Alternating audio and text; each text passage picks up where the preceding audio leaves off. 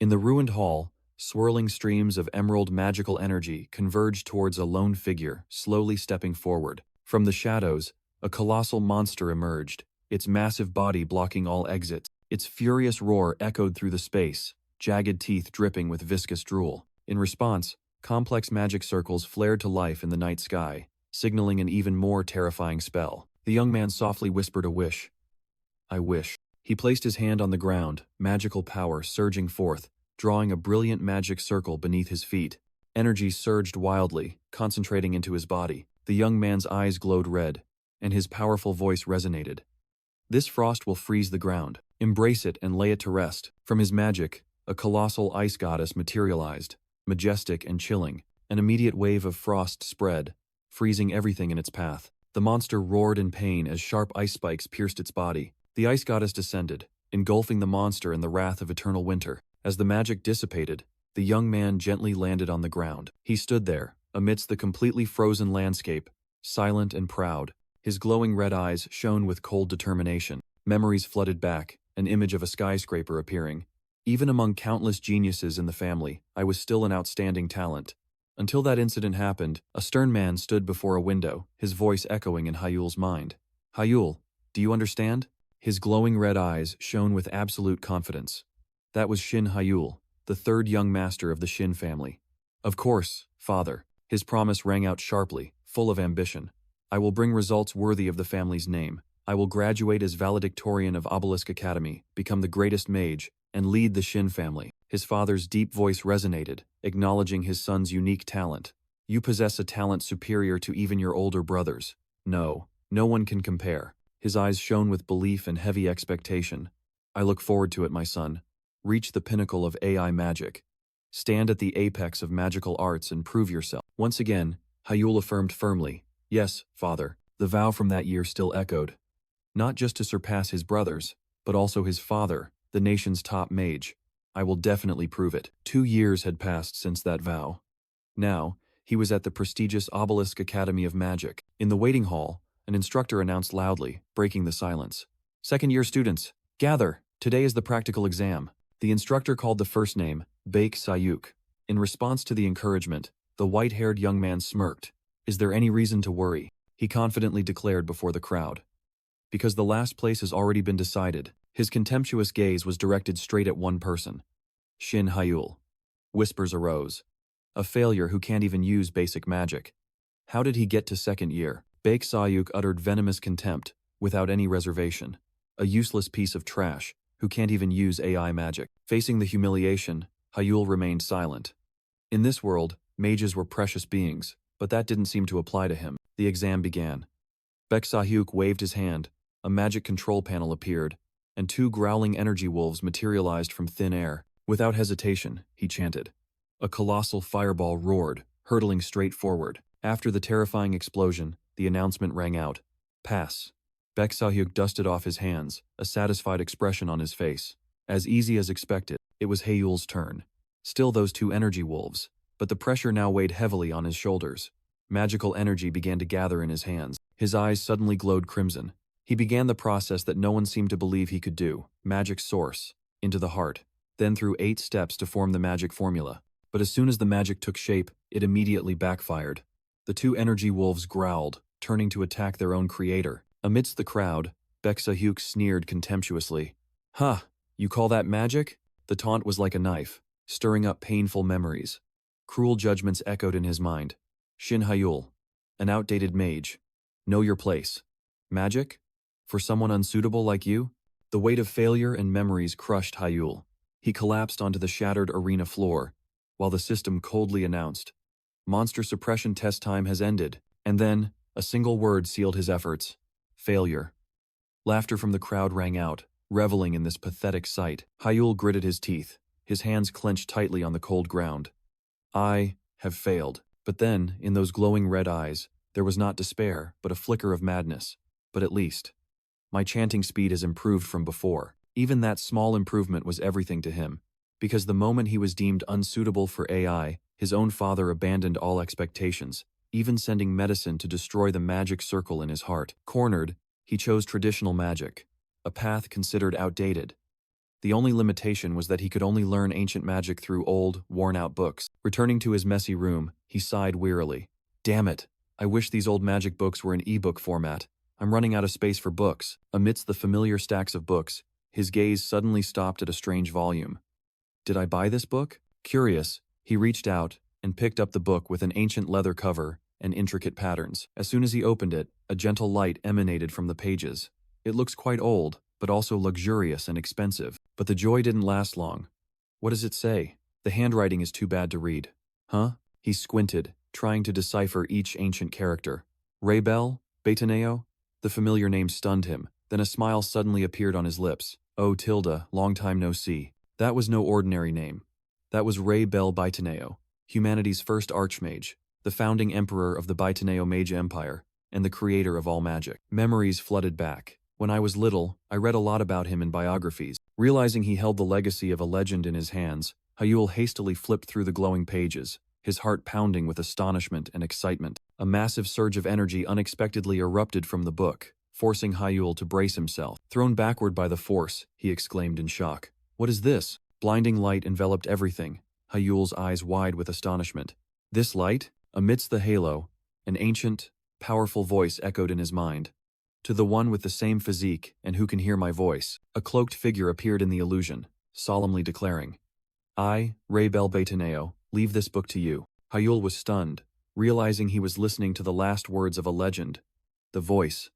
From the book. Memories suddenly flooded back, bringing him back to a dark past. Back then I had no idea that being deemed unsuitable was actually a stroke of luck. In the pouring rain, the instructor announced the cruel results. Students who fail today's practical exam will have to attend remedial class. Amidst the crowd, whispers of criticism arose, aimed directly at him. It's that guy who was rejected by even the AI. Back in reality, a surge of blue magic swirled around Hyul. He, who once helplessly endured, never expected to be reborn one day. The next day, at the Magic Academy, the atmosphere in the cafeteria was quite lively, but it seemed to have nothing to do with him. Hyul still sat alone at a table by the window, silently like a shadow. Suddenly, a familiar voice broke the silence. Eating alone again today? Hyul looked up, responding indifferently. Yeah. You're here? His fellow student pulled up a chair, eyes twinkling mischievously. Oh, that looks pretty good. This guy's name is Ji-sun-chan. He looks a bit foolish, but in reality, he's a 3-ring mage since he was 18, ranking in the top 10 of the academy. A genius not to be underestimated. And here's that genius, trying to snatch Hyul's food. If you're not eating it, give it here. Worry about your own portion. Even so, he was still Hyul's only friend in this dull school life. Suddenly, a brilliant red light flashed in Hyul's eyes, signaling something unusual. Noticing his friend's pensive look, Ji-sun-chan immediately became protective. If anyone bullies you, just tell me. I'll deal with them. Hyul brushed it off, changing the subject to a mysterious discovery. No, I'm fine. Yesterday I found a strange book. Ji-sun-chan was surprised. An original? A strange book, Hyul continued. Everything after the 3rd page is blank. It's a book about Raybel Betaneo. When I opened it, it even glowed, and a voice echoed. Ji-sun-chan was half skeptical. It uses magic too? Quite an investment. So what does it say? A mysterious smile appeared on Hyul's lips. It talks about him passing on his magic to a successor. Apparently, if you don't have the same physique as him, you can't even open the book. He paused for a moment, preparing to reveal the most terrifying detail. Oh, and the last page says, memories of the terrifying words flooded back, that you must die first. Ji-sun-chan was stunned. What? Hyul explained the death in more detail. Not the heart, but creating a mana circle, right in your brain. Ji-sun-chan couldn't stay calm anymore. Don't joke around. A mana circle in your brain? It's telling you to die. Hey, let me see that book first. That night, at the Obelisk Academy's student dormitory, Ji-sun-chan was in Hyul's room, staring at the book. Is this it? The book says it can't be opened unless you have the same physique as Raybel Betaneo. Hyul simply replied. Just try it. Without hesitation, Ji-sun-chan put all his strength into his hands, trying to pry open the rock-hard cover of the book. But no matter how hard he tried, the book didn't budge. It won't open. Ji-sun-chan gasped. Helpless. Is there a sealing spell? Completely helpless. Ji-sun-chan turned away in frustration. I don't know. Forget it. I give up. I'm going home. Good night. The room door closed, returning the room to silence. Hyul stood there, alone with the mysterious book. And then, in absolute silence, the book that Ji-sun-chan couldn't open automatically turned its ancient pages before Hyul. Hyul was stunned, his red eyes fixed on the book.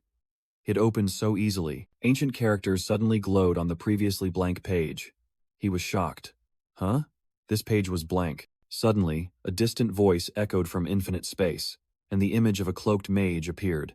To my successor, if I'm not mistaken, you are likely using a mana circle in your heart to cast magic. The voice continued, sketching the scene of a modern city under the moonlight. For ordinary people, that is normal, but for you and me, that is not the right path. The voice seemed to pierce Hyul's mind, asserting a fated difference. The book suddenly flew from his hand, emitting a powerful surge of energy. If you accept my will, and are willing to become my disciple, destroy the mana circle in your heart. A blinding light from the book shot directly into Hyul's forehead, the final command given, and create a mana circle in your brain. The book closed, falling to the floor. The message had been conveyed. Then, open this book again. Hyul gritted his teeth, his face full of indignation.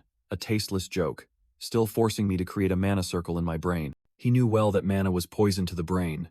If it infiltrated, his mind would collapse, and at worst, it would be death. Hyul clutched his head, sweat pouring down. He muttered in anger. Right. It's clearly telling me to die quickly. Unable to restrain himself, he flung the book away. Who would ever do that? The grimoire lay silently on the floor, its ancient appearance now looking truly terrifying. The next day, at the academy, an instructor noticed Hyul's pensive expression. Student Shin Hyul, what's wrong? Hyul, in his neat uniform, held out the book with a serious expression. Instructor, could you please take a look at this book? The teacher took the book, squinting at the complex patterns on the cover. Is this ancient script? Indeed, it feels very old. The instructor flipped through the ancient book, his finger tracing the worn cover. Hyul waited anxiously, not daring to blink. So what do you want me to check in this book? Please, sir, help me open it. He explained further, his voice a little urgent. And, could you check if it's sealed by magic? Sealed? Yes, there's been a strange rumor among the students lately. The instructor gently advised, but still agreed to help. Believing rumors isn't good for your studies. You should focus on academics instead. Let me concentrate for a moment. He closed his eyes, using his magic to sense, but then his brows furrowed slightly in doubt. A few seconds later, he handed the book back to Hyul with a firm conclusion. There are no traces of magic in this book. Forget the rumors and focus on your studies. Thank you, sir. Walking down the deserted hallway, Hyul was lost in disappointment. He had hoped for even the slightest possibility. Even Jisun-chan, who has powerful magic, and the teacher couldn't open this book. But then, a spark ignited in his mind. What if it wasn't sealed by magic? A cunning smile spread across Hyul's lips. It's possible. It's real. The complex patterns on the book cover were no longer mysterious, but like a map leading to a new horizon. That night, in the quiet room, Hyul sat in contemplation. The book lay on the floor, like a silent challenge. He pulled out a small pouch of medicine, his eyes heavy with a difficult decision. This was the medicine his father sent. If he drank it, the mana circle in his heart would be destroyed. The image of his strict father reappeared, along with a cruel command. Forget magic and focus on magical theory. But Hyul's eyes glowed with a resolute red. He would never give up. I won't give up on magic. He clenched his fist, telling himself to be brave. Don't be afraid. But at that very moment, a violent spasm struck, forcing him to cover his mouth tightly. His eyes widened, horrified by the sudden pain. Hyul collapsed, clutching his convulsing chest. It hurts so much. My mana circle, linked to my heart, is shattering. This pain was the foretold death of a mage.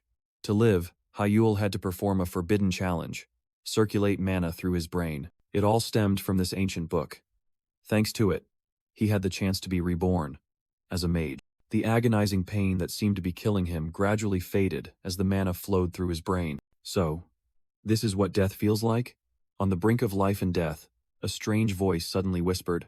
The whisper was like an invisible hand, gently touching Hyul's consciousness. Oh, future generation, do you hear me? It was the voice of mana itself. His body floated in the universe, where light and shadow, heaven and earth intertwined. He existed with mana. He heard that voice, sometimes laughing, sometimes singing loudly. Mana spirits danced around him, as if bestowing blessings upon him. Consciousness suddenly returned. Hyul awoke on the floor, his eyes now glowing bright red. He sat up, still in shock. Am I still alive? His gaze suddenly stopped when he saw the magic book open beside him. He quickly picked it up, utterly astonished. On the blank page, there are words. The mysterious voice echoed again, clearer than ever. Congratulations! You have taken the first step. A cloaked figure appeared in his mind, revealing the book's name.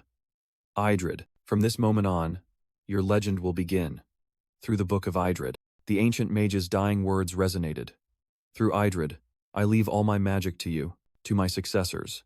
The magnificent figure of Rebel Baiteneo seemed to be passing on his legacy to Hyul. Rebel Baiteneo's voice echoed in Hyul's mind. No, now I should call you, my disciple. He couldn't hold back the tears streaming down his face. A few days later, life at the academy continued as usual. In the lecture hall, second-year students were focused on the magic lecture, but for Hyul, studying now held an entirely different meaning. He was engrossed in the legacy he had just inherited. A new entry has been added. Who knew learning magic could be this fun? Because the Book of Idrid contained an endless treasure trove of knowledge, far surpassing any curriculum, he began to uncover the deepest secrets of magic. To begin, mana has a will of its own. For ordinary people, the will of mana, when it infiltrates, destroys the brain, acting as a toxin. But Hyul was different. He realized the truth about his body. The will of the brain blocks the will of mana. In other words, it is not destroyed. A surprising truth flashed in his mind. That's why I have a natural resistance to AI chips interfering with brain function. Hyul's train of thought was interrupted by the lecturer's voice. And now, everyone. The man cleared his throat, drawing the attention of the entire class. You all know there's a midterm assessment for second years, right? This midterm will have a new rule added. The class buzzed with murmurs. Hyul also looked up, sensing something ominous. A new rule? The lecturer smiled meaningfully. Starting this year, students who do not meet the standards, his eyes sharpened, his voice stern, will be expelled. He burst out laughing, his gaze fixed on Hyul. This is a personal proposal from the head of the Shin family. The declaration was like a signal. The surrounding nobles began to whisper, casting contemptuous glances at Hyul. It's time to eliminate the defective. The lecturer threw his head back and laughed gleefully, not bothering to hide his intentions.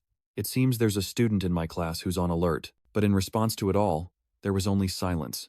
Hyul's eyes glowed red, cold and resolute.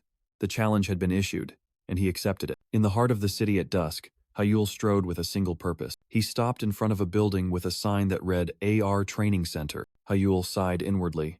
The city's rental simulation training centers are too expensive. He glanced at the price list on his phone, the financial burden weighing on him. 200,000 an hour. Damn it, even this price feels heavy now. Despite the cost, Hyul pushed the door open and entered. A staff member at the reception desk spoke up. Welcome. He approached the counter, his voice decisive. 1 hour. The staff member looked up, a little surprised. Are you alone? Yes. The staff member slid a card over. Then please use room 14. Instructions for the holographic device. Hyul took the card, cutting off the explanation. I know how to use it. His eyes glowed red, without a trace of impatience, leaving behind the curious gaze of the staff member who had just recognized him. That guy. Isn't he Shin Hyul of the Shin family? The son of a noble deemed unsuitable for AI. How unlucky. Hyul stood before the door of room number 14. A mechanical voice rang out. Initiating training simulation. Inside, the space transformed. Hyul had changed into more comfortable training clothes, ready for the challenge. Challenge mission. Wolves. Immediately, a pack of fierce wolves made of blue energy appeared, surrounding him from all sides. The illusory beasts growled, baring their fangs, their glowing red eyes fixed on their sole prey. Hyul remained calm.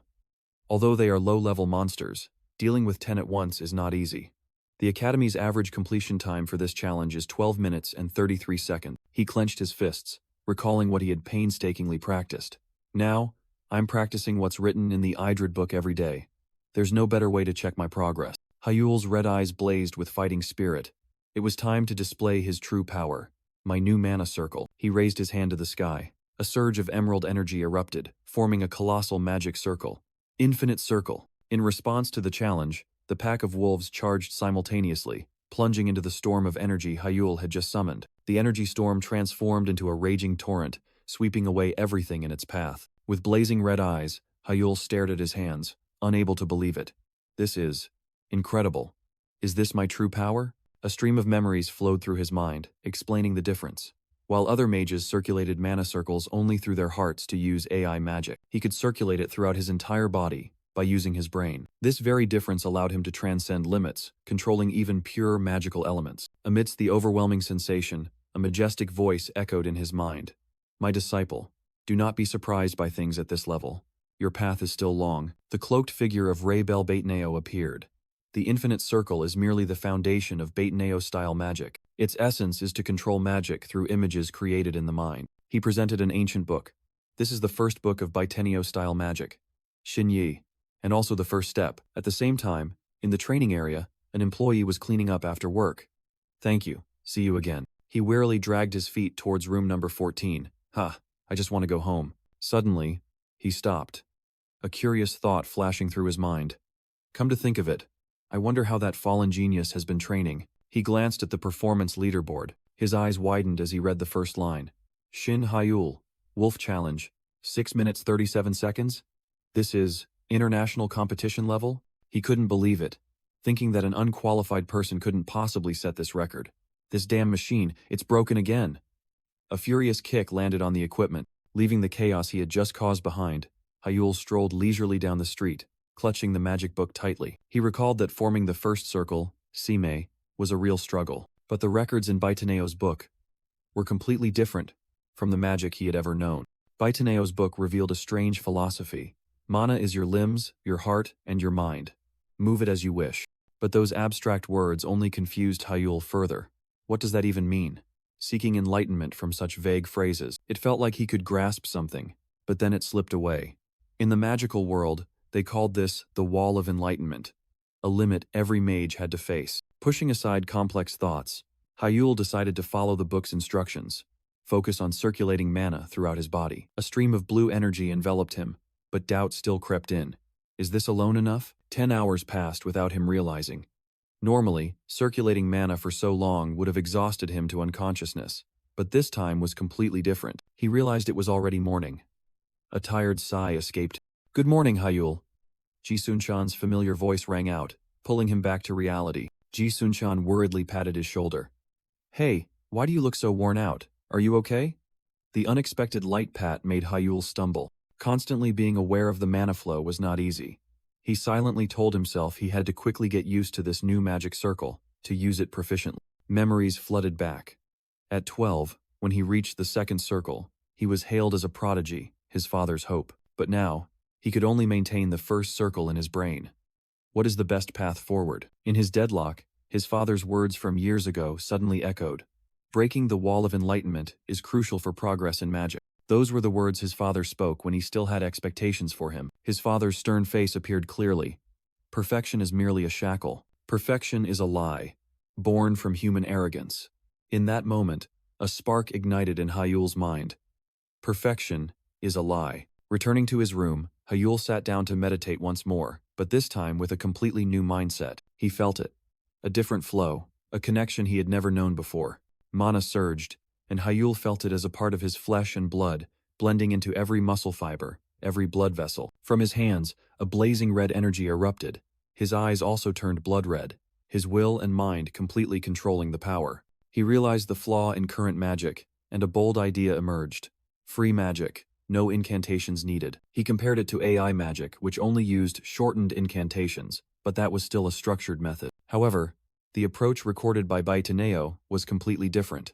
It freed the mind from all constraints. It was a type of magic that could change form at will, breaking all algorithmic structures of magic formulas. With a radiant smile, Hyul unleashed brilliant fire phoenixes, which soared around him in an enchanting dance. He continued to manipulate mana, creating more fire creatures, demonstrating his extraordinary ability. Although he was only at the first level and felt exhausted, Hyul still couldn't believe he had cast this impossible magic. He felt as if he was breaking the wall of enlightenment, reaching new heights of power. Outside the academy walls, a new day had begun.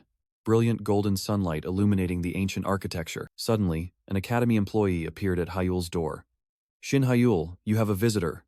Follow me, the stern man said. Hyul, sitting at his desk, was surprised by this sudden announcement. A visitor? He wondered. In the hallway, the employee continued to lead the way, his steps decisive. Yes, your father has come to see you. Hearing that, Hyul was completely shocked, unable to believe his ears. My father? He exclaimed. They stopped in front of a room, a sign on the door reading guest room. Inside, Hyul's tall father stood with his back turned, majestic and cold. Come in, he said. Hyul entered the room, offering a dry greeting. Long time no see, father. The father waved his hand, signaling the academy employee to withdraw. The man quickly bowed and left, leaving the two alone. The atmosphere in the guest room grew heavy. The two sat opposite each other, separated by a long table. The father spoke first. The fact that you're still attending the academy. It seems you haven't taken the medicine I sent.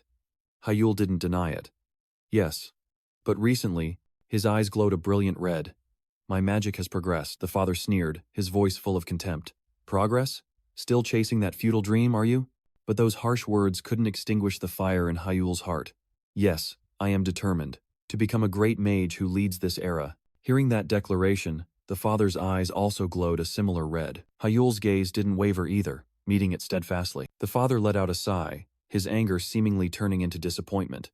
Hyul, you've wasted a year. He growled, each word like a sledgehammer blow. It's time to face reality. No matter how much effort you put in now, or what achievements you make in the future, as long as you keep rejecting AI magic, you will never become a true mage. He leaned back, offering an escape. If you abandon these meaningless ideals and properly study magic theory, you can still make use of your talent. Hyul decisively stood up, cutting off his father. As I've said before, I will not give up on magic. His eyes burned with ambition. I don't want to live an ordinary life. He braced his hands on the table, leaning forward. Relying on my father's reputation, he boldly declared his ultimate goal, an ambition so grand it could manipulate fate itself. What I want is to become the next head of the Midoshan family. In response to that bold declaration, there was only cold silence from his father. He narrowed his eyes, his tone full of disdain. Becoming a grand mage or the head of the Midoshan family is not something that can be achieved by ambition alone. But Hyul didn't flinch, the corner of his mouth curving into a challenging smile.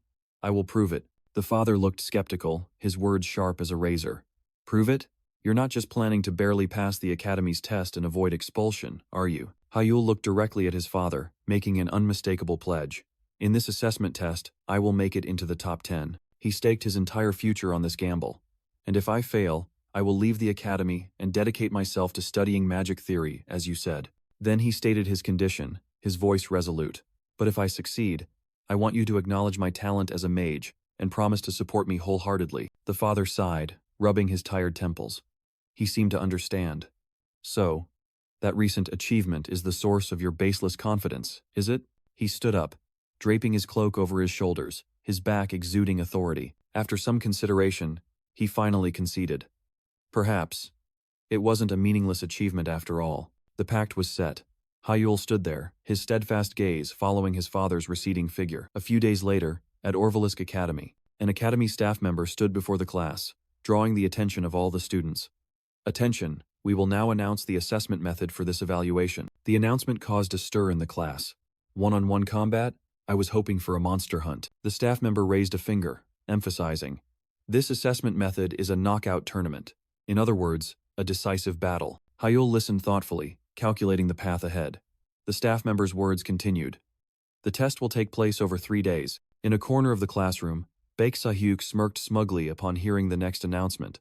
Starting from the round of 16, external businesses and members of the Magic Tower will be allowed to attend as spectators. In Hyul's mind, the final instruction echoed, his eyes burning with steely determination.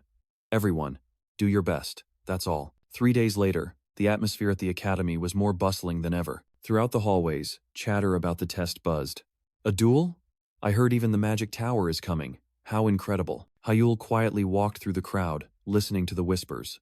The whole school is excited about the midterm assessment presentation. If the Magic Tower comes, it will even attract the media. The Magic Tower, an organization of 12 high-ranking mages worldwide, possessed power comparable to a nation.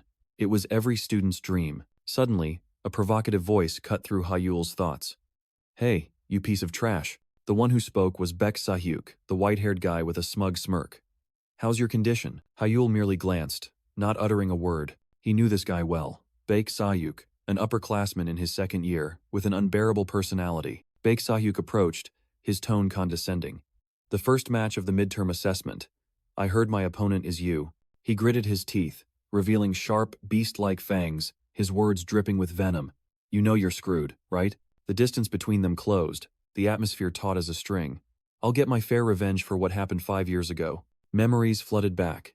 5 years ago, in the finals of the Youth Magic Tournament. That was the day Baek Sahyuk suffered a crushing defeat at his hands. From then on, the world dubbed him the Solitary Mage. Things got worse when he discovered Hyul was an incompatible AI. The Academy's threat became his weapon. Didn't they say anyone who doesn't meet the standards will be expelled? Since then, Baek Sayuk had relentlessly harassed him.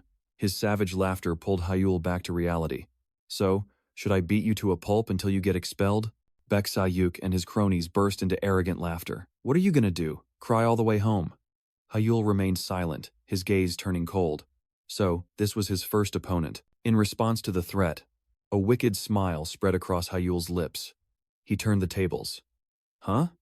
Isn't that what's about to happen to you? I'll make the most of this opportunity, Baek Sayuk. The white-haired guy froze, veins bulging on his temples. What? Hyul's unexpected challenge made the surrounding crowd begin to murmur. Surprise quickly turned into rage. Baek Sayuk bared his fangs and sneered. Is this bastard crazy? He exploded, spreading his arms wide as if he couldn't believe his opponent's stupidity.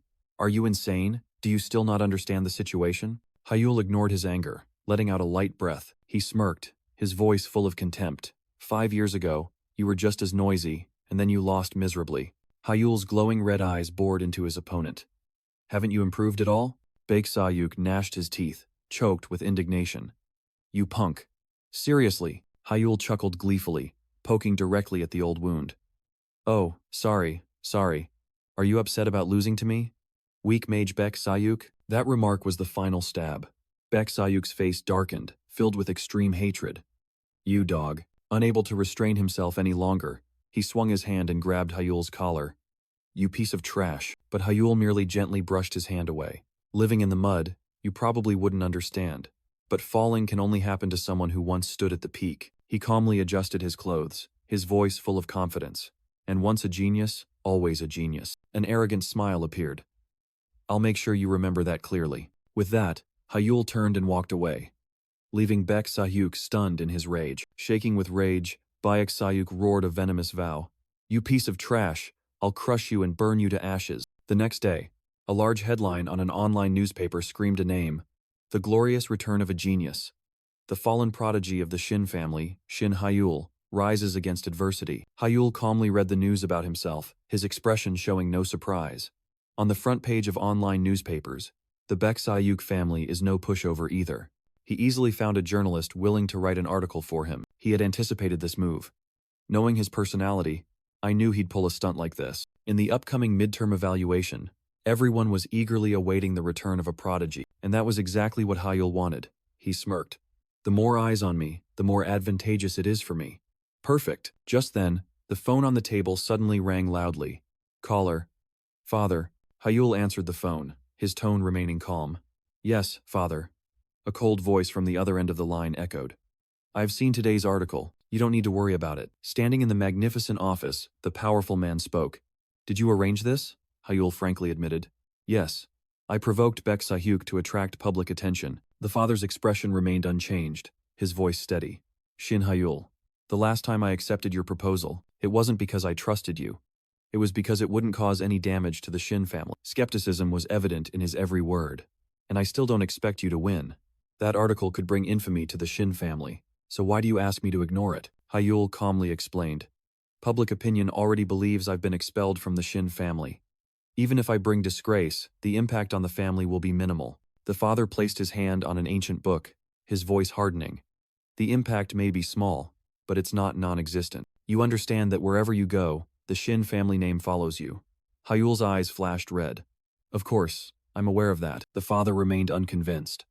But considering the benefits gained, you believe it's worth it. Benefits?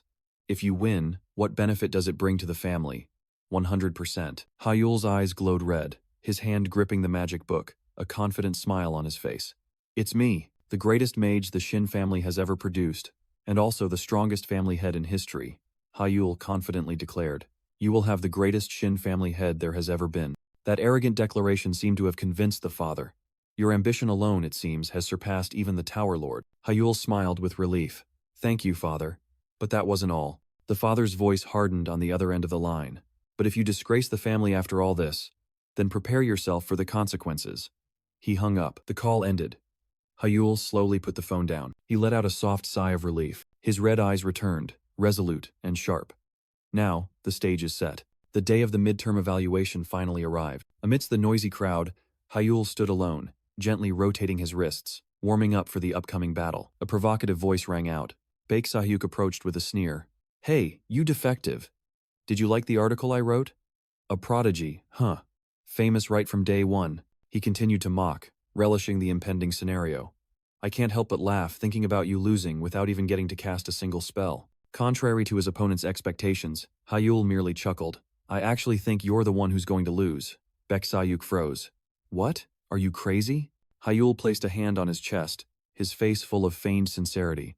Thank you, for walking right into my trap. His smile turned icy. But you don't like me, do you? I, on the other hand, couldn't care less about an unknown like you. Hyul's arrogant words infuriated Baek Sahyuk. You madman. Hyul ignored the outburst. So I'll finish this quickly. Don't you dare resent me. He raised a finger, his gaze sharp. One circle magic. His finger pointed decisively at Baek Sahyuk, a declaration of war that couldn't be more arrogant. I'll defeat you with just a single one-circle spell. In a magnificent arena, the atmosphere was heating up by the second. This was the Obelisk Academy arena, where magical talents would clash. In the middle of the arena, Hyul provoked his opponent with an arrogant declaration, his eyes glowing red. I'll defeat you. With only a first-tier spell. That declaration caused a stir throughout the stands. His opponent, Baek Sahyuk, gnashed his teeth, revealing sharp fangs. Fury erupted in the white-haired man's eyes. You, low-class scum. How dare trash like you look down on me? An Academy staff member raised his hand and blew the whistle to start the match. Obelisk Academy second-year midterm exam. First match. Begin. As soon as the signal sounded, Hyul simply stood still with a confident smile. Without a moment's hesitation, Baek Sahyuk launched a preemptive attack. Die, you piece of trash. Magic power converged at his fingertips, ready to explode. Two blazing fireballs shot straight towards Hyul, tearing through the air. That was Baek Sahyuk's signature spell. Burst. But something was wrong. A strange device glittered at the back of the white-haired man's neck. This wasn't a normal spell, but an amplified third-tier incantation. Burst. Faced with the insidious attack, Hyul remained unusually calm. A terrifying explosion shook the entire arena, engulfing everything at its epicenter. Standing amidst the dissipating smoke, Baek Sahyuk let out a gleeful laugh. Huh, that's the price for your arrogance, you fool. But his smile suddenly vanished, freezing into an expression of utter horror, because amidst the dust and smoke, Hyul still stood tall, without a single scratch. No way. Not a single scratch? Rage overcame horror. Baek Sahyuk roared, his hand drawing a complex magic circle. Then try this. A rain of blazing meteors shrieked down, carrying terrifying destructive power. But facing the sea of fire, Hyul merely smiled faintly. A mass of pure water condensed in his palm. Water. A verdant wave rose like a fortress wall, swallowing each fireball with a piercing hiss. Baek Sahyuk froze, his fangs clenched tight. What? My signature spell, Burst, was blocked so easily? He couldn't believe his eyes. From above, a gaze followed the match with a thoughtful expression. How strange, he murmured, realizing something extraordinary about the boy's magic. Indeed, even if it's only a first-ring spell, to cast it instantly. The woman standing beside him couldn't hide her curiosity. Why did you reschedule all your appointments with the Blue Tower, just to watch this student's match? Do you know anything about Hyul's magic? He asked back, his gaze still fixed on the arena. No, I only read an article about the return of the prodigy, so I came here out of curiosity. The assistant could only sigh wearily. So it was just a coincidence? She reminded him of his identity. Huh. Even so. If it gets out that the Blue Tower Master and an 8th Ring Mage came here to watch a student's match, there will be a huge commotion. The man just chuckled. Ha ha ha. I know that well. His identity was revealed. Kim Kangan, the Blue Tower Master and an 8th Ring Mage. That's why I'm using the VIP room, he replied, looking down at the arena with his assistant. But it seemed their privacy was about to be broken. The room door suddenly slid open, and a figure quietly stepped in. Kim Kangan turned around, a strange sensation catching his attention. Kim Kangan recognized the person who had entered, his voice slightly surprised.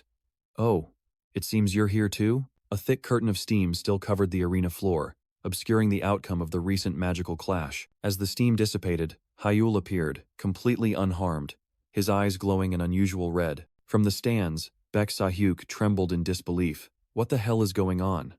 He blocked my 3rd ring explosion with just a 1st ring water spell. The battle replayed in his mind, Hyul's water phoenixes easily swallowing each of his opponent's fireballs. Baek Sayuk gritted his teeth, realizing an even more terrifying truth. And his casting speed. It's abnormally fast. As if reading his opponent's thoughts, Hyul smirked. What's wrong? Curious about my casting speed? The provocation was like adding fuel to the fire. Baek Sayuk roared. Shut up! Fury erupted, and he charged forward with a crazed expression.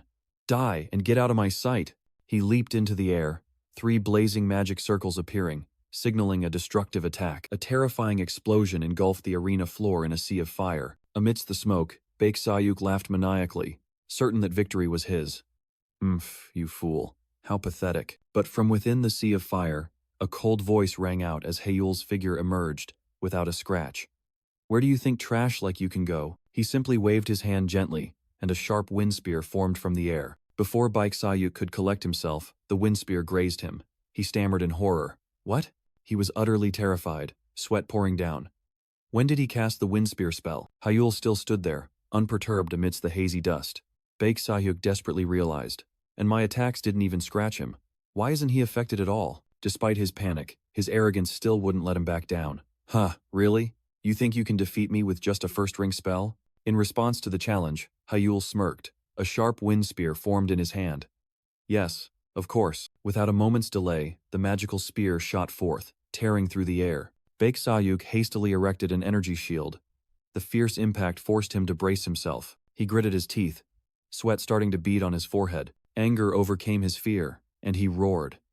What the hell are you doing? Don't get cocky just because your casting speed is a little faster. But as soon as he finished speaking, another surge of magic power unexpectedly attacked from behind, throwing him forward. Stumbling from the sudden blow, Baek Sayuk clutched his throbbing arm, his face utterly disbelieving. Shin Hyul, you! He looked back in horror, realizing another wind spear was dissipating into the air. When did he cast a wind spear behind me? Cold sweat streamed down his face. Baek Sayuk stammered in utter shock. You, bastard! What the hell did you do? From above, Blue Tower Master Kim Kangan and his female assistant silently observed the entire development. On the arena floor, Hyul casually spun a wind orb on his fingertip, his smile unwavering. What? Still don't get it? He smirked, his eyes full of provocation. Want me to show you again? As he finished speaking, the wind orb transformed into an energy bird. Its wings spread wide with immense power. The magic bird circled once, then turned into another wind spear, shooting off like an arrow. Baek Sayuk froze, screaming in panic. What? Is that really a wind spear? Wind spears can't have a double-shot attribute. Hyul's eyes flashed red, his smile becoming more dangerous. Yes, they shouldn't, but I can. He raised his hand, and this time, 4 gigantic wind spears appeared simultaneously. This time there are 4. Try to block. 4 wind spears tore through the air, heading straight for Baek Sayuk. Facing the attack, Baek Sayuk clicked his tongue, quickly erecting a magic barrier. The spears violently collided with the shield, creating a rain of energy fragments. He smirked smugly. It's just a first-ring spell, as long as I can block it then. But before he could finish his thought, a sharp pain struck him from his side. He gritted his teeth, realizing the bitter truth. A wind spear flew on a curved trajectory. Hyul spoke casually, interrupting his opponent's thoughts. Thinking is good, but are you sure you want to just stand there? The match has only just begun. As he finished speaking, countless other wind spears formed around him. The rain of magic poured down once more, giving Baek Sayuk no moment of rest. Damn it, this bastard! He ran headlong, trying to escape the range of the wind spears. He believed that all magic had limits to its power and range. As long as he created enough distance, those unpredictable attacks wouldn't be able to reach him. Hyul merely sneered at that decision. Not a bad decision. In that case, he clasped his hands together, and a massive surge of magic power began to converge. A wind spear of unimaginable size gradually took shape, larger than all the previous spears combined. The smile on Baek Sayuk's face froze. He turned back, stunned by the horrifying sight. What? The gigantic spear swallowed him whole amidst his desperate scream. From the stands, Blue Tower Master Kim Kangan couldn't hide his astonishment. Oh, not just instant casting. Kim Kangan narrowed his eyes, trying to analyze. But their trajectories changed and merged in mid-air. What kind of magic is this? In another corner, a figure exuding absolute authority silently observed. Kim Kangan's female assistant recognized the man, her voice tinged with surprise. Lord Shin In-hyuk? Shin In-hyuk, head of the renowned Maido Shin family, a great 8-ring mage. The female assistant stammered in confirmation, her voice full of confusion. Hyul's magic is clearly disregarding the rules of open-source magic. She explained that modern magic operates under rigid rules. Each spell has fixed parameters, from range and speed to the ability to change trajectory. For example, with the reverse flow slash spell, if the target is beyond 38 meters, the magic cannot reach them, and once a trajectory has been adjusted, it cannot be changed again. In other words, modern mage duels are a battle of wits, where each side tries to predict the opponent's moves based on known spells. Flexible reactions are the key to victory, just like a skill in a video game. But the Baitaneo-style magic that Hyul used completely ignored those limitations. A fierce surge of magic power erupted from his position. The arena floor violently shook under the pure magical power. Amidst the rubble, Baek Sahyuk gasped, unable to believe it. Am I really struggling against a first-ring spell? Hyul stood coldly before him. You've underestimated first-ring magic too much, Sahyuk. Even if you exhaust yourself using third-ring magic. A small water orb formed in Hyul's palm as he continued. A mere pen is enough to kill someone. Baek Sahyuk looked up, his eyes filled with extreme confusion. What does that mean? Hyul's eyes glowed with a deadly red, the water orb deforming into a skull shape. First-ring magic, water. Without hesitation, Hyul pressed the water orb into Baek Sahyuk's face, forcing it to flood his throat. Magic is the same. You don't need grand magic to end a life. While pinning his opponent, Hyul coldly explained the useless protective layer on him. The Academy's combat uniform is protected by a safe barrier spell. A safe zone. His crimson eyes bored into the dying man. But right now, it seems to be of no help to you. Baek Sahyuk convulsed in despair, the water drowning out all his screams. Hyul's words echoed like a death sentence. Just like you. The entire vast arena was plunged into an eerie silence. In the center, only one figure stood firm. Hyul turned towards the referee, a faint smile on his lips. Instructor, I think the outcome is already clear. He asked casually as if challenging. Shall we continue? Those words jolted the referee out of his stupor. He hastily raised his hand, his voice echoing throughout the arena. The match is over. The winner is Shin Hyul. The defeated opponent was carried away unconscious. The match truly decided. Hyul quietly turned his back, his solitary figure walking up the steps. He clenched his fist, a familiar feeling rising within him. It's been a long time. Memories of a glorious past flooded back, the moment of standing at the very peak. This feeling, it was the feeling of being recognized, of winning. The feeling of being a mage once again. Meanwhile, in a luxurious hallway, Blue Tower Master Kim Kangan and his assistant were walking. From above, he looked down at the ruined arena where the match had just ended. The return of a genius. He covered his mouth, but couldn't hide his amused smile. His eyes gleamed with a meaningful red hue. Interesting. His gaze was fixed on Hyul's distant figure. I want to know more about him. Immediately after the match, a familiar and excited voice rang out. Hey, Shin Hyul, you won? That's amazing. Ji-sun-chan rushed over, pressing his face close to Hyul with undisguised admiration. Hyul, how did you train? Your magic is unbelievable. He excitedly gesticulated, reenacting the recent battle. Wind spears flying everywhere. Then the spells merged and unleashed. Hyul gave a mischievous smile at his friend's enthusiasm. Do you want to know? Ji-sun-chan immediately leaned closer. Of course. Hyul leaned his lips to his friend's ear, whispering mysteriously. Well, that magic is, then suddenly leaned back with a triumphant smile. A magic book appeared in the air. It's a secret. The teasing ended as Hyul adopted a serious expression, showing his phone to his friend. Ji-sun-chan, have you seen this? Ji-sun-chan was curious. Seen what? On the screen was a breaking news report. The return of a genius. Hyul explained. My post-match interview has already been published. The scene shifted to a chaotic press conference, where reporters surrounded Hyul. Exactly what was the instant magic Hyul showed us? Camera lenses pointed directly at Hyul's calm face, despite the barrage of questions. How can you cast magic instantly? Do you mean the way I changed or combined the trajectory of the wind spears? Amidst the buzzing crowd, a calm but authoritative voice rang out, cutting through everything. Allow me to answer that question. Hyul flinched, his red eyes widening slightly.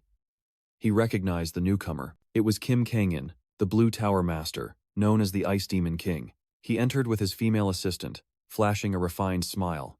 Hyul, I watched your recent match with great interest. Kim Kangan placed a hand on Hyul's shoulder, his voice echoing through the room. I believe you used the fourth ring magic recall. The declaration stunned everyone. Recall? Without a single incantation, a brilliant flame erupted in Kim Kangan's palm, proving his words. The entire group of reporters was speechless at the display of power. With a condescending smile, Kim Kangan explained. It's magic that allows for pre-preparation and instant casting when needed. With recall, instant casting is entirely possible. But that explanation raised an even bigger question. Kim Kangan smirked, continuing to explain the recall spell. Though powerful, this magic also has a drawback.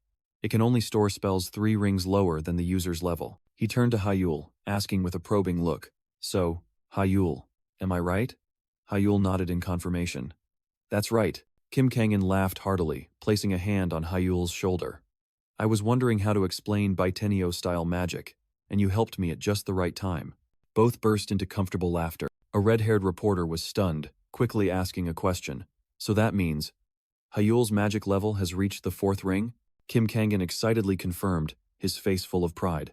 That's right, I guarantee it. Immediately, thunderous applause erupted along with rapid camera flashes, like brilliant fireworks celebrating the shocking news. In the reporters' minds, this was unprecedented sensational news. Reaching the 4th ring level at such a young age was a feat comparable to legendary Tower Masters. With confirmation from the Blue Tower Master, there was no longer any doubt. Jisun-chan, with a surprised expression, approached Hyul. Hyul, are you really a 4th ring mage? But putting that aside, he continued, his eyes full of questions. How do you explain bypassing the rules of open source magic? Another reporter immediately agreed. That's right. That's exactly it. Kim Kangan smiled mysteriously, bringing a hand to his chin. Regarding that, allow me to explain. Hyul smirked, his glowing red eyes flashing with confidence. Bypassing the rules of open-source magic is actually surprisingly simple, he casually declared. I modified the spell formula. Kim Kangan stood beside him, wearing a meaningful smile. Jisun-chan's eyes widened, cold sweat running down his face. Modify the spell formula? That's impossible, Kim Kangan explained, using a humorous analogy. Modifying a spell formula is like trying to add a flying function to a car. Hyul continued, his face full of pride. That's not something that can be done easily, unless he's someone incompatible with AI. Hyul's eyes blazed, a shimmering blue magic butterfly appearing on his fingertip. He wondered about the future of such a person, and then announced a new name for this type of magic. Transformed magic. Hyul stood amidst a swarm of magic butterflies, confidently declaring, from now on, I will call modified spells transformed magic. His red eyes glowing, Hyul smiled smugly. This is a revolution. He believed that from today, the entire magic world would be shaken, and just as he predicted, news of the match and the new type of magic spread like wildfire. But not everyone believed it. Jisun-chan grimaced in disgust. Transformed magic? That sounds awful. Stop it. He growled. And I'm supposed to believe that? Hyul simply replied. Yeah, just believe it. Jisun-chan sighed, seemingly unwilling to argue further. Right. Do you believe it? He changed his tone, patting Hyul's shoulder. Anyway, I'm glad you won. All right, I'm heading back to the dorm. Hyul was surprised. Now? Yeah, I need to save my strength because I have a tough opponent tomorrow. He cheerfully waved goodbye, striding away. Hyul stood silently, his gaze thoughtfully following his retreating back. A tough opponent? The next day, at the Obelisk Stadium, the atmosphere was tense. On the arena floor, Jisun-chan was on his knees, panting in a defensive posture, completely overwhelmed. From the stands, Hyul squinted. So the tough opponent Jisun-chan mentioned is her. Her golden hair gently swayed in the wind, the female mage's back exuding an extraordinary aura. Adela Starrett. A name introduced with solemnity, echoing throughout the arena. She was a genius born from the union of France's Starrett family and Korea's House of Mystic, Hyul observed thoughtfully. Adela's magic was very unique, and the reason for that was the esoteric moon elemental magic of the House of Mystics. A gigantic, brilliant magic circle enveloped Adela. Jisun-chan strained to defend, a fragile magic shield his last line of defense against that terrifying power. The surge of moonlight magic erupted, sweeping away everything in its path. Jisun-chan's defensive shield shattered. He was thrown back, helpless against the absolute power. The referee's whistle blew decisively. Match over.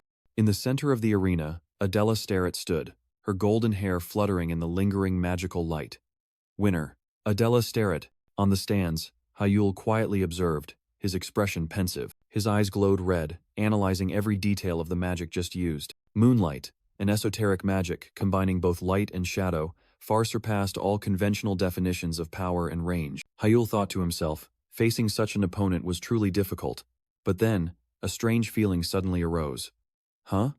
Wait a minute. On the arena floor, Adela subtly turned her head, her gaze directed towards the stands. He froze. That gaze. It couldn't be mistaken. Is she looking at me? Hyul patted his defeated friend's shoulder in comfort. You did well. Here, drink some energy drink. He put his arm around Ji-sun-chan, trying to cheer him up.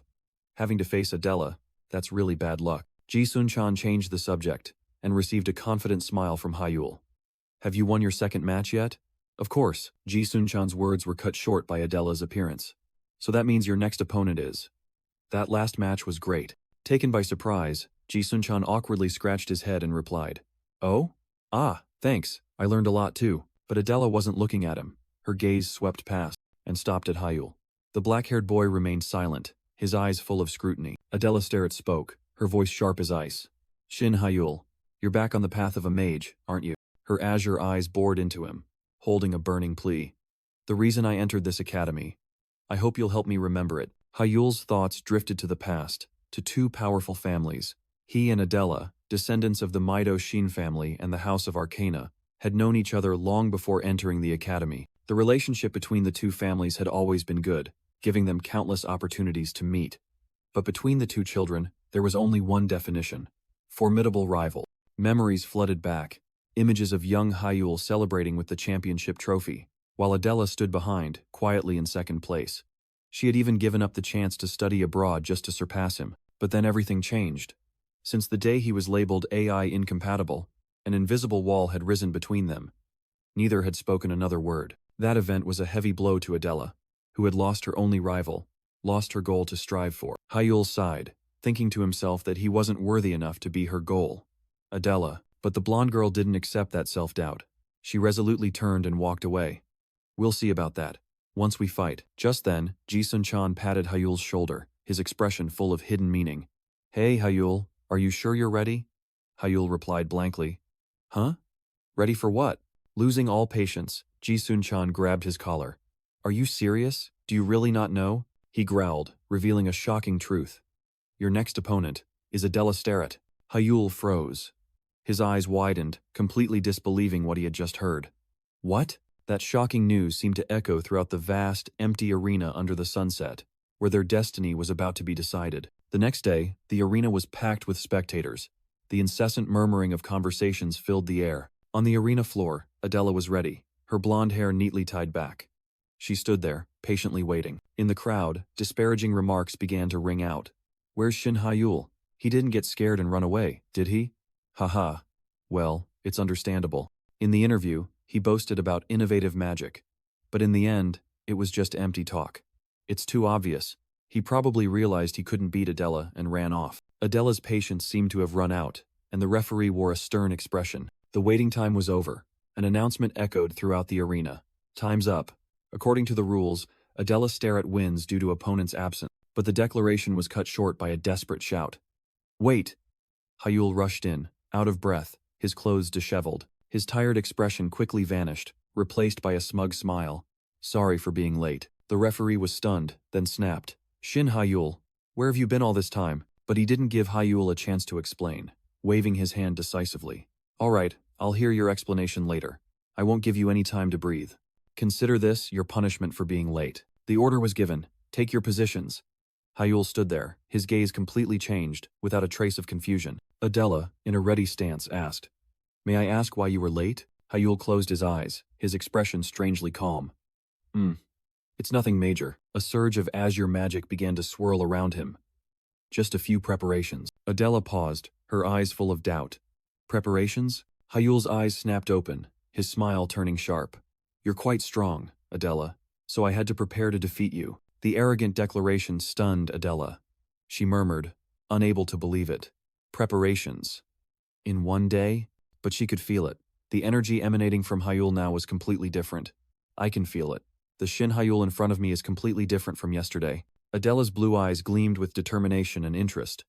Can I expect to see your true power? Hyul extended his hand, magic converging. Let me tell you something first. You'll have to go all out from the very beginning. As Hyul's declaration ended, the call to start the match echoed throughout the arena. Without a second's hesitation, Adela made the first move. A brilliant orb of light formed in her hand. Blazing pistol. Energy erupted from her palm. A single shot transformed into a barrage of fire bullets, relentlessly rushing towards Hyul. Facing the preemptive attack, Hyul's eyes glowed red. Wind! A powerful wall of wind bent the trajectory of the fire bullets, causing them to explode harmlessly. But Adela didn't flinch. immediately switching to her next magic. Earth Spike. The ground beneath Hyul's feet began to crack violently. Immediately after, countless sharp spikes of earth and rock emerged from the cracks, thrusting straight upwards. Attacked unexpectedly from below, Hyul was forced to leap into the air to dodge. A triumphant smile appeared on Adela's lips. Suspended in midair, "You can't dodge this attack." Her eyes gleamed with absolute confidence. A giant magic circle appeared, enveloping Adela as she unleashed her finishing blow. Air Strike! Hyul realized his opponent's intention, an attack aimed at his defenseless state in midair. Theoretically, this was an unavoidable blow. Most people would think so, but a mysterious smile bloomed on his lips. In midair, Hyul placed his hand on an invisible foothold. Barrier! A sturdy magic shield unexpectedly appeared, defying all laws of physics. The stands buzzed with commotion. No one could believe their eyes. Defensive magic. In midair? Impossible. Adela Starrett was stunned, utterly astonished. "Wah, what is that?" She looked up, realizing an even more absurd truth. He flipped the barrier and used it as a foothold. Shin Hyul, standing on the invisible foothold, Hyul smirked. Still that unique magical perception. He looked directly at his opponent, calculating silently. The House of Mystery's secret moon elemental art. To counter it, I'll have to go all out. And to do that, Hyul looked up at the sky, his eyes glowing red.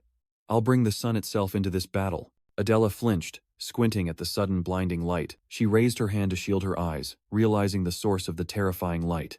Sunlight. Hyul's silhouette stood tall against the sun, signaling an impending attack. Without hesitation, Adela spread her arms, channeling all her magic.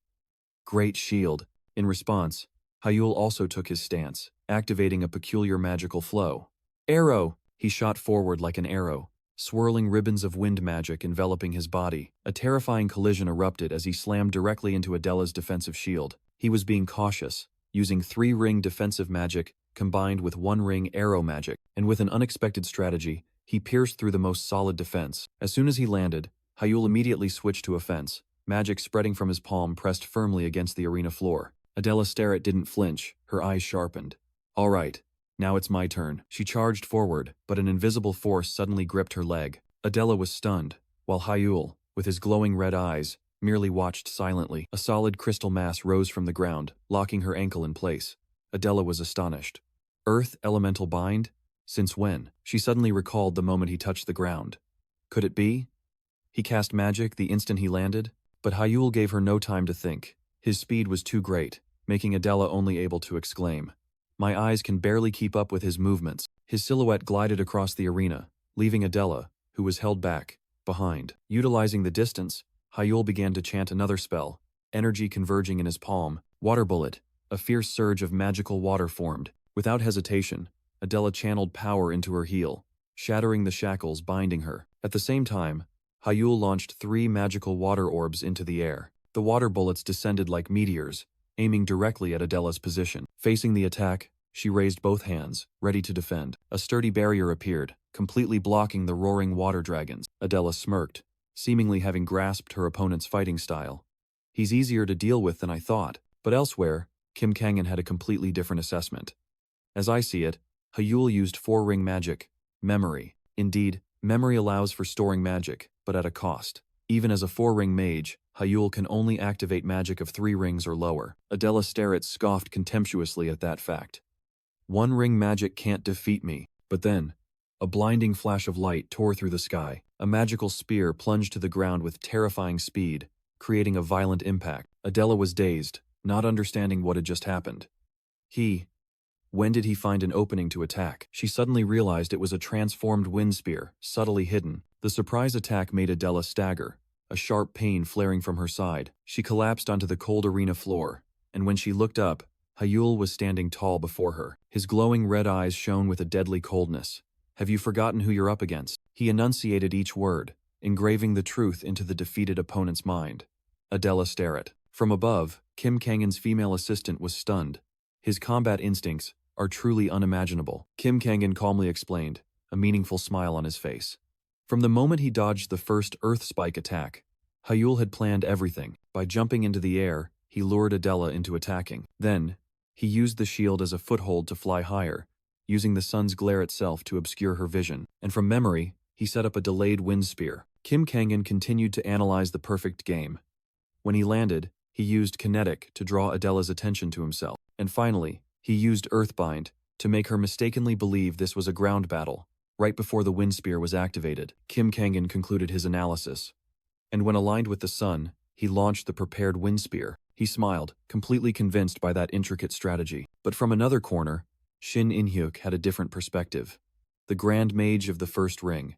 Now I understand why he recently earned that title. He clicked his tongue, his tone belittling all of Hyul's efforts. But in the end, it's still just one-ring magic. Just watch. His words were like a prophecy. Below in the arena, the stone floor cracked, but the battle had reached a stalemate. Adela Starrett, though caught off guard, remained steady. Her gaze was sharp, unwavering. Facing her, Hyul's eyes glowed red. He knew well that the previous attack wasn't enough. Shin In-hyuk continued to analyze coldly. Even with the upper hand, he couldn't deliver a finishing blow. He stated firmly, he cannot end this match. On the arena floor, Hyul was silent. He understood his limits better than anyone. Hyul knew well that Adela hadn't used that time's magic yet. Breaking the silence, Adela spoke, her voice full of respect. Truly impressive. You remind me of that time. A powerful surge of magic erupted from her body. I will also face you with my full power. Magic circles began to appear. Instead of worrying, Hyul secretly thought, finally, the space around Adela transformed. Pure light converged, creating an overwhelming spectacle. This was what he had been waiting for. The ultimate attribute, moonlight. She unleashed her family's secret art of the Swanman House. Halo, a gigantic magic circle enveloped the entire arena, its blue light swallowing everything. Under the terrifying pressure, Hyul strained to resist, the ground beneath his feet shattering. The entire arena trembled as a pillar of magical light shot straight into the sky. In the stands, Shin In-hyuk coldly turned his back, as if he already knew the outcome. Kim Kangan asked, "Are you leaving, sir?" Shin In-hyuk replied, his voice devoid of emotion. "The match is over. No need to watch anymore." As soon as he finished speaking, the head of the Shin family prepared to leave. But then, Kim Kangan's female assistant was stunned, unable to believe what she was seeing. No way. Kim Kangan also turned back, his eyes flashing with a strange light, a smile full of hidden meaning. That's. Below the stands, Ji-sun-chan was also utterly bewildered. And right in the center of the arena, Adela Starrett was speechless. This can't be. Facing her, Hyul stood firm, a more complex, fiery magic circle taking shape. Intense heat erupted as he unleashed his technique. Fire God. Adela was astonished, recognizing the magic's tier. Tier 2 magic? Hyul smirked, his eyes blazing. "I told you. I was late because I was preparing to defeat you," she mumbled, trying to rationalize the absurdity before her. Memoria's limit is only Tier 1 magic. A horrifying realization flashed in Adela's mind. Could it be that you've reached Tier 5? Her only reply was Hyul's enigmatic smile, his blazing red eyes seemingly containing a universe of power. Night fell over Obelisk Academy's dormitory, quiet and peaceful. But in his room, Hyul found no peace. He sat in contemplation, thinking about the recent match. His blazing red eyes shone with determination. Adela isn't someone who can be defeated with just Tier 1 magic. His hand rested on the ancient grimoire, his heart filled with worry. His direct combat style was inherently incompatible with the mysterious nature of this magic. He sighed in exasperation, his original plan completely ruined. I had intended to wait until I had fully mastered it before overwhelming her. But then, a new page of Idrid's book opened a ray of hope. If I can truly use Sime, the ancient script seemed to whisper to him. It says to channel energy into the magic circle on the next page, and that magic circle promised something unimaginable. This magic circle will lead you to a new realm. Hyul looked up sharply, skepticism mixed with curiosity. Is this some kind of teleportation mechanism? But then, his hesitation was quickly extinguished by determination. Let's try it. No need to hesitate any longer. Without wasting a second, he channeled his magic power into his hand, pressing it directly onto the page. A powerful burst of light immediately erupted from the magic circle, reacting violently to his energy. The light grew increasingly dazzling, pushing Hyul back. Damn it, it's glowing again. It's just... The entire room was engulfed in a silent explosion of magical energy. When the light faded, only the book remained on the bed. Hyul had vanished. He awoke with a sharp pain, trying to regain his bearings after the sudden teleportation. Before his eyes was a completely unfamiliar space, a gigantic circular library bathed in warm golden light. Hyul looked up at the source of light, bewilderment clear on his face. Where am I? In the silent space, a clear voice echoed. Welcome to the first trial page. A floating figure appeared before Hyul. I am Alpha, the guide managing the first page. Hyul, still bewildered, mumbled. The first trial page? Alpha replied concisely. Yes. The white-haired girl spread her hand, her tone full of authority. This is the first trial page, inside Idrid's book. That affirmation stunned Hyul. Inside. The book? He had thought he was teleported to some distant place, not a real space existing right within the book. His astonishment quickly gave way to an amused smile, Hyul's eyes glowing red. Unbelievable. Alpha continued to explain. In this trial, we will check if your mindscape has been fully materialized. Detailed instructions will be provided at the start, and if you pass, pages 18 to 31 will be updated with information about Tier 2 magic. Hyul clenched his fist, his gaze resolute. He understood the crux of it, so I have to pass the trial to gain the path to Tier 2. Alpha looked directly at him. The explanation ends here. Shall we begin the trial? Without a moment's hesitation, Hyul replied, his fist clenched. Of course. Let's start right away. Alpha smiled faintly, her eyes closing. Understood. Her body began to dissolve into countless fragments of light, floating upwards and declaring. Then, we shall begin the first trial. Magical energy erupted violently from those fragments. Hyul held his breath, watching, preparing to face whatever was about to appear. From within the dazzling light, a colossal magical entity gradually took shape. Hyul was stunned. I didn't think it would be human, but I also didn't expect it to be a magical entity. A powerful voice echoed throughout the space. Now, I will explain the trial. Hyul froze, his red eyes blazing with astonishment. This voice. It was unmistakable. This is Master's voice. As instructed, a brilliant gemstone appeared in mid-air, radiating chaotic energy. The name of this stone is Elemental Mana Gemstone. The voice explained its nature as an incomplete crystal, containing 4 chaotic mana attributes. Your task is to completely purify this stone. Hyul couldn't believe his ears. Completely purify something so chaotic? The master continued, emphasizing the difficulty of the trial. The elemental mana gemstone is an extremely fragile stone. Mana must be controlled with extreme caution. Inside the stone, 4 types of mana existed in a state of extreme chaos. Hyul thought to himself, this was no different from being asked to separate individual grains of sand, salt, sugar, and pepper from an already mixed concoction. He exhaled sharply.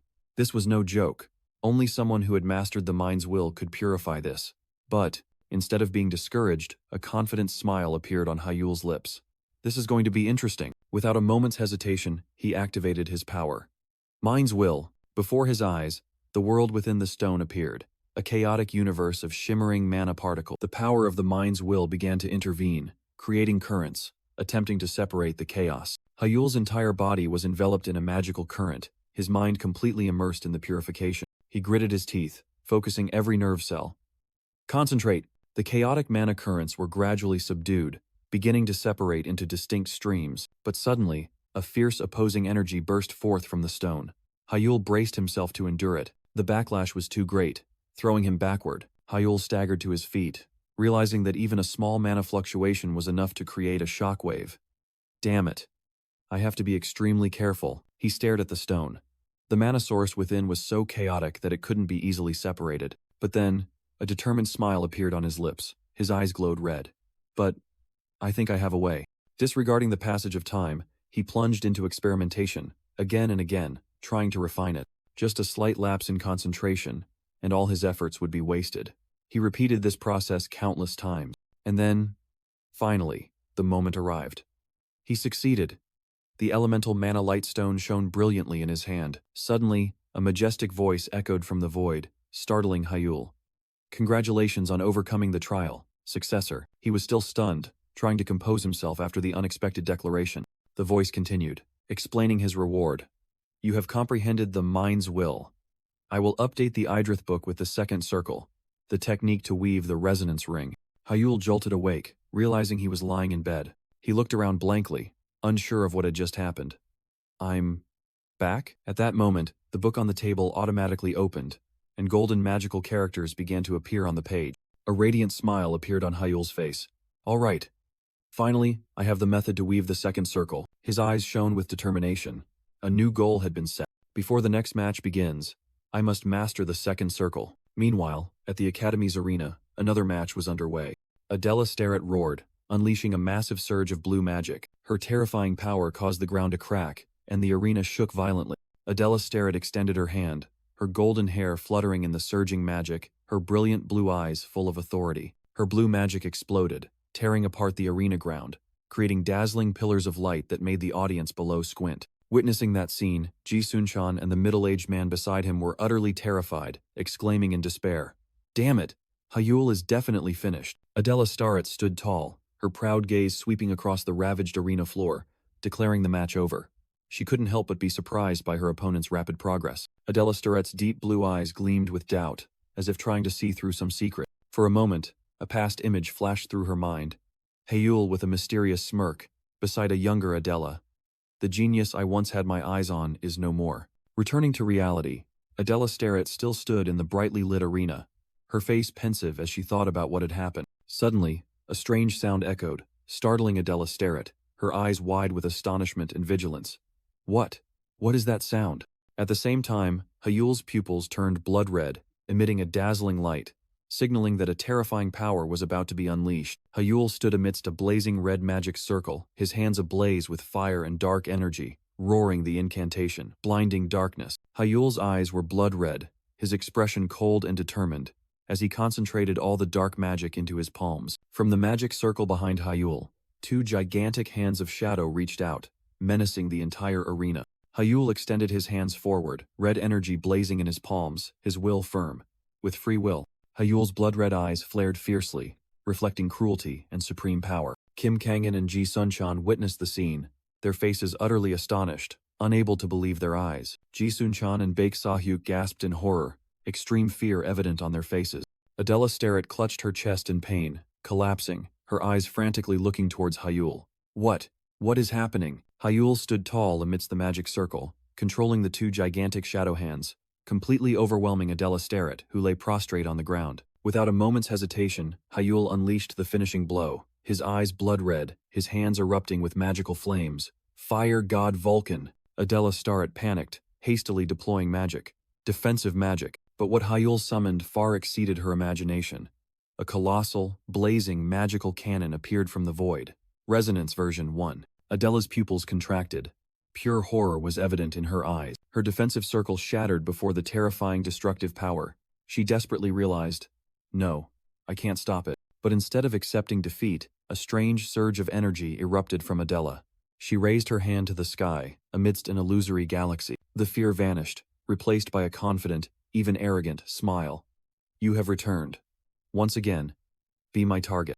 Hyul's cannon roared, unleashing a destructive barrage of fire. The referee had to cover his face from the terrifying pressure of the impact. In the stands, Shin In-hyuk stood motionless, his sharp gaze following every development. In the observation room, Blue Tower Master Kim Kangan and Ji Sun-chan also held their breath, awaiting the result. After the earth-shattering explosion, Adela's figure was thrown backward. The arena floor cracked like a spiderweb. Adela lay motionless, while Hyul stood tall on the opposite side. But immediately after, he also collapsed, gasping for breath. The recent attack had completely drained Hyul's strength. The referee's voice echoed throughout the arena, breaking the silence. The match is over. The winner, Shin Hyul. As soon as the results were announced, Shin In-hyuk immediately turned and left. Kim Kangan spoke up in surprise. Are you leaving, sir? Without looking back, Shin In-hyuk merely smirked. I have another appointment. Ji Sun-chan watched his retreating back, a knowing smile appearing on his lips. I understand. Kim Kangan, the Blue Tower Master, observed Hyul from afar, a knowing smile on his lips. You really are. Hyul could only force a smile in response. Not good at lying at all, are you? After the curious crowd dispersed, the room finally returned to quiet. Only Hyul remained, shedding his facade and admitting the exhaustion that was overwhelming him. I'm exhausted. Leaving the commotion behind, Hyul sank into thought, dissecting the recent battle. He had used moon art, a secret hybrid magic. It was a combination of the range of light magic and the destructive power of dark magic. By adjusting the intensity of the dark elements, he narrowed the attack range, neutralizing his opponent's magic. It was a success in subtly controlling mana, something he had never been able to do before. The resonance ring had given him a strangely deep insight, helping to analyze the structure of moon art. The light-purifying mana elements sharpened his control. Hyul knew well that without any of these factors, defeating Adela Starrett would have been impossible. Hyul's train of thought was suddenly interrupted. A familiar figure was calmly approaching him. Kim Kangan adjusted his glasses and called out, Hey, Hyul! Hyul flinched, unable to believe his eyes. He sprang up, his voice full of surprise. Tower Master. Kim Kangan smiled, his eyes full of meaning. I've come to speak with you, Hyul. The atmosphere became quiet. The private conversation between the Tower Master and the unusual victor officially began. Kim Kangan began with a polite smile. Apologies for disturbing you while you're tired. I watched the match. It was a magnificent battle. Hyul replied briefly, his eyes still wary. Thank you. The friendly atmosphere quickly dissipated. Kim Kangan pushed up his glasses, his gaze sharper. I'll ask directly, Hyul. The unexpected question was thrown out, echoing in the quiet room. Have you reached the 5th ring? Hyul remained silent, his crimson eyes revealing no emotion. He was calculating every move. In Hyul's mind, the image of the 2nd ring magic circle he had used in the match appeared. The Blue Tower Master must think I used the memory spell. He quickly deduced that once he could use 2nd ring magic, being mistaken for a higher level mage was inevitable. And from there, they would reach an unbelievable conclusion. Mistaking me for having reached the 5th ring, he chuckled, breaking the silence. No, I haven't reached the 5th ring, but Kim Kangan was not easily fooled. His eyes lit up with interest. I see. Then, how did you use 2nd ring magic, Hyul? Hyul decided to throw out a lie to probe. If I said I used illusion magic, you wouldn't believe me, would you? Kim Kangan immediately seized the clue. If it's illusion magic, is it the transformation magic you mentioned in the previous interview? Memories of the enchanting blue butterflies from the interview suddenly flooded the Tower Master's mind. Kim Kangan appeared convinced.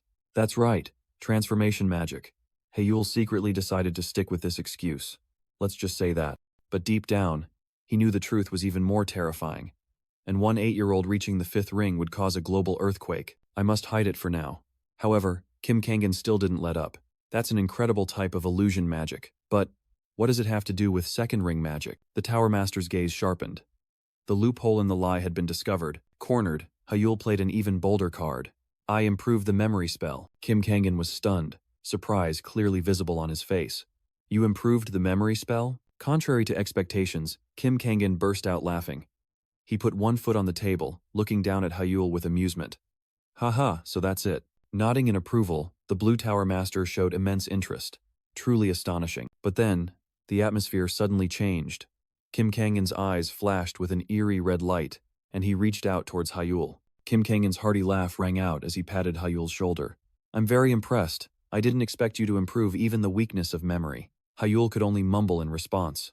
Thank you, sir. Suddenly, Hyul froze. His eyes also glowed a similar red. Kim Kangan leaned in close, his crimson eyes piercing deep into Hyul, as if wanting to see through all secrets. The red light from the 8th ring mage's pupils flared intensely. Under immense pressure, Hyul still held his head high and faced him. His heart pounded in his chest as the Blue Tower Master used an invisible power to probe every inch of his being. A faint smile bloomed on Kim Kangan's lips.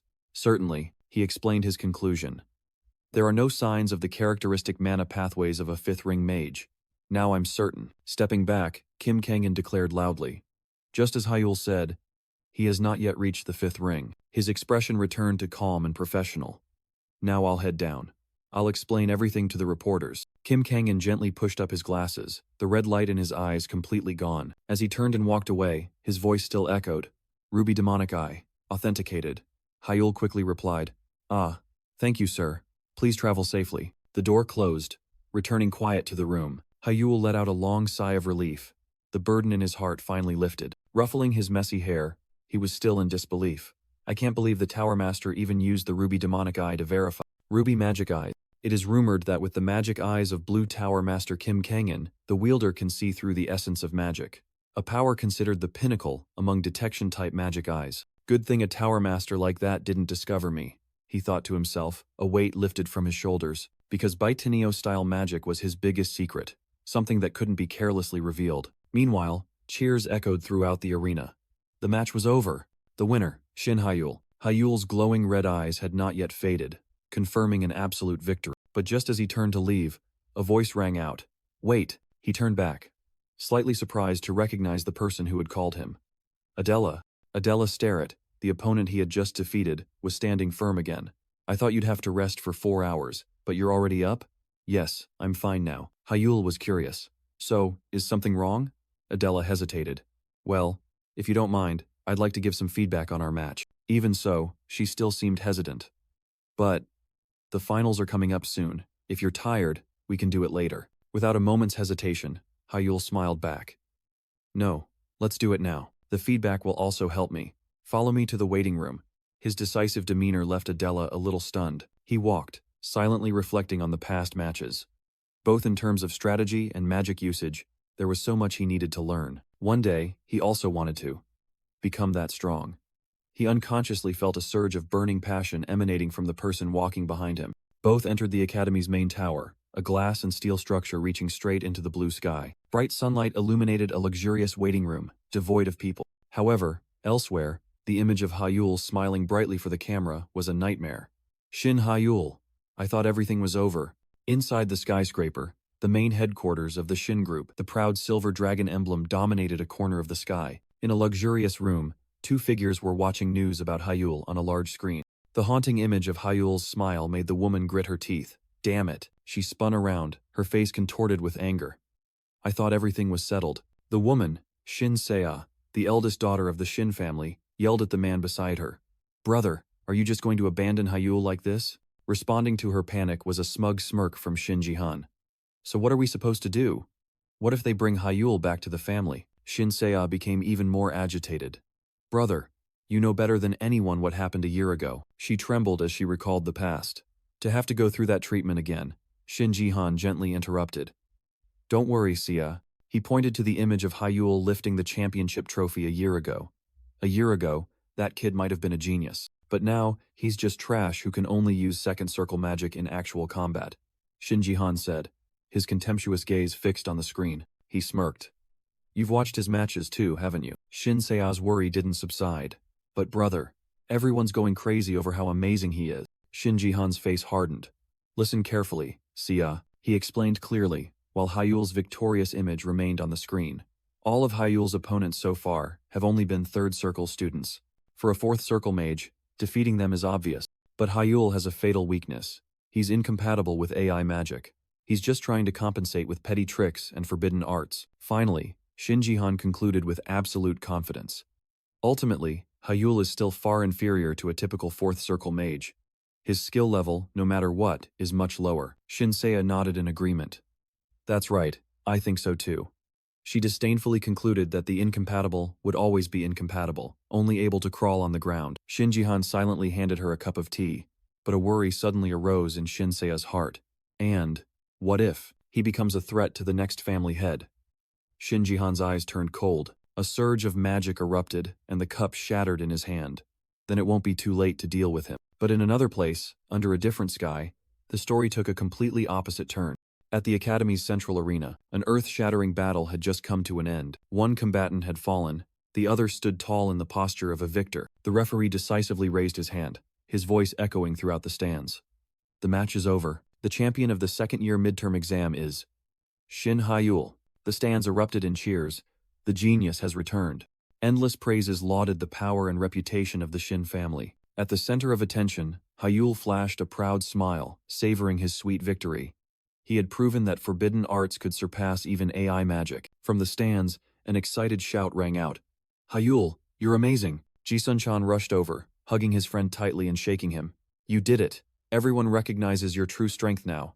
Hyul could only give a wry smile. Sun-chan, calm down. However, not everyone was happy about this victory. Hidden in the crowd, envious eyes still watched. Tisk, without forbidden arts, he's nothing. The homeroom teacher approached, beaming.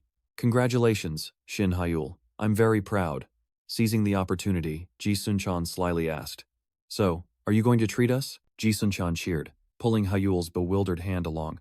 Great, let's go. Come with us. Contrary to his friend's enthusiasm, Hyul skillfully declined. Sorry. I really want to go, but I have an important appointment. Ji-sun-chan was stunned, unable to believe his ears. Come on. He still tried to persuade him. What's the fun in a party without the main character? But Hyul only gave a wry, resolute smile. Sorry, it's really important. Helplessly watching Hyul's back disappear, Ji-sun-chan could only sigh. Sorry, Sun-chan. Leaving behind the school festivities, Hyul blended into the bustling crowd of the city. He had a more important promise to keep. Soon, the image of the student disappeared, replaced by a young man in a stylish suit, with unusually sharp eyes. A luxurious car was already parked by the road. The man in the suit spoke when he saw him. We've been waiting for you. The call rang out, confirming his identity. Youngest master. The old butler respectfully opened the car door. The family head is waiting for you. I will escort you to the main mansion. The car set off, heading towards a colossal, isolated, and imposing mansion under the cover of night. Hyul looked up at the familiar gates of the Shin family, a place he no longer belonged. A full year had passed since that day, a year since he was deemed useless for being incompatible with AI magic, defying his cold father, and being expelled from this very home. The heavy main door opened, welcoming the outcast son back. Hyul stepped inside, the familiar space stirring his heart. Everything is still the same, just as I remember. His footsteps suddenly halted on the cold marble floor. He had arrived, before the silent oak door of the study, where his powerful father was waiting. Shin In-hyuk's presence weighed on Hyul's mind like a mountain. Standing before the fated threshold, Hyul's crimson eyes gleamed with extreme tension.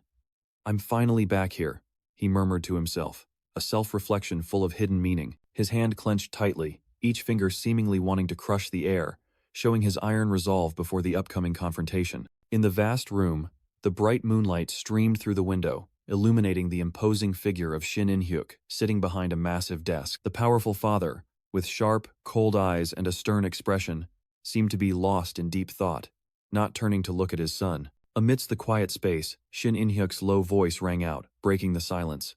Come in. Hyul gently pushed the door open, slowly stepping into the room, where light and shadow merged in a strange way. For Hyul, this was not just a room, but a place holding countless memories, where he had to confront his past and future. Shin In-hyuk still didn't turn his head, his hands flipping through documents, as if Hyul's presence wasn't worth his attention. Hyul stood straight, bowing to his father. It's been a long time. Hyul's gaze was firm, unwavering, facing the father who always placed heavy pressure on his shoulders. Shin In-hyuk finally looked up, his sharp eyes fixed on Hyul, then coldly commanded, Sit. Hyul obeyed, sitting down in the opposite chair, and immediately, Shin In-hyuk began his harsh assessment of him. I once thought you were a failure. He stood up, turning his back to Hyul, his voice echoing in the room. With a casting speed 20 times slower than average, and your magic dissipating if you lose focus. Shin In-hyuk walked slowly, continuing to list his son's shortcomings. You also couldn't cast multiple spells. He stopped behind Hyul, his cold gaze looking down. You were a prime example of a useless, incompatible person. Shin In-hyuk placed his hand on the back of Hyul's chair, continuing to speak about the past. However, everyone still recognized your special talent.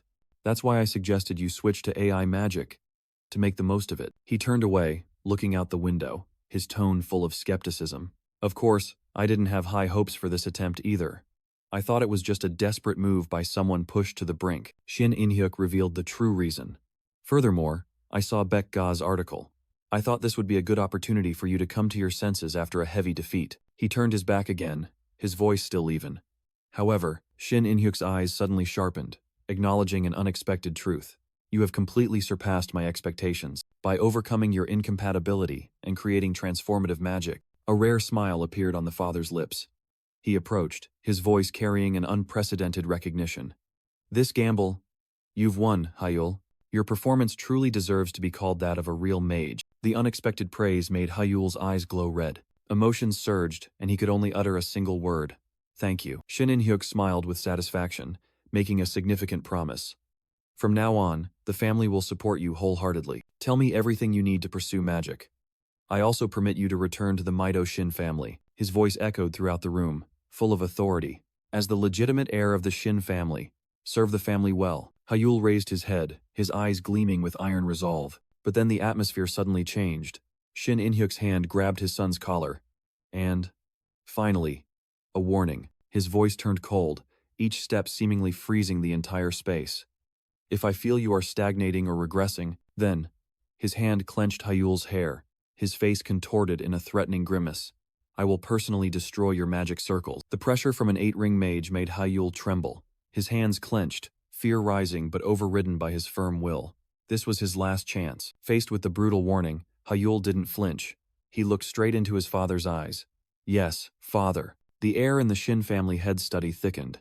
Shin In-hyuk spoke, his voice full of authority. So, what is your goal? The man stared intently at his son, reiterating an ambition that seemed to have been buried. Right.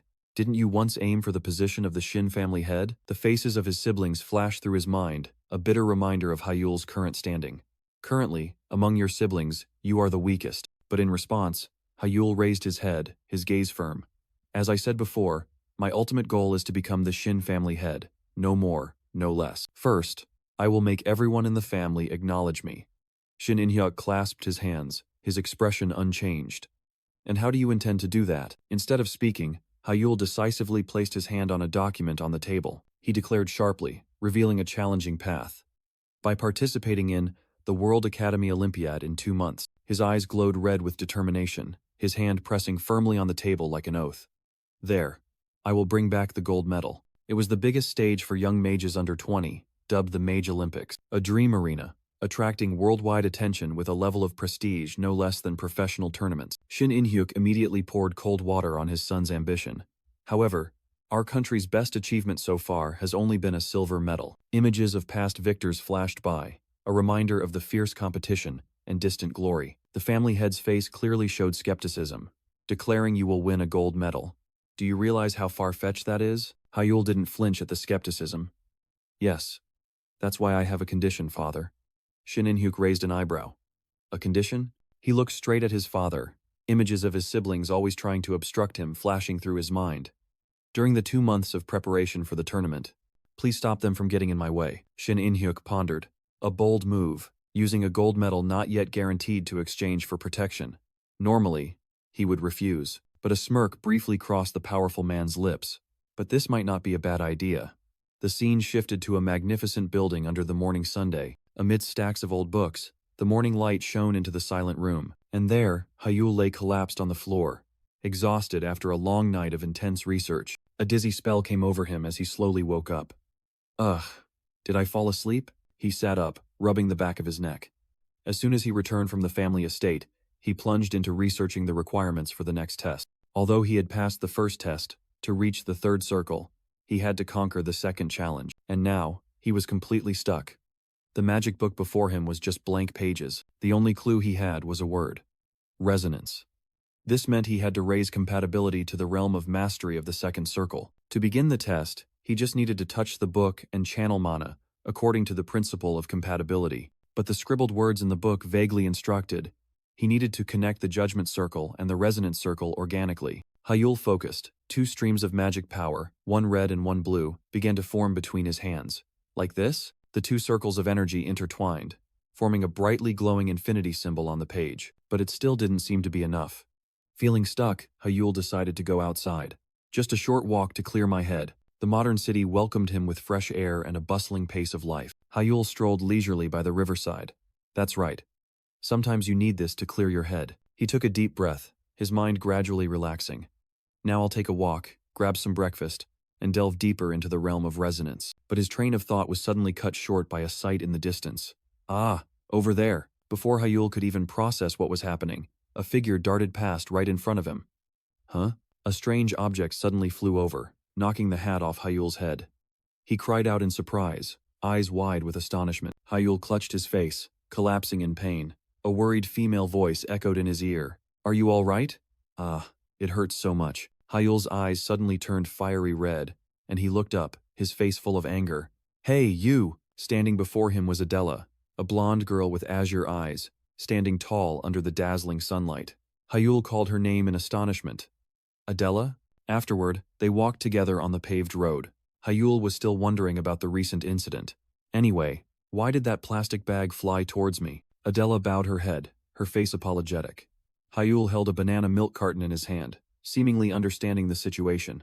I'm sorry. Hyul offered a slight smile, reassuring Adela. He looked at the banana milk carton in his hand, then back at her. It's all right. Thanks to you, I also got some banana milk to drink. But you still only drink this kind?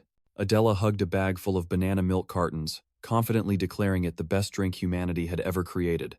Hyul could only stare in amazement. Of course, it's the best drink humans have ever created.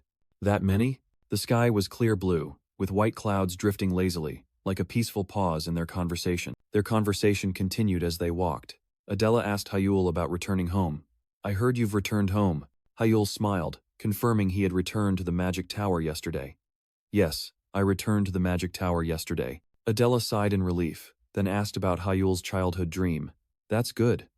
So, your dream of becoming the head of the Magic Tower is still alive? Hyul was surprised, his eyes turning fiery red again, as if trying to recall something. I said that? A memory suddenly flooded back, showing Hyul and Adela as children sitting together. Adela smiled, confirming they had talked about that dream many times. That's right. We talked about it often. Hyul looked into the distance, his face pensive, then firmly denied that dream was no longer his. No. That's no longer my dream. Adela was utterly surprised, asking if Hyul had compromised with harsh reality. What? So you've compromised with reality? Hyul began to explain that becoming the head of the magic tower was not easy, especially with many outstanding siblings. Adela looked confused. Well, after all, the magic tower has many outstanding siblings. Becoming the head isn't easy at all, huh? Hyul flashed a confident smile, his eyes shining brightly. He declared his true dream was to become a magic master, standing at the pinnacle of all mages. My dream is to become a magic master, and stand at the pinnacle of all mages. Hyul didn't just want to lead one magic tower, but all of them. His eyes burned with immense ambition. No, all magic towers. Adela was utterly astonished by that declaration, seemingly unable to believe her ears. That is, my goal. Adela was still reeling, exclaiming with admiration. The pinnacle of all mages. That's an incredible goal, truly beyond imagination. She gave a knowing smile, her eyes sparkling as she looked at Hyul. As your follower, that's truly dramatic. Night fell, bringing with it twinkling stars, signaling a transition. At the Magic Tower mansion, a different atmosphere prevailed. Inside the mansion, a purple-haired woman was biting her lip, her hand clutching her throat, her expression full of worry and anger. She angrily looked at the man standing opposite her, calling out in a low, furious voice. "Brother!" Her azure-haired brother stood there with his arms crossed, his face strangely calm. The sister couldn't contain her frustration. "Aren't you worried at all?" The brother replied, his tone placid. Father must have his reasons. Though outwardly calm, the brother's eyes still held deep contemplation. In the large room, their father, Shin In-hyuk, sat majestically behind his desk. The brother thought to himself, unable to believe their father would set such conditions. He broke the silence, asking, "Father, why have you called us here?" Shin In-hyuk pondered for a moment, his sharp gaze sweeping over his two children. I understand both of your personalities well. Therefore, I have an order for you." Shin In-hyuk's voice rang out with authority, accompanied by an order that surprised both of them. For the next 2 months, you are absolutely not to interfere with Hyul. Both siblings were stunned, unable to believe what they had just heard. The sister couldn't keep her composure, exploding in anger, almost shouting. "Father, why?" The brother quickly held his sister's arm, trying to calm her. He offered a forced smile, turning to their father. "Father, could you tell us the reason?" Shin In-hyuk looked at his two children, his voice calm and steady. "You both know, Hyul officially returned to the Magic Tower yesterday," he continued, mentioning Hyul with a serious expression. "The boy is still a minor, and has been away from the family for a year." Shin In-hyuk declared his decision. "Therefore, I think he needs 2 months to adapt to the family." He narrowed his eyes at his two children, his voice full of hidden meaning. "Especially you two, you'll surely be watching him closely, considering the competition for the head position." The brother remained silent, his face betraying no emotion. Then, a perfect smile appeared on his lips. "Yes, I understand, father. Is there anything else?" Shin In-hyuk turned his back, his voice cold. "No. You must be tired. Go rest." Just as the brother was about to leave, the sister grabbed his arm. "Brother, why are you leaving without saying anything?" She only received silence as his back disappeared. A frustrated huff escaped her, but as soon as he was out of sight, the young man's calm demeanor shattered. He covered his face with his hand, gritting his teeth to suppress his anger. "Damn it. I can't accept this." He began to analyze the situation, knowing that his two other younger siblings had no interest in competing for the family head position. The unusual favoritism shown to Hyul made him unable to understand. But to leave Hyul alone just because of a 1-year hiatus? He muttered in the empty hallway. If it were father on any other day, he would say that a 1-year hiatus disqualifies one from inheritance. Furthermore, protection only applies until age 16. Age 17 is already outside that scope. So why would he say that? Meanwhile, the sister was also tearing at her hair, a horrifying speculation forming in her mind. Could it be? Father has. The brother immediately dismissed that hypothesis. "No, that's not it. Hyul hasn't shown father enough yet," the sister retorted. "Then why?" An image of Hyul's terrifying magical power flashed through his mind. Perhaps he saw some potential. He continued to list possibilities. Or, father is interested in the mysterious magic system Hyul has mastered. Or, it's possible father and Hyul have an agreement. Hearing the two words agreement, the sister was stunned. An agreement? What kind of agreement? And then, her fury erupted. She clutched her head and screamed, "That's right, that's not a decision father would normally make. How annoying." Shin Hyul. In response to his sister's outburst, the brother crossed his arms and calmly suggested, "Should I call back all the people I sent to watch him?" Unless those people were confident they wouldn't be caught by shadows. An intelligence unit directly under father, the secret force of the magic tower. He continued, his voice full of hidden meaning. "By the way, I've already withdrawn all the surveillance I placed on Hyul." Hearing that, the sister was stunned, asking in a panic, "Brother, what are you going to do?" His gaze sharpened, without a word of explanation. "I'll be heading out first." He left, a smug smile on his lips. Even if she agreed, Hyul having an agreement with father was still too risky. "I'll have to consult with the Black Tower." At the same time, at Obelisk Academy, a teacher stood before the class, happily announcing, "The midterm evaluation period has concluded. Everyone did very well. Our class has the honor of having the top-ranked student." He loudly called out the name, Shin Hyul. Amid scattered applause, Hyul stood there with a cold expression. The teacher handed him a certificate of commendation. "Among all 17-year-olds in our country, it's safe to say you are the best. Congratulations." "Thank you, sir." The teacher smiled, presenting a new challenge. "Since you've taken first place, maintain that position for 2 months and aim to participate in the Academy Olympic." A challenging smile appeared on Hyul's lips. "Yes, that's exactly what I intend to do." As he turned away, whispers and murmurs rose behind him. "What's there to be so arrogant about, winning with visual magic?" The disparaging remarks continued. 2 months, huh? He'll probably lose all his fame in a week. The limits of an outcast will be revealed soon enough. Hyul quietly sat down, ignoring the slander, but his glowing red eyes and sneer said it all. Finally, the class ended. A male student stretched tiredly. It's finally over. His classmate grumbled about the 8 theory lessons, but Hyul merely smirked. At least tomorrow is all practical training. Hyul chuckled, lightly punching his friend's chest. "See, I told you to exercise." His friend stumbled back, wincing in pain. Hyul simply stated coldly, "Weakling.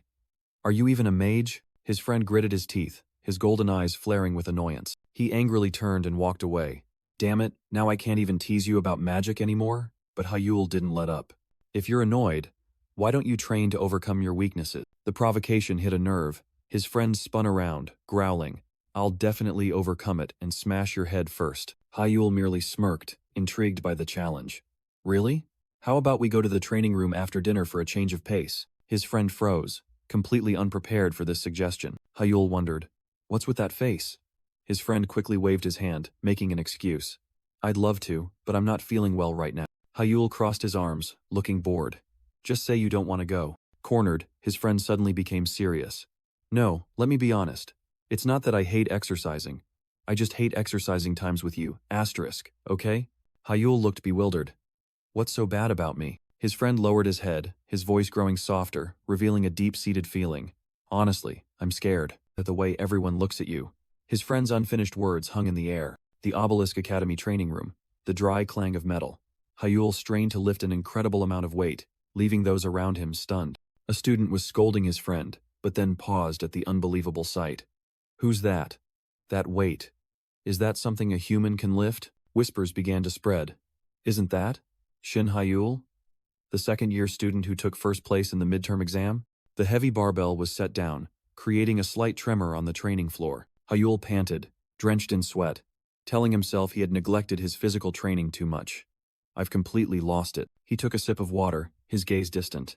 Even in the Book of Idrid, it's written very clearly. Hyul recalled the ancient texts. The infinite circle, a massive circulatory flow throughout the body, strongly interacts with physical training. A strong body and a strong circle create resonant power, enhancing combat efficiency. Aware of this, he was determined to master both physical and magical abilities to achieve an optimal state, and the place to test his results was none other than Obelisk Academy. But the first test was a pack of grotesque beasts. 3-eyed black panthers growled, their gazes piercing deep into their opponent. They simultaneously charged, surrounding Hyul from all sides. Without hesitation, Hyul lunged into their midst, gracefully evading a panther's deadly pounce. His eyes were sharp, glowing red.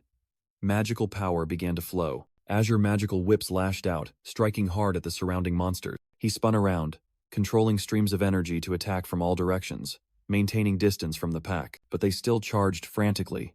2 panthers pounced on him simultaneously from both sides. He ducked low to dodge, and at that very moment, A blazing fireball formed in his hand. Fire God. The roaring magical flame shot forth, wiping out the last monster in a violent explosion. As the smoke cleared, an announcement echoed. Shin Hyul, monster extermination practical training complete. In the control room, the supervisor looked at the results on the tablet. The result is, Hyul breathed a sigh of relief when he heard the two words. Perfect, maximum score. He smiled, wiping the sweat from his forehead. Thank you. Sitting and resting on the waiting bench, whispers and murmurs echoed around him. He spread his hand, feeling the new power.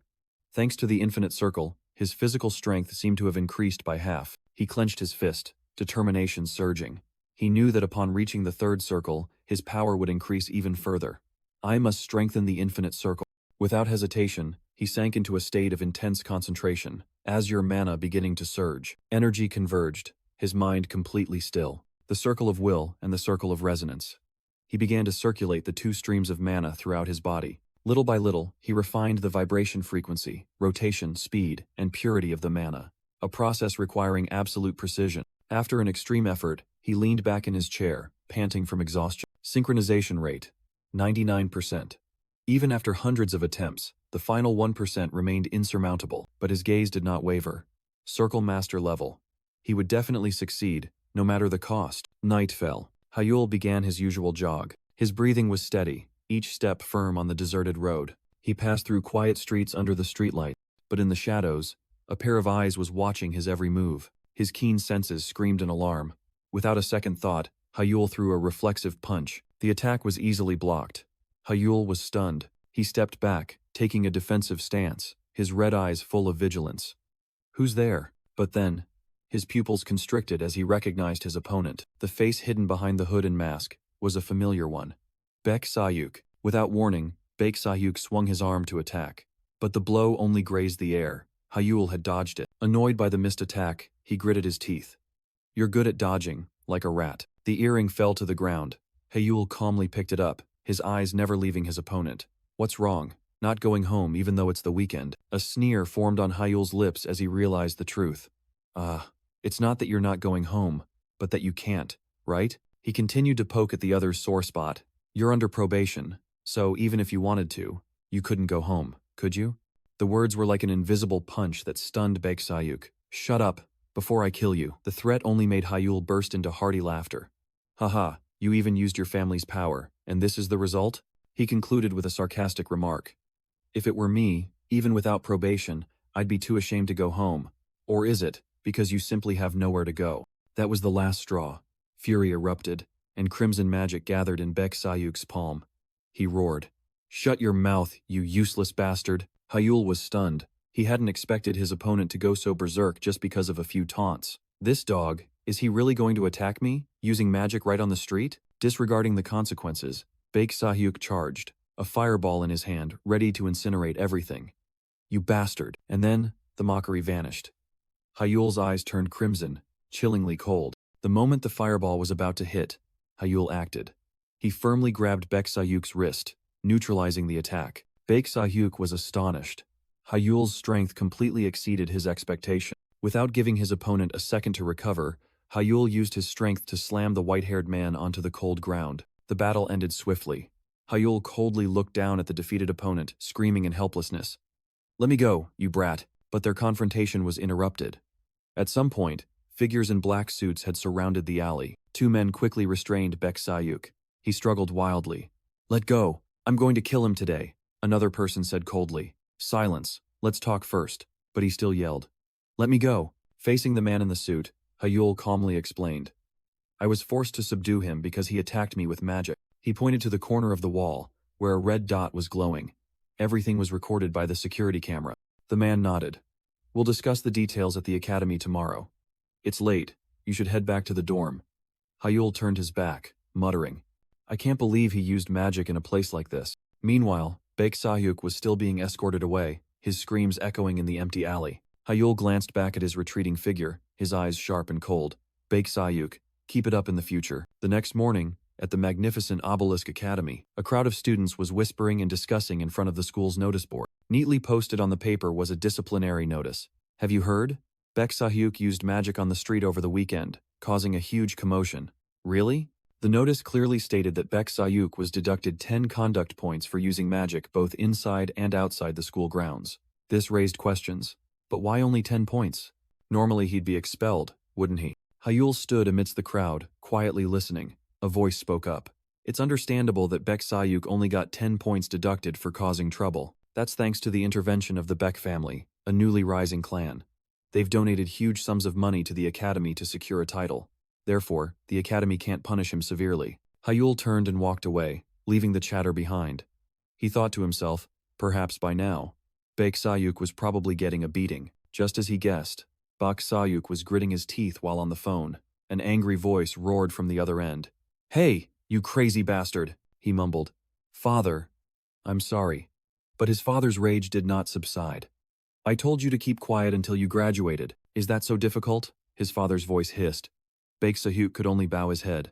"Ah, no sir. If our family doesn't get the title, it's all your fault. Understand?" "Yes, I'm sorry." The call ended. Baek Sayuk gripped the phone tightly in his hand, his knuckles white with anger.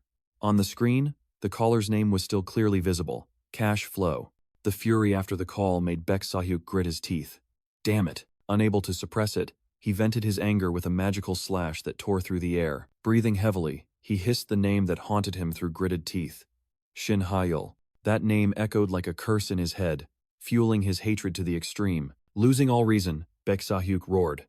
"That bastard!" The phone shattered under his heel, just like his composure. "Everything. It's all his fault." Just then, a voice spoke from behind, carrying a hint of amusement.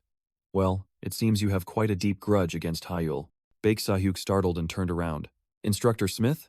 He was met with a casual question. "What's wrong? Is it not allowed?" The instructor chuckled, feigning understanding. "Of course it is. Who you love or hate is your heart's right. But listen, Sayuk." He leaned closer, his voice dropping suggestively. "Don't you want revenge on Shin Hyul?" The sudden offer stunned Baek Sayuk. Smith's voice was like a hypnotic whisper, delving deep into his darkest desires. "Isn't that what you crave?" Meanwhile, elsewhere in the academy, Hyul sat quietly in a room cluttered with books, a scene completely contrasting his enemy's rage. He scrolled through his phone, his mind analyzing the recent incident. Baek Sayuk's case. "I could complain to the academy, but I actually benefited from it." Just as he finished his thoughts, a new email notification appeared on the screen. The email was from his father, Shin In-hyuk, with a brief and cold message.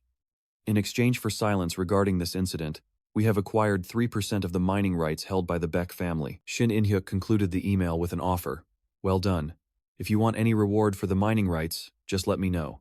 Hyul merely smirked. He understood this move clearly.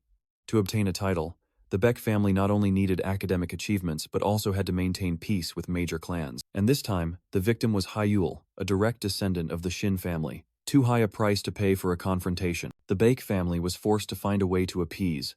But the price of 3% mining rights showed how much they coveted the title. The title was the ultimate symbol of status. Because of it, Baek Sayuk was abandoned by his own family, no longer a threat to Hyul. Everything was resolved. Hyul cast aside his calculations, deciding to focus on cultivating his own power. The next day, at the Magic Academy, the scene was as usual, with students and instructors walking around the vast campus. But Hyul sensed a change. Is the control over the instructors tighter because of the Baek Sayuk incident? His train of thought was interrupted by a familiar voice. "Shin Hyul." Hyul turned, immediately flashing a polite smile. "Hello, Instructor Smith." The man simply replied, A tense silence enveloped them both. Smith's eyes behind his glasses were sharp as knives, seemingly wanting to pierce through all of Hyul's defenses. But he maintained a calm expression, waiting. Finally, Smith spoke, the smile on his lips becoming even more enigmatic. "I've noticed for a while, Hyul, it seems you really don't like me." Hyul blurted out, then quickly corrected himself. "Yes, that's right. No, it's not." Smith sneered, feigning understanding. "I said some rather harsh things to you before, but they were all sincere advice. Don't misunderstand." Then he extended his hand, a false offer of reconciliation. "So, from now on, why don't we start over?" Hyul smiled, his crimson eyes gleaming mysteriously. "Ah, no," he replied softly, but in his mind, he secretly gave thanks, a thanks full of hidden meaning. Immediately, the air around them twisted. Fragments of dark purple energy exploded, tearing through space. Hyul's eyes widened in horror, his facial muscles twitching. An extreme sense of unease washed over him, signaling an unforeseen calamity. "Instructor Smith, with a sinister smile, stood there, enveloped by a dark mana mist. He taunted Hyul. "It's late, but congratulations on ranking first in the midterm exam." Then he continued. "And I sincerely hope you've found your own path." Trapped in the mist, Hyul tried to analyze. This mana feels right, but he still couldn't fully understand its nature. Smith hovered in mid-air, dark mana swirling around him. Hyul realized. Magic? This ominous dark mana. A wicked smile appeared on Smith's face. He had revealed his true nature. Hyul was stunned, a terrifying name suddenly flashing in his mind. The Black Tower? Hyul gritted his teeth, his crimson eyes gleaming with indignation and suspicion. The Black Tower, a hideous structure towering under the dark purple sky, appeared as a confirmation of Hyul's fear. Unlike the 12 official color towers, this was an unofficial tower, following its own path. It was founded by a group of depraved criminals, under the leadership of the self-proclaimed King of Dark Mages. Hyul gritted his teeth and cursed, the harsh truth hitting him. Damn it, is Instructor Smith involved with the Black Tower? Smith still hovered, surrounded by a network of dark purple magic. Hyul suddenly realized an even more terrifying possibility. So that means there might be other Black Tower mages in the school. How? Since when? Hyul faced Smith, his eyes full of vigilance, but still trying to maintain an outward calm. Hyul's eyes flashed crimson, and he pushed aside his scattered thoughts. No, that's not important right now, he told himself. First, I need to understand the magic formula to assess the situation. In the illusory space, Hyul and Smith stood opposite each other, surrounded by countless magic formulas and data being loaded. Hyul focused intensely, his crimson eyes scanning each line of the formula. This magic formula, it looks familiar, he suddenly realized. This is, a flash of insight struck Hyul's mind. A mind control spell. He was surprised. Wait, mind control? But my brain has the ability to resist all external interference. So then. The answer was too clear. Instructor Smith's mind control magic was completely useless against his brain. Thanks to this special ability, he knew he would survive this time. Seeing others still being manipulated, a plan began to form. They haven't realized yet. So my next move is to pretend to be affected by the mind control spell and extract all information about the Black Tower. The decision was made. His eyes glowed crimson, ready for the upcoming act. Back in reality, Smith observed Hyul, seemingly pleased with his reaction. Excellent. But deep down, the instructor seethed with resentment. A disabled idiot who couldn't even use an AI chip had made him bow his head and apologize. He leaned close to Hyul, dark magic beginning to spread. Hyul, listen carefully. A chip appeared in midair. From now on, always carry this with you. And don't ask why, that's all. Hyul obediently accepted the command, playing the role of the controlled person perfectly. Yes. He thought to himself, wondering if the act was over yet. But Smith wasn't finished. He smirked, his eyes full of scrutiny. And Hyul, explain your mutated magic. The tricky question came. Hyul immediately clutched his head, feigning extreme pain. He stammered, trying to resist the command. This. I can't say. The pain seemed to intensify.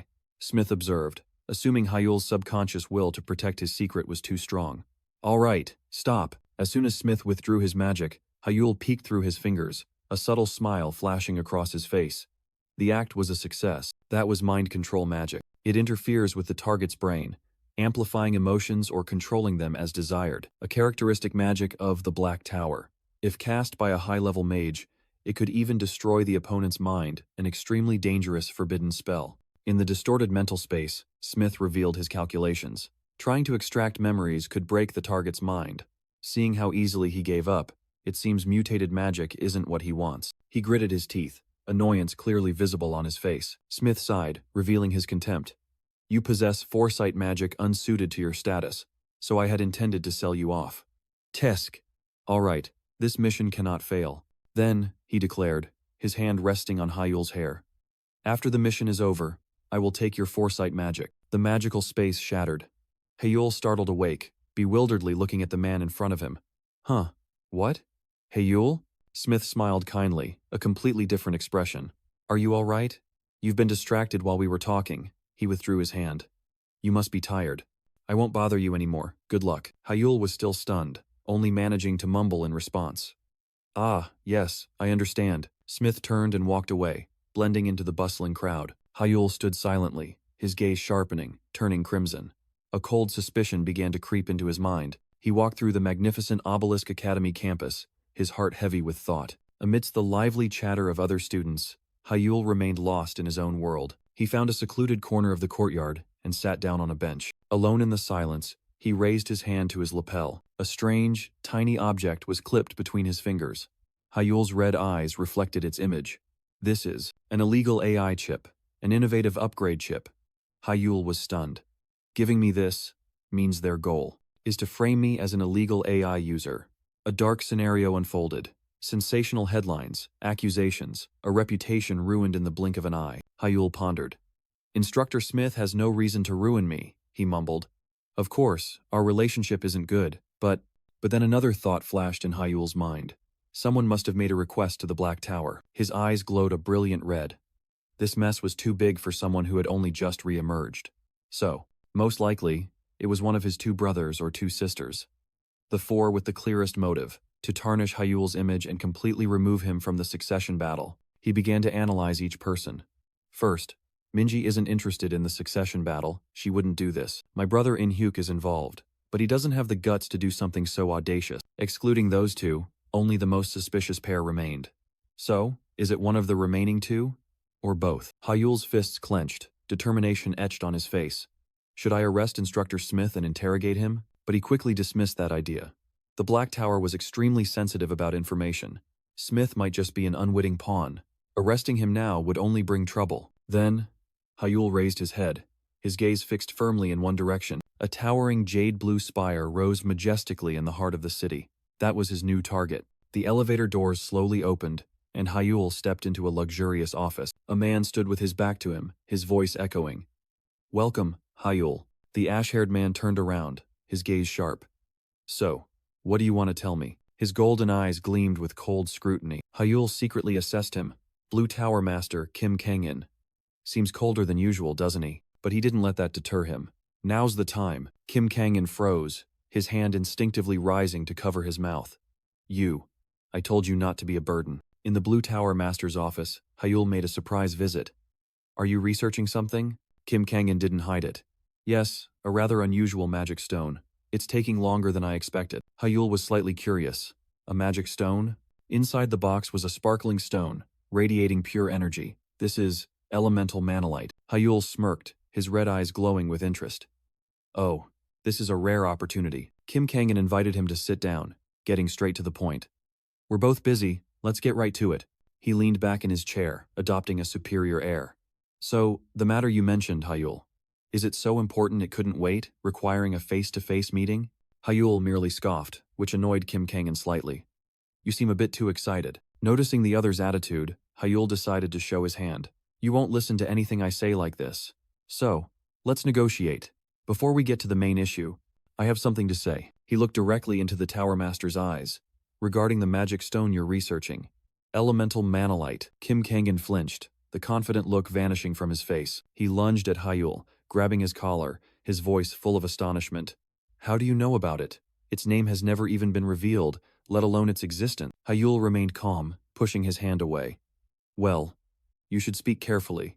I didn't plant spies in the Blue Tower, nor did I steal information. Kim Kangan froze, not understanding what was happening. Then how do you know? Hyul quietly reached into his briefcase.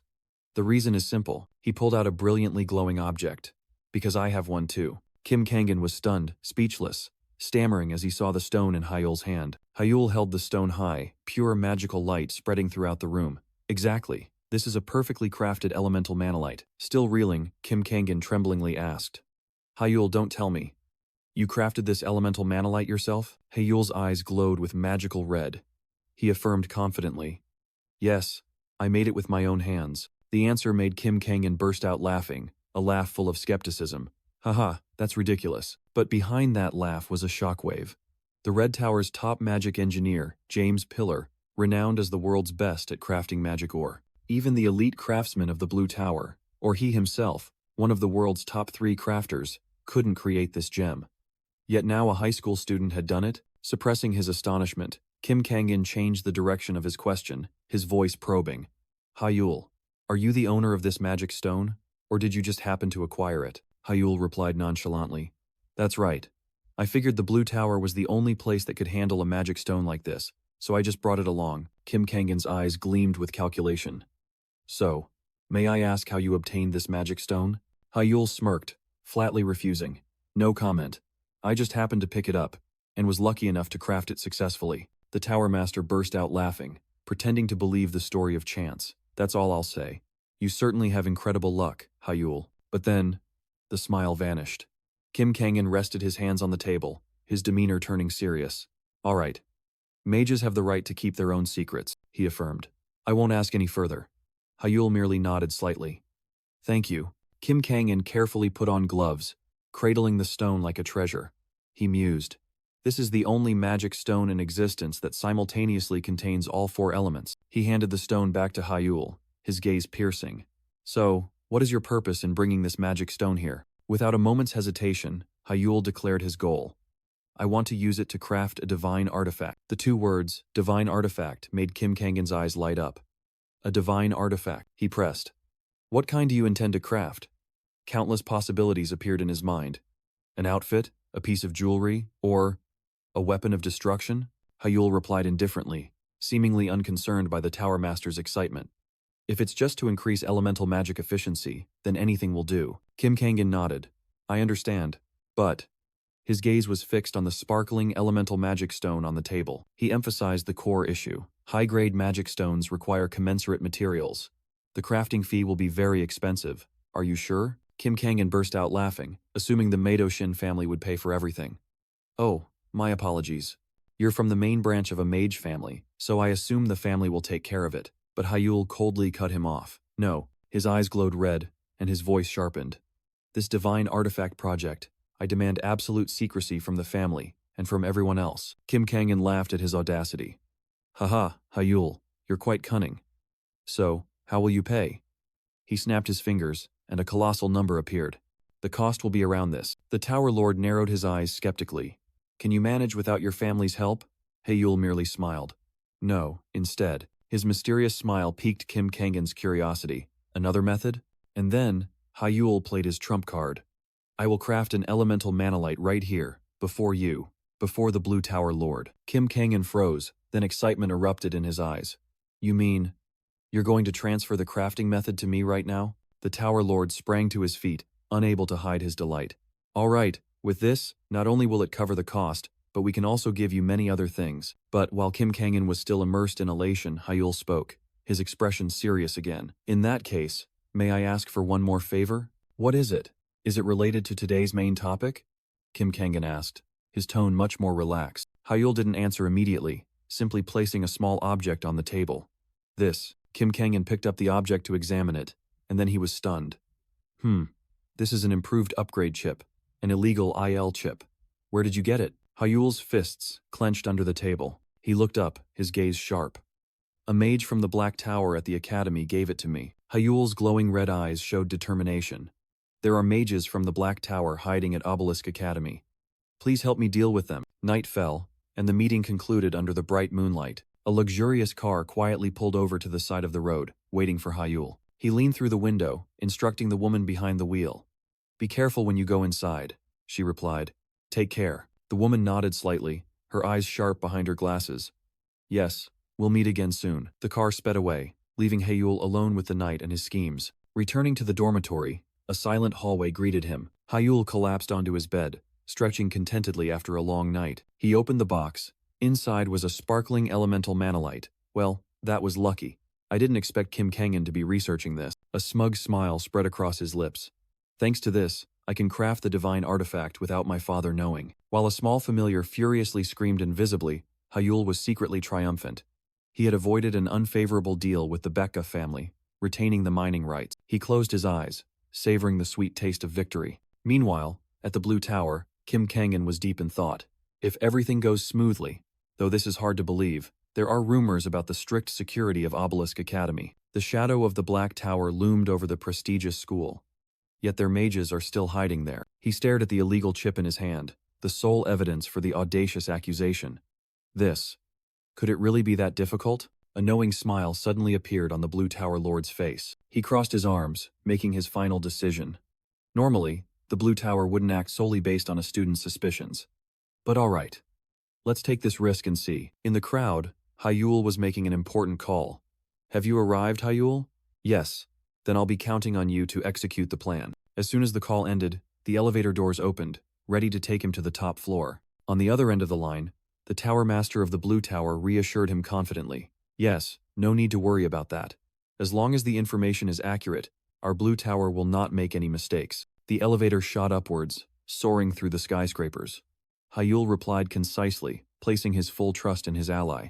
Yes, I trust you. Then I'll contact you later. He decisively hung up as the elevator doors slowly opened before a luxurious hall. Facing the familiar scene, his eyes glowed with an eerie red, and a half-smile appeared. I've arrived, he greeted them, breaking the quiet atmosphere of the family gathering. Brothers, sisters, the first to speak was the second daughter of the Shin family, Minji. She joyfully exclaimed, "Oh my, long time no see, Hyul." Hyul offered a polite smile. "Long time no see, you haven't changed at all." Minji delightedly asked back, "Are you complimenting me?" "Yes, of course." She playfully compared heights with her younger brother. "Hyul, you've grown so much, haven't you? You're almost taller than Inhyuk now, aren't you?" Hearing that, the second son of the family, Inhyuk, burst into laughter. "Minji, don't say such inauspicious things." He approached, placing a hand on Hyul's shoulder with a friendly demeanor. "Welcome back, Hyul. Honestly, it's hard to be completely happy. But, anyway, welcome home." Hyul responded with a seemingly sincere smile. "Yes, thank you. You're as straightforward as ever." His smile vanished, and his gaze turned colder as he looked towards the end of the table, where the two most powerful figures were seated. "Long time no see." He called out their names one by one. Brother Jihan, Sister Sia, the eldest son of the family, Shinji Han, smirked. "Ha. You've shed your childish look. You seem more like a man now." Beside him, the eldest daughter Shinsei merely replied coldly, her gaze sharp as a knife. "Youngest sibling, long time no see." But behind his calm expression, Hyul's mind was screaming. On the surface, they're smiling and talking, but they clearly want to devour me alive. As expected, the culprit is right here. The eldest son Shinji Han broke the silence, raising his wine glass with a polite smile. "How about we eat and talk? I'm curious why our youngest sibling called the whole family here." Hyul replied, his tone unusually nonchalant. "It's nothing special," he explained amidst the luxurious but cold banquet table. "It's just been a long time since we last met, so I wanted to treat everyone to a meal." That explanation was like adding fuel to the fire. Shinsei was stunned. "What? You called everyone here for such a trivial reason?" Hyul's smile turned cold, and he retorted. "But even if I hadn't arranged it, wouldn't brother Jihan or sister Sia have done the same? Am I wrong?" Shin Sia slammed the table and shot up, her rage erupting. "What? This insolent brat!" Losing patience, she pointed directly at Hyul's face. "Fine, just say it. What exactly are you planning to do, kid?" Before Hyul's bewildered expression, she roared. "Don't play dumb. Are you going to participate in the succession race or not?" Hyul's eyes glowed with an eerie red. He smirked, his voice full of provocation. "If I said I wasn't interested, would you believe me?" Shinji Han scoffed. "Who would believe that?" Hyul calmly retorted. "Then why ask?" Jihan signaled for his sister to calm down, his gaze sharper than ever. "Sia, you're asking the wrong way. For matters like this, words aren't enough. He needs to prove it with action." He turned to Hyul, his smile growing more cunning. "By the way, Hyul, I heard you acquired a rather interesting vision magic. Transformation magic, I believe?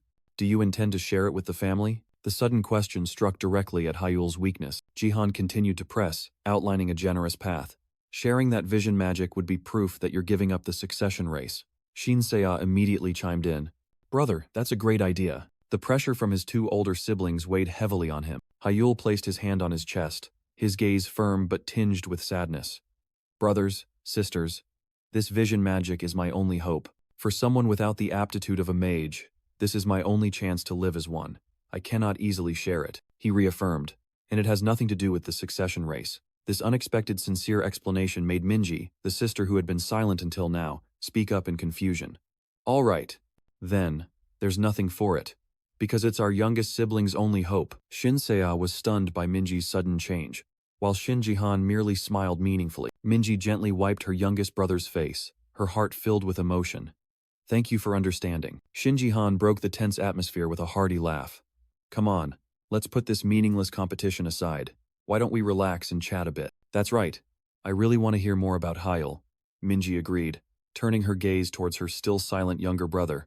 Dessert was served, and the awkward atmosphere gradually dissipated. Shin Inhyuk, the other brother, leaned back in his chair with his arms crossed, giving Shin Seiya a provocative look. The forced dinner finally had a bit of a family atmosphere as laughter and chatter began to fill the air. But then, the chime of a grandfather clock echoed, signaling a fateful moment. At that very moment, Hyul's eyes flashed red. He mumbled as if he knew what was about to happen. "It's been a while, perhaps I should." An urgent news notification simultaneously appeared on everyone's phone screens. The peaceful dinner immediately shattered. The entire family simultaneously looked at their phones with astonishment. Minji was the first to exclaim in shock. "What's happening? It's an emergency message!" Shinji Han cried out, his face serious. Shin Seiya snapped, her annoyance clearly visible on her face. "Right now? At this hour?" Amidst the chaos, only Hyul maintained an unusual calm. Shin In-hyuk's face also tightened with tension. The news headline clearly displayed on the screen. An employee of Obelisk Academy, Lang Smith, the second son of the prestigious Smith family, has been arrested for being a criminal mage linked to the Black Tower. While his siblings were still reeling in shock, Hyul simply sat there silently, as if everything was within his expectation. Inwardly, Hyul smiled triumphantly. Found it! Before the shocking news, Shinji Han tried to maintain his composure, but his tense expression betrayed him. Hyul's gaze was sharp, his target locked. "Shinji Han, it's you, isn't it?" Night fell, and the full moon illuminated a plan that had been set in motion. From another location, a voice through the earpiece confirmed his deduction was correct. Well, it seems Hyul was right. The official news report was only part of the truth, recounting how an assistant of the Blue Tower had accidentally discovered Smith's suspicious activities in the supply warehouse. But that was just a superficial act. Hyul began to recall the game of chess he had set up himself. "I merely made a logical deduction based on the information I had. Since Instructor Smith infiltrated the academy, he would definitely act within the school grounds. Considering the time he intended to use mind control magic on me and this week's schedule, if he wanted to pull a trick during the survival test, he would have to tamper with the training material. The regular supply check is on the afternoon before the test. Therefore, the only time to act without being discovered." The door to the supply room suddenly burst open. "Is tonight, Thursday night." Smith flinched in horror as he was caught red-handed.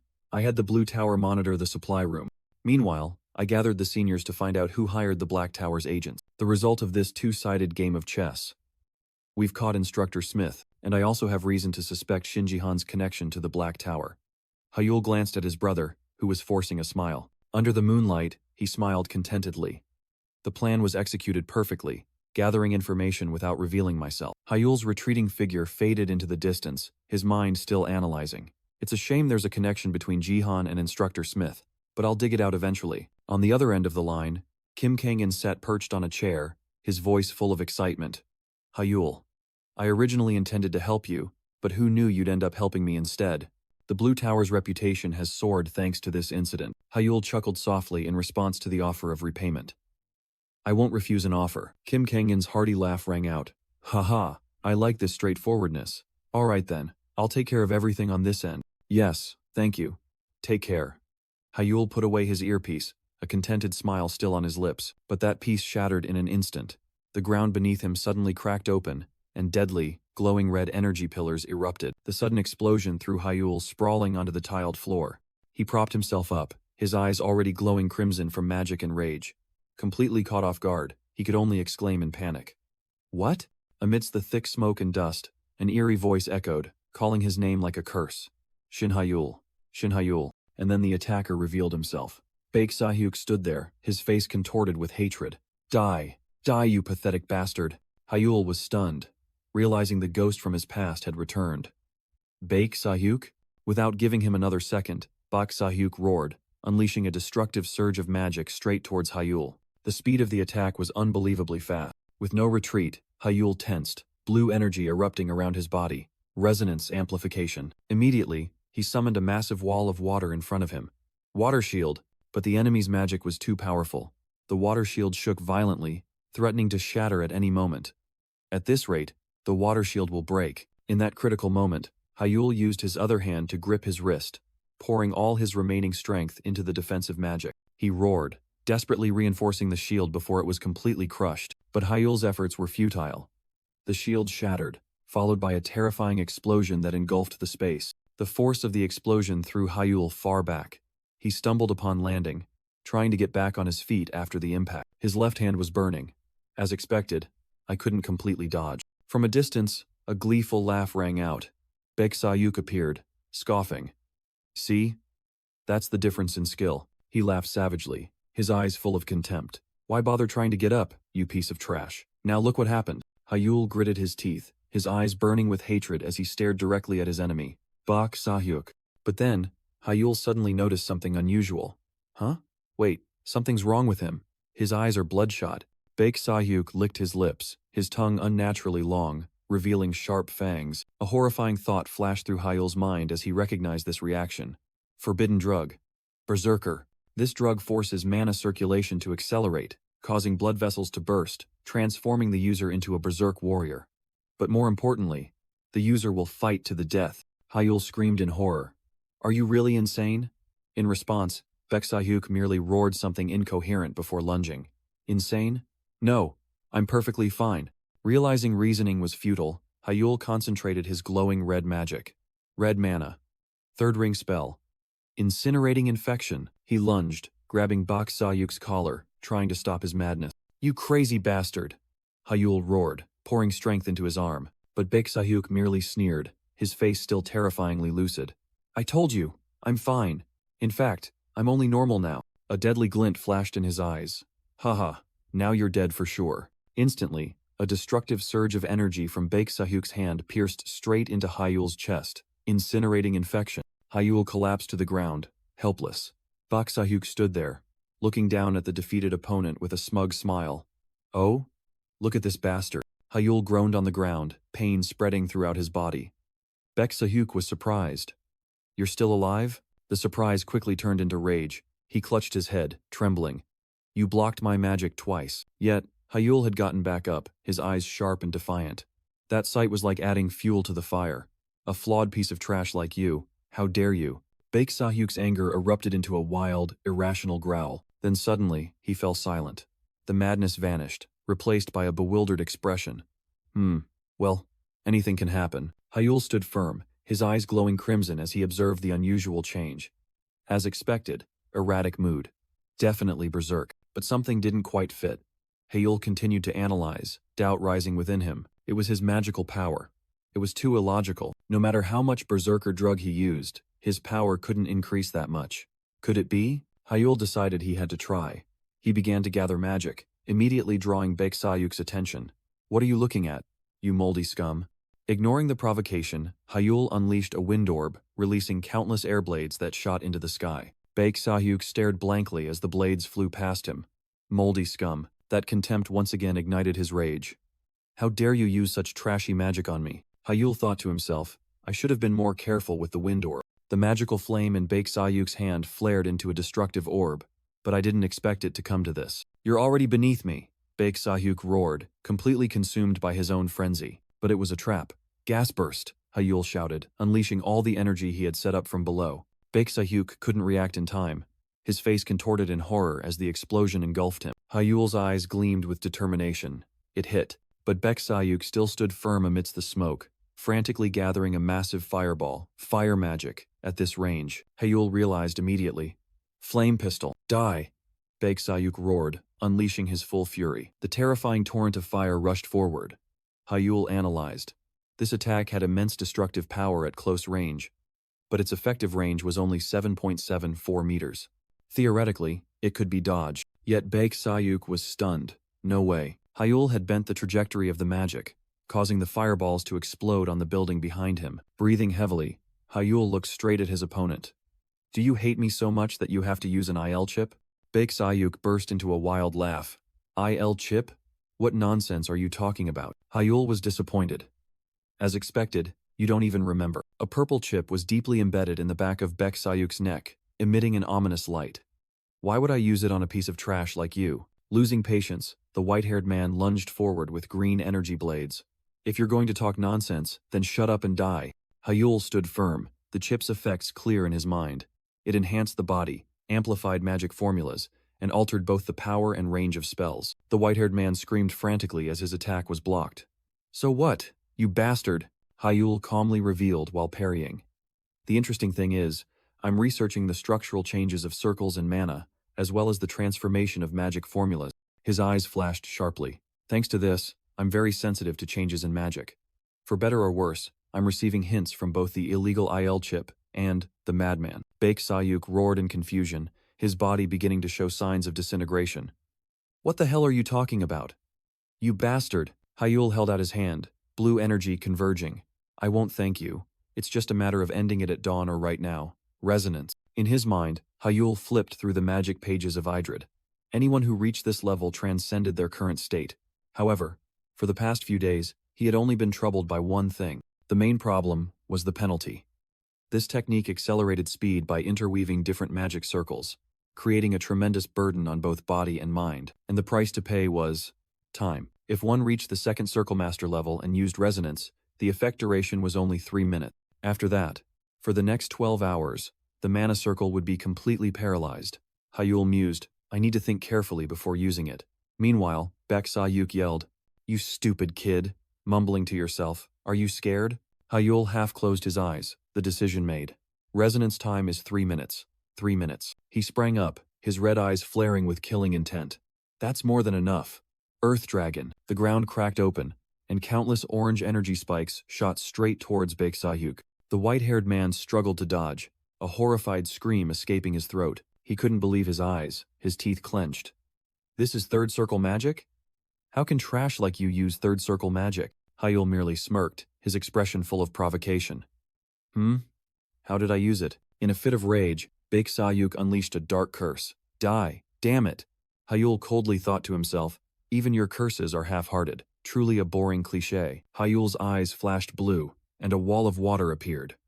Water shield. The sturdy water wall completely blocked the screaming torrent of dark magic. Baek Sayuk roared furiously. Damn it! You couldn't block it before, but now you're using it? He swung his hand, and the magical flame flared up even more fiercely. Burn and die in a sea of fire. But this time, the water wall didn't just defend. It swirled into a gigantic vortex, engulfing Baek Sayuk's flames. The flames were completely extinguished. Baek Sayuk stood stunned, speechless. What? Hyul stood amidst the dancing currents of water, his cold voice ringing out. You should know this before speaking. If it were me, after seeing the Earth Dragon, I would have realized this water shield was different from the previous one. Hyul's eyes glowed red, a mocking smirk on his face. Your magic can't even touch me now. In response, Baek Sayuk staggered, his entire body trembling from exhaustion and anger. Shin Hyul. He let out a wild roar, his sharp fangs exposed. His rage erupted, and he lunged towards Hyul like a wild beast. Now I understand, he screamed, coming to a mad conclusion. Why did you become so strong? You used illegal doping. That's why you're so powerful. Facing his opponent's madness, Hyul merely closed his eyes slightly, his expression calm.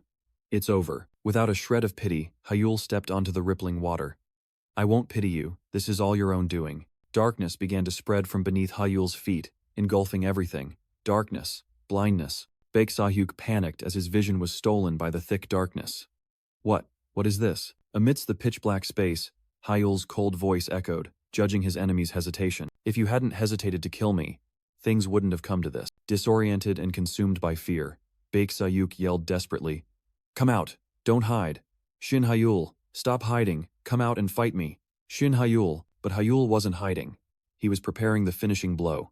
Earthbind, Airbind. Immediately, purple magical chains from thin air constricted Baek Sayuk's body.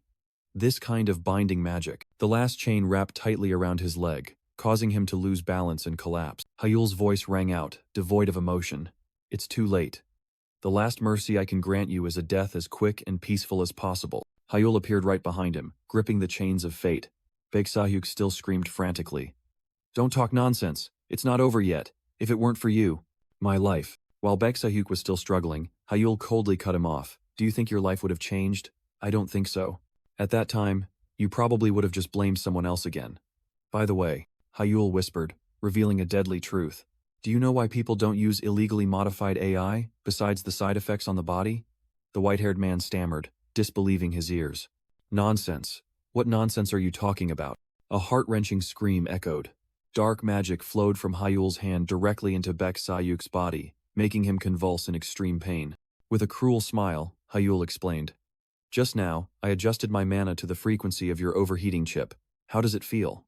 Even in a berserk state, it's still excruciatingly painful, isn't it? Baek Sayuk could only gasp in despair. Stop. Hyul clenched his hand, continuing his lecture amidst his opponent's screams. An AI and a body overclocked beyond their limits can easily collapse with just a small external impact. He let go, watching Baek Sayuk writhe with contempt. Because of your insane actions, do you think you'll get anything good from the Baek family? The words pierced Baek Sayuk's greatest fear like a knife, making him tremble uncontrollably. Hyul twisted the knife deeper. This time the scale is completely different. 30% of the magic stone mining rights. No. Maybe even up to 40%? And then, with a sinister smile, Hyul delivered the finishing blow. Goodbye, Baek Sayuk. Thanks for the gift. What a generous tree you are. Magic converged, aiming directly at the chip implanted in Baek Sayuk's hand. A dark phantom was dragged from his body, screaming silently before dissipating. Baek Sayuk's body collapsed onto the cold tiles, life completely gone. Amidst the deadly silence, Hyul calmly bent down to pick up his opponent's phone. Without a moment's hesitation, he swiped his finger across the screen and made a call. Hyul's voice rang out, cold and decisive. "Father, it's Shin Hyul." On the other end, a calm male voice replied. "Yes, what's the matter at this hour?" Hyul's eyes were still glowing red, reflecting an undeniable accusation. "I know everything you've been watching," he continued, his reasoning sharp as a knife. "No matter how late it is, it's highly unusual for no students or police to show up after such a commotion in the dormitory." From his luxurious office overlooking the night city, Shin In-hyuk offered a weak explanation. The students might have already evacuated, but Hyul had anticipated that answer. "You can't conclude it was me just because I could block the police. Many people could do that, but only you would stand by and watch until the battle ended." In the tense conversation with his father, Hyul explained that his siblings couldn't monitor or harm him thanks to the family's protection declaration. Shin In-hyuk, from his office overlooking the night city, nodded slightly in agreement with his son's explanation, but his eyes still held a calculating glint. "You're right. As for you," suddenly, Shin In-hyuk appeared outside, hidden in the bushes, his face astonished at something unexpected. Soft footsteps echoed on the grass, signaling the arrival of a mysterious figure. A cloaked figure, wearing a terrifying mask, was hidden in a ready stance. Hyul revealed. "I sent Sokyeon along." Shin In-hyuk was still walking, observing a group of mysterious people surrounding someone lying on the ground, likely the scene of Hyul's battle. Shin In-hyuk questioned Hyul over the phone, his tone full of skepticism. "So, knowing I was watching, why didn't you call for help?" Hyul, with a bruised face and glowing red eyes, replied decisively, "It was to show you the third circle magic." Shin In-hyuk, back in his office, looked unconvinced. "I don't think you could have achieved much in such a short time. So, you've been hiding that you can use third circle magic?" Hyul admitted, but immediately denied. "That's right. Of course, that's a lie. Actually, I only used the resonance effect from a second circle mage." Hyul continued to explain, while images of Shin In-hyuk and Adela appeared as an illustration of his words. "I still lack power. If you knew I used third circle magic, the interference from my other siblings would be unimaginable." Hyul continued, preparing to reveal another secret. And Hyul stood next to Seokyeon, who was casting magic. He explained the allies' role. Here, Seokyeon is using sound-blocking magic and illusion magic to seal off the surroundings. Shin In-hyuk, after hearing Hyul's explanation, smiled faintly with satisfaction. "Very good. I've sent a car. Go home and rest." Hyul ended the call, his name and the end call button displayed on the phone screen. "Yes, thank you, father. I'll see you when I get back." Shin In-hyuk gazed into the distance, a hidden smile playing on his lips, seemingly contemplating something. He burst into laughter, showing amusement and surprise. "I don't know what you've been doing for the past year, but your confidence is truly remarkable." Hyul turned to look at Sokyeon, his face still bearing wounds, but his eyes resolute. "Long time no see, Sokyeon." In response to Hyul's greeting, Seokyeon removed his metal mask, revealing his true face. He knelt on one knee, his voice full of reverence. "Long time no see, young Master Hyul. Excuse me for a moment." Standing up, Seokyeon looked directly at Hyul's wounds. "Your injuries are not light." A gentle stream of healing magic emanated from his hand. "I'll provide basic first aid. The rest will be handled by the family's private doctor." Hyul softly replied, "Yes, thank you." Hyul turned and walked away, completely trusting him with everything. "So, I'll leave the rest to you." Once Hyul's shadow had disappeared, Seokyeon pulled up his hood, ordering his subordinates. "This matter will not get out." Meanwhile, in a skyscraper under the starry night, a rage was brewing, ready to erupt. Kim Kangan, the Blue Tower Master, ripped off his tie, grinding his teeth. "Damn it." He strode angrily towards his room, roaring, "Why has it come to this?" But when the door opened, he froze. A stranger in a hooded cloak was already comfortably seated on his sofa. "Finally off work, are we?" The stranger continued in a mocking tone. "I thought I'd have to wait forever," Kim Kangan growled. "Are you from the Black Tower?" The hooded man sneered, ignoring the question. "Forget about that, you're quite unlucky. I didn't expect someone from the Blue Tower to mess things up there." Kim Kangan's anger reached its peak, and he lunged, grabbing the stranger's collar. "Is this a time to laugh? Didn't you boast that you would never fail?" His eyes glowed with angry blue.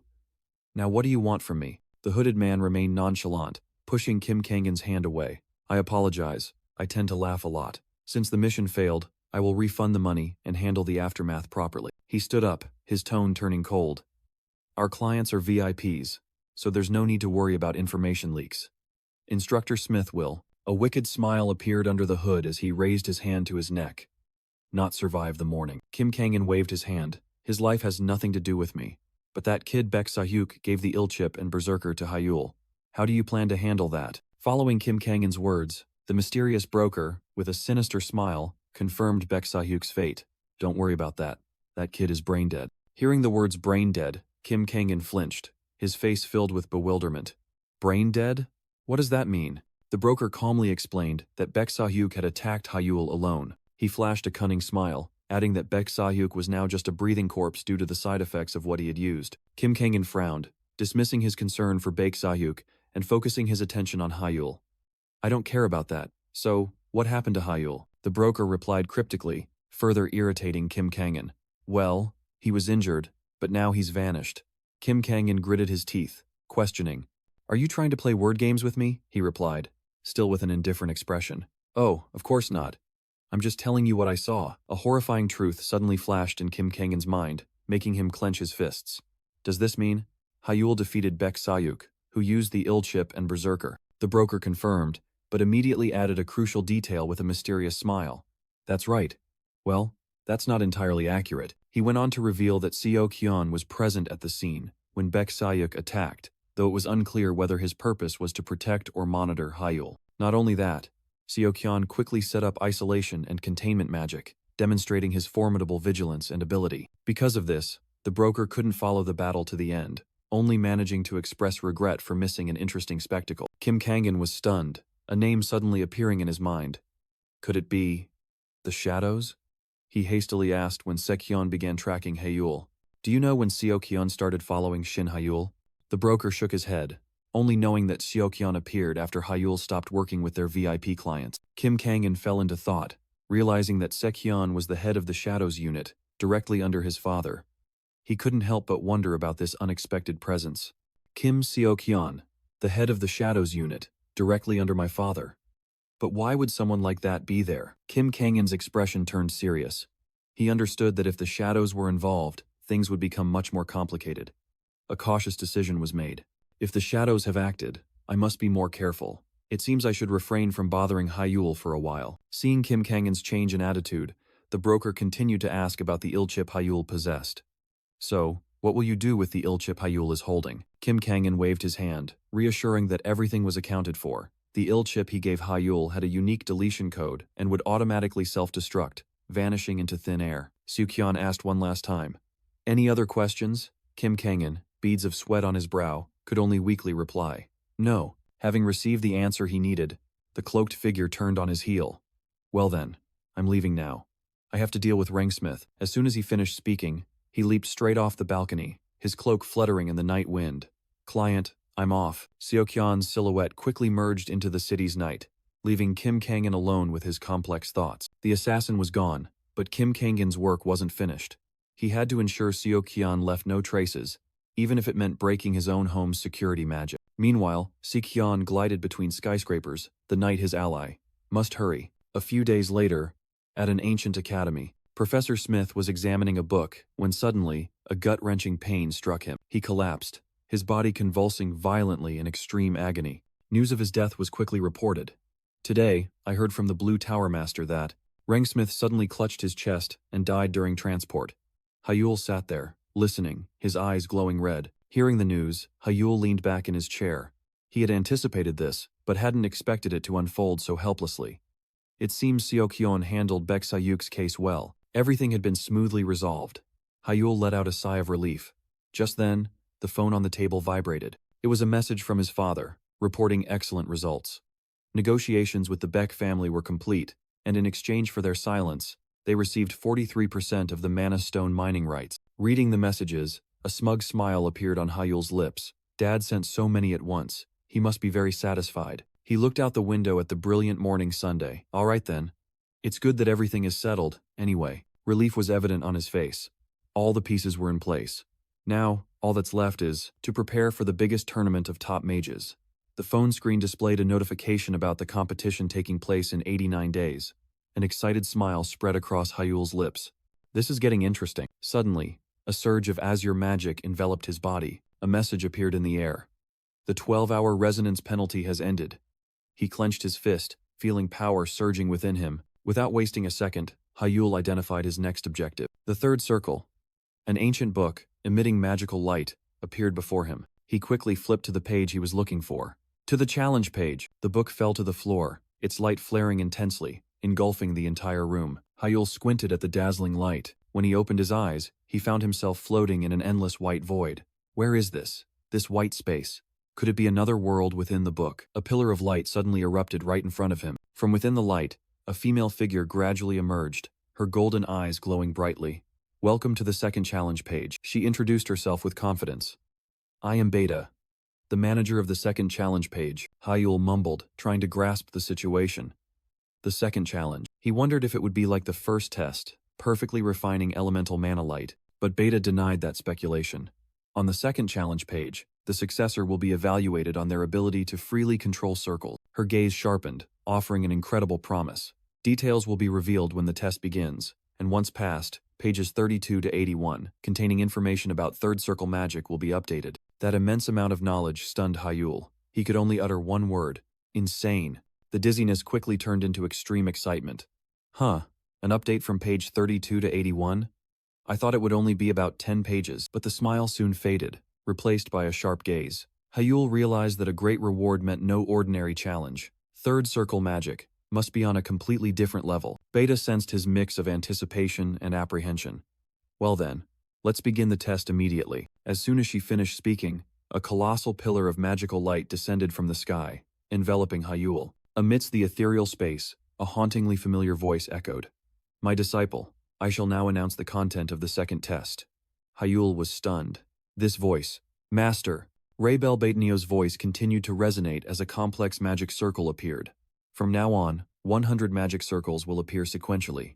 Activate them all. Without hesitation, Hyul reached out, mana converging at his fingertips, ready to conquer the challenge. The magic circle before him immediately glowed, and ancient runes began to move. As soon as Hyul's energy touched it, the magic circle flared brightly, then suddenly transformed into a completely different shape. The sudden change made him pause.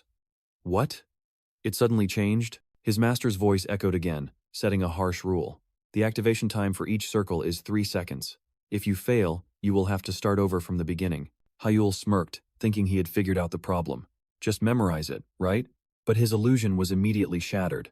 The order of the circles will change each time. Don't try any petty tricks. All right. He closed his eyes, taking a deep breath to accept the game. His glowing red eyes opened, filled with fighting spirit. Let's see. But the magical space suddenly vanished. The scenery changed completely. Before him was a normal room, and on the table lay a thick magic book, lying still. Hyul froze, his face shifting from intense determination to stunned disbelief, then twisting in frustration. 8 hours. Hyul slumped his head onto the table, letting out a heavy sigh. After 8 hours, at most I've only deciphered 10 words. Picking up the grimoire, his eyes shone with determination despite his exhaustion. However, the good news is I'm slowly grasping the patterns. But he knew, relying solely on luck would make it difficult to pass. He decided he had to find more clues. Engrossed in his notes, Hyul suddenly stopped short. A strange detail caught his eye. In his mind, the author's message suddenly echoed. The book I wrote is not just one volume by Idrid.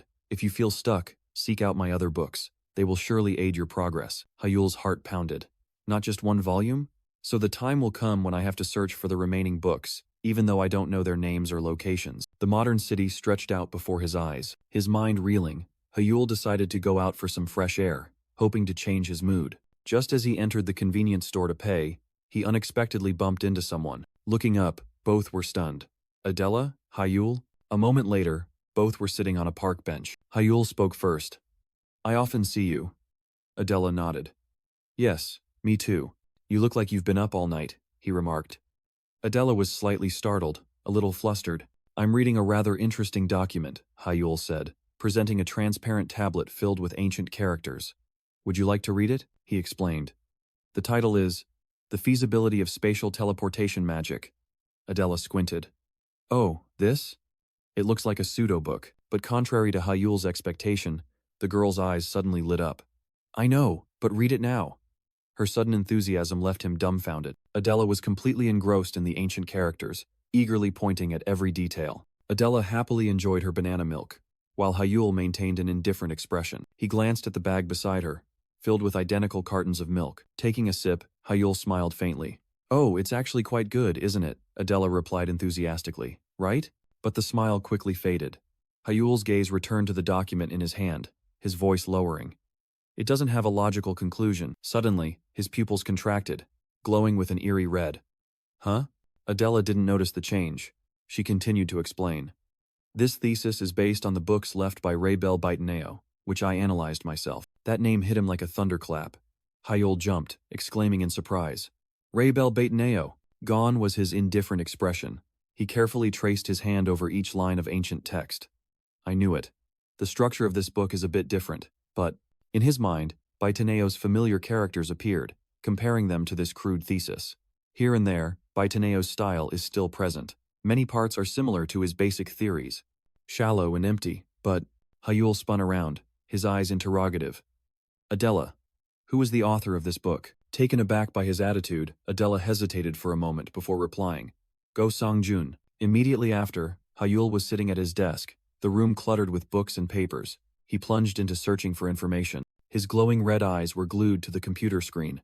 Go Song-jun, a magic researcher, not affiliated with any organization, age and gender unknown. The only information he found was that thesis. Perhaps he received heavy criticism and then disappeared. He leaned back in his chair, holding the printout of the thesis. Is this the limit of what a normal student can find out? A decision was made. He put the paper down and reached for his phone. A knowing smile spread across Hyul's lips as he put the phone to his ear. Ah, hello. Greetings, Blue Tower Master. In the magnificent Blue Tower, a sudden call broke the silence. On the screen, the name Shin Hyul appeared. On the other end of the line, Kim Kangan groggily picked up after a long night of research. What's up? Hyul's voice rang out confidently. I have a mutually beneficial proposal. The unexpected proposal made Kim Kangan fully alert. Without beating around the bush, Hyul got straight to the point. Can you help me find someone? At the same time, at the prestigious Obelisk Academy, the atmosphere in the training room was heating up by the minute. Hyul unleashed his magic, streams of green energy swirling around him. His opponent, a brown-haired student, hastily erected a magic shield to defend himself. From above, Hyul unleashed a series of sharp wind blades, pushing his opponent onto the defensive. Completely overwhelmed, the student roared in frustration. Hey, you bastard! Hyul, this is cheating. Hyul replied, his tone nonchalant. Cheating? It's just Tier 1 magic. What's the problem? That explanation only made the student more bitter as his body was thrown back. You arrogant bastard, where's the fairness in this? Lying sprawled on the floor, he could only stare in horror at the magic blades still hovering above him. This power was completely beyond what a normal student could possess. In response to his opponent's astonishment, Hyul continued to unleash a barrage of magical attacks. The brown-haired student hastily erected magic shields, struggling to defend himself. While Hyul was satisfied with the result, the other guy was sweating profusely. See, you defended well. I almost died. The brown-haired student sprang to his feet, accepting a new challenge. All right. A close quarters fight? Hyul smirked, his eyes glinting with challenge. Oh, Tilda. Good. But do you think you can beat me up close? Thinking he had found an opportunity, the brown-haired guy charged straight forward. My chance. But Hyul easily blocked his punch. With a swift movement, Hyul grabbed his opponent and slammed him to the floor. The unexpected display of martial arts stunned the other students. Hyul smiled contentedly, clenching his fist. So what? The brown-haired student lay sprawled, groaning in pain. It wasn't a bad idea, Hyul analyzed. In close combat, the advantage of variable magic disappears.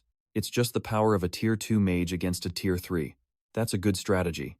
Is this a compliment or an insult? Sounds unfair as hell. In the changing room, the brown-haired student muttered as he put a pain patch on his back. Magic duels are dirty, close combat is insane, he concluded angrily. He's truly a dirty fighter. Hyul patted his back, grinning. If you don't like it, then train harder, Tilda. The conversation suddenly shifted. By the way, what's your plan now? What? The brown-haired student smirked, his eyes sharp. Isn't your goal to win the Olympiad? Hyul froze, completely taken aback by the direct question. How? How did you know? Memories of the endurance test flooded back. Hyul's performance far exceeded the average, a number that couldn't be hidden. The brown-haired student continued to analyze. Both in exams and training, you've been dominant in every aspect lately. If you want to compete with the seniors, I guess that's your best option right now. But he saw through the insecurity hidden behind those achievements. However, in your current state, you're thinking it'll be hard to win the Olympiad. Hyul's forced smile was the answer. The brown-haired student triumphed. Right? I knew it. He pointed out the harsh reality. Furthermore, this year's candidate is a 5-ring mage. With your 2-ring magic, it's definitely impossible. Hyul gritted his teeth, admitting the truth. He's right. To succeed in the Olympiad, even if I can use 3-ring magic through resonance, it won't make much of a difference. Determination flared in Hyul's eyes. To face them, I'll need at least 4 rings, and so, I have to find Go Sang-jun. Immediately, a location appeared on his phone screen. Hyul, now in neat attire, stood bewildered at the indicated location. Where is this? On the other end of the line, Kim Kangan's voice rang out leisurely. Sorry for the delay. I didn't expect finding one person to take a whole week. This is my first time too. Kim Kangan got straight to the point as Hyul looked up at the building in front of him. Go Sang-jun's current location is. Hyul was stunned, recognizing the familiar scene. This was the old bookstore he used to frequent. Wait, he's here? Hyul couldn't believe it. It turned out Go Sang-jun was hiding right under his nose, at a shop near the academy. Memories flooded back. After being deemed incompatible with AI magic, this was where he came to, gathering knowledge from grimoires and old books. A bold speculation flashed in Hyul's mind. Could it be? The Idrid grimoire also came from here? Pushing open the familiar door, he stepped inside. Hello, sir. Inside, a man was diligently arranging books, startled by the sound. Recognizing the regular customer, the bookstore owner smiled kindly. Oh, Hyul? Long time no see. Are you doing well? He looked him over, his eyes sharp. I heard you can properly use magic now. Hyul smiled brightly. I look much healthier too, he replied sincerely. It's all thanks to you, sir. I didn't do much, just sold you books. But Hyul insisted. Those very books brought me to where I am today. Thank you, sir. The bookstore owner chuckled heartily. All right then, what brings you here today? The smile on Hyul's face faded, replaced by a serious expression. Sir, may I meet Go Sang-jun, your son? The atmosphere suddenly became tense. Why are you asking about Sang-jun? No, how do you know him? Hyul quickly explained. I read one of his theses, and I heard he's here. I apologize if my actions are a bit abrupt, Hyul emphasized. But this is very important to me. I have to meet him. The shop owner turned away, deep in thought. An essay? Oh, right. There was that. After a moment of thought, he turned back, his eyes resolute. All right, I'll let you meet him. Hyul happily bowed in gratitude. However, as the bookstore owner placed a hand on his shoulder, a meaningful but echoed, signaling that things were not simple. The bookstore owner's warning echoed directly in Hyul's mind. Even if you meet him, you won't get any answers. He froze. What? The cryptic words left Hyul completely confused, trying to understand. What do you mean? Ignoring Hyul's confusion, the bookstore owner simply gestured. Just follow me for now. He opened a door, his voice dropping. Go Sang-jun is in here. Hyul silently followed, their footsteps echoing in the quiet hallway, leading to another room. Stopping before the door at the end of the hallway, the bookstore owner gestured. Go in. This is his room. Hyul's heart pounded. A sense of unease rose as he timidly called out, but there was no reply. Go, Sang-jun? Instead of a reply, there was the steady, monotonous beeping of medical equipment. An oxygen mask covered most of the face of the person lying on the bed, their emaciated arm filled with IV lines. The scene before Hyul was of a person in a vegetative state, completely motionless. Long purple hair spread across the pillow, a pale face, and faint breaths escaping from behind the mask. This was Go Sang-jun. Hyul was stunned. The bookstore owner's somber voice echoed, confirming the cruel truth. Yes, this is my son, Go Sang-jun. Both sat down by the bedside. The atmosphere was heavy, with only the soulless sound of machines remaining. Breaking the silence, Hyul asked what bothered him most. May I ask? What happened? The bookstore owner nodded slightly. All right. He looked at his motionless son, his voice full of bitterness. Go Songjun committed the greatest taboo. His hands clenched, his eyes etched with pain. Of a mage, a taboo? What kind? Hyul asked again, and the answer sent a chill down his spine. When channeling mana, he committed the ultimate taboo, circulating mana into the brain. A jolt ran down Hyul's spine. He was stunned, circulating mana into the brain. That means, he did exactly what I did. Memories of the line between life and death flooded back. A horrifying truth. Hyul's hands clenched, his shock turning into endless concern. Why? Why would he do such a thing? The bookstore owner replied in a somber voice. It was necessary. He explained that Go Songjun was forced to do so to salvage a theory that had completely collapsed. He said there was no other choice but to circulate mana in his brain. In the father's recollection, the image of Go Sangjun lying in the hospital bed appeared, his life sustained by machines. I should have stopped him at all costs. Hyul looked at Go Sangjun's sleeping face, another thought rising in his mind. How close did this person get to Vaitner-style magic? The bookstore owner interrupted Hyul's thoughts. Anyway, I'm sorry, but I don't think I can satisfy your curiosity. If it were Go Songjun, he would have been very happy to talk to you. Hyul quickly bowed. It's all right. I apologize for bringing up sad memories. It's all right, don't worry. The bookstore owner placed a hand on Hyul's shoulder, his gaze warmer. I know you are diligent and truly appreciate books. The way you always search through grimoires reminds me so much of Go Songjun, and that makes me happy. The brilliant sunset sky descended, coloring the entire space. After a moment of silence, Hyul spoke. Sir, if it's not too much trouble, may I see the books your son used for his research? The bookstore owner pondered. You mean Go Sangjun's books? He mused for a moment, then nodded. All right, if they're just rotting away in the study, it's better to give them to someone who needs them. But I have two requests. He held up two fingers, his eyes fixed on Hyul. His first request was unexpected, to credit Go Songjun in the essay on spatial magic. Hyul didn't hesitate. Of course, I will definitely do that. Good. The bookstore owner raised one finger, his tone becoming serious. The second warning was delivered in a stern tone. Absolutely do not recklessly channel mana into your brain. Hyul flinched, quickly complying. After Hyul accepted the conditions, the bookstore owner led him into the study. All right, these are the books Go Songjun researched. Amidst countless books, the bookstore owner was still pondering. But as for the book you need. Suddenly, Hyul's gaze stopped. A book tucked on the shelf suddenly emitted a strange light, as if beckoning. An indescribable allure emanated from it. As if by an invisible force, the book slid off the shelf by itself and fell straight down. Hyul was startled in surprise. Hyul quickly caught it. The ancient book cover with familiar patterns stunned him.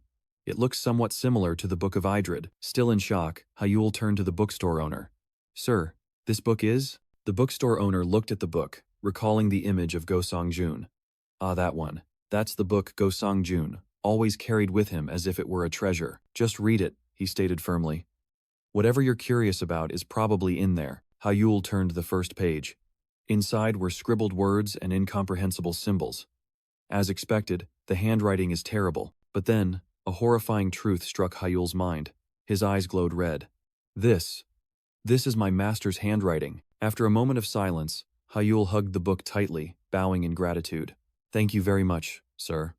The bookstore owner just stood there, not understanding what had just happened. Are there any other books with similar writing? Hyul inquired, but the bookstore owner merely pondered. Honestly, I don't know either. Hyul changed tack, pressing about a luxurious red hardcover book. I don't recall ever seeing a book like that. The bookstore owner shook his head, further confusing Hyul.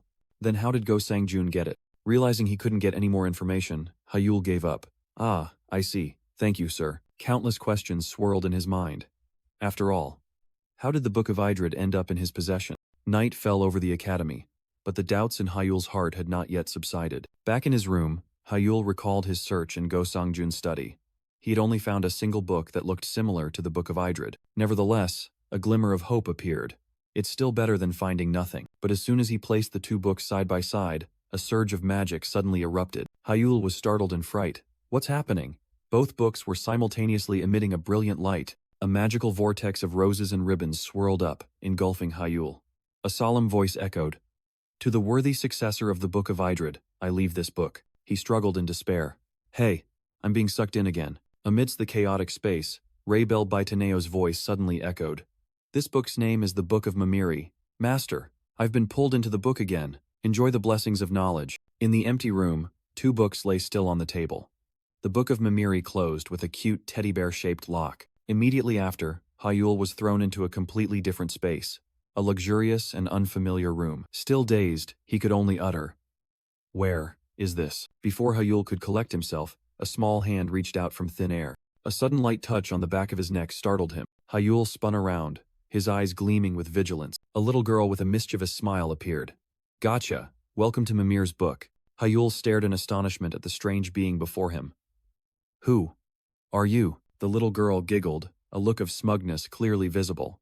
"I am Mimir, the manager of this place, Mimir's Well," and she extended her hand, declaring, "Pleased to meet you, successor." Hyul was still reeling. "Mimir's Well? That's the name of this library," Mimir excitedly explained.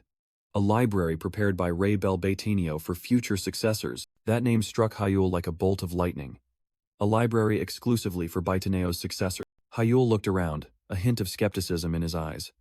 "It looks a bit small to be called a library." "That's because your achievements are still low," Mimir smirked. "In Mimir's Well, the scale changes depending on the successor's level. Judging by this size, it seems you haven't even passed the second trial, have you?" Hyul admitted.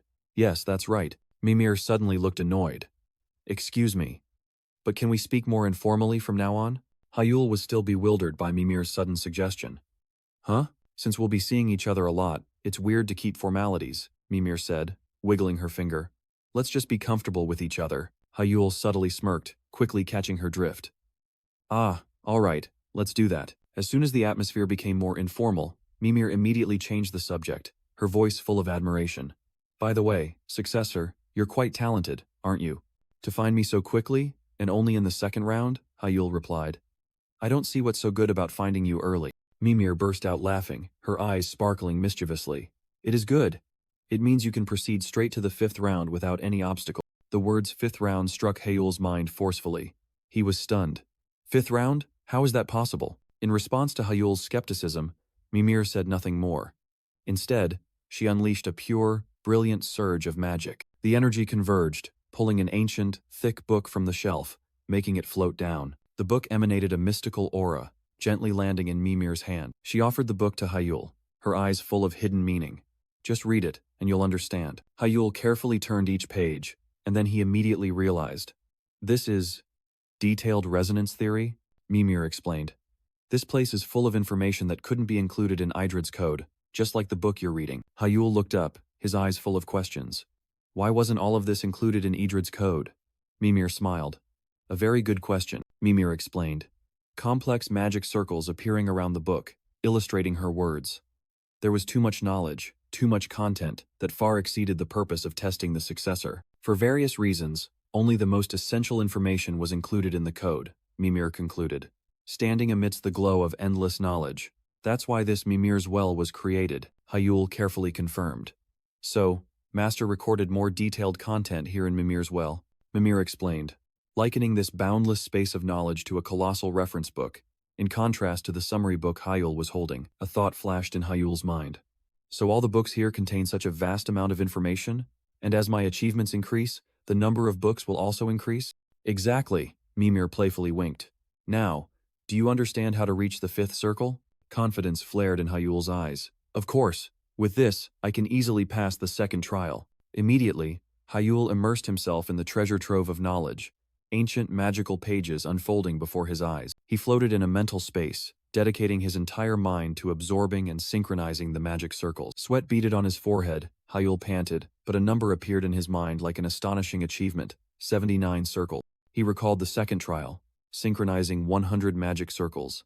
At first, it took me 8 hours just to complete 10, but since encountering Mimir's Well, I've managed 79 inches a single go. Hyul looked back, a faint smile on his lips. Until now, everything I did was pure, arduous training. His eyes glowed red with determination, his hands clenched. "At this rate, I'm confident I can complete all 100 circles. Tonight at the earliest, tomorrow at the latest." The power from Mimir's Well was like a magical feast, flowing and invigorating him. Looking out at the city at night, Hyul thought to himself, "Getting Mimir's book right before the Olympiad is truly a godsend." And somewhere in the night, a magnificent mansion appeared. silently waiting. The steady sound of footsteps echoed on the marble floor. Hyul was walking down the empty corridor of the mansion, a sudden summons. Hyul wondered, why did father call me? Could it be to reward me for the Baek Sahyuk incident? Memories of that battle flashed by. The image of Baek Sahyuk collapsing at his feet. Hyul's original plan was to spend the entire day at Mimir's after school. But a summons from the head of the family was an undeniable command. The heavy study door opened. The maid announced, Master, young Master Hyul has arrived. A deep, hoarse voice echoed from within. Come in. Shinji Han, the head of the Shin family, sat majestically behind his desk, his sharp gaze fixed on Hyul. Sit down. I'll get straight to the point. Shinji Han's voice rang out, cold and clear. Unlike last time, your contribution this time wasn't 100%, but undeniably, you contributed more than half. He continued to analyze. Adding this incident to the last, your stake in the Magic Stone Mine exploitation rights is now 26%. Hyul replied with a single, concise word. Yes. Shinji Han nodded. You've brought in significant profits, and you deserve a fitting reward. Shinji Han looked directly into his son's eyes, posing the crucial question. What do you want? At that moment, a brilliant red light flashed in Hyul's eyes. Hesitation vanished, replaced by an iron will. Yes, I do. Breathing heavily, Hyul declared his request, one that no one had expected. I want the ancient relic kept deep within the family vault. Shinji Han raised an eyebrow, his face full of skepticism. An ancient relic? Surely you don't believe those fanciful tales about hidden secrets within them. They're just antiques. But Hyul didn't flinch. No, I don't think so. I believe that even myths contain truth. Shinji Han sighed, rubbing his tired temples. Hyul's determination, in his eyes, was merely youthful impulsiveness. You're still too young to believe in such far-fetched stories. Faced with his son's steadfastness, Shinji Han conceded. If that is your choice, I will respect it. But you may only take one item. This condition didn't seem to faze Hyul. He smiled in response. Yes, thank you. Shinji Han got straight to the point. So, what ancient relic do you want? Hyul didn't hesitate. Yes, what I want is the ancient relic resting in the family treasury. His gaze fell upon a single treasure. A cloak proudly displayed in a glass case. Rebel Neo's cloak. And so, they proceeded together into the treasury of the Divine Mage family. Inside the treasury, the box containing the relic was handed to Hyul. Shinji Han placed his hand on the box, his voice full of hidden meaning. Please, I hope you won't regret this choice. But Hyul merely smiled confidently, accepting the treasure. Yes, thank you, father. Watching his sons retreating back, Shinji Han could only sigh. He still believed this was an immature decision, trusting in a wild tale. Nevertheless, he advised, dedicate yourself fully to your training, so you have no regrets. If you wish to return, that's fine too. The luxurious car rolled away, carrying Hyul from the family estate, speeding into the night. Sitting in the car, Hyul was pensive. He knew well that most of the ancient relics the family possessed were genuine, and Rebel Neo's cloak was the key to the path he had chosen. Hyul smirked confidently. If this truly is Master's cloak, then 30% of the Magic Stone Mine shares are nothing. However, a flicker of doubt suddenly crossed his mind. Wait, is this real? What if it's fake? He decided to check immediately. Opening the box, Hyul's eyes widened in astonishment. The shimmering light, like a flowing galaxy from the fabric, stunned him. This is pure magic fiber? It was a supreme technique, using crafting technology to draw magic stones into delicate threads. In the world, fewer than 30 artisans possessed the ability to process this material, and the cloak before him was made entirely of magic fiber. Hyul broke out in a cold sweat. Furthermore, how could such advanced technology exist in that era? Even the most advanced magic fiber creations today couldn't compare. He had never seen anything like it. Returning to his private room at the academy, Hyul sat on his bed, carefully examining the treasure in his hand. He flipped the edge of the cloak, and a familiar detail caught his eye. This signature, and this terrible handwriting. It was indeed Rebel Neo's handwriting, but just as he confirmed it, Hyul discovered something strange. But what about this structure? He was stunned to realize an unbelievable truth.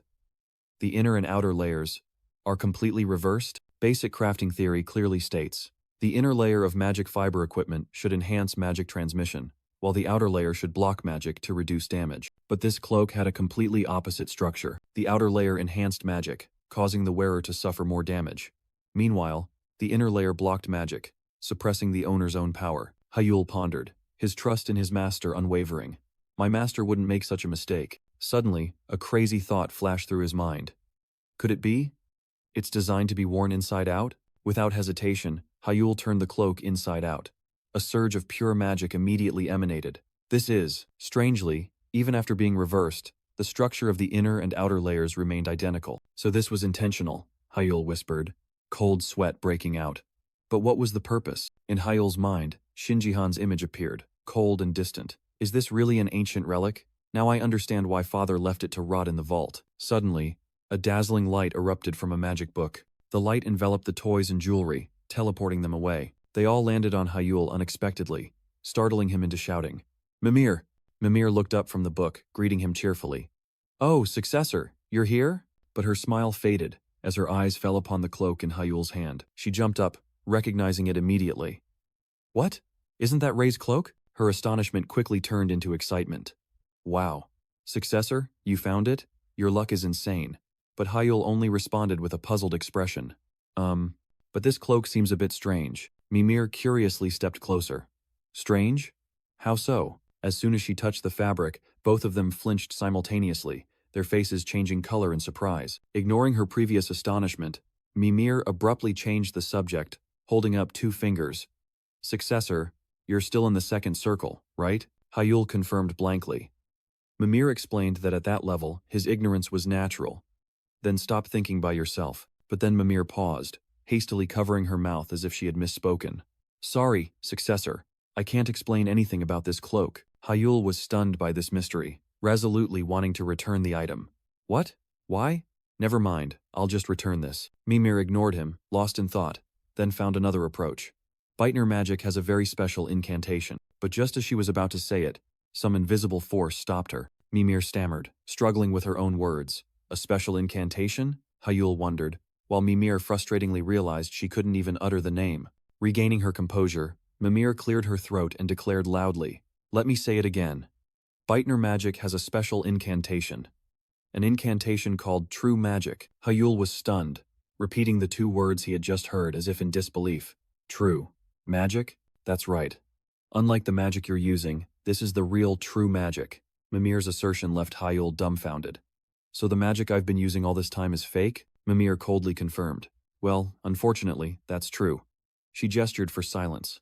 "Regarding Zenmo Fa, I cannot reveal anything until the successor reaches a certain level." Hyul pondered, quickly piecing together the events. "Is it some kind of binding?" "Exactly," Mimir confirmed. "And this cloak is a sacred artifact that exists to support Zenmo Fa." Hearing that, Hyul looked back at the cloak in his hands, and the crucial question was asked. "So, what level do I need to reach to have it explained?" Faced with that direct question, Mimir hesitated again. As for that, Mimir's hesitation vanished, replaced by an urgent command. "The 5th circle." Those words still echoed in Hyul's mind, like an ultimate goal. "You must master the 5th circle, and enter the page of the 5th trial." True Beitner magic only truly begins when you master it. Memories of the frantic training night flooded back, starting with the magic book page emitting a dazzling light. In the trial space, Hyul focused his entire mind, drawing complex circles again and again. After countless failures, the magical energy finally erupted, brilliant like a fireworks display. Hyul's face lit up with extreme joy. "Finally, it's a success." A familiar voice rang out, warm and proud. "Congratulations on passing." Hyul froze. This voice, "Master, now, I will teach you how to weave the 3rd circle." Raybel Baitneo's voice continued to guide. Hyul murmured, "The 3rd circle, the 3rd stage of Beitner technique. The 3rd infinite circle. Interference." Hyul was astonished by the completely new concept. The interference circle? The memory ended. Hyul exhaled, his hand still clutching the magic book. Donning the cloak, Hyul felt a new power. "So, I've completed the 2nd trial." The book floated before him, ready for the next lesson. "Now it's time to weave the interference circle." Hyul thought to himself, if not for Mimir's cloak and book, the 2nd trial might have lasted much longer. All of this began the night before, at Mimir's well. Mimir solemnly declared an ultimate power. You can only use it once you've become a Bahuan master and passed the 5th trial. Faced with such a distant condition, Hyul could only sigh in acceptance. "Well, I guess I have no choice." He decided to put the cloak away, waiting for the day he reached Wuhuan. Seeing this, Mimir quickly stopped him, not understanding why Hyul intended to put away such a precious item. Hyul casually explained that the mana fabric being inside out made it useless. "Oh, give it to me." Without waiting for Hyul to say more, Mimir snatched the cloak. Mimir put on the cloak, excitedly revealing its true function. This cloak prevents mana from escaping and keeps it inside, allowing you to reach a state of mana saturation. Mimir's explanation stunned Hyul. In other words, Mimir continued, your brain will be affected by the excess mana, helping to accelerate recovery from fatigue. The same applies to the physical fatigue accumulated in your body. Hyul suddenly realized, I get it. If I wear this cloak, I can reduce my sleep time, right? Mimir winked mischievously, a smile full of hidden meaning. Wearing this cloak means you don't need to sleep at all. Hyul was speechless at that declaration. What? Not need to sleep at all? Exactly, Mimir proudly affirmed. If you wear it for about 5 hours a day, you will always maintain peak condition. But then Mimir added that those were just side effects. The true power of the cloak went far beyond that. Hearing this, Hyul's expression completely changed, a smile full of ambition clearly visible. I truly want to become a Wu Huan master as soon as possible. Mimir reminded him that this item only worked for the successor and was deadly poison to others. Hyul nodded, secretly calculating. With such an overpowered treasure, the upcoming trials would probably be much easier. 2 days passed. Hyul was immersed in a state of tranquility, pure magical power enveloping his body. Suddenly, Hyul's eyes snapped open. A brilliant red glow, but within it, a hint of deadlock. It turned out all efforts were in vain. I've tried many times, but something is still missing, Hyul murmured, feeling like he was just a step away from the door but couldn't quite reach it. Interference, the key to achieving new power, something Hyul yearned to comprehend. Ancient texts in the book revealed the secret. Baitnor's third circle possesses the power to interfere with others' mana. Prerequisite, 100% synchronization. Hyul suddenly realized this was the essence of Huanganje, the ability to interfere with others' magic. A daring thought sparked in his mind, followed by an excited smile. Sounds fun, doesn't it? Hyul suddenly realized. It turned out the second test wasn't the destination, but merely a stepping stone to weave the Huanganje. Turning the page, Hyul finally found the answer. To weave the third Huan, one must resonate the Huan Gong Xiang, synchronizing with the surrounding mana. By continuing to resonate like that, the third Huan will be formed. Hyul's eyes gleamed with determination. Clenching the book, Hyul sprang to his feet, brimming with vigor. All right, this time, I will definitely succeed. Without a moment's hesitation, Hyul began to circulate his power, synchronizing all the abundant mana in the air with the saturated flow within his body. The energy converged, transforming into mana spirits dancing around Hyul, as if searching for a new home. They were drawn by Hyul's allure, clinging to his body like children finding their mother. Stream by stream, the mana spirits dissolved, permeating Hyul's body. They had found their dwelling place. Merging into the endless mana flow, Hyul heard their whispers. Let's play! A warm sensation enveloped his body, a comfort that Hyul didn't want to let go of. Joy surged as the mana spirits materialized, dancing around. Hyul believed he only needed to maintain this resonance. At Hyul's invitation, the spirits held hands, forming a dancing circle. But the fun was short-lived. Hyul began to feel a burning sensation, sweat pouring out. He knew that even a 1% deviation in the amplification rate would destabilize the mana. It was a process requiring absolute concentration. Hyul had to control that deviation to let the mana settle, gradually reducing the amplification rate little by little. He focused on the mana circles, silently controlling them without letting them realize. The mental space vanished. Hyul collapsed onto the floor, exhausted. Sweat poured off him like a shower. He gasped for breath, but his eyes shone with satisfaction. With a decisive sound. Done. Hyul's eyes glowed red.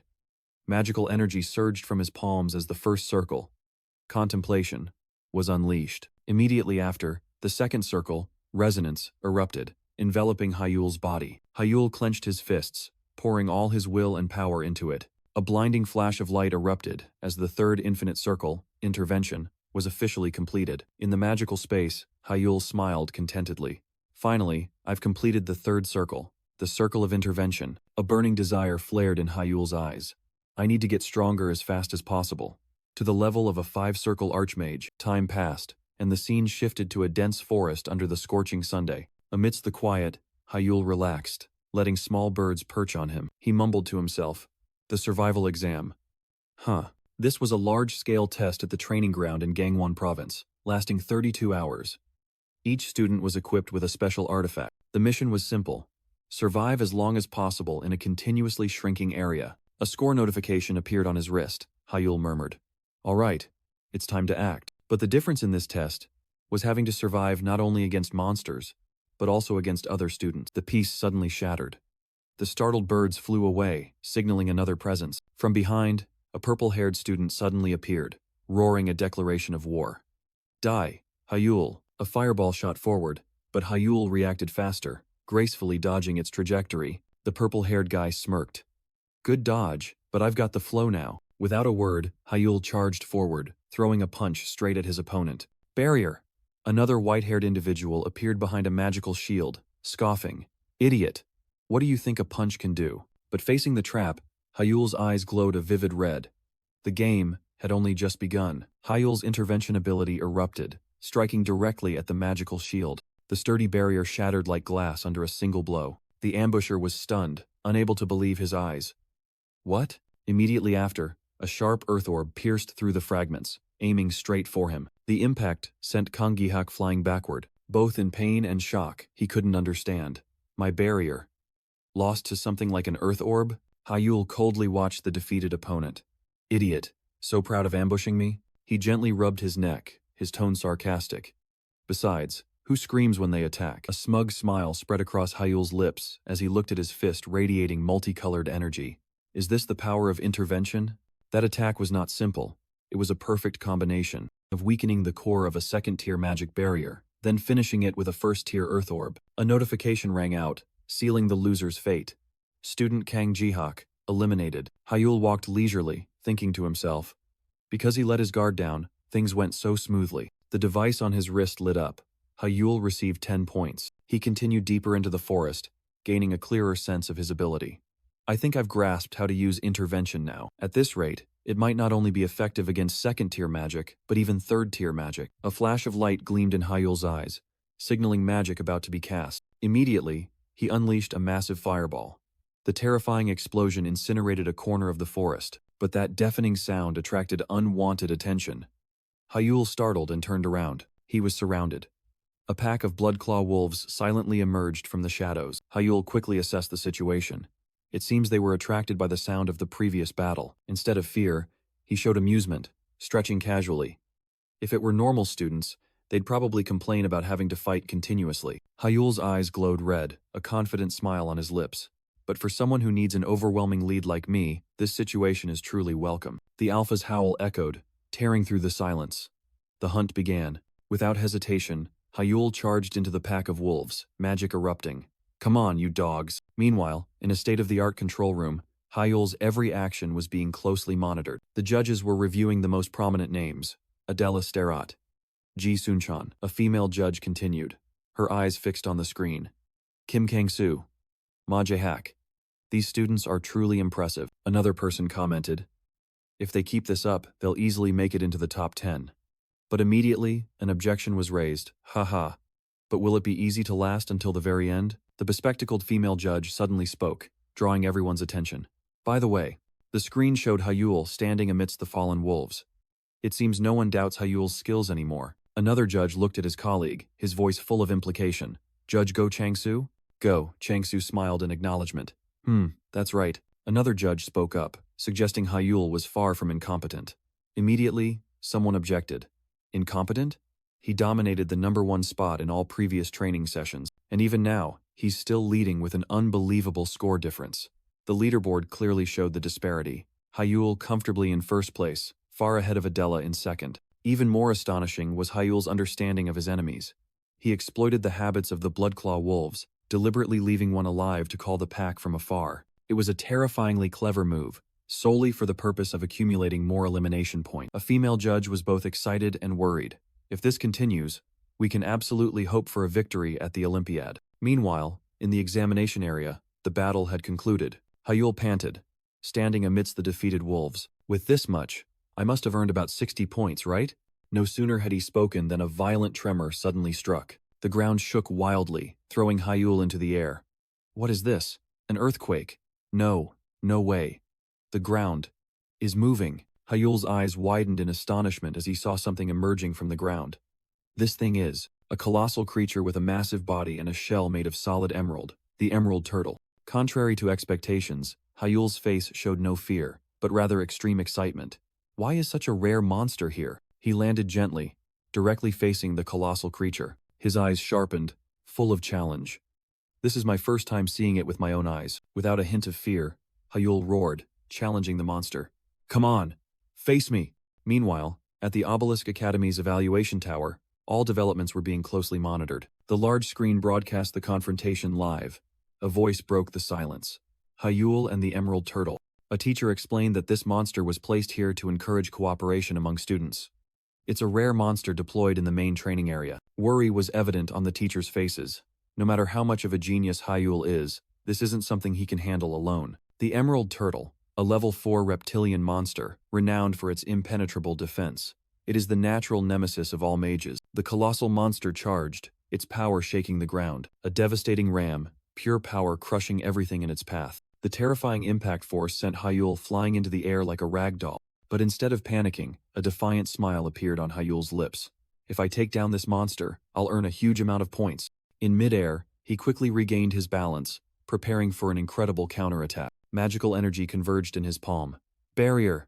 A sturdy magical shield appeared right beneath his feet, becoming a perfect foothold in midair. He used it as a springboard, launching himself even higher just before the shield shattered into pieces. In the control room, astonishment spread. He used the barrier as a foothold to dodge the attack, but that barrier isn't strong enough. The Emerald Turtle is a tough opponent even for a 6-ring mage. Gaining momentum from the jump, Hyul plunged down, unleashing a fiery attack. Vulcan's Flame! The flames erupted fiercely, engulfing an entire area. From above, Hyul squinted, a wry smile on his face. Will it work? But from within the sea of flames, the Emerald Turtle emerged, its crystal shell without a single scratch. Realizing the attack was ineffective, Hyul immediately fled.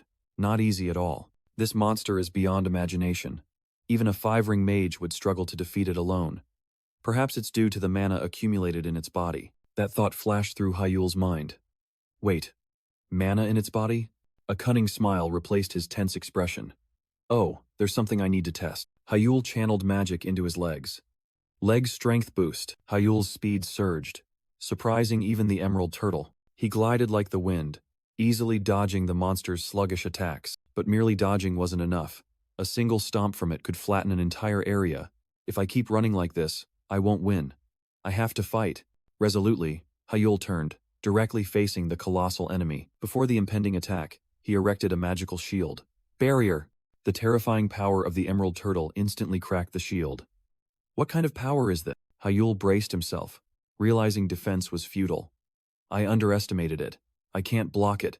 Resonance. Now, there was only one option left. A direct confrontation. Hyul recalled a crucial detail, revealing the monster's weakness. Immediately after attacking, it cannot move until its joints recover. That was the fated moment. Now. Wind. Utilizing the wind, Hyul shot into the air, gliding over Lu Baogi's head. Memories flooded back. A picture book from his childhood had revealed a fatal secret. A continuous attack puts immense pressure on its joints. And right after that attack, when it was immobile, that was the golden opportunity. Hyul landed precisely on Lu Baogi's hard shell. This is my chance. Ice Spear. In the observation room, the teachers were stunned, unable to believe what was happening. Through the large screen, they witnessed an unbelievable sight. Hyul didn't just attack. Intervention activate. A surge of dark energy enveloped the spear. The icy spearhead, enhanced, pierced the sturdy crystal shell. Lu Baogui collapsed. Its colossal body lay motionless amidst sparkling fragments. Hyul panted, exhausted, but his eyes gleamed with the joy of victory. I won. The device on his wrist lit up, displaying an impressive number, plus 1,000 points. Excellent. A satisfied smile appeared on Hyul's lips. The sky returned to a clear blue after the fierce battle, and in a magnificent, luxurious place, the demon god's mansion appeared. Inside the mansion, Shinji Han and the bodyguard were watching Hyul's battle on a giant screen. A faint smile appeared on Shinji Han's lips, full of amusement. He noted that Lu Baogui was inherently weak against ice attributes, but still couldn't understand. How could he do that with only 3 magic circles? Do you know? The scar-faced bodyguard could only bow his head in admission. Sorry, I don't know either. On the screen, Hyul was butchering the monster. Shinji Han nodded, approving of his judgment. Food sources are paramount in a survival And then, Hyul carried his spoils, a colossal hammer crafted from the turtle shell, on his shoulder and quickly departed. The incident made the bodyguard wonder. Master, may I ask something? Why did Hyul act so boldly? He continued, referring to Shinji Han and Shinsea's malicious, suppressive action. Shinji Han raised his hand, his expression profound. All of these actions were premeditated. He began to explain Hyul's past. When magic was restricted, he was eliminated from the family competition, leaving his status pathetic. Shinji Han's eyes gleamed sharply. But now, it's different. He revealed that, somehow, Hyul had acquired immense power and made remarkable progress in magic. That was why, 2 months before the Olympiad, Hyul had requested protection from his siblings' harassment. Not only seeking safety, Hyul also wanted to stand out as much as possible, to do something extraordinary. His goal was to attract the world's attention, solidify his position within the family, and build his power as quickly as possible. Shinji Han mused, resting his chin on his hand. And after 2 months of protection, Shinji Han concluded that Hyul was indeed a bold individual, confident that the family's test would be no problem. Night fell, enveloping the dense forest under the full, round moon. In the quiet space, Hyul sat alone by a campfire, leisurely roasting a large piece of meat. According to the survival training rules, all confrontations were prohibited between 11 p.m. and 1 a.m. Hyul mused, thinking these safety rules were too lenient and wouldn't help the students improve. He knew that in many other places, academies enforced much harsher rules, and Hyul was determined to change that. Nevertheless, he didn't forget to take advantage. This time, we're allowed to bring magic tools.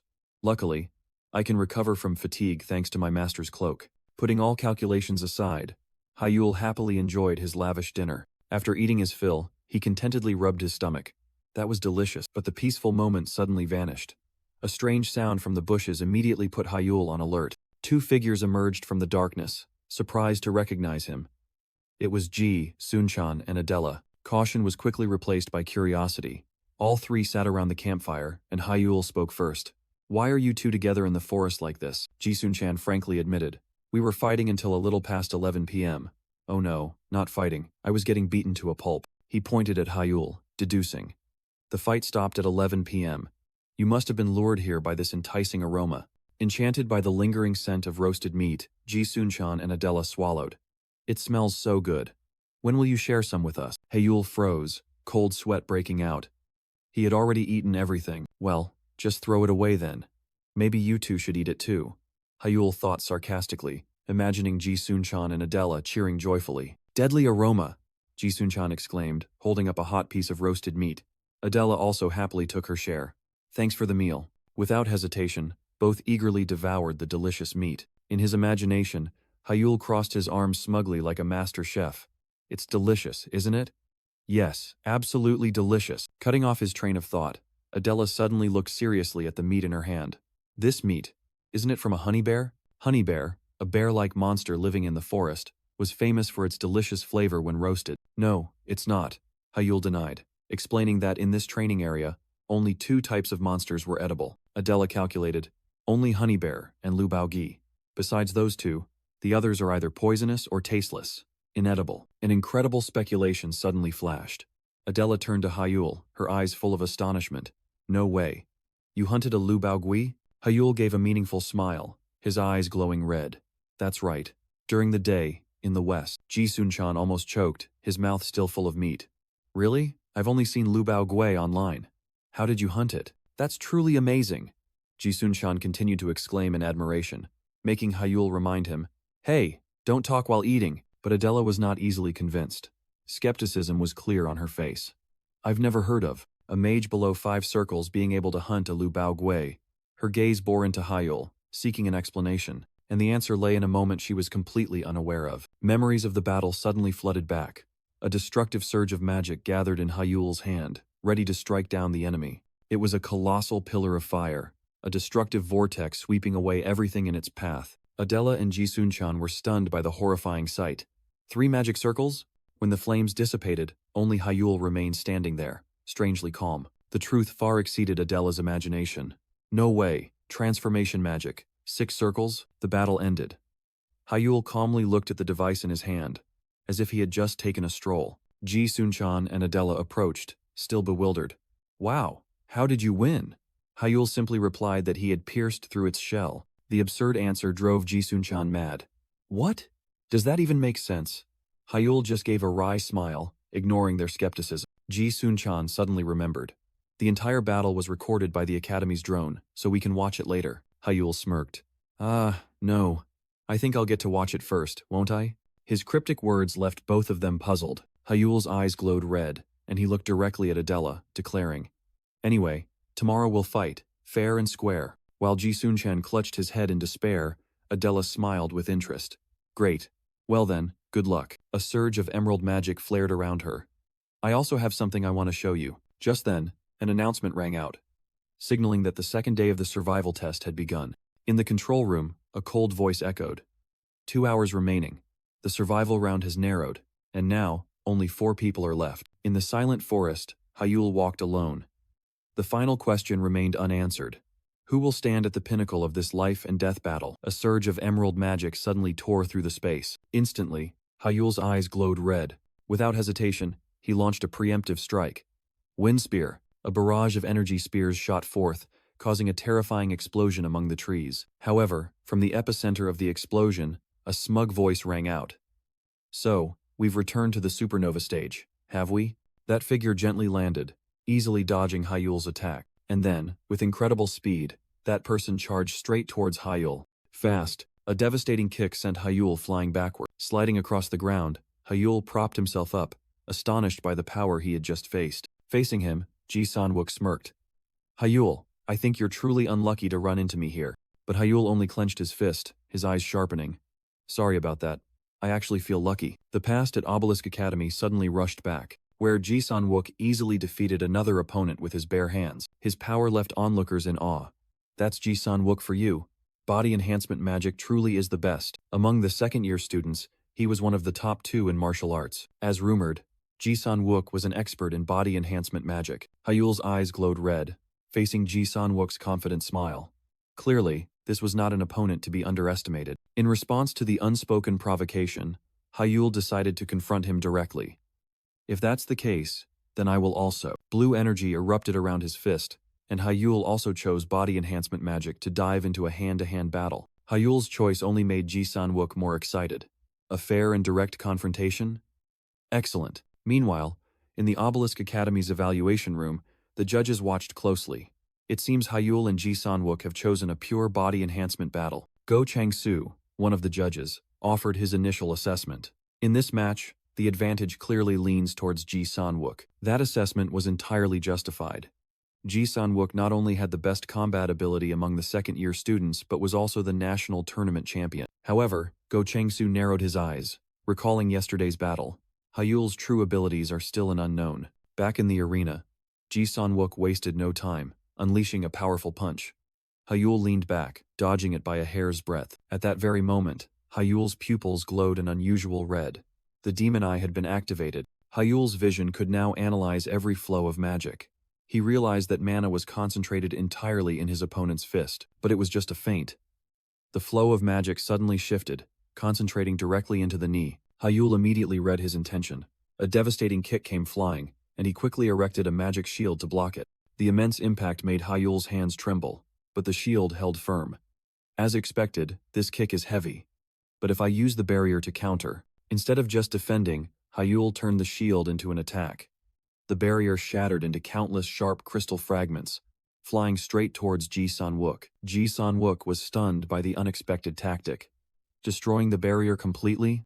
He had never seen this kind of magic before. Could it be? The rumors about the return of the genius mage are true. His astonishment quickly turned into excitement. A belligerent smile spread across Ji San-wook's lips. It's definitely not just a rumor. The match began to intensify. This is getting fun.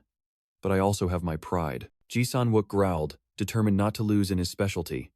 I won't lose in close combat. Hyul's eyes glowed red. He saw an opening. The chance is here. Magic power condensed, enveloping Hyul's fist. 2 streams of power collided head-on. Hyul unleashed a magic-infused punch, and Ji San-wook used his bare hands to block it. Hyul didn't expect the attack to be blocked so easily. What? From the observation room, Go Chang-soo and the others sprang up in astonishment. He blocked it. Seizing the moment, Ji San-wook unleashed a lightning-fast kick, but Hyul flipped backward, dodging it by a hair's breadth. Hyul calmly assessed. Not bad reflexes, but still quite clumsy. As soon as he landed, Hyul closed in. He launched a physical attack disguised with fire magic, a technique capable of piercing through any defense. Ji San-wook barely managed to raise his hands to shield himself. The terrifying heat immediately scorched his flesh, severely injuring his hands. Before the pain from his burning hands subsided, Ji-san-wook had to face Hyul's terrifying speed. Too fast, Ji-san-wook could only exclaim in surprise. He hastily tensed his body, raising his hands in an unconscious defensive posture. Hyul smirked, his red eyes full of mockery. Huh, trying to defend like that again, are we? A magic-infused punch flew forward as a perfect feint. Your armpit is exposed. It was too late for Ji-san-wook to realize he had been tricked. The real attack was a dangerous spinning kick, enhanced by magic without him realizing. The tremendous impact made Ji-san-wook feel his ribs shattering. But a fighter's will wouldn't allow him to fall. Attack is a fighter's destiny, Ji-san-wook roared, charging forward despite the pain. In response to that recklessness, Hyul merely warned coldly. If you rely too much on strength, your body will shatter. Ji-san-wook unleashed a powerful high kick, pouring all his remaining strength into it. But that kick only grazed the air as Hyul gently ducked to avoid it. Don't you think you're overexerting yourself? Hyul remarked. Losing his momentum, Ji-san-wook's body staggered, unable to maintain balance. Without giving his opponent a chance to recover, Hyul delivered a devastating uppercut. The tremendous impact sent Ji-san-wook flying, causing him to sprawl on the ground. Hyul let out a soft breath, dusting his hands as if he had just finished a chore. Below him, Ji-san-wook could only groan in pain. But in that brief moment, Ji-san-wook managed to channel all his mana into his jaw to minimize the impact. Even so, the punch was too powerful, making his consciousness waver. Hyul smirked, unable to hide his admiration. As expected, his combat senses are truly astonishing. A notification panel appeared, adding points for Hyul's victory. He admitted this was certainly not an easy opponent. Dusk fell, painting the entire sky in vibrant orange hues. Time continued to pass. Night enveloped everything, and then a gigantic blue pillar of light suddenly descended upon the forest. Hyul coldly looked at the device on his wrist. His eyes had turned fiery red. Only 3 survivors remain. His gaze sharpened as he realized something. No, now there are only 2 people left? Just then, Adela appeared from another pillar of light, gently landing on the ground. Good evening. A beautiful night, isn't it? Under the starry sky, the last 2 survivors stood facing each other. The decisive battle was about to begin. Meanwhile, in a modern skyscraper, Shinji Han and Shin Se-ah were watching the entire development on a giant screen. Shin Se-ah couldn't hide her astonishment. No way, in a nationally televised exam. Someone like that is the last survivor. Rage erupted. We can't touch him. That bastard is clearly getting more and more out of control. Fear crept into her anger. At this rate, Hyul will become a successor candidate again. No, it's unforgivable. Absolutely not. Right, big brother? Her only reply was a heavy silence from Shinji Han. That silence only made Shin Se-ah more furious. Big brother, say something. He took down Lu Baogui all by himself. How? How did he take down that Lu Baogui? This is a live exam, not just online, but even father. Father must have seen it. This entire family has seen everything. Amidst her frenzy, Shinji Han finally spoke, his voice as cold as ice. Sia, calm down a little, won't you? His advice was like adding fuel to the fire. No, how can I calm down in this situation? But then, a sudden cold aura enveloped her. Shin Sia's eyes froze. Shinji Han's voice rang out, devoid of emotion, yet containing a deadly threat. I won't say it a second time. Her rage immediately vanished, leaving only extreme terror. Shin Sia trembled. I'm sorry, big brother. I'll be quiet. So, please, don't punish me. A faint smile curled on Shinji Han's lips. Punishment? He stood up, gently placed his hand on Shin Sea's head, his smile becoming even more inscrutable. What are you talking about, Seiya? Why would I punish you? His smile turned sinister, his eyes gleaming with morbid amusement. We're siblings, aren't we? Shin Seiya breathed a sigh of relief. Oh, thank you. Meanwhile, Shinji Han turned away, his expression becoming pensive. Hyul, that guy is always cunning, always knows how to seize the best opportunity. In the shadows, Shinji Han's thoughts turned malicious. Even if we're siblings, if he keeps stirring things up like this, I can't let it slide. At the same time, a terrifying explosion ripped through the night, signaling an uncompromising confrontation. The culprit was Adela. She roared, mana converging. Moonlight bullet. This time, I won't let my guard down. I've watched your matches dozens, even hundreds of times. Memories of Hyul's power flashed through Adela's mind. In that match, you turned the sun into your ally, didn't you? But tonight's battle will be completely different. Under the bright moonlight, Adela had chosen a battlefield entirely her own. Adela's fingers glided through the air, drawing a complex magic circle. She shouted loudly, determined not to give her opponent an opening. I won't give you a chance to counterattack. A torrent of wild mana surged forward. Caught by surprise, Hyul could only frantically dodge the rain of magic bullets, but the barrage was too dense. A moonlight bullet grazed his shoulder, tearing through Hyul's clothes and flesh. Adela hovered in the air, a series of magic circles appearing around her. The number of bullets is completely different from the midterm exam, she confidently declared, exposing her opponent's weakness. There's no way to dodge all of them. A mage specializing in control and technique is very weak against simple long-range attacks. Adela's eyes blazed, sharp and full of determination. This is your weakness, Adela roared, pouring all her strength and will into the attack. I will surpass your skill, your effort, everything. The rain of moonlight bullets converged at one point, creating a fierce explosion. Amidst the smoke and dust, Hyul gritted his teeth, enduring the pain, blood soaking his shoulder. The agony rendered him speechless. Despite his injuries, Hyul stood firm, his tone full of defiance. Weakness or something? Huh. An arrogant smile spread across his lips, his red eyes blazing. This is just sweeping with magic circles. What exactly did you analyze? Hyul easily neutralized each wave of relentless attacks, continuing to scoff. Of course, not everyone can just throw money to spam resources like this. Truly befitting the heir of the prestigious Shinbu family, isn't it? Hyul's smile suddenly vanished as he noticed an unusual surge of mana. And this is Adela, since when? Across from him, Adela stood amidst complex, overlapping magic circles, exuding a completely different aura. Did you reach 4th tier? Right behind Hyul, a sharp ice needle suddenly materialized. Adela calmly watched the smoke dissipate. As expected. You noticed immediately. Hyul spun around, using mana to deflect the ice needle just in time. He admitted, hiding an attack in the smoke, but Adela gave him no time to breathe. I reached 4th tier 7 days ago. And that's not all. Adela closed her eyes, focusing her entire mind. The night sky suddenly blazed, a colossal source of energy being summoned above her. A spear of light, condensed from pure mana, pointed straight down from the zenith. Adela coldly declared, now. She opened her eyes, her gaze as sharp as a knife. I won't fall for those old tricks anymore. Lightning and ice crystals simultaneously erupted around Adela, her power far exceeding all expectation. Adela's blue eyes glowed, reflecting the image of impending destruction. Hyul was stunned. Not only was it 4th tier magic, but Adela had also comprehended Mind's Eye. Isn't this too much? It was Mind's Eye, a secret magic passed down through Adela's maternal Start family in France, a type of detection magic eye, similar to Kim Kangan's Ruby Eye. Adela's current power is a combination of the Shin family's range and versatility, along with the Start family's tracking ability, making her extremely formidable. Faced with such power, Hyul had only one conclusion. This is truly a monster in human form. Countless magic circles appeared under the moonlight as Adela raised her hand. From now on, I'll go all out. I'm not foolish enough to go easy on you. The magic you used to defeat Lu Baogui, when are you going to show it to me? As soon as she finished speaking, numerous streams of magic shot straight towards Hyul. In response to the magic storm, Hyul merely smirked. Ah, I was just about to show you. At that very moment, his red eyes flared. Magic Eye. Every structure of the attack appeared before Hyul's eyes.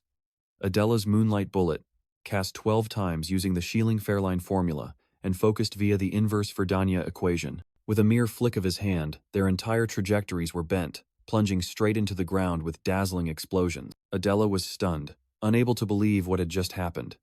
Moonlight bullet went off course and missed its target? What exactly did you do? Amidst the dissipating magical dust, Hyul flashed a provocative smile. What do you think I did? Can't your mind's eye see it? Under the full moon, the mansion of the Arcane Council stood tall, majestic, and silent. Inside, Wei Sangcheol stammered the name of the person opposite him, the wine glass in his hand trembling slightly. Inhyuk. What kind of magic is that? His astonishment reached its peak.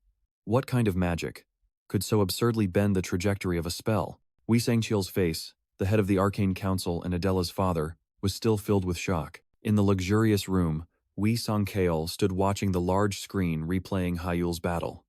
Hyul didn't tell you anything? Shin Inhyuk sat opposite him, calmly replying. Actually, I don't know either. Wei Sangcheol sat down, his face full of surprise. It's surprising that Hyul even kept it from you. Shin Inhyuk, the head of the Archmage family, took a sip of wine, his eyes sharp. Over the past year, the kids have become much bolder. The screen glowed brightly with Hyul's magic. Lately, they've been keeping more secrets from me than sharing. Wei Sangcheol mused. I see. It seems Hyul has truly changed a lot in a year away from home. The kid has changed a lot, Shin Inhyuk confirmed. Wei Sangcheol chuckled softly. It's true that men need to go out to mature, don't they? Wee Sung Chael's expression grew more serious. Honestly, during the midterm evaluation, I just thought the kid got lucky. He laughed loudly, looking directly at Shin In-hyuk. I'm embarrassed to say this, but I thought that kid Hyul would only shine for a moment and then fade away. Shin In-hyuk's eyes narrowed. Right, he drew his own conclusion. I see. In the end, Hyul is someone incompatible with AI. Wee Sang-cheol recalled the match. Back then, he won against our Adela not because of skill, but thanks to technique and strategy. He asserted, his gaze fixed on Hyul's image on the screen. Then everyone will start analyzing information about Hyul, and once his limits are exposed, he'll soon fail. Wee Sang-cheol confidently affirmed. That's right, especially since Adela is very good at analysis. He flashed a proud smile. Exactly, my daughter's analytical skills are the best. Wee Sang-cheol sighed softly. But, it seems, I underestimated him. The earth-shattering magic battle between Hyul and Adela erupted fiercely. At the same time, elsewhere, Ji Sun-chan spoke. In-hyuk. Shin In-hyuk smiled with relief.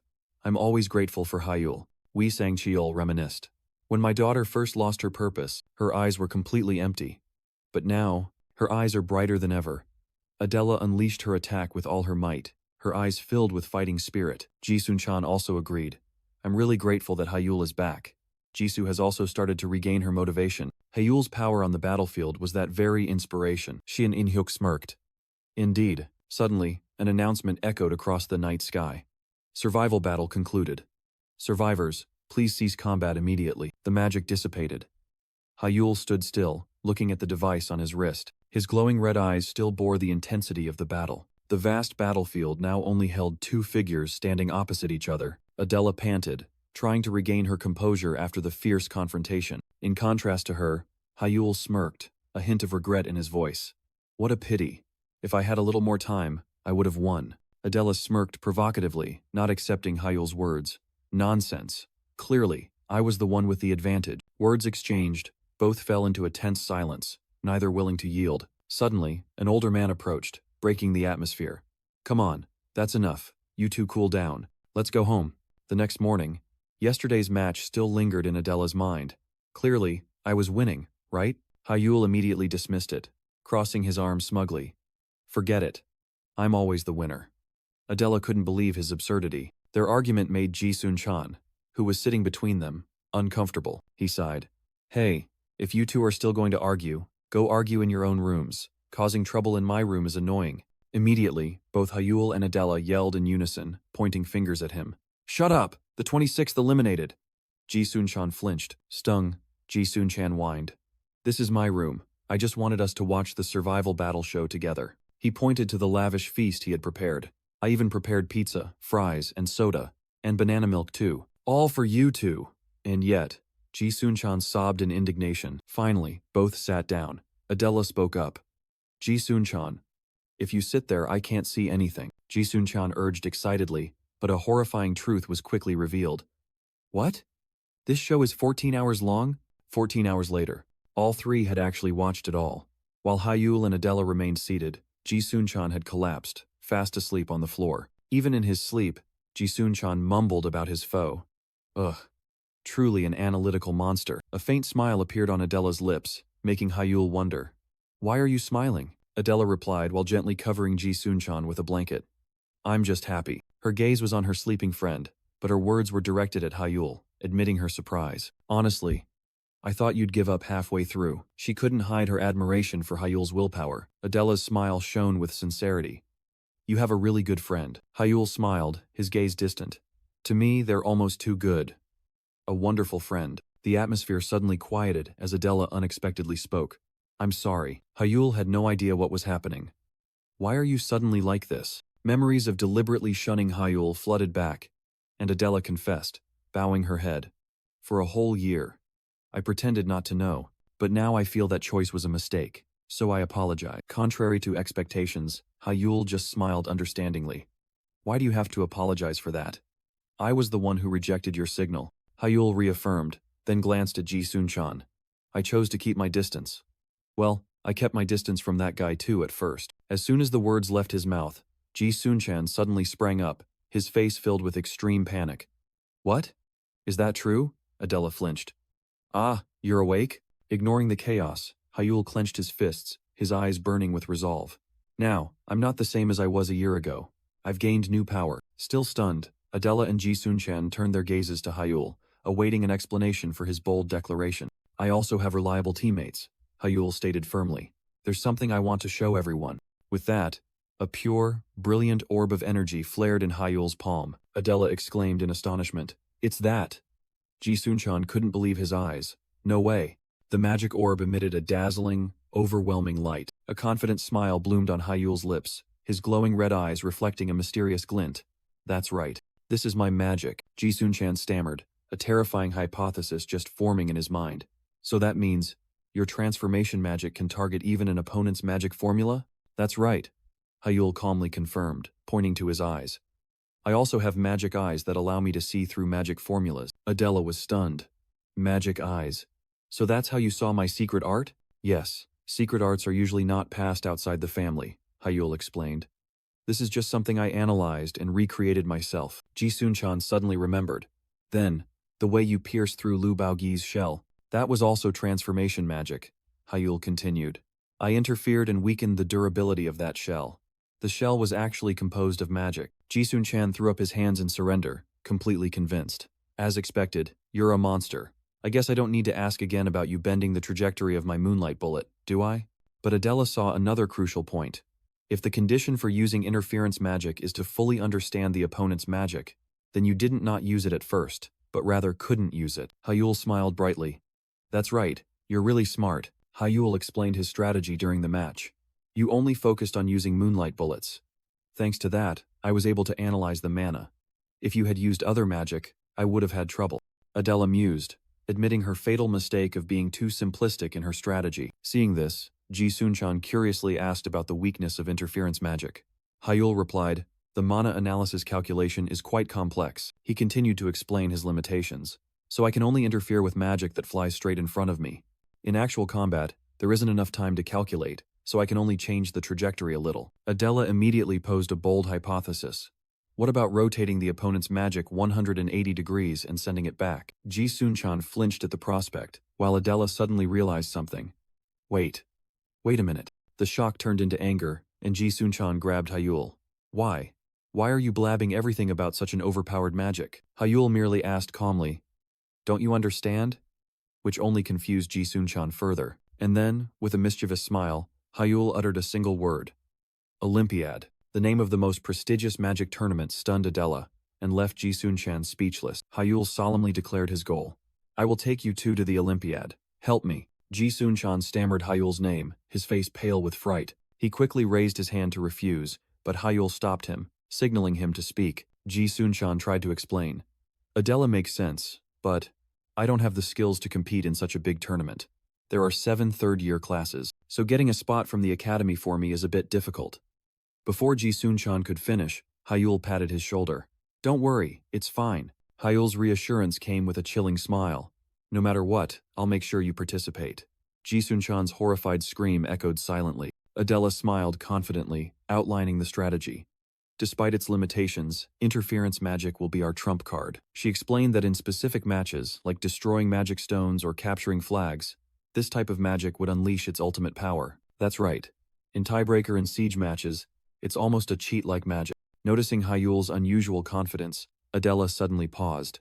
If so, do you have another hidden card? Her question was met only with a subtle, meaningful smile. Hyul's eyes glowed red, his smile growing more arrogant. Of course. Night fell, and the discussion ended. Hyul went to another place, donning his magic cloak, holding a glowing ancient book. He whispered, It's done. He extended his hand, and a brilliant magic circle appeared from thin air. Shall we enter? The space transformed, and an ancient, magnificent library gradually materialized. As soon as he stepped in, Hyul saw Mimir perched on a chair. Mimir, you're here. Oh, successor. Mimir playfully pointed at him. You're later than I thought. Don't tell me you didn't get first place? Of course I got first place. Hyul replied smugly. The points from the match with Lu Baogui were decisive, he continued, recalling an old agreement. By the way, do you remember telling me I had to win a gold medal in a competition? That's right. I talked to my friends about it, and about the interference too. Hyul admitted frankly, the images of Adela and Ji Sun-chan flashing through his mind. Mimir looked surprised. Really? But didn't you say it would be better to master it before telling them? You told them quite quickly. Hyul smiled confidently. No, I told them at the right time. Mimir was stunned, unable to believe her ears. Verdant magic energy erupted around Hyul. Mimir exclaimed in astonishment. You've comprehended interference already? Faced with that display of power, Mimir could only cheer excitedly. Successor, you're amazing. Hyul's eyes glowed red, and he smirked. Yeah. So, he extended his hand towards Mimir, his eyes filled with determination. Can you find me some books about the realm of destruction? Three-ring mage. Destruction. Clenching his fist, Hyul resolved. It's time for me to step into that realm. Just then, an unexpected call interrupted his thoughts. The caller was Kim Kangan, the Blue Tower Master. Hyul answered the phone respectfully. Yes, Tower Master. On the other end of the line, Kim Kangan's voice rang out excitedly. Hyul, I watched your test video. It's incredible. I never thought you could defeat Lu Baogui alone. Hyul humbly replied. It was just luck. Kim Kangan continued, his voice full of admiration. And you were on par with Adela, who has already reached the 4th circle. How did you break through Lu Baogui's shell? Kim Kangan's excitement peaked. That's right. And I also saw Adela's moonlight bullet deviate from its trajectory. Through the phone screen, Kim Kangan mused thoughtfully. Initially, I thought it was a magic interference field, but that's not it either. Hyul interrupted, his tone still polite but firm. Tower Master, I sincerely apologize, but I cannot share the details of my magic. Kim Kangan burst into hearty laughter. I got too excited again. My apologies, you don't have to answer. Kim Kangan's voice grew more serious. A mage has the right to keep their own secrets. Hyul listened in silence, his expression unchanged. But then, a knowing smile appeared on Kim Kangan's lips. But Hyul, your magic is truly fascinating. I'll figure it out myself. After the challenging declaration, Kim Kangan abruptly changed the subject. Oh, by the way, I'm contacting you about the elemental mannerite artifact you once requested. On the other end of the line, Hyul showed a hint of tension. Is it good news or bad news? A confident smile spread across Kim Kangan's lips. Of course, it's good news. As of now, everything is ready. Now then, let's get down to business. Hyul was stunned, then asked worriedly. Really? Is everyone overworking themselves? Take it easy. Over the phone, Kim Kangan chuckled. No. Everyone here is a true artisan, unable to resist the allure of a new magic stone. Hyul smiled with relief.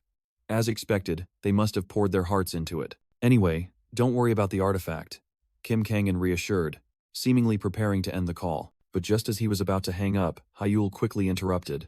Ah, wait a minute. I have a request. Kim Kangan raised an eyebrow, amusement clearly visible.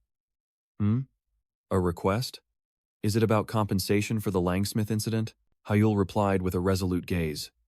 No, that depends on how the Tower Master interprets it. Kim Kangan chuckled delightedly at the ambiguous answer. Is that so? Interesting. I wonder what proposal you'll make this time. Tell me. Without a moment's hesitation, Hyul got straight to the point. Yes, for this year's Olympiad, I want the artifact artisans of the Blue Tower to be dispatched as engineers for the national team. Mimir shrieked in horror at the information she just heard. What? You're going to duel a 5th circle mage? Hyul sighed, confirming wearily. That's the condition Kim Kangan set. The weight of the sudden decision fell upon him, making Hyul question himself. Did I take this too lightly? Memories of the recent phone call flooded back. Kim Kangan's voice echoed from the other end of the line. You want our artisans to become official engineers for the Olympiad? Hyul's request was met with a radiant smile and a blunt refusal. I refuse. Hyul froze, cold sweat breaking out. As expected, this was an utterly unreasonable request. But then Kim Kangan's smile became knowing, turning the tables. That's what I wanted to say, but if Hyul wins a duel against a 5th circle mage, then the discussion will change. Stunned by the insane offer, Hyul could only stammer his agreement. Kim Kangan continued to analyze, his voice full of realism. You know that among the foreign students participating in this year's Olympiad, there are 2 5th circle mages, right? I don't doubt Hyul's abilities, but the core issue remained profit. Deploying our artisans requires an enormous sum of money. It's difficult to make such a large commitment solely for honor. The call ended, leaving Hyul with an impossible challenge. Back in reality, Mimir crossed her arms, her face full of skepticism. They want solid proof that you can win a gold medal. So what's your plan? No matter how I think about it, defeating a 5th circle mage is impossible. Hyul's eyes gleamed with determination. So now, I've secured a grace period of 10 days. He looked up, his mind already set on a path, however arduous. If there's a countermeasure, it might still be possible, but mastering it in 10 days won't be easy. Mimir still didn't understand why he had to take such a risky gamble. But do you really need to go that far just for the Blue Tower to send engineers? Hyul stood up, resolute. Of course, otherwise everything would be meaningless. Hyul explained his reasons, his eyes shining with confidence. The only people in the country who can adjust and customize Olympiad-approved holy artifact are at the Blue Tower. Mimir froze, beginning to understand the importance of this place. It must be an incredible place. He emphasized the undeniable disparity. Holy artifacts created by ordinary craftsmen and those from the Blue Tower have at least a 10% difference in performance. Furthermore, currently only the Blue Tower is capable of adjusting elemental manalite holy artifact. Mimir suddenly realized, grasping the crux of the matter. So artifact performance will determine the win rate. If that's the case, we definitely need their support. Completely convinced, Mimir hurried. That's right, we must get them. So when do we go to the third challenge page? But Hyul was not in a hurry. He calmly stated, I plan to read all the books you prepared before going in. Mimir was surprised, then smiled in approval. Really? Oh, what excellent thinking. She adopted a mysterious air. Well then. All right. When you enter the third challenge room, please send my regards and tell them I'm doing well. Hyul wondered, but only received a playful answer. Regards? Do you know anyone there? It's a secret. Hugging her stuffed rabbit tightly, Mimir giggled. It wouldn't be fun if you knew beforehand. The scene suddenly changed. From the ancient library to the skyscrapers of a modern city, where the Shinga group is headquartered. Inside, a lavish party was underway, welcoming the esteemed guests of the Mado Shinga group. Amidst the clinking of glasses and words of praise, a name was mentioned. As expected. It's the chairman. Wee Sung Cheol, the center of all attention, was being hailed as the family's successor.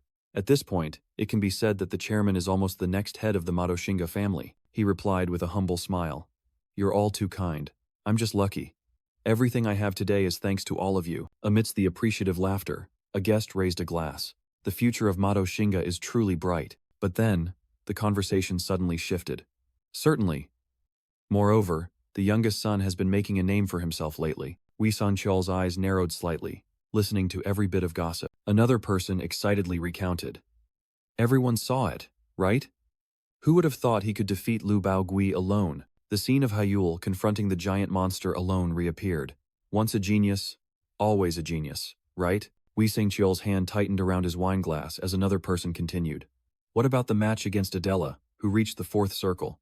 Did everyone see it? To withstand the secret techniques of the guardian god family is truly astonishing. After witnessing that, who would dare say he's a faulty AI? If his face were covered, people might think it was a proper magic battle between adults. The party atmosphere grew lively, all revolving around Hyul's achievement. Even though speaking with Wee Sangcheol couldn't help but mention that name, I'm really looking forward to Hyul's performance in the upcoming Olympiad. Me too. I heard the family head is also extremely pleased with Hyul's performance. Hyul, Hyul. That name echoed from all directions, reverberating in Wee Sangcheol's ears. His discomfort reached its peak, turning his smile into a dark shadow. Too noisy. Memories of a Hyul praised since childhood flooded back. This one, that one, they're all babbling as they please. He gnashed his teeth in hatred. I don't like that.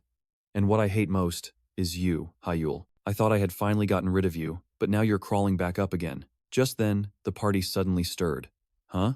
Where did the chairman go? The glass shattered on the floor, red wine spreading like blood. When did he disappear? Leaving the chaos behind, Shinji Han strode down the deserted corridor. He irritably loosened his tie, a sense of unease rising. This isn't good. The night wind fiercely blew his coat open as Shinji Han stepped onto the balcony. No way, that bastard. It's him. Shinji Han's eyes blazed with a deadly glint. He must die. At the same time, in Mimir's well, a space separate from the real world, Hyul was immersed in ancient books. Every word, every complex magical concept, was absorbed by Hyul, completely unaware of the wrath aimed at him. Closing the last page, a sense of satisfaction welled up in Hyul. Good. Mimir looked up from her notebook. Finished reading? Hyul replied casually. If this is all there is, then I guess so? Mimir sprang to her feet, dramatically spreading her arms. So you've read all the books about destruction. How is it, successor? Do you understand it better now? Hyul honestly shook his head. No, not at all. Mimir remained patient. Is that so? At least you've moved past a vague understanding, right? Hyul thoughtfully looked back at the book. I can grasp the structure, to some extent. Mimir held up a crude drawing. It's natural that you don't understand. It's like telling someone without wings to flap them and fly. How could they understand, right? Mimir emphasized. Because the prerequisites haven't been met. For now, you will never understand destruction, Hyul thought to himself. The drawing is a bit hard to look at, but I get the point. Mimir puffed out her cheeks in annoyance. Damn it, my masterpiece. Mimir's explanation made Hyul fall into thought. Conditions, huh? So, to meet those conditions, Hyul came to the only conclusion. So, I have no choice but to enter the page of the third trial? Mimir happily confirmed, her arms spread wide amidst towering stacks of books. That's right, all the answers lie within the third page. A question suddenly flashed in Hyul's mind. Could it be that the person you asked me to greet is the one who teaches about destruction? Mimir evaded the question, pouting. Well, if you're curious, just go and see. You've read all the books anyway, haven't you? Hyul's eyes glowed red, his patience exhausted. Then tell me this. Is there some kind of restriction preventing you from talking about the third trial page? A mysterious smile bloomed on Mimir's lips. That's not a restriction. A faint figure with long, flowing hair appeared behind her. We have a promise just for the two of us. Immediately after those words, another book suddenly appeared in a brilliant magical light. Hyul turned around, his voice full of skepticism. What did you promise? That you can't even hint at the third trial? Instead of answering, Mimir merely smiled as Hyul took the newly appeared book. Without hesitation, Hyul opened it. A blinding light immediately erupted from the pages. Hyul's hand was as if sucked tightly onto the glowing page. Magical branches reached out, wrapped around him, and pulled him violently into another world. Amidst the dizziness, Mimir's voice echoed. You'll understand when you hear it. The sensation of being pulled suddenly stopped. Hyul's eyes snapped open, astonished by the fantastical, shimmering space spread before him. This place is a forest? Hyul was stunned by the overwhelming sight. Not just an ordinary forest. Giant trees stretched straight up into the sky. Where exactly is this place? Confusion quickly set in. I thought I'd be pulled into a strange space like last time. But there's no guide, and I can't hear Master's voice either. Despite his bewilderment, Hyul decided to venture deeper into the mystical forest. A speculation flashed in Hyul's mind. Could it be that this entire forest is the trial page? To verify, Hyul climbed a high cliff, but what appeared was only an endless sea of trees. How ridiculous. Master's magic is truly beyond imagination. After exclaiming, Hyul began to run, determined to find the limits of this space. But it was useless. No matter how far Hyul went, the forest seemed to have no end. Stopping by a stream, Hyul mused. This trial. What exactly is it? Suddenly, a powerful tremor came from deep within the earth. Hyul flinched, sweat breaking out. An earthquake? No, this is. A chill ran down his spine. Something is watching me. Utter horror was evident in Hyul's glowing red eyes. From within the foliage, a colossal, glowing red head slowly emerged, its bright white eyes fixed on Hyul. The entire colossal creature appeared, its body even taller than the surrounding ancient trees. Hyul froze, completely overwhelmed by the monster. This is absurd. The monster was right in front of him, unbelievably close. And yet, I didn't even notice. Thrown back by the terrifying pressure, Hyul fell backward, plunging straight into the freezing water. The shock hit him. Struggling to get up, Hyul's mind frantically analyzed the creature before him. Slitted eyes, characteristic of a reptile. Scales like armor, tough as crocodile skin. Claws and fangs sharp as blades. There was no mistaking it. It's an extra-grade disaster, a drake. Hyul had thought it was just a creature of legend. Now, he understood. Defeating it, that's the test. Defeat this thing? As that thought flashed, another harsh reality struck him. No way, I can't move. Just a slight breath from it was enough to make the mana in the air tremble. This was a completely different league. In its eyes, Hyul was just a plump mass of mana, a prime prey. Can I escape? He tried to get up, but his body seemed no longer to obey his will. The monster's gaze remained fixed on him, observing, hopeless. Even at his current speed, he couldn't escape. But the bigger problem is, my body isn't moving. If it charged now, it would all be over. But then something strange happened. The drake remained still. Wait. Why isn't it coming closer? Hyul's heart pounded as he realized an invisible force was hindering the monster. Is something stopping it? Suddenly, an ethereal light enveloped the space. Hyul looked up, stunned by the miraculous sight. The gentle ripple of water broke the silence. A graceful figure was walking on the surface of the lake. A clear, elegant voice rang out, praising Hyul's will. Even when facing an extra-grade monster, you did not abandon hope. Your will is as solid as steel. Despite the perilous situation, You maintained your composure. The woman of otherworldly beauty emerged from the light. You have passed. Now you can move. Hyul spun around, bewildered by her presence. Who are you? She smiled gracefully. My name is Elena L. Greenwood. I was once the guardian of this forest, a great sorceress, and an old friend of Ray. Hearing the name Raybel Betaneo, Hyul froze. No way, he stammered, realizing her true identity. A dryad? Elena L. Greenwood sighed softly, her sharp gaze directed at the monster. First, shall we drive it away? Hyul was completely bewildered by her suggestion. Huh? Elena L. Greenwood turned her back, facing the colossal drake directly. Blinded by greed, yet you did not step into my domain. I acknowledge that. She raised her hand, and magic began to converge. To acknowledge your patience, and especially for having damaged my garden, I will forgive you. Therefore, brilliant light gathered in her palm, radiating terrifying power.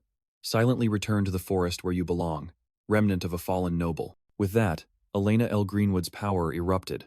Streams of emerald energy tore through space, rushing forth like invisible slashes. Hyul looked up in astonishment, unable to believe what was happening. The entire forest seemed to resonate with Elena L. Greenwood, obeying her command. Hyul realized this forest was declaring its master. Standing before the colossal drake, Elena L. Greenwood coldly declared, If you do not understand my words, then today, you shall return to the void of the outcast. Her emerald eyes opened, sharp and merciless. Instantly, the drake's massive body was torn apart by deep wounds. Hyul froze, utterly horrified as he witnessed countless slashes appearing on the monster's body. It all happened in a flash, without a sound. The attack was so fast it seemed to merely graze the afterimage of the drake. What? What the hell did she just do? Hyul whispered, his mind completely blank. Clean, deep cuts ravaged the monster's tough scales. Blood gushed from the fatal wounds. Yet, the drake still stood tall, facing Elena L. Greenwood, defiant. She merely spoke softly, giving it one last chance. Just one warning. Begone. The monster roared, ignoring the warning and charging forward. But then Hyul realized something even more horrifying. The wounds healed instantly. An extra-grade disaster creature, and a woman who could confront it without flinching. Hyul trembled, wondering who truly was Elena L. Greenwood. Elena L. Greenwood's emerald eyes shone with a gentle kindness, seemingly understanding all the fear in Hyul's heart. Her voice gently broke the tense atmosphere. Are you all right? Though still stunned, Hyul nodded. Yes, thanks to you, I'm fine. Elena L. Greenwood showed understanding. But you must have been very shocked. Leaving the colossal monster behind, she extended her hand towards Hyul with an implied invitation. Now, follow me, successor. Hyul followed Elena L. Greenwood, venturing deep into the mystical forest, where light filtering through the canopy created an ethereal scene. Their destination was a fairy tale house nestled within an ancient tree trunk, its door carved with ancient runes emitting a magical blue light. Inside, the space was cozy and serene. Elena L. Greenwood poured a steaming cup of green tea. Try it. This is the herbal tea that Raybel Betaneo loved, she added with a gentle smile. You'll feel calmer. Hyul took the teacup, taking a small sip.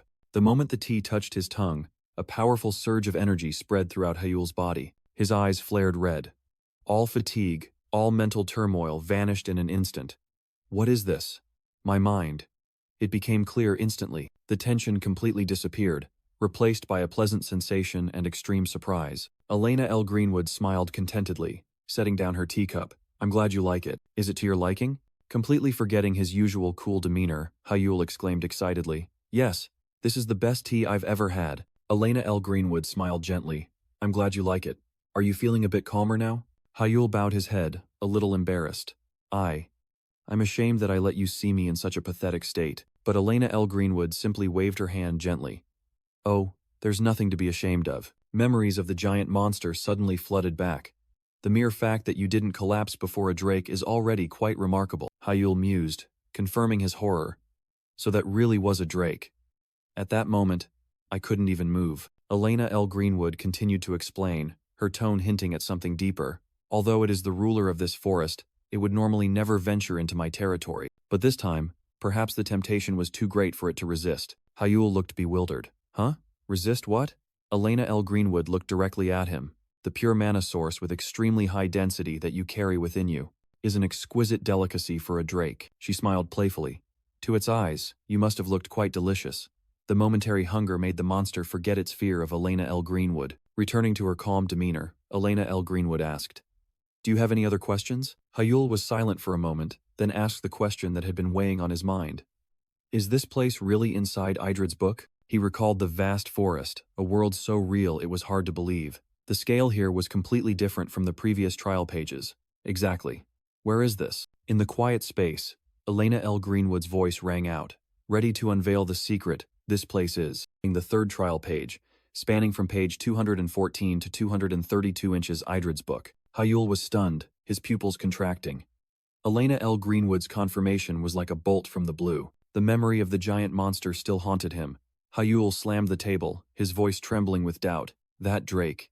Could it also just be an illusion? Elena L. Greenwood replied with a mysteriously nonchalant expression. Who knows? It's not real, but it's not fake either. Hyul was completely confused by the ambiguous answer. Huh? What do you mean? Elena L. Greenwood began to explain. This space was created based on records of the past, a world inside Idrid's book, recreating the Greenwood Forest that once existed in history. To help Hyul visualize it better, Elena L. Greenwood offered a simple concept. It would be easier to understand if we called it a copied world, wouldn't it? Therefore, it is neither real nor fake. Hyul gradually pieced everything together, trying to grasp an extraordinary truth. So, they recreated a world exactly as it was in past records, and then placed it inside Idrid's book? How is that even possible? Elena L. Greenwood smiled, admitting that this magic was beyond even her understanding. I don't know the details either. The only ones who could understand this magic are Ray Belbateneo himself, or his sole successor. And then, Elena L. Greenwood's gaze fixed directly on Hyul. That person is you. One day when you reach Ray Belbateneo's level, you will be able to understand it. Accepting his role as successor, a bigger question arose in Hyul's mind. So what was Master's reason for creating this space? Elena L. Greenwood didn't hesitate. It was to pass on a certain type of magic to you. Hyul's heart thumped. What kind of magic? Elena L. Greenwood nodded slightly. That's right. Her gaze became profound, focused. Hyul's pupils contracted in extreme astonishment. Elena L. Greenwood spoke, her voice echoing with authority. The level of a Bytanian three-ring archmage, an essential magic to master destruction. The eyes that see through the essence of magic.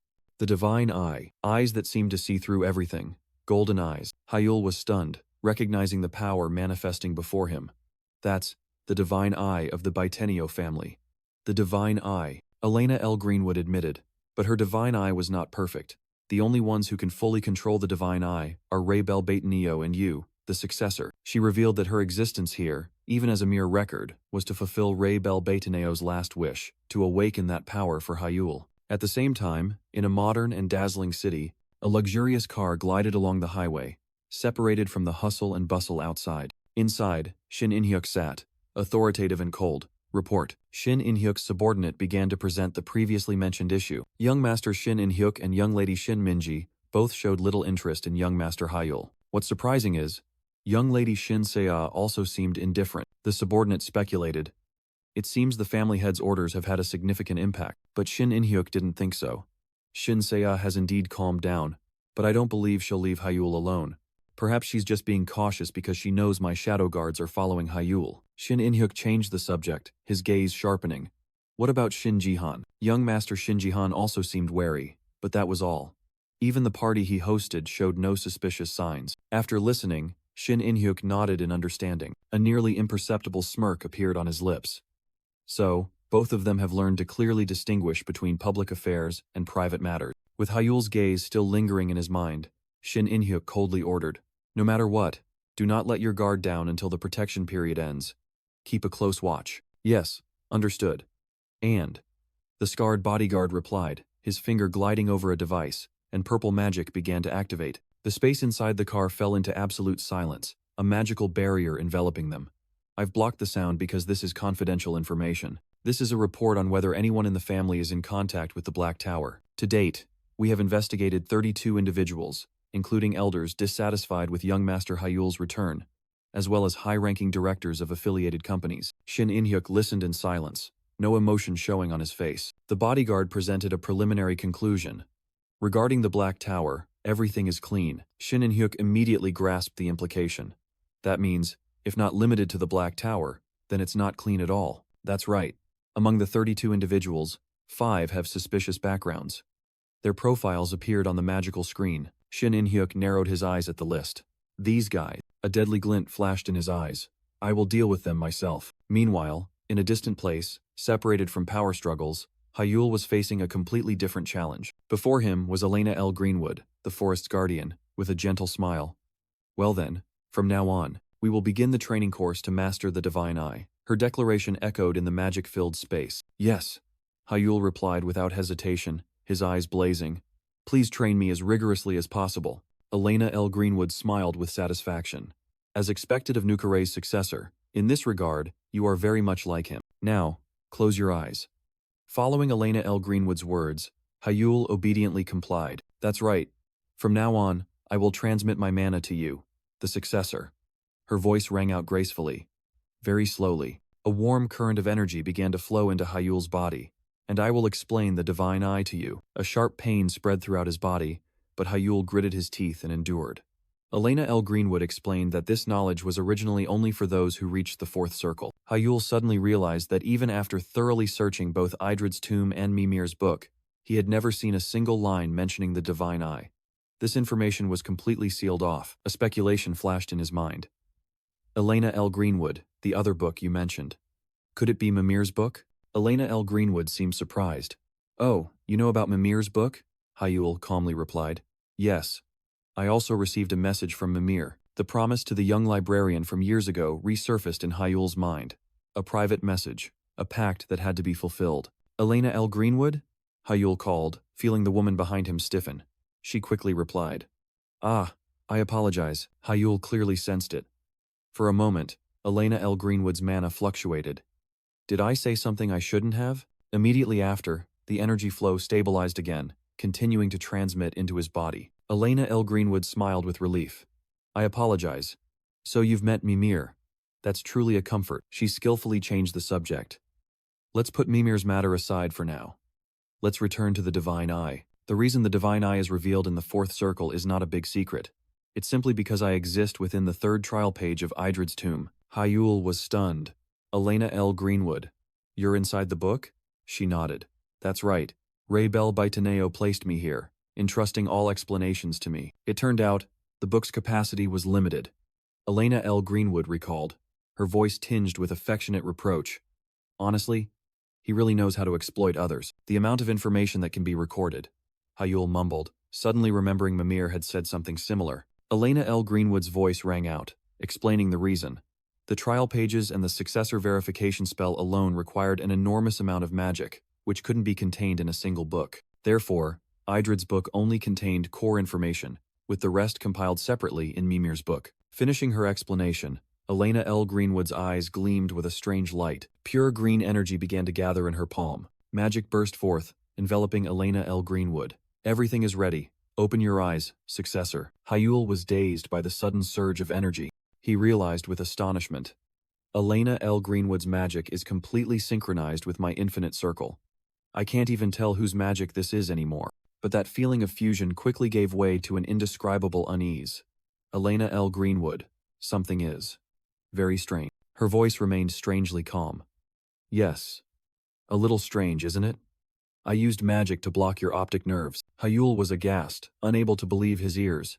You blocked my eyes? But Elena L. Greenwood merely smiled, revealing her true purpose. It's too early to be surprised. The Divine Eye is a sixth sense, separate from the 5 ordinary senses. She explained that to train it, all other senses must be eliminated. Immediately, Hyul felt the change. Touch, smell, taste, all gradually faded away. And finally, even hearing was taken away. Panic surged as he realized he could no longer feel anything. Deprived of all senses, Hyul collapsed. Above, Elena L. Greenwood's voice echoed, not through his ears, but directly in his mind. Successor, I now invite you to the world of death. Hyul sank into an empty world where all 5 senses were completely sealed. Unable to see, unable to hear. He didn't even know if he was standing or sitting. Having lost both smell and taste, Hyul's body was completely numb to all external stimuli. A terrible doubt crept into his mind. Is my body still functioning? An even more terrifying question suddenly flashed, making his eyes glow red. Or was I even alive to begin with? Fear surged. This was not mere darkness. It was the feeling of being engulfed by waves of solitude, unable to perceive anything. Hyul realized this was hell. But then, amidst the despair, He clenched his fists. A spark of determination flashed. This is just training. Elena L. Greenwood said so. He recalled the explanation of the divine eye, the sixth sense that could see mana, completely independent of the five senses. In other words, I can see mana even in this darkness. Hyul roared in his mind. See mana. He focused his entire will. Energy erupted, dispelling the undefined void. And then, the world appeared. Not through ordinary eyes, but through sparkling streams of mana, painting everything in the forest. Elena L. Greenwood was stunned, unable to believe her eyes. How can this be? She stared in astonishment at Hyul lying there, surrounded by the light of mana. No one can remain calm when their five senses are sealed. Normally, after just 1 minute, victims would go mad. After 2 minutes, they would start thinking of death, and after 3 minutes, they would take their own lives. Such was the fate of those afflicted by this spell. Elena L. Greenwood thought to herself, she understood the horror of this magic better than anyone. I only intended to show him a glimpse, and then immediately dispel the spell. She recalled that she herself had to get used to it little by little, a process full of hardship. Yet the successor had endured a full 3 minutes, with his five senses sealed, remaining incredibly calm. But then Elena L. Greenwood realized something even more astonishing. No, rather, this forest is resonating with his mana. Belief surged in her eyes. If so, it seems everything can still proceed according to plan. Pure magical energy began to flow, enveloping the sacred space of the forest. Inside, Elena L. Greenwood could only exclaim in astonishment. Unbelievable! 20 minutes had passed since the training began. Hyul's breathing was still steady, the mana circle stable, a perfect, undisturbed state. Elena L. Greenwood whispered, finally understanding.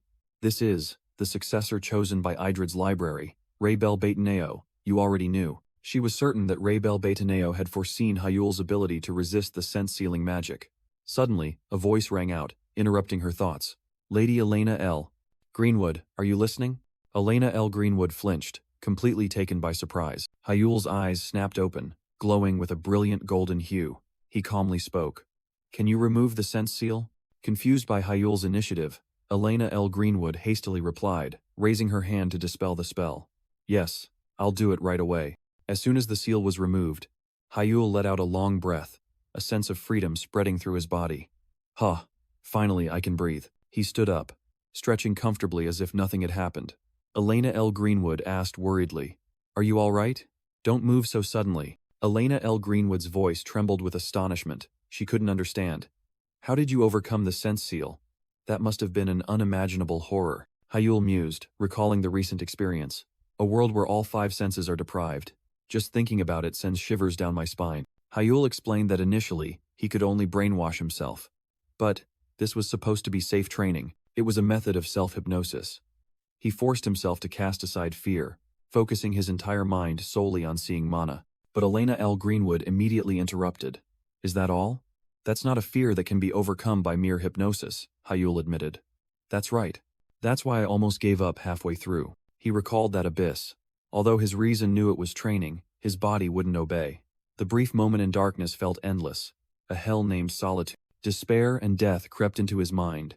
Just as Hyul's concentration was about to break, a thought suddenly flashed. Hyul's gaze sharpened, painful memories flooding back. At least, it's still better than a year ago. Dark memories resurfaced. The day he was judged unfit for magic. The day his path as a mage closed. A year ago. The day Hyul was abandoned by his own family, by his biological father, standing alone before the cold mansion. He had lived in hell for a long time. But even so, Hyul told himself, isn't this still better than sinking into the depths of despair after losing everything? The light of reality pierced through the tree canopy, drawing Hyul back to the forest. Elena L. Greenwood was still reeling. The sense seal was better? Hyul replied without hesitation. Yes. He looked at his palm, feeling the power rising. The sense seal is a challenge for me to move forward, isn't it? His words choked Elena L. Greenwood, a pang of sorrow evident on her face. Seeing this, Hyul smiled reassuringly. I'm fine. His gaze now held only tranquility. Anyway, it's all in the past, joy erupted. Hyul spread his arms wide, immersing himself in the pure magical light. Right now, I'm just grateful to have found my own special path. Hyul's words and the magic surrounding him made Elena L. Greenwood unconsciously hold her breath. For a moment, Hyul's image blurred, replaced by a painfully familiar silhouette. Ray, memories of a distant past, of the peaceful forest and carefree days. suddenly flooded her mind. Interrupting her reminiscence, Hyul's radiant voice rang out. And you too, Elena L. Greenwood. Thank you. Elena L. Greenwood was astonished, Hyul explained. In the darkness where all senses were sealed, I saw your mana, Elena L. Greenwood. Small magical spirits danced around Hyul as proof of his words. Your mana is truly gentle. Thanks to it, I felt truly at peace. He suddenly realized something. Could it be that I was inspired by you? Hyul smiled, repeating the word he had just uttered as if to confirm it. Gentle. Those words, that smile, once again evoked the image of someone from the past. Overwhelmed with emotion, Elena L. Greenwood gently closed her eyes. I never thought I'd hear those words again. Raybel Bataneo. Night fell upon the forest. Inside a cozy old treehouse, their conversation continued. Hyul recounted his journey. I've been constantly going back and forth between Mimir's book, Elena L. Greenwood replied. I see. I'm glad to know Mimir is doing well. Thank you. Thanks to you, I heard good news. Hyul said modestly. Not at all. I merely conveyed the message. Elena L. Greenwood smiled warmly. If you've met Mimir, you must have heard about me and the Greenwood Forest. Contrary to her expectation, Hyul denied it. No, not at all. She said it was a promise and couldn't reveal anything. A hint of sadness flickered across Elena L. Greenwood's face, her gaze distant. Mimir still remembers that promise, but I can no longer keep that promise. The sudden change in atmosphere confused Hyul. Elena L. Greenwood? She forced a smile, dispelling her melancholy. Ah, I apologize. I suddenly ruined the mood. He quickly reassured her. It's all right. Elena L. Greenwood took a small sip of tea, her eyes questioning. She seemed to be wondering about the relationship between him and Mimir. Hyul quickly waved his hand, forcing a smile. Ah, no, it's not like that. We don't have a bad relationship. By the way, what exactly is that promise? Elena L. Greenwood's smile was somewhat distant. You seem quite interested in that promise. I apologize. It's a secret. A distant memory resurfaced. That's a promise only between the two of us. Not just you, but even Raybel Bataneo. I cannot tell. That refusal unexpectedly revealed an important truth. A deduction flashed through Hyul's mind. If that's the case, then it means that, like you, Elena L. Greenwood, Mimir was also a real person in the past. He stated firmly. Elena L. Greenwood's expression showed a fleeting surprise, then she chuckled. She still hasn't told you? That's Mimir for you. I don't think I can answer that question either. If Mimir wants to keep it a secret, I can't be the one to reveal it. Hyul completely understood. If you can't say, it's all right. If it's a vow, then it cannot be broken. Elena L. Greenwood's eyes softened, filled with gratitude. Thank you, successor, for understanding us. Night fell upon the forest, silent and mysterious under the full moon. The conversation had come to an end. Hyul decided to return, his heart still set on training until he completely mastered the divine eye. I should head back. So, from now on, I hope for your continued guidance. But just before leaving, a final question arose in Hyul's mind. Before I go, may I ask one more question? Hyul's glowing red eyes looked directly at Elena L. Greenwood, the question filled with curiosity. What is your relationship with Mimir? Elena L. Greenwood smiled faintly, a gentle smile tinged with sadness. As for that, we are friends. Elena L. Greenwood's words evoked a distant memory of an ancient grimoire and a shared vow. Together with Raybel Bataneo, we protected the magic of Beitner. However, that beautiful memory suddenly shattered. The book was torn apart by a strange magic, childish yet destructive. The scene vanished, and Hyul cheerfully stepped out of the teleportation space. I'm back. Mimir, who was lounging on the chair, was startled, surprised by Hyul's sudden return. Huh? You came back quickly. Yeah, I have school tomorrow, so I came back early. Hyul replied, but Mimir merely narrowed her eyes suspiciously. Doubt was evident on Mimir's face. Have you been properly trained? Hyul grinned, confidence brimming in his voice. Of course, and to prove it, Hyul's eyes glowed with a brilliant golden light. The divine eye had been activated. He squinted at Mimir, his tone teasing. Looking at the lazy mana floating around you, I'd say yes. Mimir immediately pinched Hyul's cheek hard, both annoyed and unable to hide her surprise. That's strange. After that training, there's no way you could be this all right. Hyul continued to analyze, his gaze fixed on Mimir. How interesting. Your true mana is cold and calm. Mimir smiled meaningfully, not denying it at all. Is that so? Actually, I'm a very cold person. Releasing Hyul's cheek, Mimir returned to the main topic, doubt evident in her voice. You went through the 5 senses sealing training, and you're really okay? Yeah, I'm fine, Hyul replied casually. That calmness only made Mimir more suspicious. Or did Elena L. Greenwood go soft and take it easy on you? She continued to hypothesize. Or did the forest's magic help you? Hyul asked blankly in return. The forest's magic? What's that? He recalled that Elena L. Greenwood herself also found something amiss, then turned to Mimir. No. What? Because I didn't suffer psychological trauma? That answer made Mimir jump up from the chair, extreme astonishment evident on her face. How can you not be traumatized after going through that insane magic? There must be some trick, right? She yelled, insisting on an explanation. What did you do? Spill it! Having no other choice, Hyul decided to tell Mimir about the tragic event a year ago. After listening, Mimir was stunned. Then rage erupted on his behalf. What? Something like that happened? Those bastards. If it were me, I would have. Hyul began his story. So, until a year ago, I was still wandering aimlessly.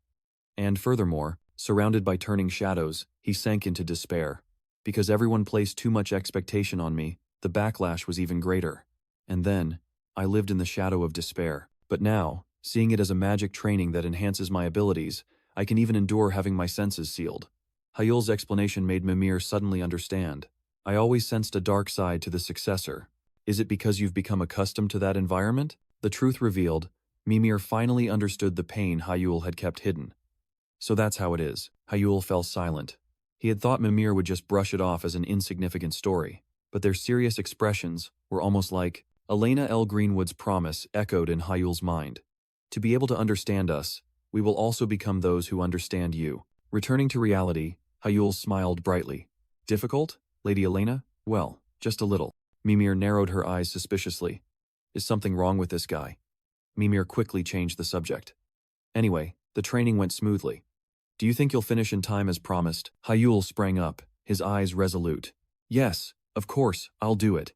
Hyul's determination blazed. After a year immersed in despair, he realized how lucky he was. Now, as the legendary successor, he couldn't stop. Night fell at the Obelisk Academy dormitory. In the room filled with books, 2 ancient grimoires lay on the table, emitting an ethereal glow. Hyul lay restlessly on his bed.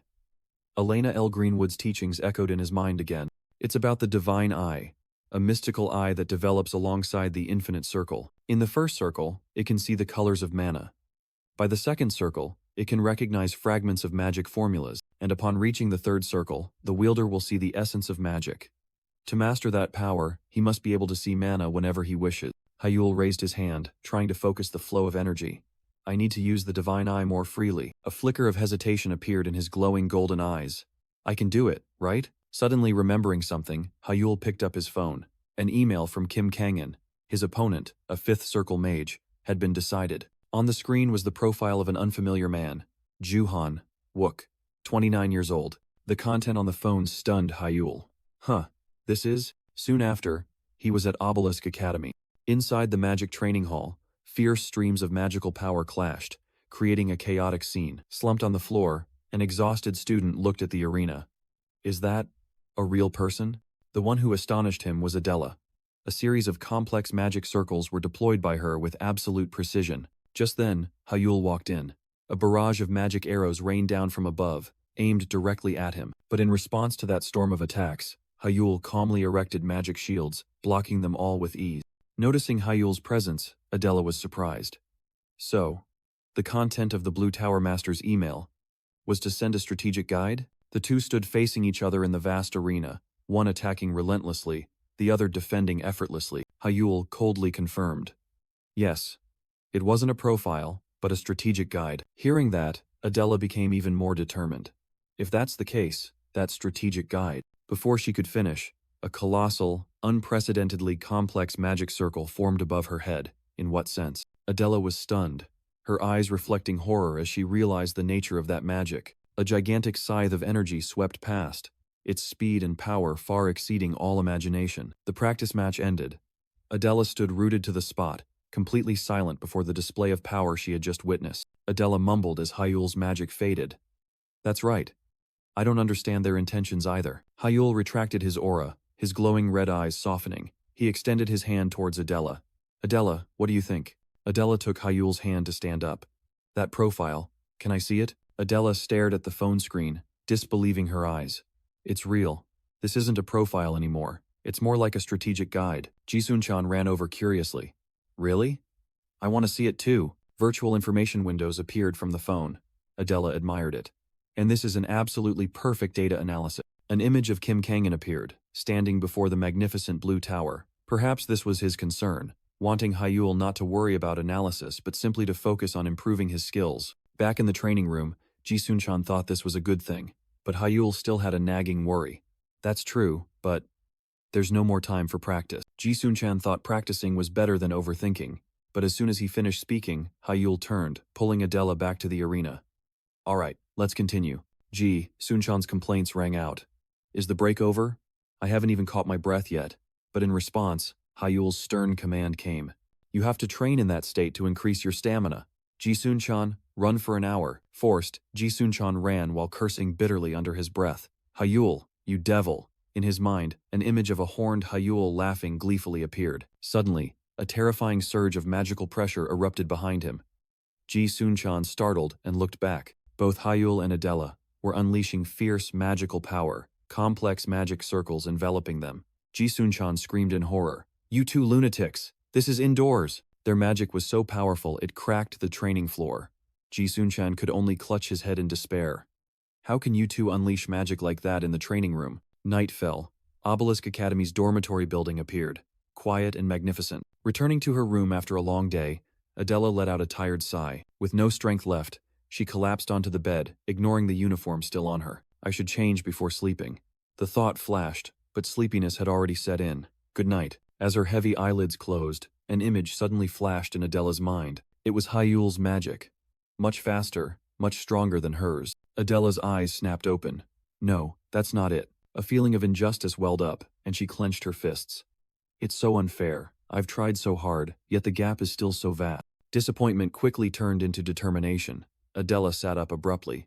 I can't go on like this. I have to try harder. Her gaze sharpened. I'll use my family's secret art. At the very least, I don't want to lose to Hyul in moon attribute magic. The flame of determination ignited, and Adela stood up. I can't just sit here and sleep. A cold shower.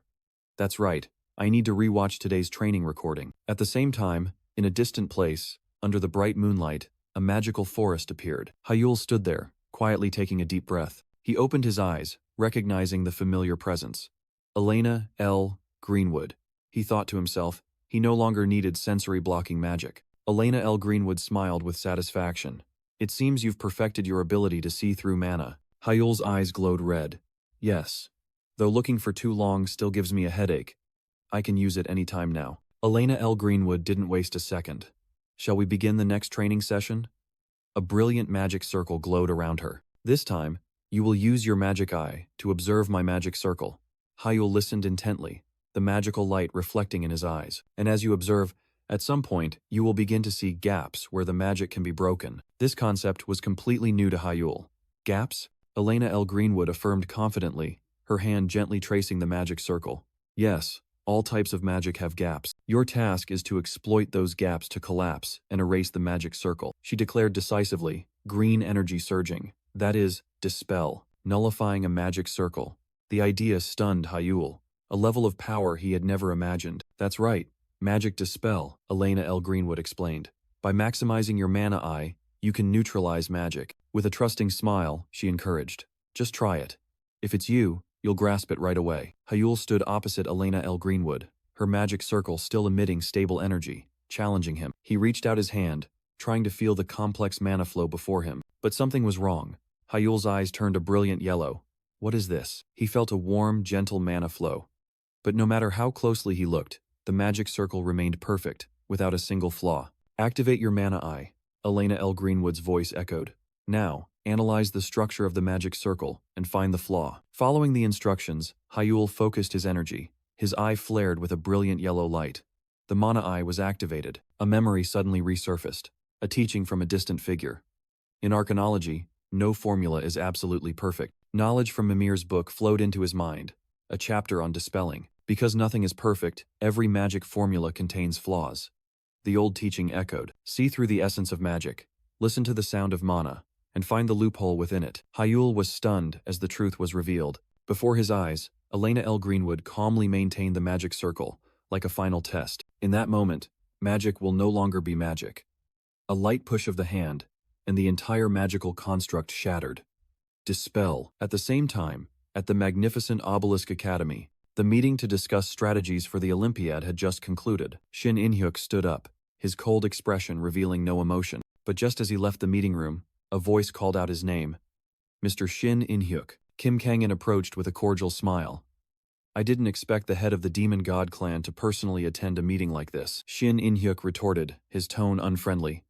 That's what I should be saying, Master of the Blue Tower. Someone like you has no reason to be here. I'm just participating as a sponsor, Kim Kangan casually explained, but that answer only made Shin In-hyuk more suspicious. Kim Kangan smirked, correcting himself meaningfully. That's right. More precisely, I should say a potential sponsor. Shin In-hyuk narrowed his eyes. It sounds like the Blue Tower is planning to send artisans. I'm still considering it, Kim Kangan replied casually as they walked together. As I said, I'm just a potential sponsor. Shin In-hyuk remained unconvinced. Just your consideration alone is surprising, Shin In-hyuk countered. But the Blue Tower is not currently in a position to send artisans. Fortunately, everything is going smoothly for us. Kim Kangan looked up at the sky, his voice full of confidence. We believe this year's Olympiad is well worth the investment. That answer made Shin In-hyuk even more puzzled. Is it that valuable? Kim Kangan smiled, his eyes flashing with intense conviction. With Hyul leading the Korean team, they can create a miracle and bring home a gold medal for the country. Hearing that name, Shin In-hyuk paused. Hyul? Kim Kangan confirmed firmly. That's right. I'm sure you also have great expectations, my lord, Kim Kangan said, his tone provocative. Shin In-hyuk simply replied concisely. Me too. This coincidence made Shin In-hyuk realize something. He exhaled, a speculation flashing in his mind. I see. Does that mean Hyul also made a proposal to you? Shin In-hyuk turned back, looking directly at his opponent, wanting to confirm his suspicion. What exactly did he propose to you? Kim Kangan merely smiled mysteriously, not answering immediately. Through the phone screen, Hyul's image appeared, Kim Kangan's voice echoing. He said he would win gold at this year's Olympiad, so he asked me to send engineers. What about you, my lord? Shin In-hyuk stood silently, recalling Hyul's proposal. He said he would win gold, so he asked me to provide every possible convenience until then. A memory of Hyul from a year ago flashed through Shin In-hyuk's mind. He had changed completely, his eyes now filled with astonishing confidence. Shin In-hyuk questioned Kim Kangan. You accepted his proposal without any conditions? Under suspicion, Kim Kangan simply replied.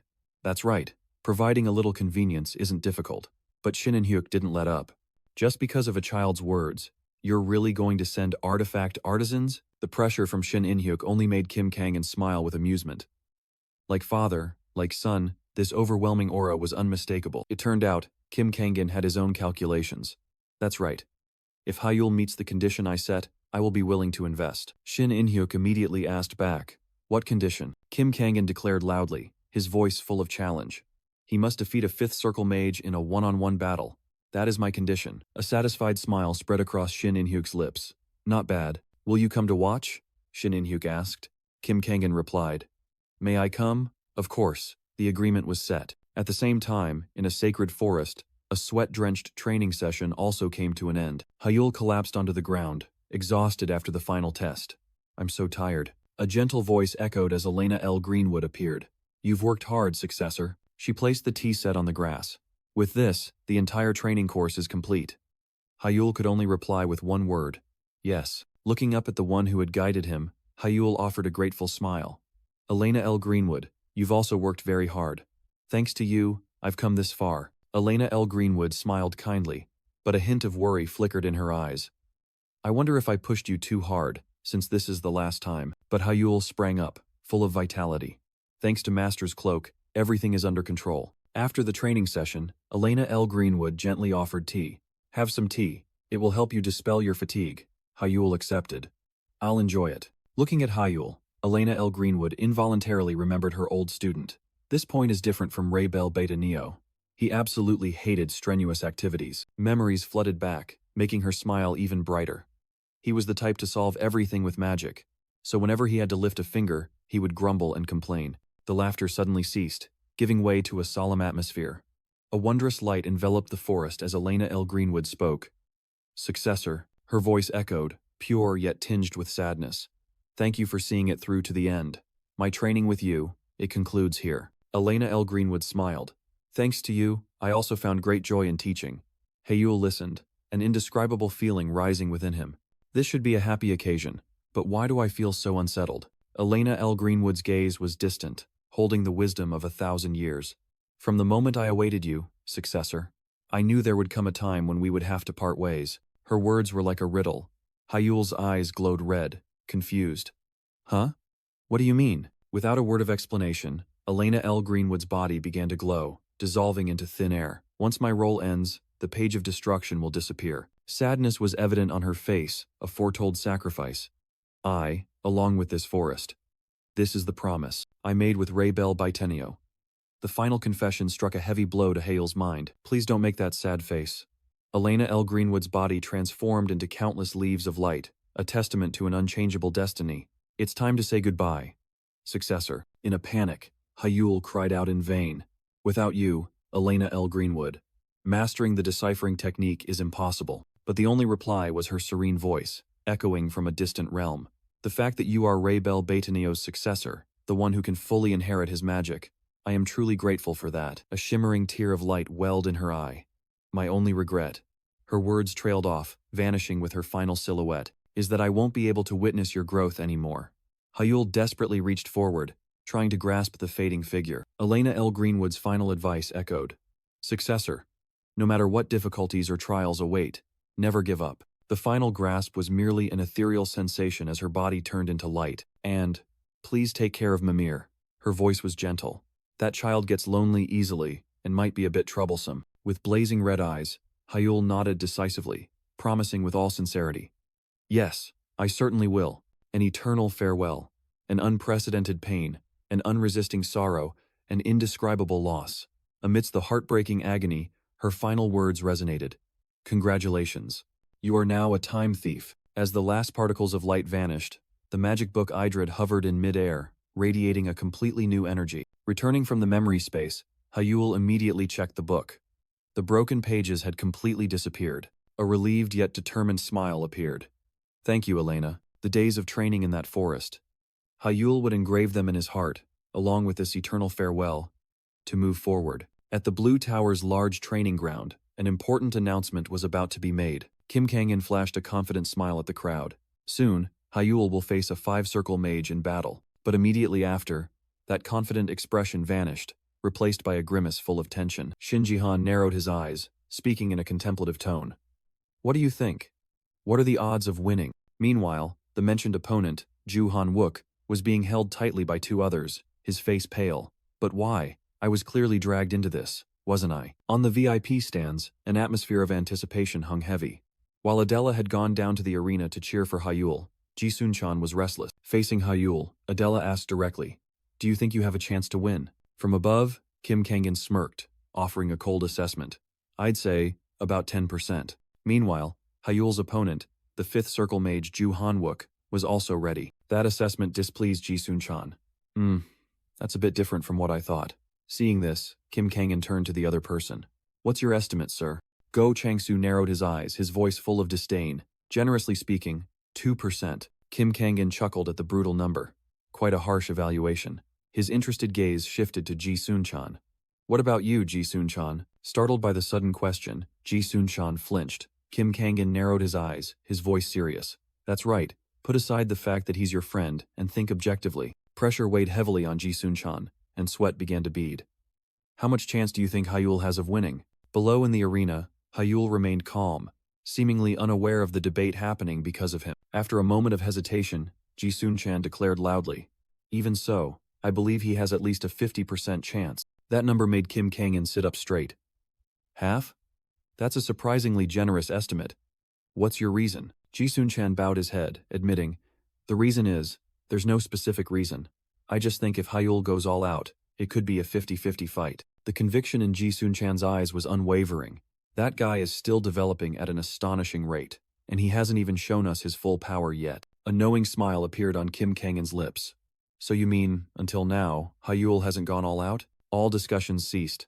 The female referee's voice echoed throughout the arena, declaring loudly, All magical defense setups have been checked. The match, begin. In the middle of the vast arena, Adela cheered, Go for it. Hyul was slightly surprised before responding, Huh? Oh. Facing him, Ju Han-wook simply smiled silently, his eyes exuding absolute confidence. In the waiting area, Adela bowed her head, her face full of worry. Suddenly, Ji-sun-chan rushed over, sighing in relief. "I'm alive. Adela, you did great," Adela asked blankly. "What happened?" Tension enveloped the arena. Hyul's eyes glowed red, while Ju Han-wook maintained his calm smile. The female referee's voice rang out loudly, breaking the silence. "Then both of you, to your positions." The two opponents stepped into the magic circle. "I never expected to face the prodigy of the magic family," Ju Han-wook said. Hyul humbly replied, "Please go easy on me, senior." The female referee swung her hand decisively. "Begin." Ju Han-wook crossed his arms, yielding the initiative. "I'll let you make the first move." Hyul didn't hesitate. "Then I won't hold back." Immediately, Hyul deployed his magic. Countless complex magic circles appeared around him, signaling multi-elemental attacks about to be unleashed. He smirked, his eyes sharp. "Since you've given me the initiative, I'll put my full power into this first strike." Ju Han-wook showed interest. "Oh Tilda, this is the terrain-altering magic I've only heard rumors about. How interesting." Hyul, at the center of the magical storm, provoked, "Don't you think you're being too complacent?" "This is a situation where I can afford to be complacent," Ju Han-wook retorted, his smile widening. Hyul narrowed his eyes. "That confidence. Let's see how long it lasts," he roared, pushing both hands forward, unleashing all accumulated magic power. Fire! A roaring rain of fireballs descended, aiming straight for Ju Han-wook. Faced with the complex spell, Ju Han-wook was only momentarily surprised. Impressive. It looked like a type of magic, but the trajectories were unpredictable. Some orbs flew fast, others drifted slowly, making evasion impossible. Ju Han-wook thought to himself, if this was true fifth circle magic, it would be terrifying. But he was ready. Without a moment's hesitation, Ju Han-wook raised his hand, and complex magical data streams appeared, ready for an absolute defense. His eyes sharpened, determined to block this attack. Non-attribute defensive magic. Fifth circle. Absolute shield. A series of magic circles activated simultaneously, and then, a gigantic hexagonal energy dome enveloped Ju Han-wook, completely neutralizing the firestorm. Hyul observed the result. Even fifth circle magic, the absolute shield, can easily block it. But he had anticipated this, and immediately dashed forward. Its weakness is that the caster is also isolated. In a flash, Hyul had crossed half the arena, aiming straight for the defensive orb. At this moment, Ju Han-wook cannot stop me from getting close. Inside the shield, Ju Han-wook was stunned as he realized his opponent's true intention. "You left an opening for me to approach, so you intended to rush in from the start, huh?"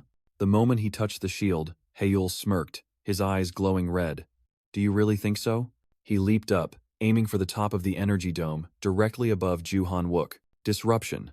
Hyul unleashed another spell, not to destroy, but to interfere with the opponent's own magic flow. Cold sweat ran down his temples. Ju Han-wook's confidence completely vanished as he felt his magic being torn apart from within. Both Adela and Ji-sun-chan were stunned. A crack in the fifth circle shield. Hyul's magic was overwhelming the seemingly impenetrable shield. In the stands, Kim Kangan smirked, unable to believe his eyes. Impossible. But Hyul had already touched the cracking barrier. "It's too late." That wasn't just an attack. It was a perfectly calculated trap. I calculated the timing to interfere with my magic, then set it to accelerate immediately after. With overlapping trajectories, wind and fire become one. A colossal pillar of fire roared, engulfing everything. Firestorm! The magic shield shattered into countless fragments. Adela was speechless. Absolute shield. Ji-sun-chan screamed in horror. "It broke!" Hyul smiled smugly. "If only you had let your guard down a little more, senior." But amidst the sea of fire, a calm voice echoed. "Comfortable, yes, but careless, no." The flames dissipated, revealing Ju Han-wook unharmed inside a brand new absolute shield. That's what the Tower Master taught us. Hyul froze. The moment the old shield shattered, a new one formed. So this is the level of a fifth circle mage. Behind the solid defense, Ju Han-wook flashed a confident smile. Flames erupted around him, signaling a counterattack. "All right, Junior. It's my turn to attack from this side." Hyul's eyes glinted sharply. Just as expected, all information about Ju Han-wook perfectly matched the data provided by the Tower Master. Fire magic and body enhancement magic. Deadly specialties. Based on that, Hyul devised a plan. The next attack would be close combat, combining both of Ju Han-wook's specialties. Immediately, Ju Han-wook charged forward, with furious fiery swirls following his every movement. Hyul clenched his fist, realizing his opponent's intention. Right now, he's interested in his own magic. To observe more closely, Ju Han-wook would definitely not aim for vital point, But that didn't mean he would hold back. In this situation, there was only one answer, and that was the right arm. The blazing fire blade slashed down, aiming directly at the target Hyul had predicted. Blood splattered. The fire blade pierced Hyul's shoulder, and a searing pain surged through him. But instead of falling, Hyul was right in front of him, fist clenched, accumulating magic power. A devastating punch landed squarely on Ju Han-wook's jaw. The impact stunned Ju Han-wook, who couldn't believe what had just happened. Ju Han-wook's speed was by no means slow, yet his initial confidence had turned into utter astonishment. You reacted well at this speed? In response, Hyul merely took a stance, his eyes sharp. I also know a little about close combat. Flames flared in Ju Han-wook's palm, and his smile showed understanding. I see. He realized this opponent was not simple. Even though close combat is his specialty, he still analyzed his own strength and adjusted his stance. He's truly no ordinary opponent. A thought suddenly flashed through Ju Han-wook's mind. The future is truly terrifying. Third circle magic combined with close combat, a completely different level. Realizing the threat, Ju Han-wook decided not to hold back anymore. From now on, I'll go all out too. Mana surged violently, concentrating in his hands, signaling an earth-shattering spell. He roared, unleashing his full power. Fire rain, the arena sky blazed. This was the privilege of a fifth circle mage. A wide-area destructive spell rained down countless fireballs, turning the arena floor into a sea of flame. Ju Han-wook smirked, full of confidence. Third circle magic can't block or dodge this. What are you going to do against this attack? Facing the destructive rain, Hyul's back looked small. Would the match end here? With my victory? But at that very moment, a blue light flashed in Hyul's eyes. He began to cast a spell, with intertwined blue and red energy streams swirling around his body in a strange magical dance. A sphere of pure energy condensed in his hand, its power compressed to the extreme. Resonance. Immediately, a colossal blue magical wave erupted, roaring straight into the fire rain. Witnessing the absurd sight before him, Ju Han-wook was utterly stunned. This can't happen with circle magic. From the observation room, high-ranking mages only saw a massive steam explosion engulfing the entire arena. Is that also a type of variant magic? The aftermath of the magical clash caused chaos in the stands. The fire, rain, and water shield collided. I can't see anything. What happened? A bespectacled mage squinted, analyzing. The water shield must be third circle magic? But it feels like it's fourth circle or higher. Amidst the chatter, Shinji Han quietly observed, his sharp gaze never leaving the dense white mist. Inside the arena, Ju Han-wook tried to regain his composure. Damn it, my vision. But in this mist, he can't see either. So, where are you going to attack from? But he was wrong. A figure glided through the mist, as swift as a ghost. Hyul activated his trump card. His ordinary eyes suddenly glowed with a mystical golden light. Magic eye. The physical world blurred, giving way to the flow of energy. Even if I can't see, mana will guide me. Amidst the chaotic space, a blazing red streak appeared. It was the residual magic power from his opponent's fire sword. Hyul smirked. Found you! Without wasting a second, Hyul darted through the mist, each step precise and filled with killing intent. Ju Han-wook's senses screamed in alarm. He felt a terrifying pressure rushing towards him. He hastily spun around, swinging his fire sword instinctively. There you are. But Hyul didn't attack from the ground. He descended from above, his entire body enveloped in lightning, condensing into a destructive spear. Lightning spear. Ju Han-wook was utterly terrified. How did he get this close? Quick, absolute shield. No, the absolute shield was already broken once. It's too risky. With no retreat, Ju Han-wook roared, channeling all his magic power into a direct attack to meet the challenge. If that's the case, through his magic eye, Hyul calmly analyzed his opponent's counterattack. That's yellow mana. The yellow energy Hyul sensed was earth element magic. Ju Han-wook was trying to erect a defensive barrier. Sharp stone slabs rose from the ground, forming a solid wall called Earth Shield. But Hyul gave his opponent no time. I have to stop him before the wall is erected. The spear of light shot forward, mercilessly shattering each stone slab. Ju Han-wook could only let out a cry of agony as the powerful energy blast struck him directly. Without a moment's rest, Hyul prepared his next attack, a fist enveloped in blazing red fire. He charged forward with terrifying speed, delivering a scorching punch towards Ju Han-wook. Overwhelmed, Ju Han-wook could only exclaim, "So fast! Blue mana?" Hyul's eyes flashed with a sharp golden light. A sudden high-pressure jet of water shot out, piercing Ju Han-wook's shoulder.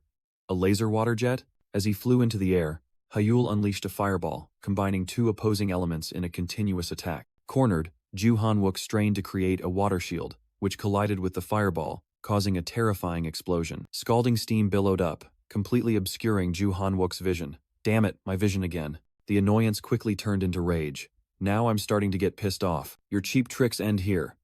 Ju Han-wook roared, preparing to counterattack as he saw Hyul fall to the arena floor. But it was just a trap. Beneath the steam, Hyul had placed his hand on the ground, a new magic circle silently activating. Elena L. Greenwood's teachings echoed in Hyul's mind. Discern the essence of magic with your mind's eye.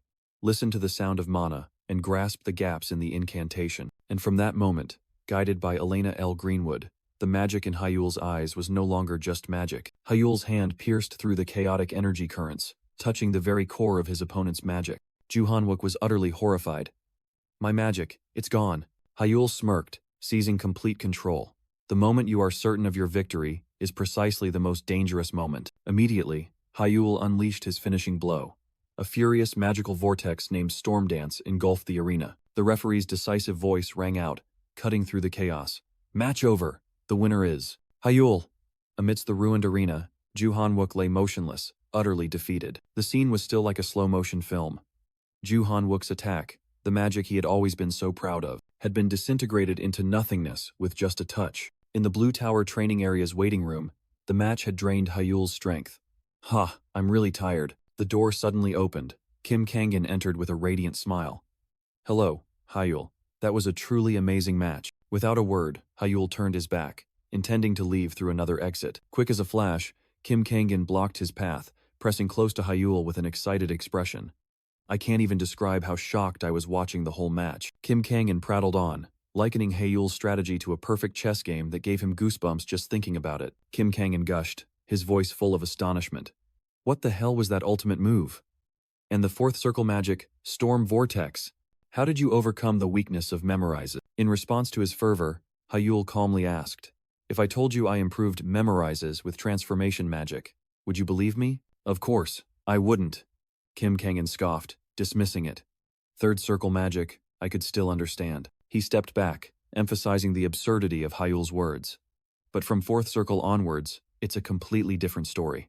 This isn't just an improvement, it's a complete elimination of Memorize's flaws. Kim Kangan's eyes sharpened. That's an impossible contradiction. Cornered, Hyul could only remain silent, a faint sweat beading on his forehead. Kim Kangan recalled the match, his mind still reeling. Near instantaneous casting speed, free magic that broke all existing molds. Above all, you even nullified your opponent's magic. He stared intently at Hyul, the curiosity in his eyes reaching its peak. Ultimately, what kind of magic do you use, Hyul? That question seemed to hit Hyul's weak spot. He hesitated. That is, the tense conversation was cut short, as the scene shifted to the skyscraper of the Blue Tower headquarters. Inside the luxurious office, Hyul and Kim Kangan sat facing each other. Kim Kangan's female assistant reported. So I will arrange the engineers for the Olympiad before tomorrow. Kim Kangan took a sip of coffee, a satisfied expression on his face. Good. Coordinate with the contractors so other projects aren't delayed. He placed the cup on the table. A decision had been made. In the splendid office, Kim Kangan smiled meaningfully. Sua, what do you think? Sua replied. About what, sir? Kim Kangan's smile grew even more radiant, his eyes sparkling with excitement. Do you think we can actually win a gold medal in this Olympiad? Sua looked up, her gaze firm behind her glasses. I don't think it's entirely impossible. Kim Kangan chuckled, leaning back in his chair. Really? Just yesterday you said even a bronze medal was out of reach. Sua calmly replied. Well, today's situation is different from yesterday's, right? Kim Kangan smirked, seemingly having anticipated the answer. You're impressed too, aren't you? Sua lightly glided her hand over the virtual keyboard, lines of magical data running across it. She swallowed hard, admitting an undeniable truth. Yes, it's truly unbelievable. The initial excitement subsided, replaced by deep curiosity. Kim Kangan crossed his arms. By the way, what kind of magic does Hyul actually use? He narrowed his eyes, probing. You observed everything from start to finish with your ruby eye, didn't you? Sua didn't hesitate. Yes, I did. But then, she lowered her head, her voice full of confusion. But, even after watching, I still can't understand it. Memories of the match resurfaced, with Hyul's figure blurred in the steam. I think the steam concealed the magic from my ruby eye. It must have some kind of protection. Hearing this, a sense of unease crept into Kim Kangan's heart. That's a bit scary, Sua continued, her voice even. I understand that he destroyed the Hell formation, but exactly how? I have no idea. The image of Yahello absurdly shattering the magical encirclement appeared in both their minds. Sua concluded, her voice conveying extreme astonishment. Even with the ruby eye, one of the top 3 great detection magic eyes, it's still an undetectable type of magic. Kim Kangan rested his chin on his hand, his gaze sharpening. This mystery made him restless. That's why I was so worried, and asked him directly in the waiting room. Memories of the confrontation in the hallway resurfaced. Kim Kangan had blocked Yahello's path. That is, Yahello calmly placed his hand on his chest, reiterating an unwritten rule. Didn't you say it yourself last time? A mage has the right to keep their magic a secret. His eyes flashed red, a meaningful smile on his face. I cannot tell you about my magic. Back in the present, Kim Kangan recounted to Sua. Yes. I was flat out rejected with the reason it's a secret, and even challenged to figure it out myself. Sua frowned, raising a worrying possibility. What if it's something illegal? But Kim Kangan immediately dismissed it. No, it's not. The purity and structure of the mana are too clean to be dark magic. He placed a tablet on the table, preparing to reveal what he had discovered. The only thing I found was, memories flooded back. The moment Kim Kangan put his arm around Yahello's shoulder, trying to probe. Yahello responded with a challenging question.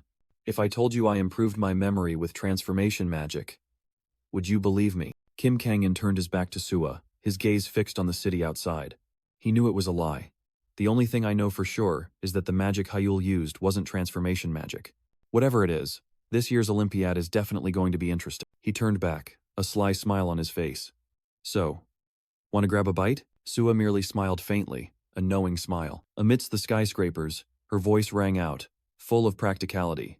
Will you be paying for overtime? The scene shifted to the Obelisk Academy dormitory under the morning sunday. The blaring alarm clock from the phone shattered the morning's tranquility. A tired hand reached out to silence it. Yahello slowly sat up in bed, his entire body aching after the recent battles. Ugh, my whole body is sore. An unusual fatigue washed over him, and Yahello wondered if he had gotten enough sleep. Perhaps it's because I used dispelling magic on the resonance, that I'm more tired than usual. When using resonance, a mage cannot use their own mana. This also meant his master's cloak had become useless. A significant loss. Yahello sat silently on his bed, lost in thought amidst a room cluttered with books. Even the morning sunlight streaming through the window couldn't dispel the weariness on his face. The price of victory was exhaustion, evident in every breath. Just then, his phone screen lit up. A message from the person Yahello least expected. His father. You must have pushed yourself too hard in yesterday's match. I've arranged for you to have a day off. Just rest and recover today. The full message from Shinji Han appeared. Yahello held his phone, silently reading the rare words of concern. He recalled his father's previous message, saying he was worried when Yahello left without a word after the practice mat. A faint smile appeared on Yahello's lips. All right, a glimmer of hope had just been kindled. But he knew the real challenge was only just beginning. There wasn't much time left until the Olympiad. The grimoire on the table suddenly glowed brightly. Magical energy converged, and Mimir appeared. Oh, successor, you're here? How was the match? Yahello gave a thumbs up, trying to appear confident. Of course I won. It was a piece of cake. Mimir narrowed her eyes. Are you sure it was easy? You look like you're about to drop dead. Yahello sighed, admitting the truth. To be honest, it wasn't easy at all. I almost lost.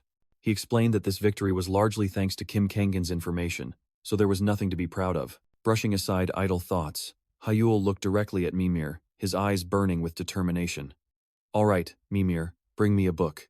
About the fourth infinite circle, specifically the expansion circle. Mimir cheered excitedly at his request. The fourth infinite circle, expansion. Immediately, hundreds, thousands of books floated through the air, forming a colossal mountain of knowledge. I have gathered all the books on expansion for the successor. Read them all, don't miss a single one. Time in Mimir's well passed in the blink of an eye. And then, reality returned. Obelisk Academy. In the classroom, a teacher was assigning homework, their voice echoing monotonously. From Chapter 5 to Chapter 10, write and submit everything about the characteristics of AI magic. If you review the materials carefully, it won't be difficult. But Yahello's mind was not on the lecture. He was engrossed in a completely different concept. Something much deeper and more complex. The expansion circle. In his mind, the newly acquired knowledge began to organize itself. The expansion circle was fundamentally different from the previous circles. The deduction circle, the resonance circle, and the intervention circle. All were formed from overlapping petal-like structure. And then, a thought flashed through his mind. If the expansion circle enveloped those three circles, they would enter an even more stable cyclical state. The result was, the entire infinite circle became solid, and magical efficiency skyrocketed. Furthermore, when the circle stabilized, the drawback of the deduction circle, mental exhaustion, would be reduced. The number of times and duration of resonance would increase, meaning the penalty from the resonance circle would also decrease. The burden from the intervention circle and the pressure of using dispel would also be alleviated. A confident smile spread across Hyul's lips as he realized another important thing. The divine eye too. However, the excitement was quickly replaced by intense focus. Since this is a completely new type of circle, weaving it together won't be easy. Amidst Mimir's boundless treasury of knowledge, Hyul had found the answer, but it also revealed a more intractable problem. Indeed, this is the biggest problem. The pressure of time weighed heavily on his shoulders. He knew there wasn't much time left, therefore, not a single moment could be wasted. The Obelisk Academy's indoor training ground became their forge. Under Hyul's supervision, Adela and Ji Sun-chan pushed their physical limits to the maximum.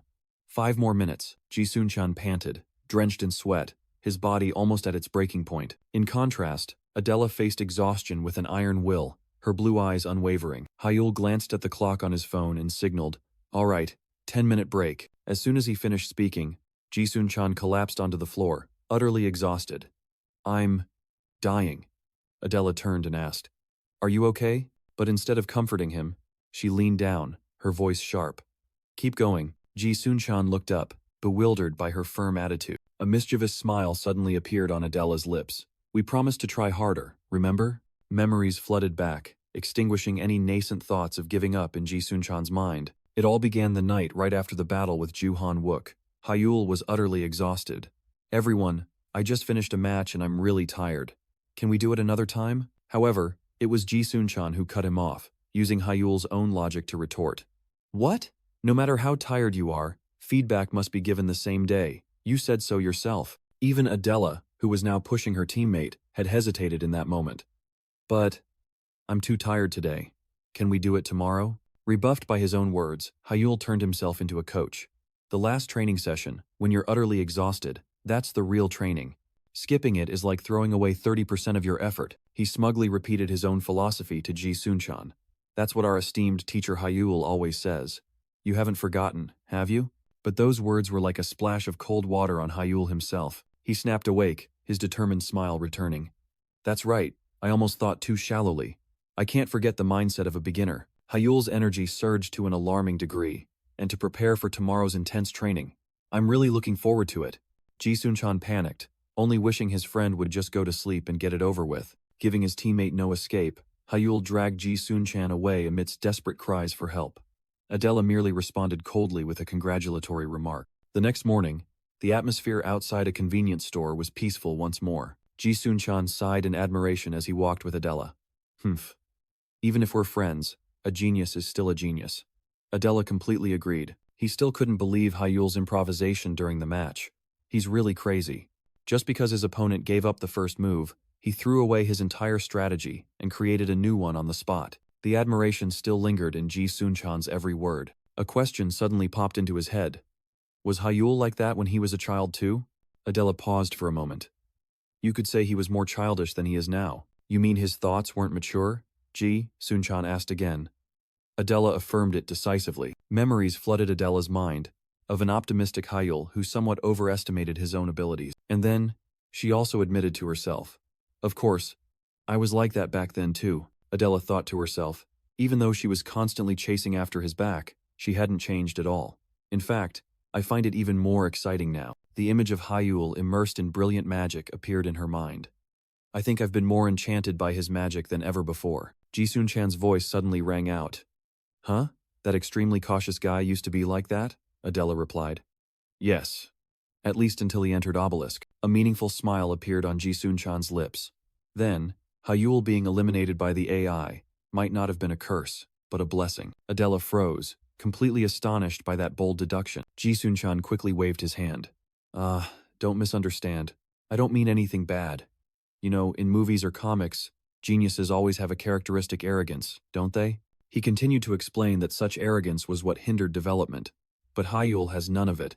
Perhaps the incompatibility incident wiped out that arrogance. Adela gradually understood. "So you mean, because he tasted defeat, that's why he became as perfect as he is now?" "Exactly, that's what I think." Ji Sun-chan nodded. then whispered. Though Hyul would probably go crazy if he heard this, he smiled serenely. Well, Hyul has found his own path and it's working, so now we can say this. Ji-sun-chan's words were like an electric current running through Adela, making her snap awake. He turned around, calling her name with a radiant expression. Adela, let's work hard together. Their determination was visualized through the image of 3 teammates moving forward together. We also have to prove that we are on the path Hyul has chosen. Ji-sun-chan raised his fist high, shouting enthusiastically. Let's give it our all. For the Olympiad, Adela's eyes shone with steely determination. She smiled back. All right, let's work hard together. After the encouraging words, Ji-sun-chan lay sprawled on the floor, his expression much more relaxed. Yeah, that's right. He looked up at Hyul, still a little confused. Huh? Why? Hyul held out a water bottle, his gaze firm. You've worked hard. Ji-sun-chan burst into hearty laughter, his face flushed with emotion. You really know how to hit and then soothe. Hyul smirked, pulling the water bottle back. Say it correctly. When did I make you sick? I even prescribed and gave you medicine. Ji-sun-chan just grinned. Yes, yes. Thank you, amazing doctor. Just then, Adela appeared, her blonde hair neatly tied up, her eyes sharp. Hyul immediately waved, calling out, Adela, it's time for special training. Adela responded decisively. All right. The scene shifted to the vast campus of Obelisk Academy. Inside the training ground, as Adela and Ji-sun-chan were resting, Hyul approached with a serious expression. Adela, sorry to bother you while you're resting, but can I talk to you for a moment? Adela was slightly surprised by Hyul's demeanor. Huh? Talk? The two went to a private corner outside. Hyul got straight to the point, his tone decisive. Since the Olympiad team has been finalized, I want to review our training plan, he explained as he walked. Starting tomorrow, we can officially take a break from classes to train, Adela confirmed. Yes, that's right. Hyul frowned, showing dissatisfaction. Although the academy also has a training program for the team, I don't think 8 hours is enough. He held up his tablet, his eyes burning. So from now on, in the mornings, we'll have strategy meetings. Hyul boldly declared his plan. Adela seemed surprised. Strategy meetings? That's right, Hyul affirmed decisively. We will analyze each event in the Olympics and find ways to win by thoroughly understanding the new rules introduced this year. Adela listened, but still had questions. Sounds good. But why just us? Hyul explained further, Sua's image appearing on the screen. Furthermore, the analysis of foreign opponents has been handled day and night by Sua of the Blue Tower, he concluded. So, starting tomorrow, we'll proceed as planned. Remember this. Adela quickly cut him off. Wait, she looked worried. Planning a strategy is good. But, do you really think the third-year seniors will listen to us? A smirk flashed across Hyul's lips. There's a way for that, he replied with absolute confidence. The next day, at the academy's training ground, 3 figures were present. Ji-sun-chan, covered in sweat, looked tense. Aren't you too worried? Adela and Hyul turned to look, completely calm. Not really. Why? Is there any reason to be worried?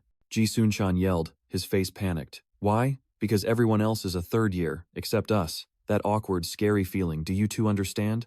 Hyul remained calm. The title, Senior, already carries some implications. Adela was different. I don't. Ji-sun-chan was bewildered. What? Why not? How? Adela crossed her arms, an overwhelming aura emanating around her. Well, because I'm going to win. Another voice interjected from behind. Well, that's even more arrogant than I thought. The owners of that voice were a group of third-year students. Their eyes locked onto the juniors below, full of condescension. Leading them was Kang Shin-woo, with a confident smirk. Following him was Ma Jin-sok, his stern expression and large physique exuding dominance. And finally, Jin Hee-yoon, who had just spoken, her sharp eyes full of provocation. Jin Hee-yoon stepped forward, aiming directly at Adela. Hey, rookie! Say it again, that line where you said you'd defeat us. Yes, say it again, Jin Hee-yoon emphasized. The line where you'll win against us. Adela didn't flinch, her cold eyes responding. If you want to hear it again. Among all the third-year students, there's no one I can't defeat. Ju Han-wook was stunned. He quickly bowed his head. Oh, my friend is a bit rude. My apologies. He turned and whispered to Adela in a panic. Are you crazy? What do you gain by angering them? Ju Han-wook frantically covered Adela's mouth. Stop, don't do that. But Hyul wasn't there to calm the situation. He stepped forward, a mysterious smile on his lips, his eyes glowing red. Greetings, seniors. Sorry for the disturbance. What do you all think about a small team match today, between the second and third years? Hyul growled, ignoring Ju Han-wook's panic behind him. My apologies, seniors. but I need to dominate the entire team. His gaze turned cold, filled with ambition. So I can truly command everyone. Kang Shinwoo smirked, showing interest in the brazen challenge. So that means a match between the second and third years, with 3 members of your team facing 3 of ours? Provoked, Jin Hee-yoon growled. Let me handle this myself. That arrogant attitude needs to be put down immediately. In contrast to that fury, Hyul merely smiled calmly.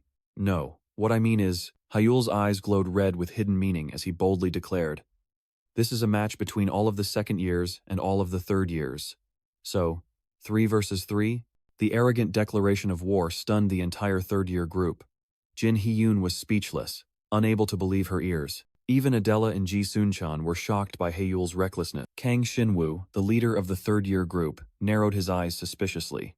What is your true intention? He didn't believe it was a simple provocation. There must be a reason. I don't believe you would act so causelessly. Hyul secretly assessed his opponent, recalling Kang Shinwoo's cautious nature since childhood. Then Hyul broke the tense atmosphere with a nonchalant smile. Come on. What ulterior motives could we possibly have? The best way to test our strength is to fight. That mocking attitude only added fuel to the fire. Ma Jin-sok roared in anger. This brat! Unable to restrain himself, Ma Jin-sok lunged forward. Are you planning to crush us with your strength? In that moment, Kang Shinwoo seemed to connect all the dots. I see. Your goal is to overwhelm us and seize control of the Olympiad? Ma Jin-sok immediately closed in on Hyul, growling defiantly. Isn't that right? We're right, aren't we? Faced with the accusation, Hyul merely remained silent, his gaze strangely calm. That silence was the last straw. Jin Hee-yoon pointed directly at Hyul's face, yelling, Your arrogance truly reaches the sky, rookie. Our patience has its limits. Yes, I know you and Adela are talented. But this is wrong. No matter how much you look down on your seniors, there has to be a limit, Jin Hee-yoon growled, anger clearly etched on her features. All right, if it's one-on-one, I suppose you have a high chance of winning. But what about 7-3? Are you kidding? No matter how strong you are. Her finger pointed directly at the brown-haired student accompanying Hyul. You can't defeat us. A group nearly twice your size, with just that kid by your side. The word kid was like a dagger, plunged straight into his pride, leaving him stunned. Amidst the rage, Adela maintained an ice-cold expression, completely unfazed. And then, Hyul looked up. A brilliant red light flashed in his eyes, signaling that his patience had run out. Jin Hee-yoon tried to regain the upper hand, delivering an ultimatum. Let me say this politely, one last time. If you apologize right now, I'll let it slide. Kang Shinwoo took a step forward, a condescending smile on his face. That's right, Junior. This time, you've truly crossed the line. A weary sigh escaped Hyul. That sound wasn't fear, but extreme disgust.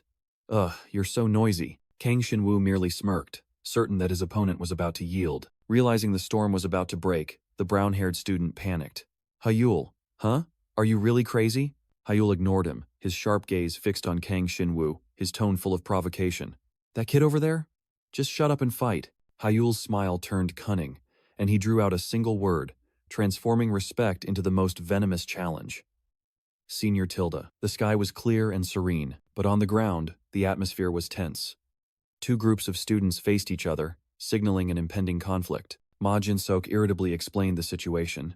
I didn't want to spoil the fun from the start. I tried to mediate, but that only angered him. He turned to his teammate and asked, Kang Shinwoo, are you all right? Kang Shinwoo replied curtly, his face still sullen. Ma Jin-seok decided to settle it by force. All right, let's have a match. 3 versus 7. But a straightforward fight would be boring, wouldn't it? He laid out the condition. If you win, we'll follow the strategy you mentioned. Hyul cut him off, casually accepting the challenge. But if we win, fine, let's do it. Hyul's confidence stunned Ma Jin-seok. I haven't even said what we want if we win yet. Hyul shrugged. Bet whatever you want. If you tell me to leave, I'll leave. Hyul sneered. Because that's not going to happen. The arrogant declaration made Kang Shinwoo's group furious. Jin Hee-yoon gritted her teeth. That bastard. But Hyul wasn't finished. He turned back, stating his own demand. And one more condition. He pointed directly at his opponents. If we win, apologize for calling Ji Sun-chan a loser. The bet was set. The stage for the confrontation couldn't be grander. The Obelisk Academy Arena. The virtual space transformed into a dense forest under a starry night.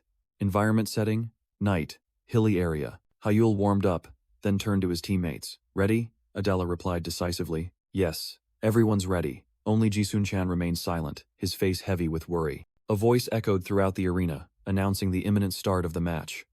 The siege battle will begin in 5 minutes. Take your positions. This was a simulated battle under international rules, with a heavily unbalanced 3-on-7 setup. Hyul looked towards his team's flag, something that needed to be protected at all costs. We should use this formation. Suddenly, Ji-sun-chan grabbed Hyul's wrist, his eyes filled with worry. Noticing his friend's unease, Hyul turned and asked, "Is something wrong?" Ji-sun-chan hesitated. "Hyul, but do you really need to go that far?" Hyul frowned. "What do you mean? I mean, do you need to deliberately provoke the seniors like that? Do we really need to turn this match into such an emotional battle?" Ji-sun-chan continued, suggesting that everyone was already willing to follow Hyul's plan without those provocative words. But Hyul brushed him off. "Just following me isn't enough." His eyes turned cold and ambitious. "They must obey me." Ji-sun-chan was helpless. "Sun-chan, you know the plans I'll devise better than anyone, don't you? But what if this forced obedience only causes resentment?" Faced with that argument, Ji-sun-chan could only fall silent, sweat beading on his forehead. Hyul flashed a confident, almost arrogant smile. "It's fine. I have a way to deal with that," he declared loudly beside the flag, his voice echoing. "If I win with overwhelming power, there will be no room for resentment." Ji-sun-chan was stunned. I was foolish to ask him. Meanwhile, on the opposite side, Jin Hee-yoon was seething. "Shin Hyul, that annoying bastard. What? He said we can take anything because he won't lose anyway? That damn guy." Kang Shin-woo placed a hand on her shoulder. "Calm down, Jin Hee-yoon. There are 5 minutes left." Ma Jin-sok also reminded her, and the red-haired girl had to try to suppress her exploding anger. Jin Hee-yoon's rage erupted. "I can't. Apologize for calling him a loser?" she yelled defiantly. "So what if I call a loser a loser?" Kang Shin-woo sighed in exasperation, realizing the situation was out of control. "Even if I wanted to calm her down, there isn't enough time." Ma Jin-seok agreed, but a different calculation gleamed in his eyes. He pushed up his glasses, a cold smile appearing on his lips. "At this point, I'll make use of this rage, because rage is the ultimate stimulant, pushing human strength to its limits." An announcement echoed, tearing through the silent night. The battle began. The air thickened. 3, 2, 1. The game officially commenced. Hyul's eyes flashed red, ready for the hunt. Immediately, Jin Hee-yoon led her team, charging into the forest like an arrow. "Move out!" In contrast to his opponent's haste, Hyul remained still. He turned to Ji-sun-chan. "I'm counting on you, Sun-chan." Ji-sun-chan was stunned by the unexpected command. 5 minutes passed in the blink of an eye. Hidden behind a rock, Jin Hee-yoon held her breath, observing. The hunt had truly begun. Over the comms, Ma Jin-sok's voice rang out excitedly as he spotted the target. "Found their flag. Good. Who's guarding it?" A sneer formed on Jin Hee-yoon's lips, her eyes gleaming with disdain. "Looks like there's just one useless guy standing there." Just as she said, only Ji-sun-chan was carelessly guarding the flag. Ma Jin-seok was more cautious. "He's guarding alone? Is anyone hiding nearby?" Hidden behind a tree, Jin Hee-yoon scanned the area. "I don't know. No movement. Don't let your guard down." Still, Ma Jin-seok was uneasy. They might be using him as bait. "All right. I'll attack cautiously." Jin Hee-yoon stepped out of cover, heading straight for Ji-sun-chan with a condescending attitude. "Are you guarding alone?" She crossed her arms, looking down at her opponent with overt contempt. Useless trash. However, an unexpected question was posed. "It seems you knew I would be the first one here, didn't you?" Ji-sun-chan looked up, his sharp eyes unwavering. He calmly confirmed, "Yes." Jin Hee-yoon was stunned. "How?" Hyul said so, that a gorilla would come. Ji-sun-chan replied, his words a direct slap to her pride. In his memory, Hyul's voice echoed clearly, outlining the perfect plan. Certainly, Jin Hee-yoon will attack right from the start. Hyul analyzed her personality perfectly. Her personality is too hot-headed. They'd rather let her attack than defend. That's for sure. Back in reality, Jin Hee-yoon gritted her teeth. "You knew I was coming. But you still left yourself to defend alone?" Rage flared, making her tremble speechless. Magical energy began to leak from her body.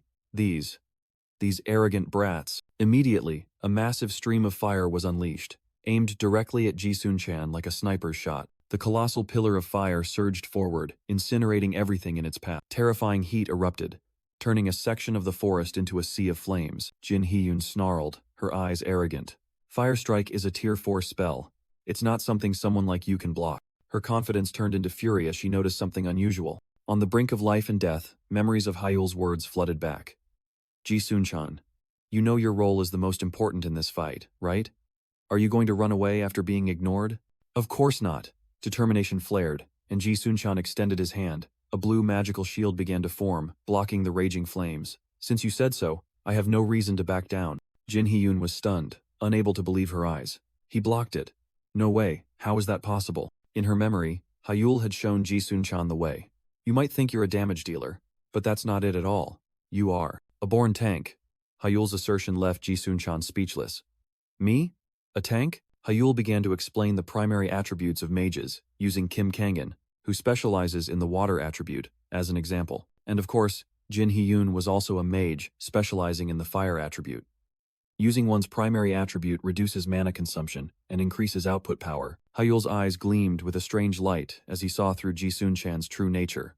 The primary attribute I see in you is the void attribute, and within that, you specialize in defensive magic. As the explanation ended, Ji Sun-chan's defensive shield fully formed, firmly blocking the destructive attack. Jin Hee-yoon gritted her teeth, anger clearly visible on her face. Shh, you're with Hyul and Adela, so it seems you're deluding yourself with power, huh? Compared to those two, you're just dead weight. Jin Hee-yoon's scornful words pierced deep into Ju Han-wook's mind. She called me dead weight again. I know that well. Compared to those two, I'm nothing. But then, his self-doubt transformed into determination. A defiant smile appeared on Ju Han-wook's lips. He raised his hand, and a blue defensive matrix appeared. If your attacks are only this much, then I can still fight. In response to the challenge, Jin Hee-yoon roared in anger. You brat! Without another word, she signaled. All three immediately charged, fanning out to surround the target. Ma Jin-sok shouted, confirming the order. Cover Jin Hee-yoon. Stop messing around, you useless bum. Jin Hee-yoon led the charge, rushing straight towards Ju Han-wook. Let me shut that mouth of yours. I'll crush you completely. Energy exploded in her hand as she unleashed her skill. Take this. Chest strike. A fiery attack violently collided with the magic shield, creating a ripple of energy. Inside the defense, Ju Han-wook remained calm, his eyes sharp. Jin Hee-yoon roared, pouring more power into her attack. One more strike, but the shield remained unyielding. What kind of damn shield is this? Why is it so tough? She recognized the nature of the magic. It looks like a tier 3 spell, but I've never seen this type before. Realizing that a single attack was ineffective, Jin Hee-yoon ordered her teammates. But there are 3 of us. If we attack simultaneously, he won't be able to block it. All 3 channeled their power, preparing for the finishing blow. Jin Hee-yoon smirked. This battle, the victory is ours. Facing the full force attack, Ju Han-wook merely mumbled an incomprehensible sequence of numbers. 16 to 66. As soon as Ju Han-wook finished speaking, the silent night suddenly stirred. Within Ju Han-wook's sight, the enemy's attack formation was locked within a matrix of light. A sudden magical explosion erupted in the middle of the forest, signaling that the counterattack had begun. The preemptive strike hit. Ma Jin-seok couldn't react in time, taking a full fireball to the flank. Immediately after, a rain of magic as sharp as daggers poured down, completely breaking their formation. A bird-shaped energy current soared into the night sky, signaling the next attack. All 3 looked up, astonished by the unseen magic. Windblade? Meanwhile, Ju Han-wook was still frantically analyzing.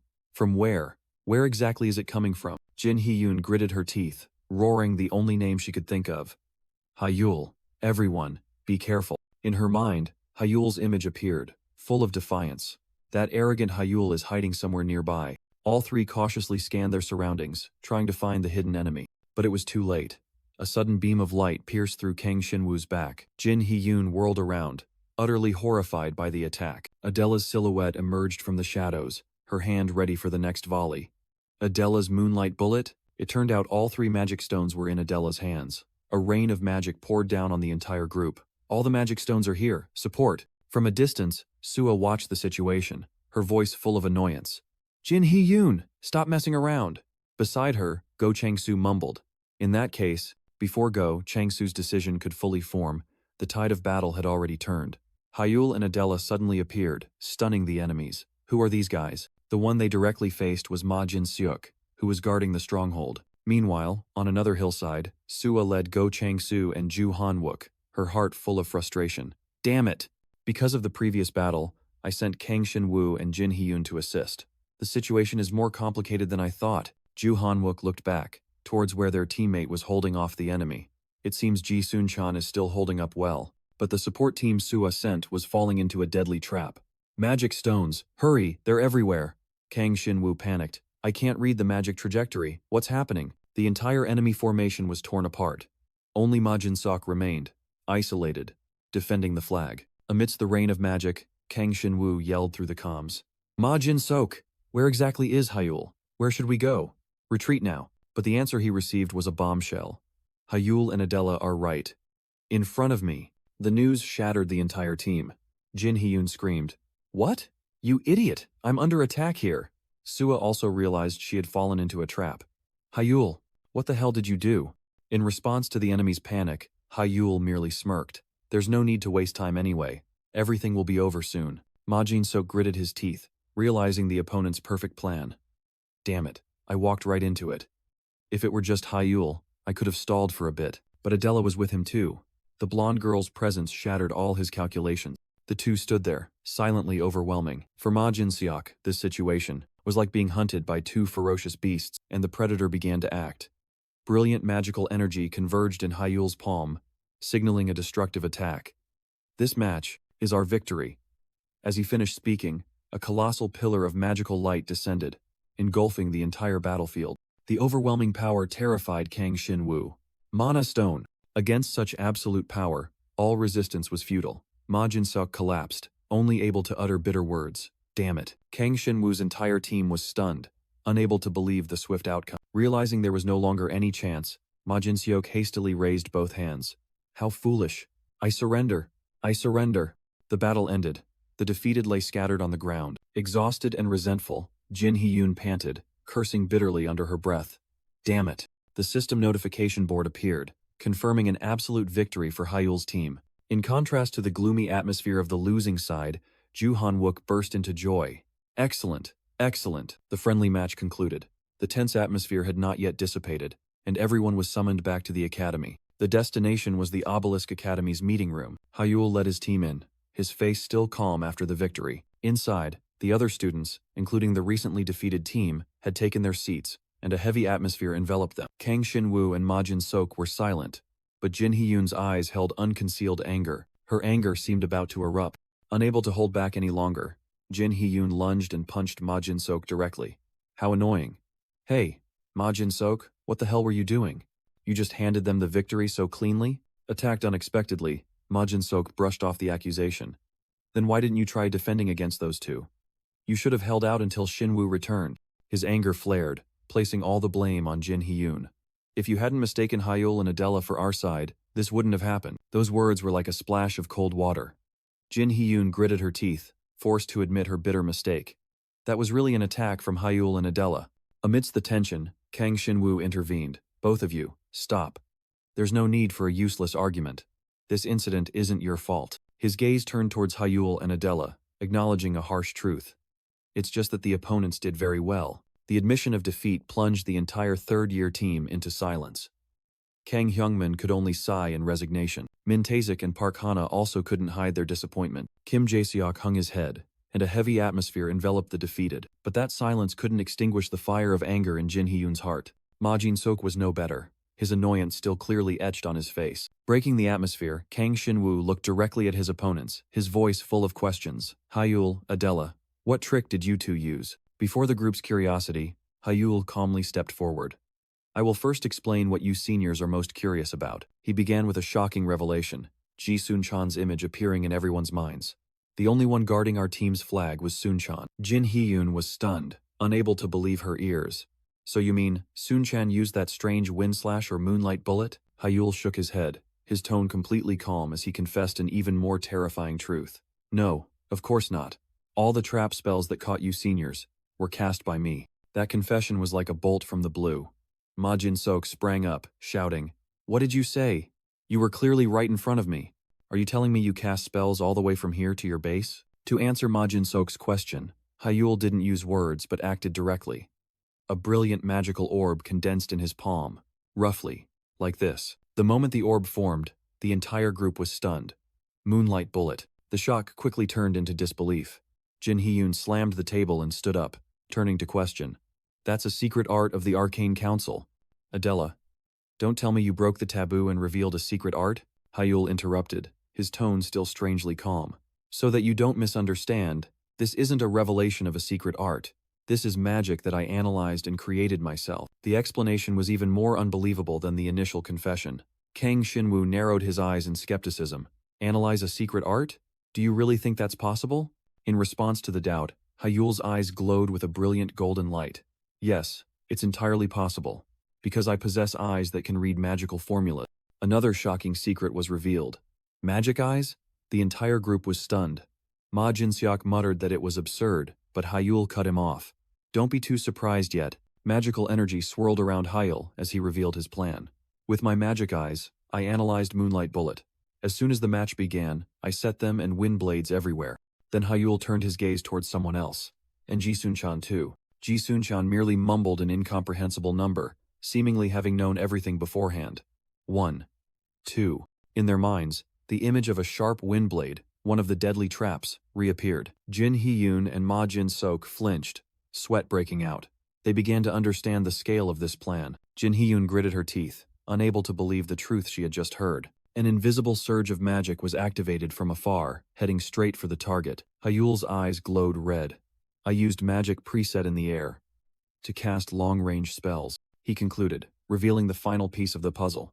This is an improved version of the magic I used when fighting Ju Han-wook of the Blue Tower. Hyul's explanation did not satisfy Ju Han-wook. Then how did you aim? Kang Shinwoo agreed, his face full of doubt. That's right. Your magic definitely flew straight towards us. Ji-Sun-chan spoke up, revealing the first clue. That's thanks to the numbers I mentioned earlier. A thought flashed through Kang Shinwoo's mind. Coordinates? Almost. Hyul confirmed, beginning a detailed explanation. The first number is the identifier for fixed magic. The second number is the angle to adjust the magic's trajectory. He recalled the moment he stood before the group. And then, I explained it to everyone. Hyul shared this magic mechanism with Adela and Ji-Sun-chan. And now, he presented the same thing to the third-year senior. But amidst that flow of information, Hyul still held back his biggest trump card. Of course, I didn't say anything about Baitaneo-style magic. He skillfully concluded his presentation. That's the entire secret of my magic. Hyul secretly calculated, believing that sharing the information would make it easier to persuade the seniors, as they were all in the same boat now. Suddenly, his eyes blazed and his voice sharpened. I'll say it again, my goal is victory. That means a gold medal. The seniors listened in silence to his powerful declaration. Hyul earnestly appealed. And to achieve that, I need the full cooperation of the seniors.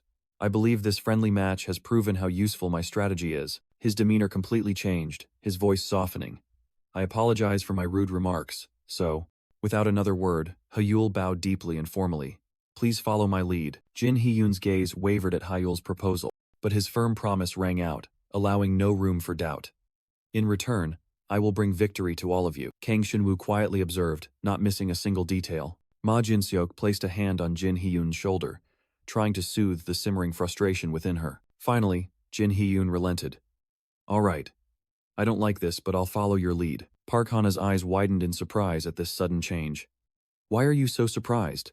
Are you really shocked? Jin Hee-yoon explained the reason, her voice full of reluctance. I lost the bet anyway, so I have to obey that kid's orders, or I'll have to give up on the national team. Saying that, she turned and walked away. And also, Jin Hee-yoon extended her hand towards Ji-Sun-chan, a confident smile on her face. I apologize for calling you a loser. I've seen your defensive magic. It's quite solid. Ji-Sun-chan was completely stunned by the unexpected apology. He quickly grabbed her hand, his face flushed. Your fire magic is amazing too, senior. The scene shifted to the magnificent Obelisk Academy. Inside the spacious dining hall, students were having lunch. Hyul approached Ji-Sun-chan and Adela's table. You all worked hard facing the third-year seniors. He smiled, his eyes gleaming mysteriously. Before we start planning for the Olympiad, I have a small favor to ask. Ji-Sun-chan and Adela looked up simultaneously, curious about the sudden request. A favor? What is it? Hyul got straight to the point. It's about the evening practice. Could you two practice without me for a while? He smirked, his eyes full of hidden meaning. I'm starting to feel the wall of enlightenment. That declaration stunned them both. The wall of enlightenment? Could it be the wall of the fifth circle? But that was just an excuse. Hyul couldn't reveal his Bythanor magic, the power he was secretly cultivating. To construct fourth circle magic in the Bythanor style, he needed more time. And the wall of enlightenment was the perfect reason. Ji-Sun-chan turned to Adela, full of skepticism. Fifth circle at 18? Adela, he's not spouting nonsense, is he? Contrary to Ji-Sun-chan's doubt, Adela was completely convinced. Her eyes shone with absolute belief and admiration. Seeing their reactions, Hyul smiled. Anyway, for that reason, I won't be able to attend evening practice. I hope you two understand. Both Adela and Ji-sun-chan agreed immediately, even with a hint of excitement. If it's for that reason, then of course. That's right, starting tomorrow, just take a break. Hyul was a little flustered by their enthusiasm. Why do you two look so happy? Ji-sun-chan laughed gleefully, revealing his true intentions. Don't worry, I'll check your stamina regularly. Hyul froze. What? That's dirty pool? Night fell. At the mansion of the leading mage family, Shinji Han scanned the list of magical ingredients. Horn of the Octobeast, Heart of Calamity, and the Eye of Leviathan. All incredibly expensive items. Shinji Han looked up, his gaze sharp. What do you intend to use them for? Hyul replied without hesitation. They are absolutely essential for my magical achievement. The hint to weave the fourth circle, he had obtained it from Mimir's well. A grand plan was slowly taking shape. In the endless library of the well, Hyul sighed in exasperation. Mimir. Isn't there a more intuitive book explaining the expansion circle? He was met with a blunt answer from Mimir. Not at all, Hyul thought to himself, unsure if Mimir was trying to help or hinder. Then buy me another book. As soon as he finished speaking, another stack of books was suddenly thrown down right next to him. Hyul flinched, bewildered by the pile of books that had just appeared. His gaze stopped, and a strange feeling arose. He picked up a book, its old cover depicting a potion bottle. Magic potion? This book looks really old too. Hyul mumbled, thinking about Mimir's habit of carelessly discarding things. But as the first lines of text passed before his eyes, Hyul's expression completely changed. He was stunned. This is it. A radiant smile appeared on Hyul's face. Mimir is truly something else. With this method, anything is possible. The ancient book contained the formula for a magic potion capable of absorbing a colossal amount of mana. This was the key to shortening the time needed to achieve the expansion circle. Returning to reality, Hyul's voice rang out clearly before Shinji Han. Currently, I stand before the wall of enlightenment. Shinji Han was stunned. Does that mean you're about to reach the fifth circle? Yes, Hyul affirmed confidently. Those ingredients are absolutely essential for me to achieve my magical accomplishment. He calculated that most of the ingredients could be collected by himself, but for the rare items, he would have to rely on his father's authority. Shinji Han remained silent, his eyes full of contemplation. Hyul faced his father, his eyes burning with unwavering determination. Shinji Han pondered, admitting Hyul's words didn't sound like a lie. So these ingredients are for brewing a potion? Hyul confirmed. Shinji Han immediately questioned the origin of this unfamiliar formula. Hyul calmly replied that he found it in an ancient book. Shinji Han's eyes glinted with suspicion. An ancient potion. All right. If what you say is true, I'll get it for you. Hyul breathed a sigh of relief, his face brightening considerably. Thank you very much, father. But Shinji Han wasn't finished. First an ancient cloak, now an ancient potion. I don't know what you're planning, Shinji Han continued, an unreadable smile on his lips. But you must be very lucky. Hyul froze, swallowing hard at his father's loaded remark. After the tense confrontation, Hyul sat in the car, recalling everything. Shinji Han had thoroughly questioned him about his magic. From the spells used in the fight against Ju Han-wook to Kim Kangan's questions, no detail was overlooked. Naturally, Hyul refused to answer. He closed his eyes, leaning his head against the seat. Shinji Han's suspicion was inevitable, especially with so many strange things happening at once. Hyul knew he couldn't hide this secret forever.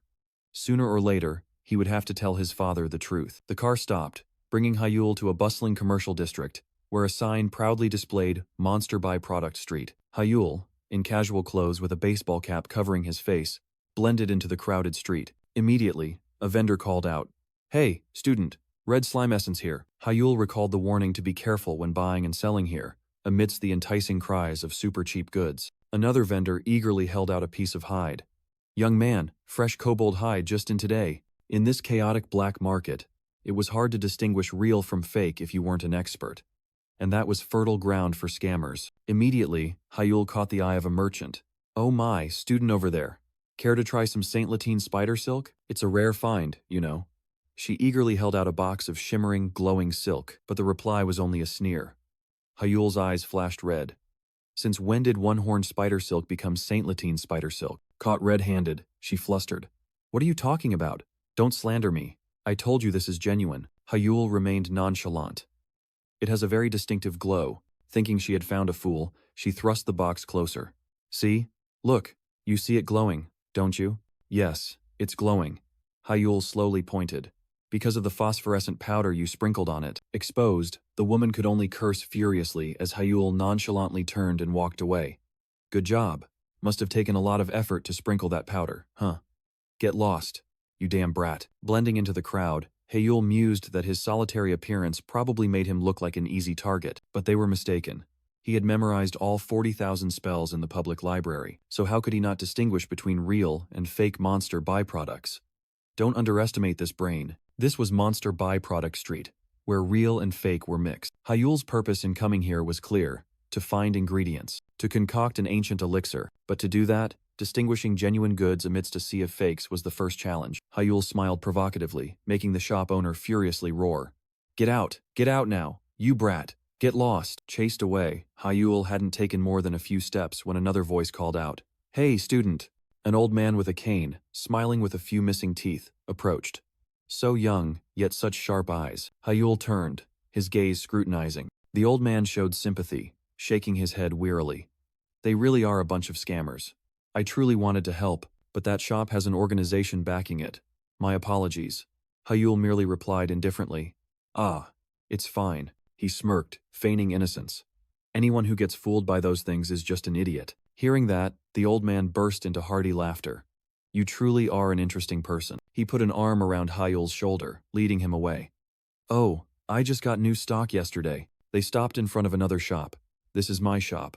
I'll bring out the black ox horn. Wait a moment. Hyul silently watched as the old man disappeared behind the door. Immediately after, a horn radiating dark purple magic power was brought out. Here it is, the black ox horn. The old man proudly showed off the item. Flawless S-grade item, over 90% purity. The mana meter doesn't lie.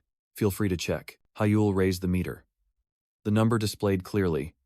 94%. Despite the impressive result, Hyul merely bowed his head silently, revealing no emotion. Thinking he had fooled his prey, the old man grinned widely, quoting an exorbitant price.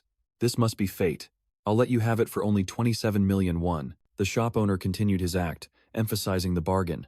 You know this high-grade byproduct usually costs over 30 million, right? You're very lucky today. But Hyul only smirked, exposing the cheap scam.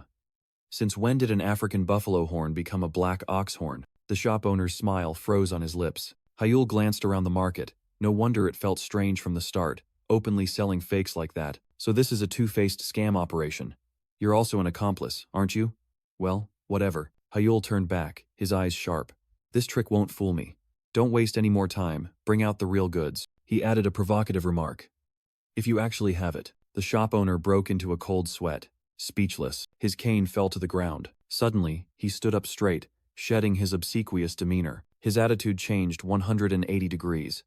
Kid, it seems you're no ordinary person. In that case, my apologies. Now then, please follow me. He gestured, leading Hyul further inside. As night fell, a luxurious car glided along the highway. Inside the car, a transaction notification appeared on the tablet screen. The scarred bodyguard immediately reported to Shin In-hyuk. Sir, a large payment was just made using the young master's card. Shin In-hyuk calmly looked out the window. It's probably just for monster byproducts. Let it be. I gave him that card for free spending. The scarred bodyguard still couldn't help but wonder. Monster byproducts? All of a sudden? What is the young master planning? He said he's concocting an ancient elixir. The scarred bodyguard sighed. Still a bit doubtful. He's doing something unusual again. But the price is quite high, so I'll check the quality of the purchased items. Shin In-hyuk leaned back in his seat, dismissing his subordinate's worries. No need. That boy has been proficient with all kinds of monster byproducts since he was 5 years old. His eyes sharpened, full of confidence in his son. I didn't raise him to be a fool who can't distinguish between real and fake. Decisively changing the subject, Shin In-hyuk asked about another matter. More importantly, what about the eight-horn beast's horn? The preliminary contract is complete. We are currently negotiating the price. The bodyguard continued his report. Including import time, it will take about a week. A brilliant purple magic circle appeared, enveloping the space, preventing any sound from escaping. Shin In-hyuk moved on to a top-secret matter. What about the internal audit I ordered earlier? We are investigating carefully. It seems someone is colluding with the Black Tower. He explained his method. I deliberately leaked a portion of the report related to the Black Tower and found signs of tampering. The bodyguard bowed his head. But I haven't identified who it is yet. I apologize. Currently, We have narrowed down the suspects to high-ranking individuals with access to the family's top-secret reports and conducted investigations, but found no suspicious clues. Behind the bodyguard's back were images of the suspects, all appearing flawless. Everyone is clean. Not a speck of dust. Shin In-hyuk narrowed his eyes, contemplating. No suspicious clues and too clean. Huh. That very cleanliness could be the evidence itself. The scarred bodyguard fell silent, realizing the deeper meaning in his master's words. If you say they are so clean, then further investigation might be useless. In that case, we'll just have to wait for the traitor to contact the Black Tower. Amidst the city night, a cold command was issued. Get ready. Magical energy converged, and rare ingredients were gathered in preparation for an ancient formula. Hyul returned, placing the bag full of glowing items on the table. I'm really tired. Mimir happily received it. Oh, successor. You still did a great job collecting everything. Mimir flipped through the ancient book, announcing important news. Now we only need 3 more ingredients to concoct the elixir. What they were creating was the Mana Blessing Elixir. When consumed, it would enhance synchronization, allowing the body to absorb a much larger amount of mana than usual. Hyul mused. This elixir was the key for him to compensate for the mana needed to weave the amplification circle. When will the remaining ingredients arrive? Mimir replied. I contacted my father on the way here, and he said it would take about a week. Mimir exclaimed. A week? Just in time for the Olympiad? Hyul looked thoughtful again. Yes, but even after it's concocted, it seems we can't use it right away. He pointed to the book. According to this book, afterward, mana circulation must be performed to fully unleash the elixir's effects. Mimir immediately understood the problem. So, have you thought of a location yet? Hyul nodded decisively. Yes, I already have a place in mind. Mimir was curious. Oh, where? Bangyong Island. Hyul revealed the plan. This island not only has the highest mana concentration in the country, but recently, that concentration has been steadily increasing. Mimir's eyes lit up, completely convinced. Oh, perfect. So when do we go? Hyul smirked meaningfully, his eyes flashing mischievously. I have a plan for everything. The scene shifted to the magnificent Obelisk Academy. Mimir was astonished. Really? The entire classroom erupted in excitement. Hyul stood before his classmates, smiling as he announced. That's right, it's a training camp on Bangyong Island. A sudden announcement echoed, stirring the academy's atmosphere. In 1 week, we will go to Bangyong Island for a training camp. The authoritative voice continued, confirming the information. That's right, this is a special 6-day, 5-night training course on Bangyong Island. Kim Kangan appeared, a meaningful smile on his face. I personally asked the Tower Master of the Blue Tower to arrange this. You'd better prepare thoroughly. In contrast to Jin Hee-yoon's excitement, Adela seemed a bit flustered. Wow, amazing. Sounds fun, Adela? Meanwhile, another group of students looked worried. It seems we have a lot to prepare. Aren't we just going there to relax? Kang Shinwoo immediately dismissed that naivety. What did you just hear? This is training prepared by the Blue Tower itself. Hyul quietly observed everything, smiling contentedly. The atmosphere at the academy had finally settled. The conflict between the 2nd and 3rd years also seemed to have been resolved. Since the friendly match, Hyul had been able to manage everyone's training schedule. Thanks to the support of the Blue Tower, he gradually gained their trust. Suddenly, an idea flashed, and Hyul spoke. We have to go to the Blue Tower right now for a special mana test. Get ready. The announcement made the whole class groan. The Blue Tower headquarters appeared. A majestic skyscraper where power and technology converged. A polite woman stepped out to greet them. I have been waiting for you. I am Sua, from the Blue Tower. The group couldn't hide their tension standing before the representative of a major power. Sua gestured professionally. Those who need to take the special mana test, please follow me. But then she turned, her gaze fixed on Hyul.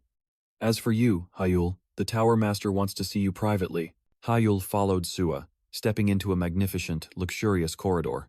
The destination was Kim Kangan's office, where a hot cup of tea had already been prepared. Kim Kangan smiled in welcome. You're here. Is your training still going well? Hyul replied. Yes, thanks to you. Kim Kangan continued to inquire, his eyes sharp. Are there no internal conflicts or other issues within the team? Nothing at all, Hyul reassured, though admitting. Since I'm new, it's still a bit awkward, but everyone is gradually getting closer. Kim Kangan laughed heartily, looking pleased. That's good then. At this rate, it'll be fine. Hyul bowed in gratitude, also mentioning another matter. Thank you, sir. Oh, and thank you for the Bangyong Island matter as well. Kim Kangan waved his hand, appearing generous. Haha, it's nothing. Renting out the entire Bangyong Island is no big deal. But then, the atmosphere suddenly grew serious. Kim Kangan's smile became meaningful. The reason I called you here today, Hyul, You've probably guessed part of it, haven't you? Hyul flinched slightly, a premonition flashing. Is it about the relic? That's right, Kim Kangan confirmed, his tone full of excitement. I want you to prepare to engrave your unique mana imprint onto the relic. Engraving a unique mana imprint is the process of synchronizing a relic with its owner through their characteristic mana code. Kim Kangan revealed an important truth. The tests that the team members are currently undergoing are precisely to prepare for the unique mana imprinting. I also want to complete your mana test before the group training session begins, Kim Kangan stated directly. Hyul quickly agreed. Yes, then any time after 8 p.m. would be fine. A thought flashed in Hyul's mind. The unique mana imprinting has been mentioned. Does that mean the plan to complete the relic is taking shape? Kim Kangan's eyes sharpened, full of determination. Yes, 2 weeks at the fastest, 3 weeks at the latest. Regardless, we plan to complete it during the Olympiad. An ancient book emitted a magical light, signaling a long night of diligent study. Inside Mimir's well, the vast and silent library space was where Hyul was preparing with all his might. He closed the book he had just finished reading, his eyes glowing bright red. Mimir, I've finished this book. Is there another one? In response, Mimir playfully snapped his fingers. Ta-da! Another book, radiating an ancient aura, immediately flew before Hyul. He was a vortex of knowledge, magic surging as each page was turned with extraordinary speed. Mimir brought the book over and inquired. Here, your next book. How are things going? Is your preparation still on track? Preparation? For the Ring of Expansion? Or for the Olympiad? Hyul asked back. Mimir cheerfully replied. Both, Hyul mused. Preparation for the Olympiad is fine. As for the Ring of Expansion, it's still the same. No real progress. Mimir was surprised. Is crafting the Ring of Expansion that difficult? But the problem wasn't technical, quite the opposite. Theoretically, I've mastered it completely. He pointed out the critical bottleneck. The problem is, my body is severely lacking in mana. Mimir nodded, realizing the crux. Then, ultimately, the mana blessing is the key. Yes, Hyul confirmed. But a flicker of annoyance appeared as he thought of his father's intervention. But it seems the materials will arrive a bit earlier. Could it be that the rules were changed? Just because of my father's influence, Mimir, with his innocence, only saw the positive side. The successor truly is lucky. Those words only annoyed Hyul further. Right, is that so? Time passed. The next night, the blue tower stood tall, radiating brilliant magical light under the night sky. Inside the blue tower headquarters, Hyul let out an exhausted sigh. Standing behind him, Kim Kangan patted his shoulder. You've worked hard. Kim Kangan smiled, his eyes full of expectation. This is your first time doing this kind of mana test, isn't it, Hyul? How do you feel? Hyul replied, his voice a little tired. The test itself was simple, but it dragged on for too long, so I'm a bit exhausted. Kim Kangan chuckled at the complaint. Haha, even so, you're still considered very fast, Hyul. You only took an hour, while ordinary people would take up to 8 hours. Kim Kangan's praise stunned Hyul. Turning to another researcher, Kim Kangan explained. To call this test easy, that's truly bold. Even if it's just repeatedly moving mana.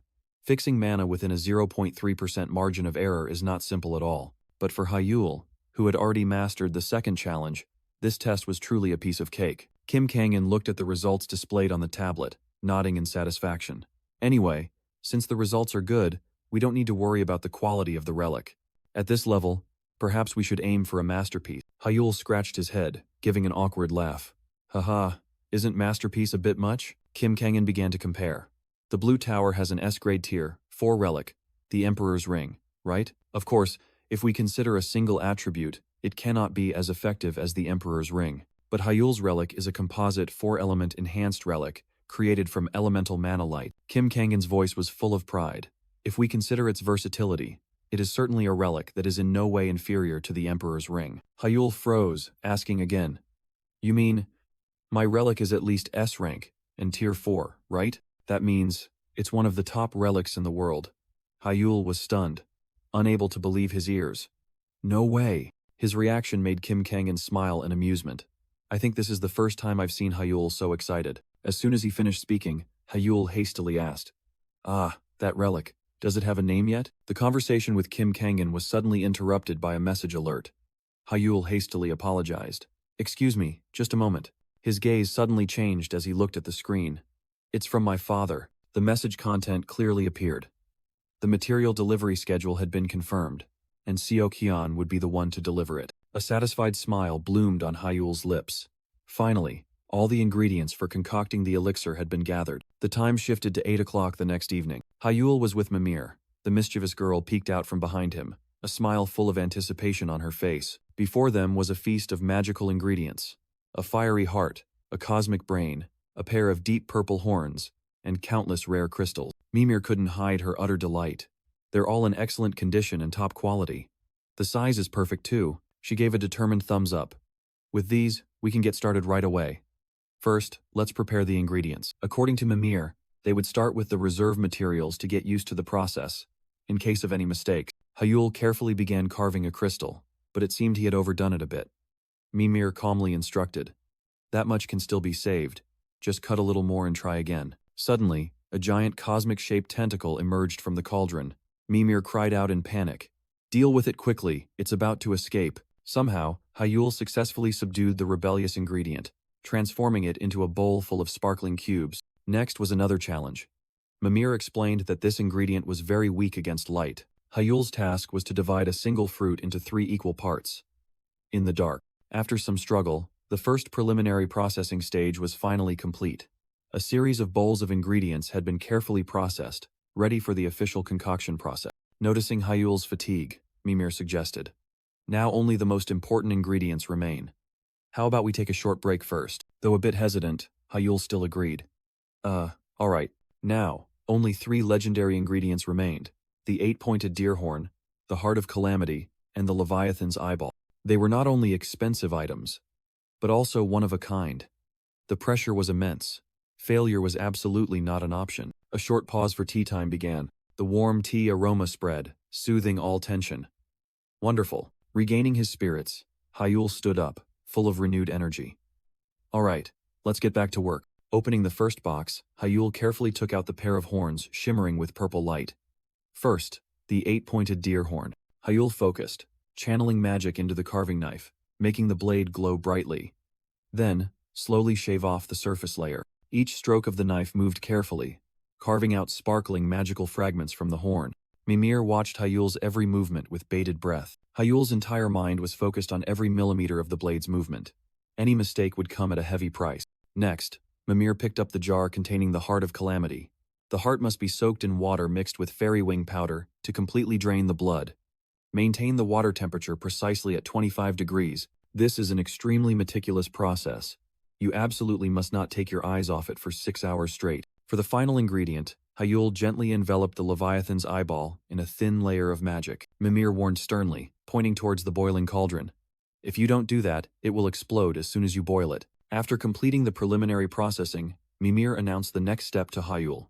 So, the ingredient preparation is done. Alright, the next step is... Hyul's expression shifted when he heard the request. Simmer the ingredients while stirring continuously for 10 hours. Time flew by quickly, and the long day ended. In the room cluttered with books, traces of a sleepless night were evident. In the vast library, morning light streamed in. Hyul collapsed onto the floor, exhausted after a long night of concocting. Mimir gently stepped forward, smiling contentedly at her fallen successor. Well done, successor. It's finally completed safely. The fruit of their labor was sparkling magical potions, emitting mystical purple energy. The scene suddenly changed. A luxurious yacht glided across the azure sea, named Mana's Blessing. On the deck, Jisun-chan exclaimed excitedly, "It's finally time for the group training camp." Hyul stood leaning against the railing, quietly gazing at the sea. The weather is truly wonderful. With this, the preparations to weave the expanded circle are complete. Suddenly, Jisun-chan threw an arm around Hyul's shoulder. "Hey, everyone would think you're a model posing. Want to take a selfie?" The photo was taken, capturing the moment Jisun-chan grinned widely next to a frowning Hyul who still made a V sign with his hand. The background is absolutely perfect, but Jisun-chan still felt something was missing. Hyul lost patience. "What's wrong? If you're going to take it, hurry up." Suddenly, an idea flashed in Jisun-chan's mind. "Hey, Adela." Jisun-chan's call broke her train of thought. He put his arm around Hyul's shoulder and raised his phone. "Let's take a picture." Adela was surprised. "Take a picture?" "Exactly.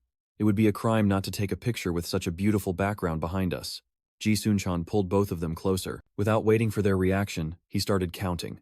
1, 2, 3. The photo was taken, capturing the moment of the 3. Jisun-chan grinned widely. Adela posed somewhat awkwardly. and Hyul still maintained his usual cool expression. Ji Sun-chan exclaimed excitedly, "A group photo of 3 is definitely better. I'll post the picture in the group chat right away." With that said, he walked towards the seniors, leaving Hyul and Adela standing together. Adela smiled and commented, "He's always full of energy, but today he seems especially excited." Hyul replied, but his gaze was a little distant. "Maybe it's because it feels like an outing, but this is training. Is it okay to be this excited?" Adela chuckled. "Let him enjoy himself. That energy won't last long once training starts." Then she turned to Hyul. "You're secretly excited too, aren't you?" Hyul looked slightly flustered. "Why do you think that?" Adela playfully replied. "Because you usually look so serious." She quickly changed the subject. "Oh, by the way, I heard that the mana density on Bangyong Island has become thicker recently. I wonder to what extent." The majestic island gradually appeared before their eyes. "We're about to see it," Hyul asked. "Hey, have you ever been to Bangyong Island, Adela?" "Yes, 5 years ago," Adela excitedly recounted. "As I recall, it's a perfect place for training." Hearing that, a rare smile briefly appeared on Hyul's lips. Bangyong Island. Now I'm really looking forward to it. The ship glided across the clear blue sea, heading straight towards the towering island ahead. Bangyong Island, the destination for the special training course, was finally right before their eyes. As soon as he set foot on the island, Kang Shinwoo shouted excitedly, "Yahoo! We're on Bangyong Island!" Immediately after, a massive luxury hotel appeared before the group. Kang Shinwoo and Jin Hee-yoon gaped in astonishment. Hyul calmly explained, "This is the accommodation prepared by the Blue Tower." Inside was a lavish buffet, which left the trainees overwhelmed. Kang Shinwoo pointed at the lobster dish, his eyes shining brightly. "Amazing. Look, there's even lobster." Meanwhile, Hyul recalled another crustacean, of a much larger, colossal size. At another table, Jin Hee-yoon happily invited Adela. "Wow, Adela. Try this dish, it's delicious." In the crowd, Ma Jin-sok wore a smug smile, standing next to Ju Han-wook. Kang Shinwoo quickly approached Adela's table, but before he could do anything, Hyul stood up, interrupting the meal. "All right, after eating, take a 30-minute break, then training begins. Everyone be at the training ground at 3:30. The whole group responded in unison. A short while later, at the magic training ground, Hyul stood facing the trainees. "Is everyone ready? Before we begin, there's something we need to do first." Hyul activated a device, displaying an image of the island. "Because Bangyong Island has a denser mana concentration than other places, you will feel very uncomfortable absorbing mana through your circles," Hyul commanded. "Everyone, try operating your mana once." Immediately, the trainees closed their eyes, focusing on sensing. Blue mana streams began to flow, enveloping each person. In the silent space, streams of mana surged around the trainees. With his glowing red eyes, Hyul perceived every slightest energy fluctuation of each person. He began to give instructions, turning towards Kang Shinwoo and Adela. "You two don't need any advice from me. Just continue as you are." Then Hyul approached Ma Jin-sok, placing a hand on his back. "Senior Jin-sok, you need to reduce your magic circle's output by about 20%. Conversely, he asked Jin Hee-yoon to do the opposite. "Senior Hee-yoon, you're different. Increase your output by 15% compared to now." Hyul moved around the room, no different from a conductor leading a mana orchestra. Among them, Ji Sun-chan struggled the most, sweating profusely. Noticing his difficulty, Hyul immediately approached him. "Sun-chan, reduce your output by 50% and adjust your posture to suit your body." The sudden advice left Ji Sun-chan stunned, but the moment he followed, a different sensation spread throughout his body. Ji Sun-chan burst out in delight. "Oh my god, this feeling, it's unbelievably comfortable. Absolutely amazing." Hyul just smiled smugly. His joy didn't last long before Hyul's voice rang out. "Good, now maintain that state for 1 hour. Begin." Ji Sun-chan froze. "Devil, don't smile like that." 1 hour later, the hellish training finally ended. "Stop." The group of trainees collapsed onto the floor, exhausted. Jin Hee-yoon panted. Who would operate mana for a whole hour? Even a muscular person like Ma Jin-sok had reached his limit, drenched in sweat. Amidst the pervasive exhaustion, a bottle of cold water was offered, promising instant relief. Adela held out the water bottle. "Here, have some water." Among the panting trainees, Ma Jin-seok looked up, hesitantly taking it. Thanks Adela." Hyul quietly observed everything. While everyone else was exhausted, Adela remained completely calm. Hyul thought to himself, that's the distinct class of a mystic. Standing up, Hyul drew the group's attention. "I suppose everyone understands the problem now, right? Any more questions?" The group replied in unison, exhausted. "Nu." Hyul's gaze sharpened. "Good. Then we will officially begin the training. The training on Bangyong Island is self-directed training. Ma Jin-sok was stunned. Self-directed training? Hyul nodded. Yes, just train at your own pace. I've given everyone all the advice I can. In this training camp, you will have to make your own judgments and act independently. Jin Hee-yoon spoke up, asking, So what will you be doing during that time? I have my own adaptation training, Hyul replied. First, I need to get used to Bangyong Island's mana density. The unexpected confession caused the other trainees to murmur. It turned out this was also Hyul's first time setting foot on this island. But in Hyul's perception, the mana flow here was even denser than he had imagined. A perfect environment. He announced the end of the group session. All right, today's group training is over. Now it was time for his own goal. To weave the expansion circle, I need to make the most of this environment. Separating from the group, Hyul ventured alone deep into the dense forest. Following the directions on his phone, he searched for a special location. It must be around here. Suddenly, a surge of pure, azure magic power erupted in his senses. The powerful energy surge stunned Hyul, his eyes gleaming with surprise and joy. And then, a radiant smile appeared on Hyul's lips as he stood on a rocky outcrop, looking down at what he had been searching for. Found it. Right beneath him, a crack in the ground glowed brightly with emerald energy. A mana vein. Hyul knew that in areas with high natural mana density, like Bangyong Island, energy would condense at critical points, forming precious mana veins. This location was truly perfect. Not only was it close to the lodge, but the mana density was also 5% higher than elsewhere. Everything was ready. Hyul pulled out a test tube containing a mystical purple solution. Out of 5 vials, I'll try one first. Elixir, Mana's blessing. With an expectant smile, Hyul whispered, Finally, I can test the effectiveness of this. Without a moment's hesitation, he poured the elixir straight into his mouth, but its bitter and unpleasant taste immediately made him grimace. Ugh, the taste is awful. Hyul quickly brushed aside the discomfort. Well, the taste doesn't matter. The question is, does it work? Immediately, a massive surge of energy erupted from within, enveloping Hyul's body in a vortex of light. Harnessing the abundant energy, Hyul cast his magic. Bile Nor's infinite circle. Deploy the third circle. He clearly felt the difference. Whoa, it's real. Mana is flowing into my body many times faster. But the current was too intense, forcing Hyul to brace himself. A massive amount. I must focus. The surging energy transformed into complex circles, threatening to spiral out of control. If I don't control it tightly, the magic power will rampage. Hyul braced himself against the gut-wrenching pain, sweat pouring off him. I have to endure. It only lasts an hour. His goal was to chart a path for the expansion circle to rotate. Each vial of elixir must establish at least 20%. Half an hour passed in a struggle with the immense energy. Gradually, the chaotic mana flows began to stabilize. Hyul breathed a sigh of relief. At this rate, but hope vanished. A violent internal tremor caused fresh blood to gush from the corner of Hyul's mouth. Stunned, looking at his blood-stained hand, Hyul couldn't explain the horrifying incident that had just occurred. At the same time, in a luxurious hotel in the heart of the city, night enveloped a deadly conspiracy. In the penthouse, Go Chang-soo anxiously looked out the window, holding the phone to his ear. The call came from a mysterious individual, and his request stunned Go Chang-soo. You want me to deal with Hyul? The voice on the other end confirmed coldly.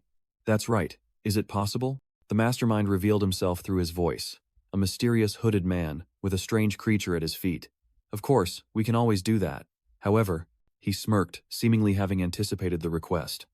Avoiding the eyes of the shadow squad led by Seo Kyon.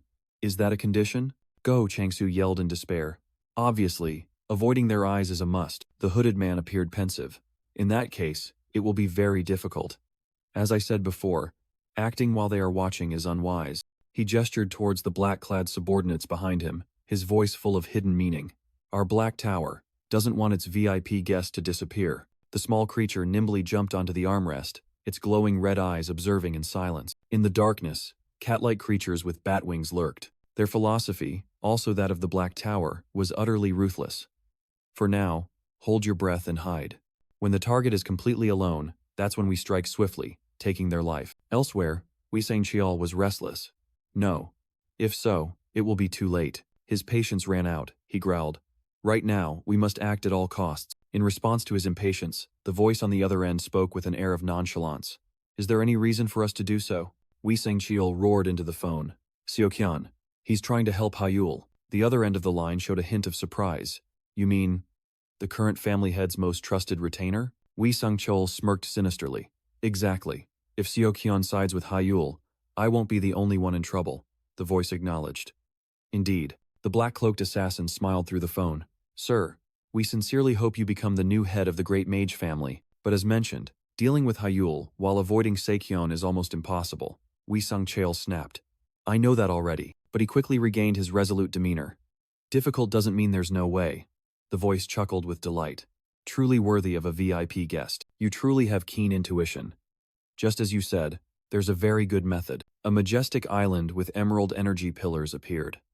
Coincidentally, the target is currently on Bangyong Island, so a particularly feasible method exists. Wee Sang-cheol's eyes gleamed with malicious curiosity. What method? The black-cloaked assassin slowly drew out his words, building anticipation. That is, sitting in a luxurious armchair, he extended his hand as if grasping the entire island, his voice finally revealing the horrifying plan. We can cause a magical disaster on Bangyong Island, and disguise it as an accident. The ruthless declaration of the Black Tower leader echoed, outlining a deadly scenario. On the other end of the line, Wee Sung-cheol froze. Intentionally causing a magical disaster? Is that possible? The Black Tower leader stood up, his tone full of confidence. Of course. Given the current state of Bangyong Island, it's entirely feasible. A horrifying realization flashed in Wee Sung-cheol's mind. Could it be because the concentration of magic power is becoming denser by the day? Precisely. The Black Tower leader strolled leisurely, his tone as if bestowing a favor. This is originally classified information. I shouldn't be revealing it, but since Mr. Shinji Han is a VVIP client, I will make an exception and share it. He smirked, placing a finger to his lips as a sign for silence. On Bangyong Island, do you know what is hidden there? The moment the Black Tower leader's words hung in the air, elsewhere on the island, Hyul suddenly coughed up a mouthful of fresh blood. He stared in shock at his blood-stained palm, not understanding what was happening. Before Hyul, the magic power vein suddenly erupted violently. This was not a normal energy overflow. The familiar sensation of absorbing magic power had completely vanished. Just a moment ago, it was like a vacuum cleaner. Now every pore on my body has turned into a black hole, madly devouring magic power. All the surrounding energy was forcibly sucked into his body. Hyul gritted his teeth, enduring, trying to understand. No matter how powerful this magic power vein is, it shouldn't be able to release such an enormous amount of energy. He clutched his chest, trying to calm himself amidst the tearing pain. I must keep my wits. I must focus. Sweat poured off him. Hyul's eyelids felt heavy. The terrible pain was gradually eroding his consciousness. Amidst the gut-wrenching pain, Mimir's warning echoed in Hyul's mind. Successor, if the medicine causes your mana to go out of control, you absolutely must not lose consciousness. You must endure and hold on. Otherwise, you will die. That fatal admonition became his sole motivation. Hyul gritted his teeth, blood seeping from the corners of his mouth, determined not to fall. Come on. Hold out until morning. You have to hold on until the very end, he roared in his mind, battling the storm of energy ravaging his body. And then, dawn arrived. Hyul lay motionless on the cracked ground, exhausted but still breathing. He had made it through. When he awoke, the first sensation was emptiness. My hands can't move. I can't feel any mana in my body. He lay there, panting. Well, after pushing myself to this extent, of course it would be like this. Struggling to sit up, Hyul smiled in relief. It's a good thing I'm not dead. Perhaps it's thanks to my mana circulation training and Mimir's advice. But the relief was quickly replaced by a question. Why did the mana suddenly overflow like that? Moreover, I can no longer feel any mana from the dragon's vein. Confusion arose. I've never heard of a dragon's vein running out of power. Just then, a surge of pure energy suddenly erupted from the ground, enveloping Hyul and leaving him stunned. 2 days later, at the special internal training ground on Bangyong Island, a burly student stood opposite Hyul, drenched in sweat. Please go easy on me. Hyul merely smirked, cracking his shoulder joints. Behind him, several other students lay sprawled out. Oh, I'll do my best. If you keep your head down like that, I won't be able to see you. Adela raised her hand and declared loudly. Begin. Immediately, Hyul lunged forward, a surge of azure magic converging in his palm. First circle, Shen Yi. The terrifying magical pressure forced Ji Sun-chan to brace himself. This madman, control your power. In contrast to his opponent's struggle, Hyul appeared completely unconcerned. The magical energy was not only stable but also stronger than before. While the mental burden had significantly decreased, he continued to experiment, channeling energy into the resonance ring. Its efficiency and power had skyrocketed. Hyul casually blew on his fingertips, looking at Ji-sun-chan, frozen in a layer of magic, like a trophy. Inside the ice, Ji-sun-chan screamed in despair. "Are you trying to kill me?" Hyul ignored the shouts and continued the test. "Alright, next." Third circle, intervention. A more complex surge of magic shot out, shattering the ice and throwing Ji-sun-chan to the floor. He muttered bitterly.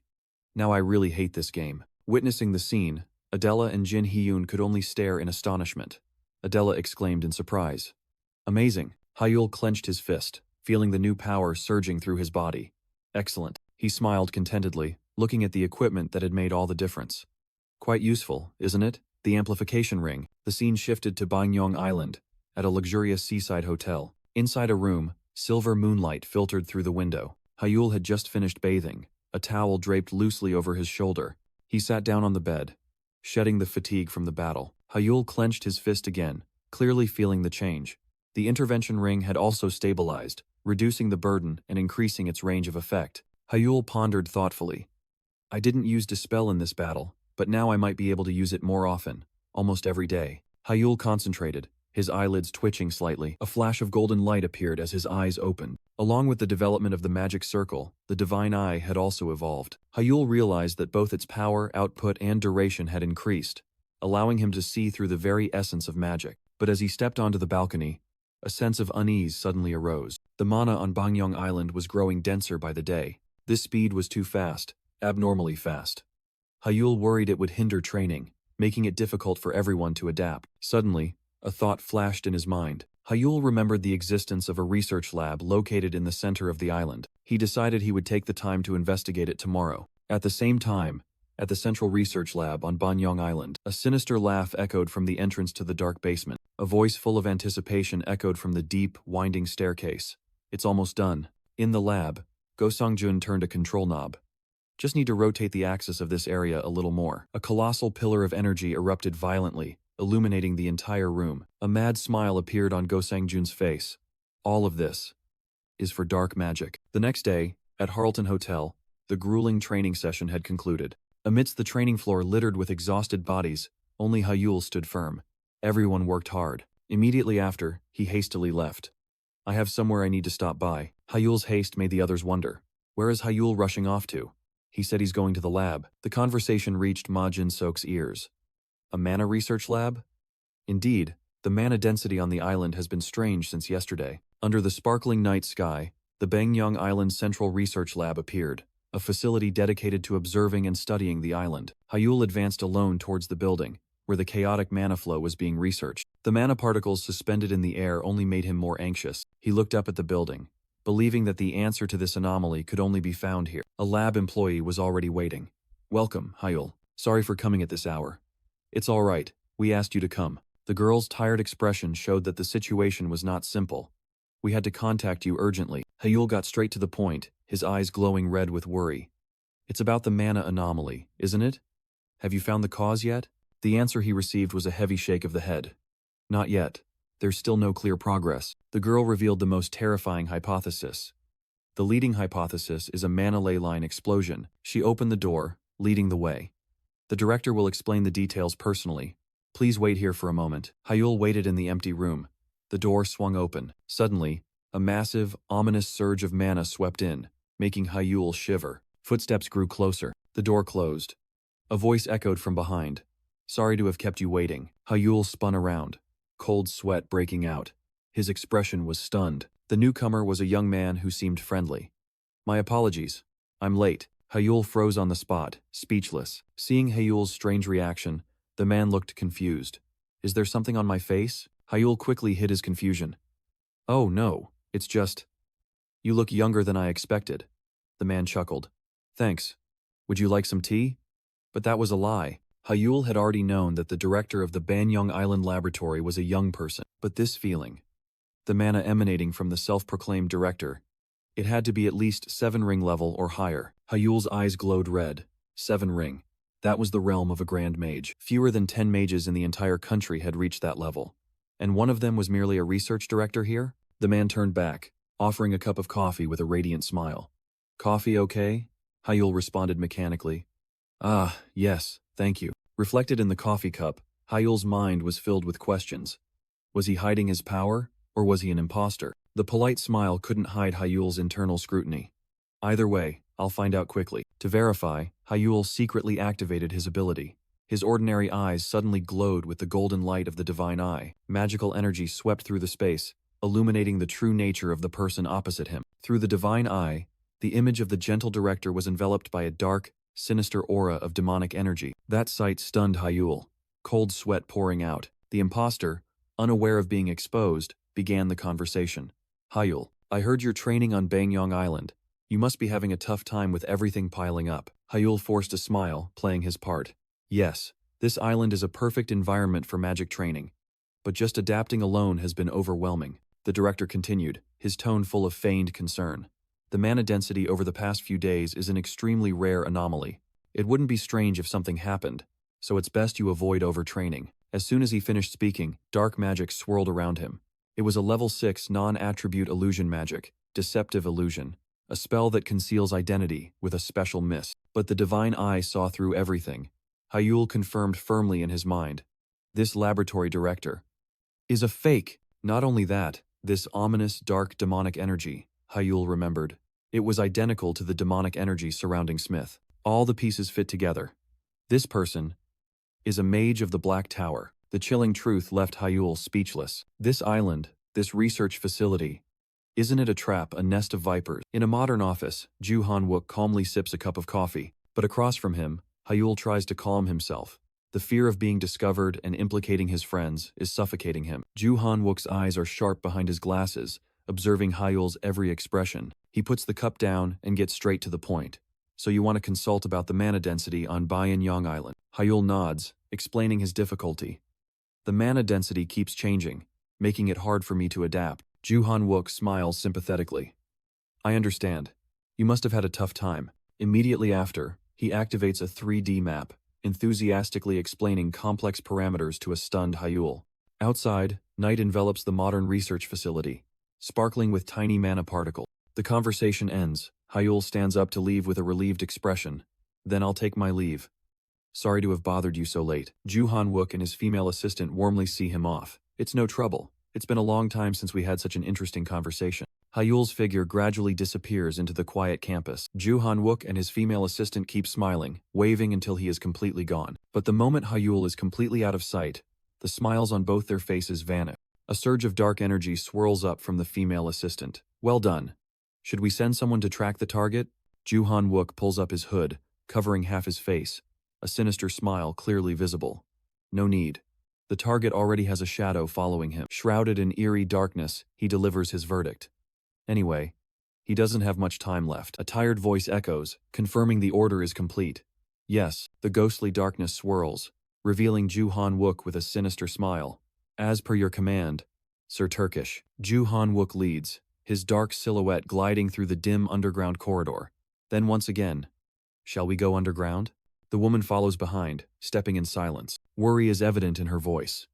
But, Sir Turkish, going to the lab so suddenly, the target won't discover our plan, will he? Ju Han-wook merely smirks, dismissing her concern. It's fine. Even if he knows, it's already too late. The door opens to a state-of-the-art laboratory. Ju Han-wook declares arrogantly, the spirit core has reached its limit, and by tomorrow afternoon, the entire island will explode. The colossal crystal trembles violently, dark energy currents cracking its surface. Ju Han-wook admires his destructive masterpiece. Now, the world will be dyed in darkness. Everything is going according to that person's plan. Meanwhile, under the sparkling night sky, a figure rushes desperately. Hyul gasps for breath, his mind in turmoil. Damn it! What the hell is going on? Why is the Black Tower at the lab? He looks back, confusion rising. I'm not being followed, am I? Hyul's thoughts race, images of Ju Han-wook and the mysterious director appearing. Don't tell me, Shinji Han sent him to eliminate me? But he quickly dismisses that thought as he continues to rush forward. He's not stupid enough to take that risk, just to act now. A more terrifying hypothesis suddenly flashes in Hyul's mind. What if the Black Tower's target wasn't me from the start? Let's put the pieces together again. He stops, trying to piece everything together, starting with the most unusual phenomenon. The continuous mana amplification occurring on Bangyong Island. The last piece clicks into place. The research director is a high-ranking member of the Black Tower. It's highly likely they've had a sinister plot on this island from the beginning. Then Shinji Han's request coincidentally appeared, and our training trip perfectly coincided with the timing. If they interfered with something to cause mana overload or a bloodline rampage, Hyul shudders at the horrifying prospect. This would be the perfect time to kill me without leaving any evidence. Clenching his fist, he identifies the target. As expected, the key to all of this lies in that research facility. The research building stands tall under the night sky, sparkling with anomalous mana particles. Without a second's hesitation, Hyul rushes off, running and making a call. First, I need to ask Sokyeon to investigate that director. No matter what, I have to get everyone off this island, but upon arriving, a harsh truth hits Hyul. He freezes. The ships can't leave? I already told you, the weather is too bad. There are no ships today, the annoyed port employee explains. Hyul still tries to find a way out. What about the mana lines then? Only regular ships are affected by the weather, right? The mana lines are also inactive. The mana density lately is too thick. If we try to run, the engines will overheat. And without a mechanic here, we're helpless. Hyul's eyes glow red, and he grinds his teeth. A perfect trap. Damn it. Could the Black Tower have prepared for this too? Not far away, Adela and the other trainees also received the bad news. What? The ships can't depart? We'll have to request a mana line from Incheon Port then. Helicopters are useless in this harsh weather too. Should we go back to the training area? Hyul turns back, offering a reassuring smile. For now, let's just head back to our accommodation. He couldn't let them panic, at least not yet. The group silently pulls their luggage back, but in Hyul's heart, a surging sense of unease rises. Something's wrong. Suddenly, a chill runs down his spine. His instincts are screaming a warning. Hyul's intuition was right. A message from Sokyeon appears, confirming the worst. Cannot locate the research director on this island. Hyul grinds his teeth. A Black Tower director disappearing. Right at this moment, at the same time, a strange magical rain pours down on the island, dyeing the land and sky an ethereal blue. Hyul wonders, what is the Archmage plotting? Amidst the pouring rain, a figure approaches Hyul. Sir, what's the situation? It's Sokyeon.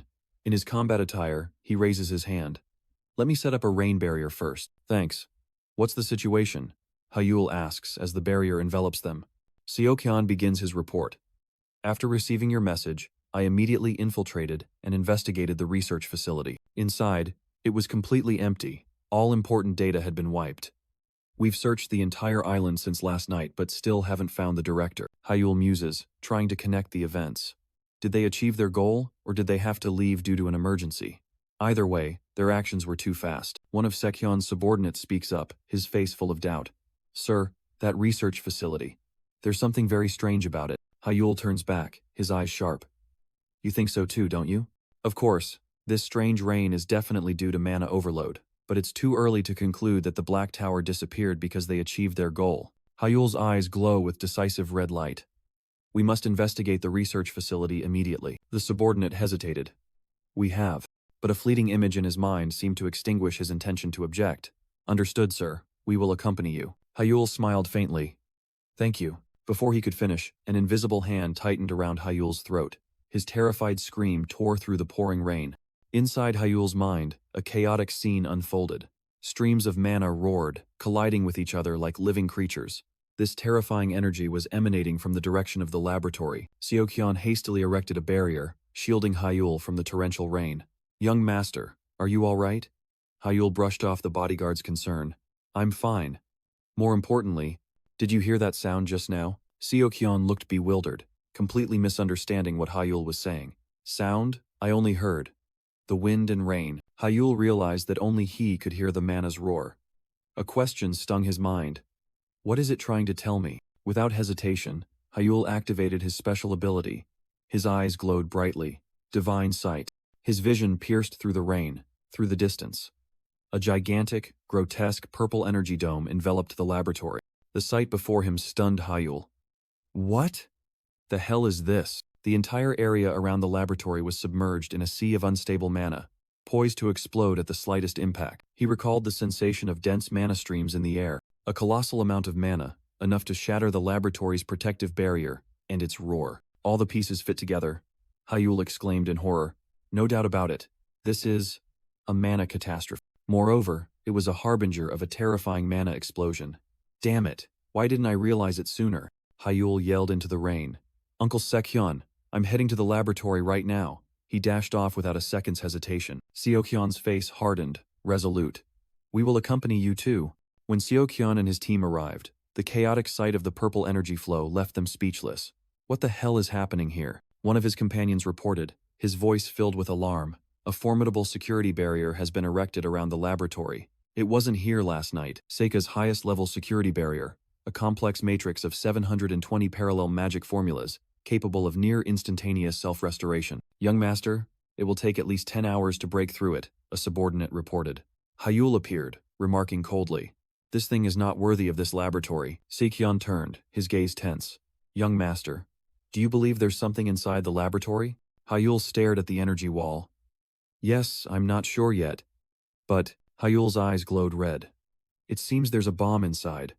A bomb powerful enough to blow up this entire Bangyong Island." Hyul's warning stunned Seokyeon and his men. Without a moment's hesitation, Hyul raised his hand, and magic power began to converge. "First, I will destroy this barrier," Hyul declared, unleashing a torrent of wild energy. The magical power violently impacted the barrier, creating a blinding explosion of light. However, the result astonished Seokyeon's men. The barrier. There are still 719 layers left. Hyul remained strangely calm. Currently, the energy inside the barrier is rapidly diffusing and about to overflow. "Everyone, step back a little." In Hyul's mind, Elena L. Greenwood's teachings echoed. Just by breaking a single formula, the concentrated energy would overwhelm its self-repair capabilities, causing a chain reaction. And the key was to find that single weak point to destroy it. "Dispel," Hyul whispered, unleashing hundreds of magic rays with millimeter precision. Seokyeon was stunned, unable to believe his eyes. His subordinate stammered, "Impossible." The barrier. In the blink of an eye, the formidable defensive matrix had completely vanished. Seokyeon stared at Hyul, a shockwave rising within him. "Young master, I heard you only recently reached the 5th circle, but..." Seokyeon's words caught in his throat. He himself was a 5th circle mage, but Hyul's magic was on an entirely different level. Despite his subordinate's astonishment, Hyul's glowing red eyes were fixed only forward. "Let's go inside." As expected, the laboratory was completely empty. Hyul led the way, walking without hesitation. This way, a dense stream of magic power was guiding Hyul. He stopped before a wall. This wall seemed suspicious. Magical energy converged in Hyul's palm, emitting an ethereal blue and red light.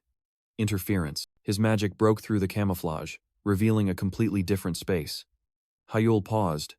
"This is..." The wall vanished, revealing a deep, winding staircase leading underground.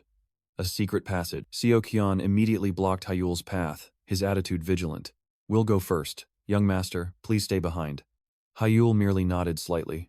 "All right." Under Seokyeon's lead, the guards cautiously advanced deeper into the darkness. The sight at the end of the staircase stunned Seokyeon, leaving him speechless. "Young master, this place." Before them was a colossal machine, inside which a crystal-emitting chaotic magic power was imprisoned. This was the cause of the Bangyong disaster. A spirit core, a source of extremely high-density magical energy, found only in areas with dense mana concentrations. Typically, these cores lie deep underground, releasing magic power into the atmosphere through ley lines. Magic vents formed in this way are called mana veins. Areas with a high concentration of mana veins will have significantly higher magic power concentrations than other places. Understanding the nature of the spirit core, a big question arose in Hyul's mind, casting a grim expression on his face. What are they trying to do, after all? Inside the laboratory, Seokyeon reported the situation with an incredulous expression. "I can't believe they're excavating and researching spirit cores. These guys are completely insane." Hyul remained silent, his gaze sharp as he heard the grim news. In his mind, the shadow of the Black Tower appeared. This is definitely their work. But the identity of this research director remains a mystery. All speculation had to be put aside. Before Hyul was the violently fluctuating spirit core, a ticking time bomb poised to explode. Seokyeon warned in a tense voice, recalling a past tragedy where half a nation was wiped out due to researching this destructive weapon. "Even if we alert the entire island to evacuate immediately," Seokyeon continued, "with a spirit core reacting this strongly, who knows how much time we have left." Facing the deadly uncertainty, Hyul decided, "I'll take a look." He activated his ability. Hyul's eyes glowed with brilliant golden light. Divine Sight. A torrent of colossal, chaotic information flooded Hyul's mind, ancient characters and magic circles swirling around him. The data overload was too much. Even the divine eye couldn't process it in time. But amidst the chaotic sea of information, a terrifying truth began to take shape. The The vision of Bangyong Island engulfed in flames appeared. Hyul realized the terrifying truth. Only 1 hour left. The shock from the future vision made Hyul stagger. Seokyeon rushed to support his young master. Pushing the pain aside, Hyul yelled, his eyes bloodshot from strain. I'm fine. More importantly, the spirit core will explode within an hour. Seokyeon froze. 1 hour. That number was nothing short of a death sentence. He concluded in despair. Evacuation is impossible. Hyul could only nod in confirmation. That's right. We don't have enough time. With all escape routes sealed, the two looked at each other. A silent and deadly understanding enveloped them. Only one option remained. Hyul's glowing red eyes showed determination. We have no choice but to stabilize the spirit core, but it was an impossible task. The spirit core was out of control, and there was no historical record of preventing a similar catastrophe. Hyul tried to calm himself, searching his memories. Calm down. Think about the spirit core first. Knowledge from the book at Mimir's well suddenly flashed in his mind. The spirit core was almost impossible to find, located deep underground, close to the planet's outer core. Extracting it was also a paradox. The core released mana too broadly to pinpoint, and once unearthed, the altered surrounding structure would cause it to lose its power. Yet, the spirit core before them maintained its function perfectly. A cold thought ran down Hyul's spine, and anger flared.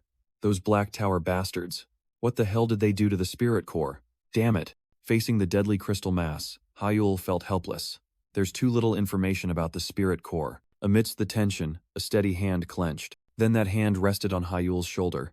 He turned around, startled. Uncle Seokyeon looked directly at Hyul, his gaze firm. Young master, you don't have to bear everything alone. We are always by your side. Those words were like a cool stream soothing Hyul's racing mind. He placed a hand on his chest, taking a deep breath. That's right. Thank you, uncle. Regaining his composure, Hyul looked straight ahead, his hesitation gone, replaced by the command of a leader. Regardless, we are severely lacking information. Gather all information about the spirit core immediately. Hearing the command, Seokyeon immediately acted, his voice echoing through the comms. I will report to the family head. Hyul nodded, entrusting the task. Yes, I'm counting on you, uncle. At this moment, Hyul knew he could no longer rely on Shinji Han or Kim Kangan. The pressure was immense, with only an hour left. I must find a way to stop this mana catastrophe. Meanwhile, at the main residence of the Grand Mage family, a fierce storm was raging. Standing before the window, Shinji Han confirmed the news in a low voice. Understood. 1 hour until the spirit core explodes. Time was too short, but he couldn't sit idly by. I cannot stand by and watch my son die. Decisively, Shinji Han strode forward, his voice sharp with command. It's me. Mobilize all active mana line, and immediately summon all mages of the 7th circle and above. At the same time, in the server room, an alarm signal blared. Seokyeon turned back, overjoyed. Young master, we've found the research log data, Hyul replied. Good, I'll check it immediately. The identity verification process began, complex data streams scrolling across the screen. But then, a countdown suddenly appeared, the numbers ticking down from 30 minutes. Hyul was stunned. A massive amount of data, and it's counting down. A deadly trap. Could this be a device that deletes all data upon opening? Even if someone finds it, they'll only be left with despair and death. Can the data be backed up? Hyul snapped, but Seokyeon could only reply helplessly. It's all encrypted. I need more time. Seokyeon called his young master's name in vain, but Hyul remained silent, seemingly having made his own decision. Ignoring the warning, Hyul's eyes glowed with magical light. I will analyze all the data myself right now. At the same time elsewhere, Wee Sangcheol stood amidst shadows, his voice full of skepticism. Finding traces of the Black Tower here seems impossible. The connection between the Black Tower and that bastard Shinji Han is still just speculation. But then a terrifying illusion struck, darkness engulfing Wee Sangcheol. Me? Dying like this? Will everyone die because of me? Don't even dream of it, Shinji Han. That desperate vow seemed to resonate with Hyul's determination. I will survive and drag you to hell myself. Hyul's analytical ability pierced through the encryption, tracing the flow of magic, through the mana veins. The spirit core. A light flashed in Hyul's mind as all the pieces fit together. That's it. That's exactly it. But the joy was short-lived, as Hyul fell into a deadlock again. But how do we neutralize it? We don't have enough people. No, he realized he had no other choice. Hyul's eyes snapped open, blazing red from strain. He shouted a command. Hurry! Gather all team members here. Amidst the pouring rain outside, Hyul added. And My bag at the inn too. Hearing the grim news, the entire team was stunned. Adela stammered, confirming, "That's the spirit core, and it's going to explode in about 40 minutes, right?" Another member affirmed, eyes fixed on the violently fluctuating energy mass. "Yes, I saw it with my own eyes. If we want to live, we must prevent the core's explosion." "So this is the cause of the recent abnormal weather?" the silver-haired man muttered, while the girl beside him exclaimed in horror, "Damn it. If we don't do anything, everyone will die in 40 minutes. The blue-haired guy brushed off the despair. "What do you mean, do nothing? There has to be a way to stop it, right? Right?" In response to the desperate question, Hyul affirmed confidently, "Of course there is." Hyul's eyes blazed, and he declared his objective in a low, firm voice. "The reason I called all of you here is to prevent the explosion of this spirit core." Hyul opened a box, revealing 4 test tubes containing a mystical purple solution. "This is the elixir Mana's Blessing, effective only for mages below the 4th circle." He explained its use. "An elixir that greatly increases the absorption rate of surrounding mana." A student immediately expressed doubt. "Why do you carry something like that? Is it safe?" "I made it myself, and I've tested it. It's not poisonous." Hyul's assertion only further astonished the others. "There are 4 vials left." Hyul held up the test tubes. "If we use them, we can release the spirit core's mana outwards through the mana veins." His eyes sharpened, his voice firm. "Here's the plan." Hyul began to explain, the chaotic scene of the island appearing. The spirit core on Bangyong Island is exploding, and the mana veins used to release the core's energy are currently unstable. If you drink the elixir and absorb mana directly, while standing on those unstable mana veins, the enormous amount of mana from the spirit core will flow into the mana veins, causing them to overload and explode as well. At that point, the exploding mana veins will cause a mana overflow, releasing energy into the atmosphere and gradually stabilizing the spirit core. The plan sounded perfect, but Hyul suddenly lowered his voice. "There's a problem. Someone has to drink the elixir and circulate mana while standing on the unstable mana veins. Naturally, an unprecedented amount of mana will flood that person's body.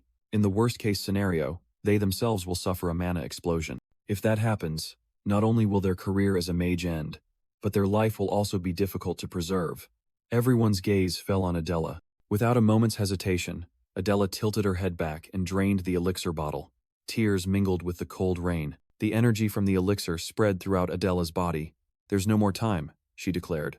"Start now." Meanwhile, in the control room, Shin In-hyuk stood before the unstable spirit core. "I have to stay here until the very end to stabilize it, so I can't go to the mana veins myself." Shin In-hyuk's voice rang out, calling the names of the chosen ones. Adela, Senior Kang Shin-woo, Senior Ma Jin-sok, and Senior Jin Hee-yoon. Shin In-hyuk's gaze turned towards Hyul on the screen, placing his full trust.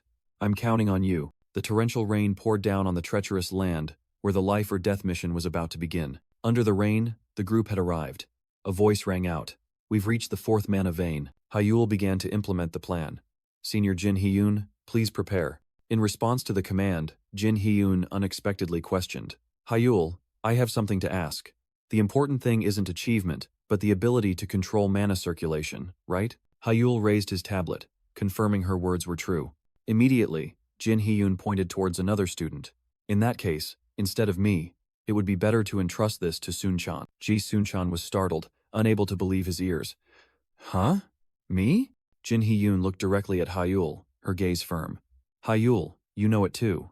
Sun-chan's mana control ability is better than mine." Hyul silently considered. "In this situation, I think it's better to let someone who's even slightly better than me do it."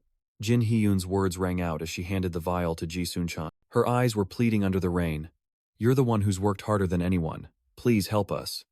Ji Sun-chan. The heavy responsibility was placed in Ji Sun-chan's hands. Clutching the vial, he looked up at the stormy, thundering sky, determination etched in his eye. Ji Sun-chan roared, gathering all his courage.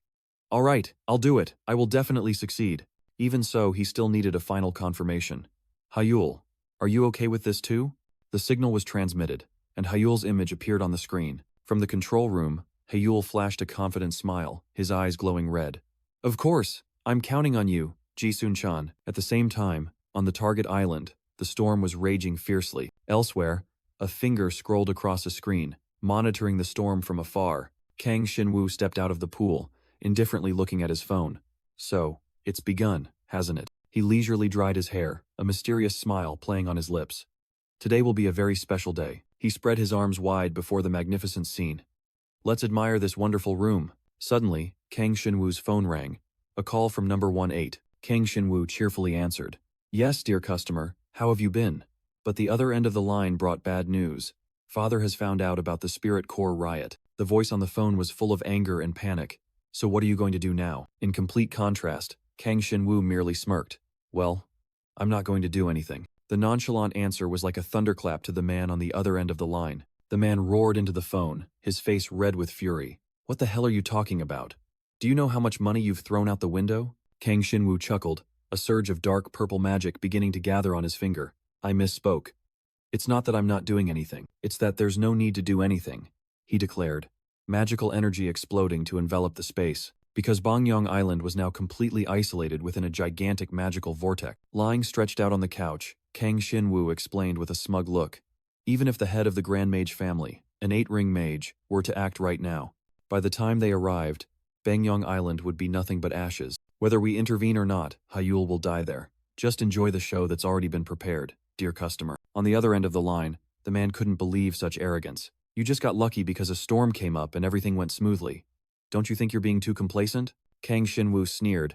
I think you're misunderstanding something. Do you really believe that a storm hitting at this exact moment is just a coincidence? Dark magic surged around his body. The man was stunned, cold sweat breaking out as he heard the loaded question. Kang Shinwoo slowly listed.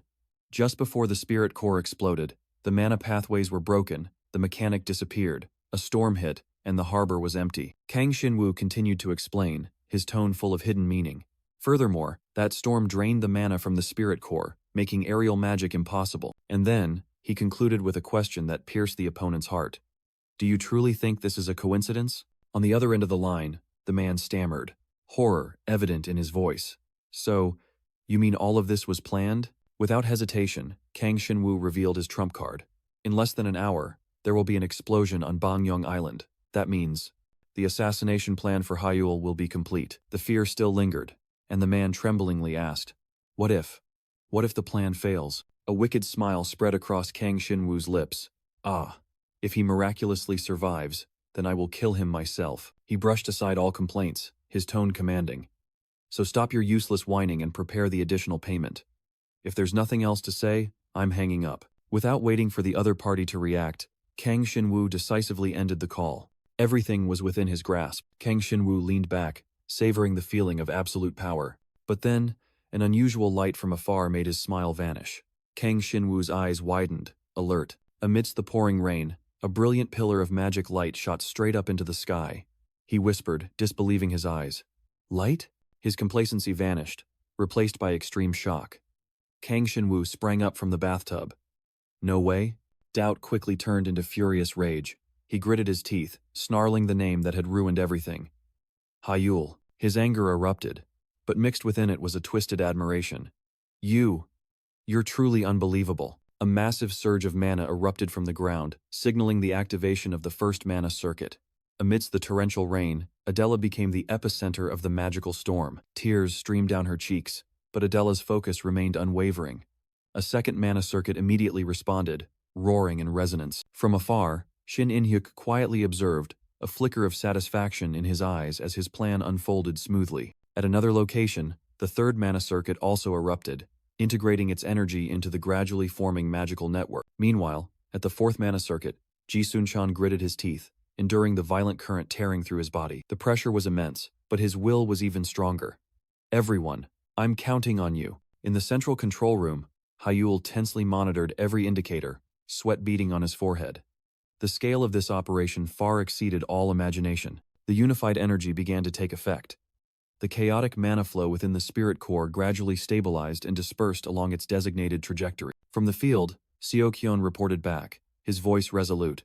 The connections between the mana circuits are stabilizing. We're using mana for communication, completely unaffected by the weather. I'll project the holograms, Seokyeon declared, and the holographic images of the key participants immediately appeared. But then, a piercing alarm signal shattered their concentration. The first mana circuit was overloading. Hyul's eyes widened in horror. The immense energy suddenly turned against its master. Adela convulsed, fresh blood spilling from the corners of her mouth as the uncontrolled mana ravaged her body. In a panic, Hyul slammed his hand onto the control panel, roaring an urgent command. Pull Adela out of the mana circuit immediately. The team on site acted swiftly, pulling Adela out of the energy vortex. Miss Adela is safe. Begin emergency treatment. But the crisis had only just begun. One fire had barely been extinguished when another flared up. The second mana circuit also overloaded, causing its operators to collapse in pain. In the control room, another report came in. Kang Shinwoo was also receiving emergency treatment. Simultaneously, the Spirit Core's mana had significantly depleted. Disasters struck one after another. The third mana circuit also overloaded.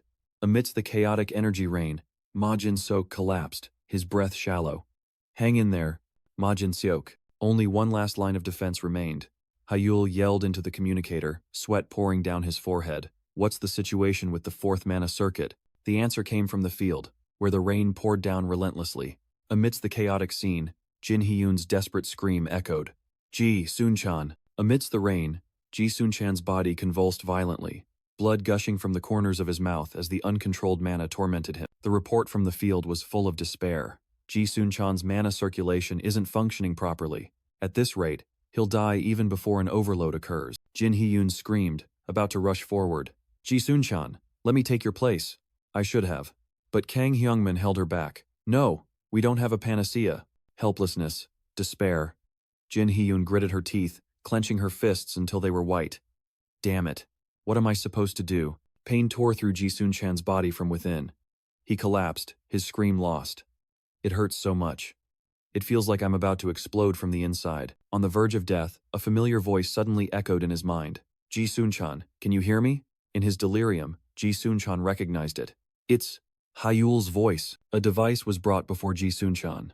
On the screen, Hyul's tense face appeared, calling his name. Back in the control room, Hyul stood before the Spirit Core, his gaze resolute. He began to give instructions. Listen carefully, he explained the situation.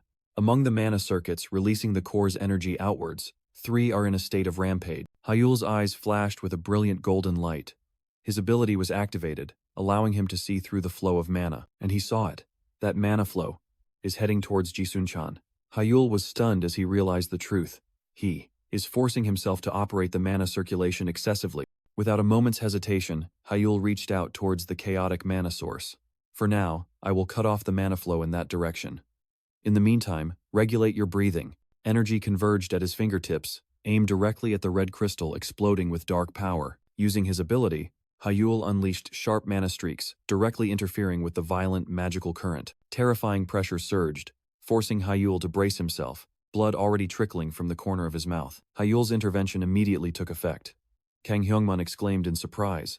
The mana circuit's power has decreased. Jin Hyun seized the opportunity, grabbing the shoulder of the exhausted Ji Sun-chan. She screamed amidst the pouring rain. If you can't do it, we'll all die. I've bet everything on you, on your skills. If you give up and die, I'll kill you again with my own hands. So you have to do it no matter what, understand? Amidst the body-racking pain, Jin Hyun's words still echoed.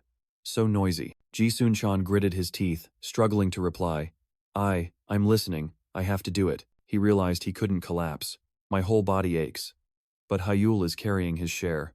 I can't let this continue. Hyul mustered all his strength, shouting, I'm giving it back now. You can do it, right? Ji Sun-chan's determined roar replied. Yes. I can do it. No, I will do it. As he finished speaking, a pillar of pure, emerald green energy violently erupted from Ji Sun-chan's body, pushing back the gloomy rain. Jin Hyun and Kang Hyungman burst into joy. Ji Sun-chan. He did it. At the heart of the mana storm, Ji Sun-chan spread his arms wide, letting out a triumphant roar as he completely controlled the energy flow. The mysterious supervisor was stunned as the device alarmed. Fourth mana circuit. Mana overload confirmed. Exploding energy enveloped the entire battlefield, a pure and fierce mana storm. At the eye of the storm, Ji Sun-chan collapsed into his teammates' arms. They had succeeded. The entire sequence of events was closely monitored from another location. In the control room, Seo Kyon supported the staggering Hyul. Young master, you're overexerting yourself. Hyul brushed him off, blood trickling from the corner of his mouth, but his gaze remained resolute. I'm fine, because I trusted Ji Sun-chan. Hyul's words made Seokyeon concede. Yes, the young master's comrades. They truly are extraordinary mages. Memories of his fallen comrades flooded Hyul's mind. They trusted me and staked their lives on me. But it's not over yet. Bangyong Island was engulfed in a storm. At its heart, an unstable spirit core. From now on, it's my turn. Hyul and Sokyeon stood before the spirit core chamber, where the chaotic energy source was violently shaking. Without a moment's hesitation, Hyul stepped forward, his eyes glowing crimson. The divine eye was activated. The structure of the spirit core and the flow of mana veins became crystal clear before Hyul's eyes. Magic began to unfold. Beitner style, second circle, resonance. Everyone risked their lives to weaken it. With this level of mana, even in its current state, I can completely control it. Pure magical energy surged, enveloping Hyul's body. He reached out, determined to seize control of the crystal. But another force suddenly intervened. Hyul gritted his teeth, straining to resist the strange energy. The magical tug-of-war began, and the one blocking his path was none other than Ma Jin-sok, with cold, challenging eyes. In an instant, Hyul's magic was crushed. The interfered energy exploded out of control. A destructive pillar of light shot straight into the sky, tearing through the night and stirring the storm clouds. The terrifying energy explosion swallowed everything, transforming the area into a chaotic sea of light. Then everything fell silent. Only a hazy mist enveloped the academy. Elsewhere, soft light filtered through the foliage. Ji Sun-chan lay slumped on the ground, blood gushing incessantly. Ji Sun-chan, he's losing consciousness. As his consciousness faded, Ji Sun-chan had only one thought. Am I going to die? Amidst his despair, his comrade's shout rang out. Hey, you idiot! Don't you dare die! Look up at the sky! Hyul did it. Looking up at the clear blue sky, Ji Sun-chan smiled peacefully. That kid Hyul, he really did it. If this is the end, it's not so bad. But it wasn't the end. Ji Sun-chan suddenly sat up, breathing heavily, realizing he was lying on an unfamiliar bed. Right in front of him, Adela smiled with relief. You're awake. Ji Sun-chan sat up in shock, memories of death still haunting him. Where is this? Didn't we all die? Another student reassured him. This is a hospital, Bangyong Island, and everyone are safe. This person held out a phone, explaining that while they were unconscious, the whole world had gone wild with the news. On the screen, a large headline praised Bangyong Island's hero Shin Hyul, who had single-handedly prevented the disaster. Ji Sun-chan just smiled faintly. Ah, Hyul's in the news again. He's already returned to the academy, another student announced. Without any rest, he's dealing with the aftermath and facing a horde of reporters. Meanwhile, in a luxurious office, Wi Sung-cheol coldly asked Seo-kyeon, "Is that the entire report?" Seo-kyeon resolutely recounted what he had witnessed. With his divine eye, he discovered the rampaging spirit core, and used a type of magic I'd never seen before, to neutralize it and save everyone. I was right there and witnessed the entire event. However, instead of praise, Wi Sung-cheol merely mused. How? Interesting. In his mind, an image of Hyul soaring amidst the mana storm appeared, filled with doubt. Of all people, he got caught up in that incident. And yet, he had a way to resolve it. Wi Sung-cheol made a decision. Regarding the Bangyong Island incident, we will conduct a joint investigation with the Blue Tower. His voice hardened, echoing over the image of the island that had just escaped disaster. A catastrophe like this must never be allowed to happen again. The scene suddenly changed. A grimoire opened, releasing fantastical pink energy along with adorable items. But the master of the magic, Mimir, was frowning, her eyes filled with murderous intent. Just then, Hyul appeared with a large bandage on his cheek, asking blankly, Mimir? Why the long face? In the endless library, Mimir took Hyul's hand, her eyes shining with anticipation. Pure joy lit up Mimir's face. She excitedly flew around the space, like a spirit amidst a vast sea of knowledge. Hyul merely smiled gently, quietly observing her liveliness. Amidst the cheerful atmosphere, a question suddenly popped into Hyul's mind. Ah, come to think of it, I have something I'm curious about. Mimir immediately replied. What is it? Hyul asked seriously. I don't think there's any information about dark magic here. Do you know anything about it? Mimir innocently pointed in one direction. Dark magic? If it's dark attribute magic, it's over there. Hyul quickly interrupted, trying to find the precise words to explain. No, not that, but something else. The kind of magic corrupted by darkness. The moment the word corrupted was uttered, the smile on Mimir's lips vanished, replaced by extreme astonishment. The cheerful atmosphere dissipated. Mimir slowly descended, her eyes emitting a strange light that stunned Hyul, the successor. An invisible pressure emanated from Mimir. Where did you learn about that corrupted magic? Hyul swallowed hard at the sharp question. Hyul suddenly realized he had never told Mimir about the Black Tower. He was flustered, trying to find a way to explain. After a moment of hesitation, Hyul began his story. It's like this. Upon hearing this, Mimir was horrified. You mean the successor is constantly being threatened by that Black Tower? Memories of corrupted enemies flooded Hyul's mind.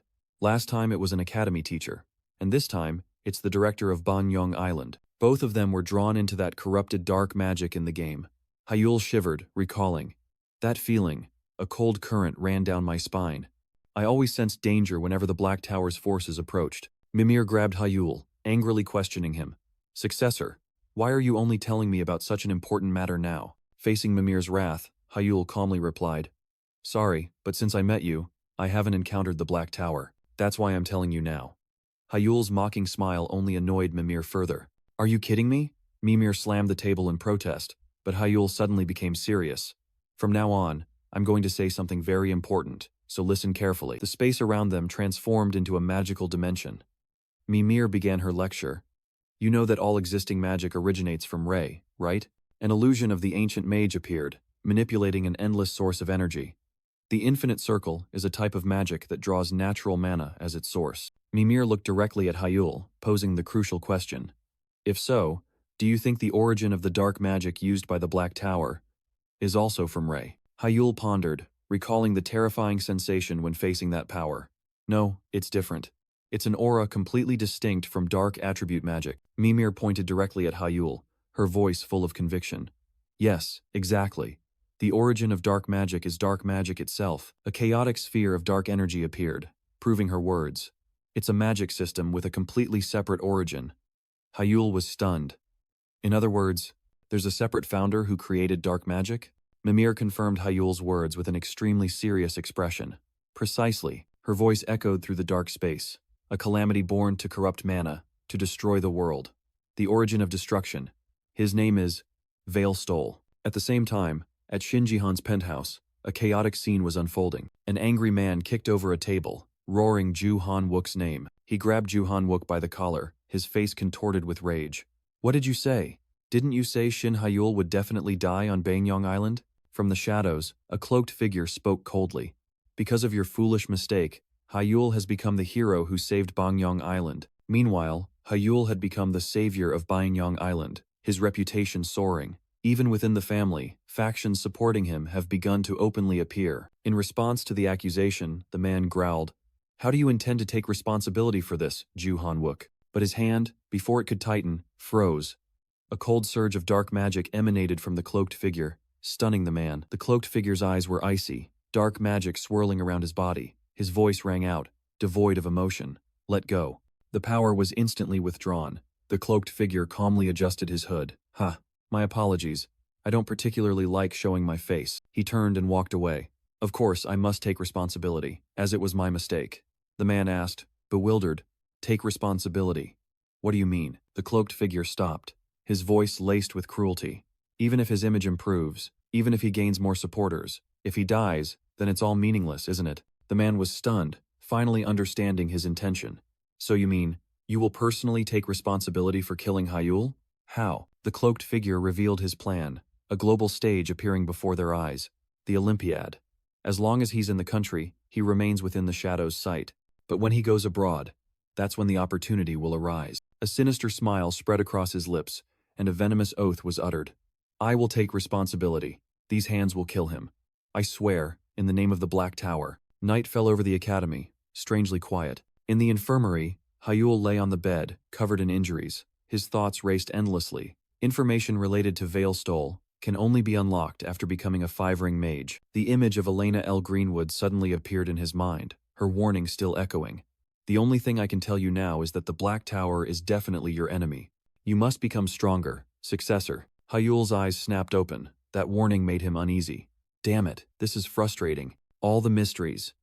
The true name and power of the cloak, information about Veilstole and dark sorcery, can only be known from the 5-ring rank and above. Hyul clenched his bandaged hand, his eyes gleaming with iron resolve. No matter what, he had to become stronger to participate in the Olympiad. To fulfill his resolve, Hyul sought out the Blue Tower headquarters, a modern and majestic edifice reaching straight into the blue sky. The grandeur of the place left Hyul awestruck. Inside the artifact workshop, Kim Kangan led the way. This is the artifact workshop that we, the Blue Tower, are extremely proud of. That item hasn't even been unveiled yet. Hyul, Kim Kangan turned back, placing a hand on his chest to express sincerity. Although it was unexpected, we also feel responsible for the Bangyong Island incident. As your supporters, We promise to pay more attention to you. Thank you, Tower Master, Hyul replied. Kim Kangan smiled meaningfully. Now, Hyul, there's something you must see. Hyul's gaze froze before a strange microscope. He stammered, speechless. What is this? I've never seen a machine like it. Kim Kangan merely smirked. Of course you haven't. This machine was built for one purpose only. To create an artifact for you. Hyul turned back, stunned, unable to believe his ears. Just to make one artifact? Kim Kangan explained the complex process. The machine applies a deformation cycle of less than 0.01% to ultra-fine compress the magic stone. Repeating this process 100,000 times will make the magic stone as thin as paper. Based on your requested data for an artifact that doesn't interfere with the body, we researched many methods, but nothing was better than this. Kim Kangan opened the box, revealing an unprecedented creation, the world's first 4-element composite artifact, and also the first eye-mounted artifact. The Blue Tower's greatest masterpiece, the 4 realms. Kim Kangan's eyes sharpened, full of confidence. I'm sure this artifact will show you a whole new world, Hyul. Afterward, they dined at a luxurious restaurant overlooking the city. Did you enjoy the meal? Yes, it was delicious. Hyul wiped his mouth, his expression more relaxed. Thanks to you, I've discovered another wonderful place. Kim Kangan let out a hearty laugh. That's great then. Now, may I ask what you wanted to discuss? The playful demeanor vanished, replaced by the sharp gaze of a tower lord. Hyul hesitated. Yes, the security of this place. Kim Kangan smirked, a swirl of emerald mana twisting at his fingertip. You don't need to worry about security, but perfection is always better. Immediately, a colossal, shimmering magical dome enveloped the entire space, isolating them from the outside world. Kim Kangan gestured confidently. Now, speak freely. Within the absolute barrier, Hyul no longer hesitated. I'll be direct. His eyes became cold and resolute. During this Olympiad, there's a very high chance the Black Tower will interfere. The confidence on Kim Kangan's face shattered, replaced by extreme astonishment. That. Could you explain in more detail? Hyul began to explain, his tone firm. During the interview after I returned from Bangyong Island, you know I revealed my magic eyes, right? It was a risky move, exposing his weakness to both his rivals and the Black Tower. But to explain the tragedy on Bangyong Island, it was an unavoidable choice. At the same time, it was also a golden opportunity for Hyul to demonstrate his true power. A carefully calculated move, aimed directly at those in power. And it succeeded. As a result, within the mage family itself, a faction that trusts and supports me has formed. In the private space, Kim Kangan smiled in approval. Ah yes, I watched the interview. Hyul chose a bold strategy to make others wary during the Olympiad. Kim Kangan admitted it was a plan that required absolute confidence and power. But then, his eyes sharpened. But aren't Hyul's magic eyes for detection? How does that relate to the Black Tower? Hyul calmly replied, his crimson eyes gleaming. That's right, my magic eyes can identify an opponent's mana through its color. Kim Kangan froze for a moment. Then a flash of understanding appeared. By color? I see. Now everything makes sense. Kim Kangan's smile became knowing. So, this time you've also confirmed the Black Tower's characteristic mana? Hyul affirmed confidently. Yes. During Smith's incident, I distinguished mana by color and recognized it as the Black Tower's. And on Bangyong Island, the Black Tower's characteristic black mana was also detected from the Central Research Institute director. Kim Kangan mused, connecting the events. So it's highly likely that the recent Spirit Core riot was also orchestrated by the Black Tower. He raised a finger, pointing out an even more terrifying truth. Furthermore, within the mage family, there's someone who wants to eliminate you, Hyul. The shadow of the power struggle loomed. And because the family is in an internal struggle for the successor's position, the one trying to eliminate you, Hyul, is connected to the Black Tower. Is that what you mean? Kim Kangan summarized the issue. Hyul silently confirmed. Kim Kangan warned, his voice grave. Considering they dared to cause such an incident on Bangyong Island, they certainly won't miss the opportunity when you leave Korea to attend the Olympiad. Hyul's eyes suddenly became resolute. Tower Lord. Kim Kangan looked directly at him. At the Olympiad, I promised to win in exchange for the Blue Tower's cooperation. But because enemies like the Black Tower stop at nothing, even my life is in danger. Hyul boldly made his offer, a life or death pact.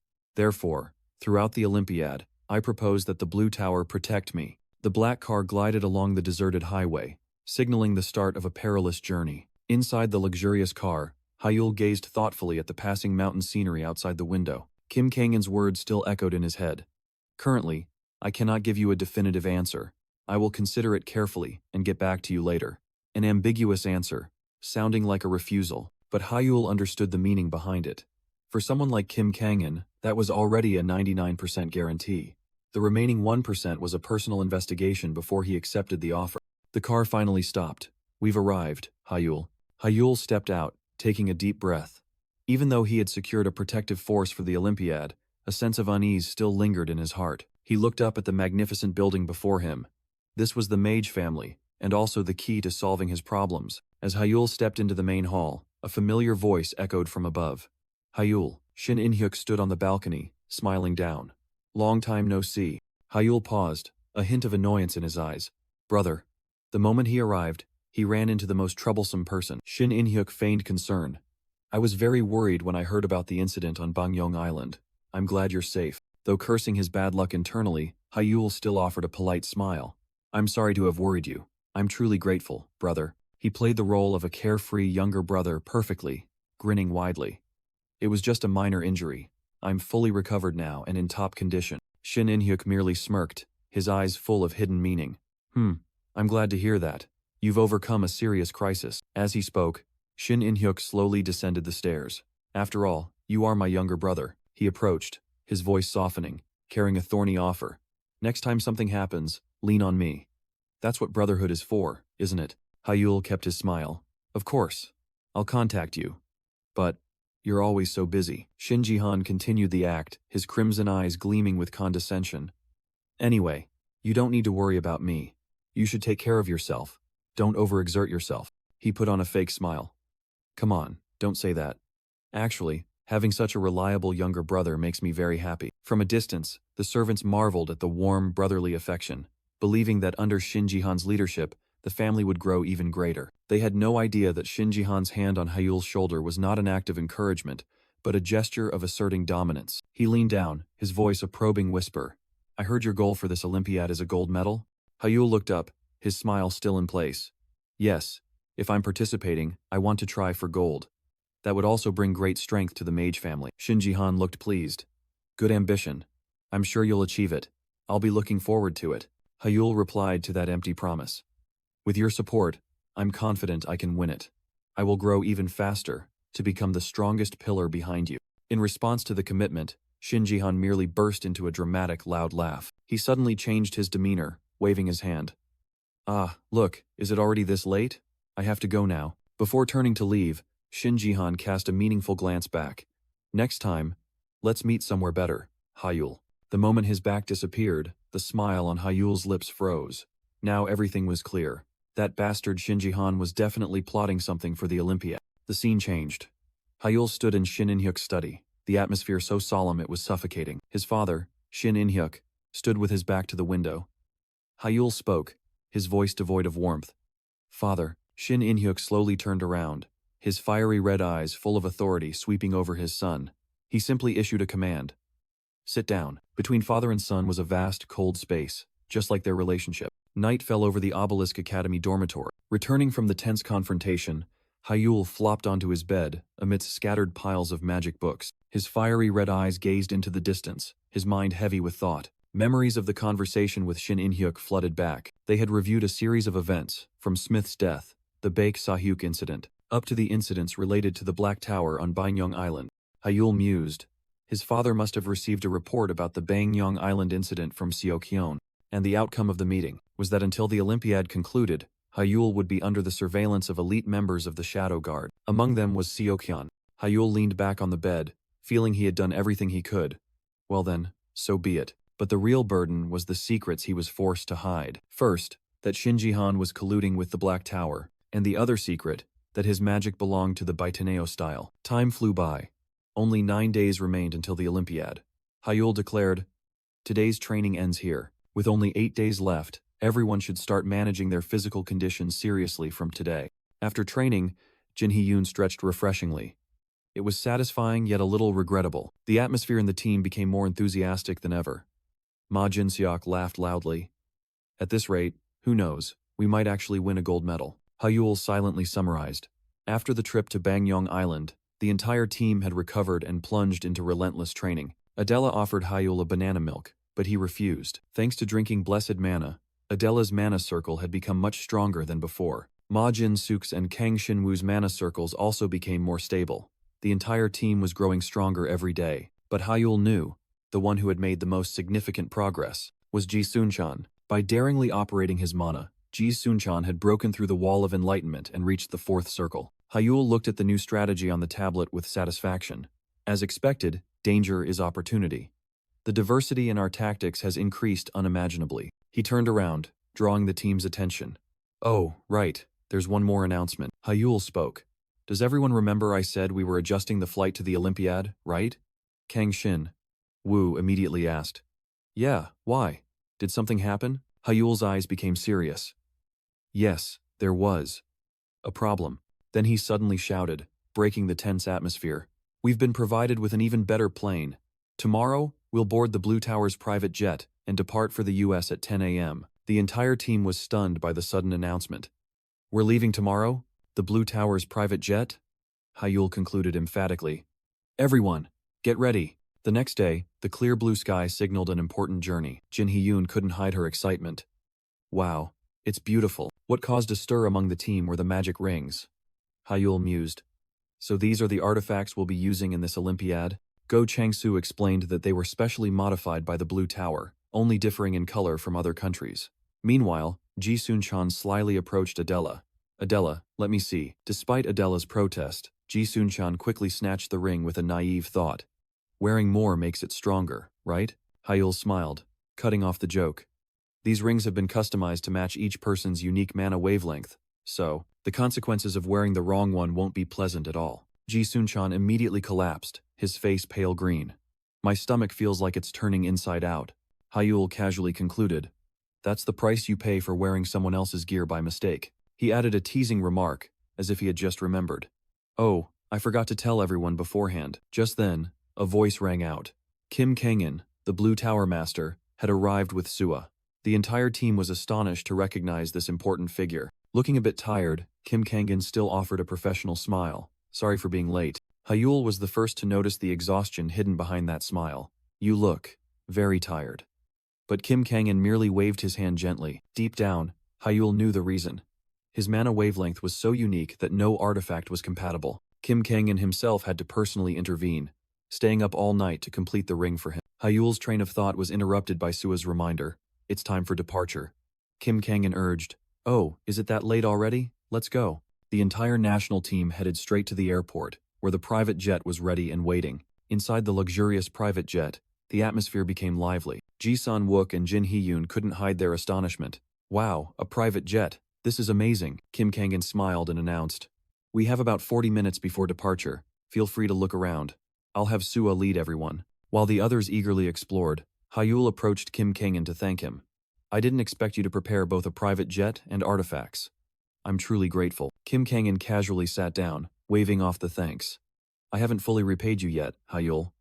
More importantly, there's something I need to tell you. The atmosphere immediately turned serious.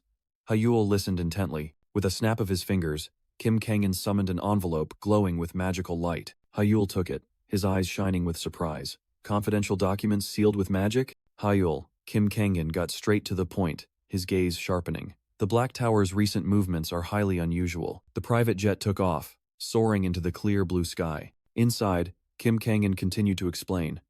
I've also investigated the Black Tower myself, from various angles. Hyul flipped through the documents, astonished by their detail. Kim Kangan looked out the window, his voice even.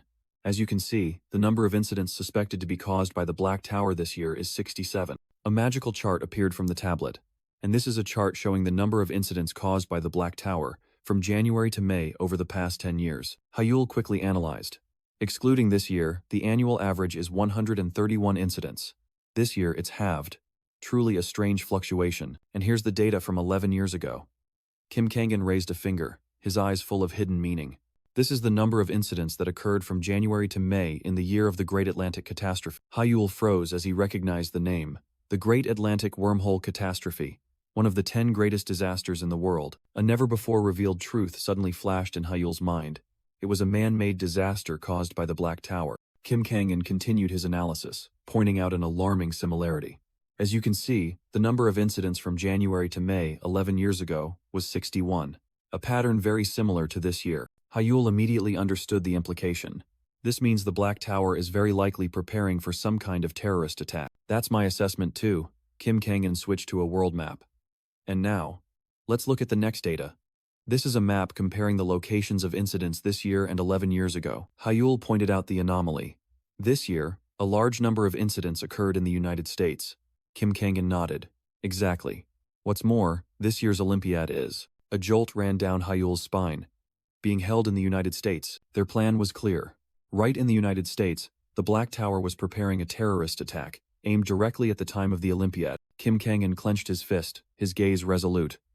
We will also have to prepare cautiously. Hyul held his breath, feeling the weight of the future. A great storm was about to break, and the eye of the storm was right here, Los Angeles International Airport, United States. In contrast to the tense atmosphere, the Korean team was incredibly excited. Kang Shinwoo shouted, "Whoa, is this America? Even the smell is different," Jin Hee-yoon replied coolly. "That's the smell of the airport air purifier." A woman in a business suit approached. "Let's go, I'll guide everyone." As the team walked, a student asked, "Isn't the Blue Tower Master coming with us?" Sua replied without turning around. "No, the Tower Master has an important appointment with the Red Tower Master." Hearing that, Hyul showed a flicker of interest. "The Red Tower, I want to visit it once." Adela, walking beside him, agreed. "Yes, I want to go too." Suddenly, Sua stopped, turning back with an unreadable smile. "In that case, shall I arrange a tour?" The sudden offer stunned both Hyul and Adela. Sua confirmed the offer, then revealed even more important information. The Red Tower Master also expressed a desire to meet Hyul and Adela. Hyul couldn't hide his eagerness. "So, if it's not too much trouble, may I accept that offer?" Adela also quickly agreed, her face alight with anticipation. The promise was quickly fulfilled. As night fell, a specialized vehicle was already waiting to begin the Red Tower tour. All preparations were carefully discussed by Sua with the security team. Inside the vehicle, a man, Ji-sun-chan, was guiding them. Adela couldn't help but marvel at his thoroughness. "Wow, you're really meticulous." Hyul just smiled faintly. That's how he is. The more so, the more trustworthy. But then, a blinding flash of light suddenly enveloped the space. Immediately, all three of them changed expression. A deadly sense of danger descended, putting Hyul, Adela, and Ji-sun-chan on high alert. From the night sky, countless energy spikes rained down like a freezing shower. All three were thrown out of the safe zone, standing exposed in the plaza. The target of the attack was them. One of the spikes plunged directly into Sua's and the security team's position, creating a horrifying impact. Chaos ensued. Those around could only exclaim in shock. "What? What the hell is going on?" From a distance, two other students screamed in horror the names of their friends in danger. Adela, Ji-sun-chan, Hyul. A massive, destructive energy blast descended directly from the sky onto the trio's position. But just before impact, Ji-sun-chan acted in time. A sturdy magical barrier appeared, enveloping all three and blocking the fatal attack. A figure landed gracefully, praising the trio's perfect coordination. It was Kyle Ventia, the representative from the United Kingdom, with a flamboyant smile and demeanor. "Good evening, representatives of Korea." Adela narrowed her eyes, completely unfazed by his appearance. "I just learned this is how the British say hello, Kyle Ventia." Kyle Ventia burst into hearty laughter, dramatically denying it. "I highly doubt that. England is a nation of gentlemen. There's no way they'd greet someone like this." His smile suddenly vanished, replaced by a sharp, provocative gaze. "This isn't a greeting. This is a challenge." Ji-sun-chan couldn't suppress his anger. "What did you say?" But Kyle Ventia completely ignored him, his hand already on his sword hilt. "Of course. Honesty is a knight's virtue. So I'll speak my mind." His gaze fixed on Hyul, who stood there with glowing red eyes. "Hyul." Kyle Ventia drew his sword, pointing it directly at Hyul with an arrogant smile. "Fight me, right here, right now. I'm very curious about your skills." Hyul stood still, letting the sharp gusts of wind from Kyle Ventia's magic swirl around him. "Why should I fight you?" Kyle Ventia, the Storm Knight, a battle mage specializing in close-quarters combat with wind magic, simply replied, "Because I want to. If a battleground is needed, I'll prepare it immediately." Hyul thought to himself, the rumors about a battle maniac who loves fighting strong opponents were indeed true, but this guy was even more unreasonable than imagined. However, in response to that passionate challenge, Hyul simply raised a hand to refuse. "I refuse." Kyle Ventia froze. "Why?" Ji-sun-chan sighed in exasperation, while Adela just shook her head in dismay. "Isn't it obvious? He hasn't changed at all since the junior tournament." Hyul smirked, a condescending smile. Because fighting you brings me no benefit whatsoever, he continued, his tone as if bestowing a favor. Besides, if you get injured, it'll be a hassle. Kyle Ventia was stunned, stammering speechless at the blatant insult. You think, I'll get injured? Witnessing Hyul's provocation, Ma Jin-sok sighed in exasperation. Here we go again, that damn guy, Kang Shinwoo calmly remarked. That's just his bad habit. Humiliated, Kyle Ventia tried to salvage some dignity. Don't you want to gather information about a fifth-tier mage like me? The only reply was a cold, decisive answer from Hyul. No need. The blunt refusal shattered Kyle Ventia's pride. He was stunned, unable to believe his ears. Just then, a figure gently appeared from behind. See? I told you it wouldn't work. It was Maya Narantia, a member of the UK team. She comforted her disappointed captain. Don't be too sad, Captain. We'll be fighting him in another week anyway. Immediately after, Maya Narantia turned to Hyul, bowing politely. On behalf of Kyle Ventia, I apologize for this sudden incident. He meant no harm. Please understand. Hyul merely replied indifferently. I don't really mind, because from the start, Hyul had seen through the nature of that magic. It was merely a flashy display, causing absolutely no harm to people or objects around. It was just an empty magic. Maya Narantia thanked him, then left with Kyle Ventia in a surge of emerald magic. Kyle Ventia didn't forget to shout a challenge for next time. Watching their retreating figures, a student spoke up. They're like a storm.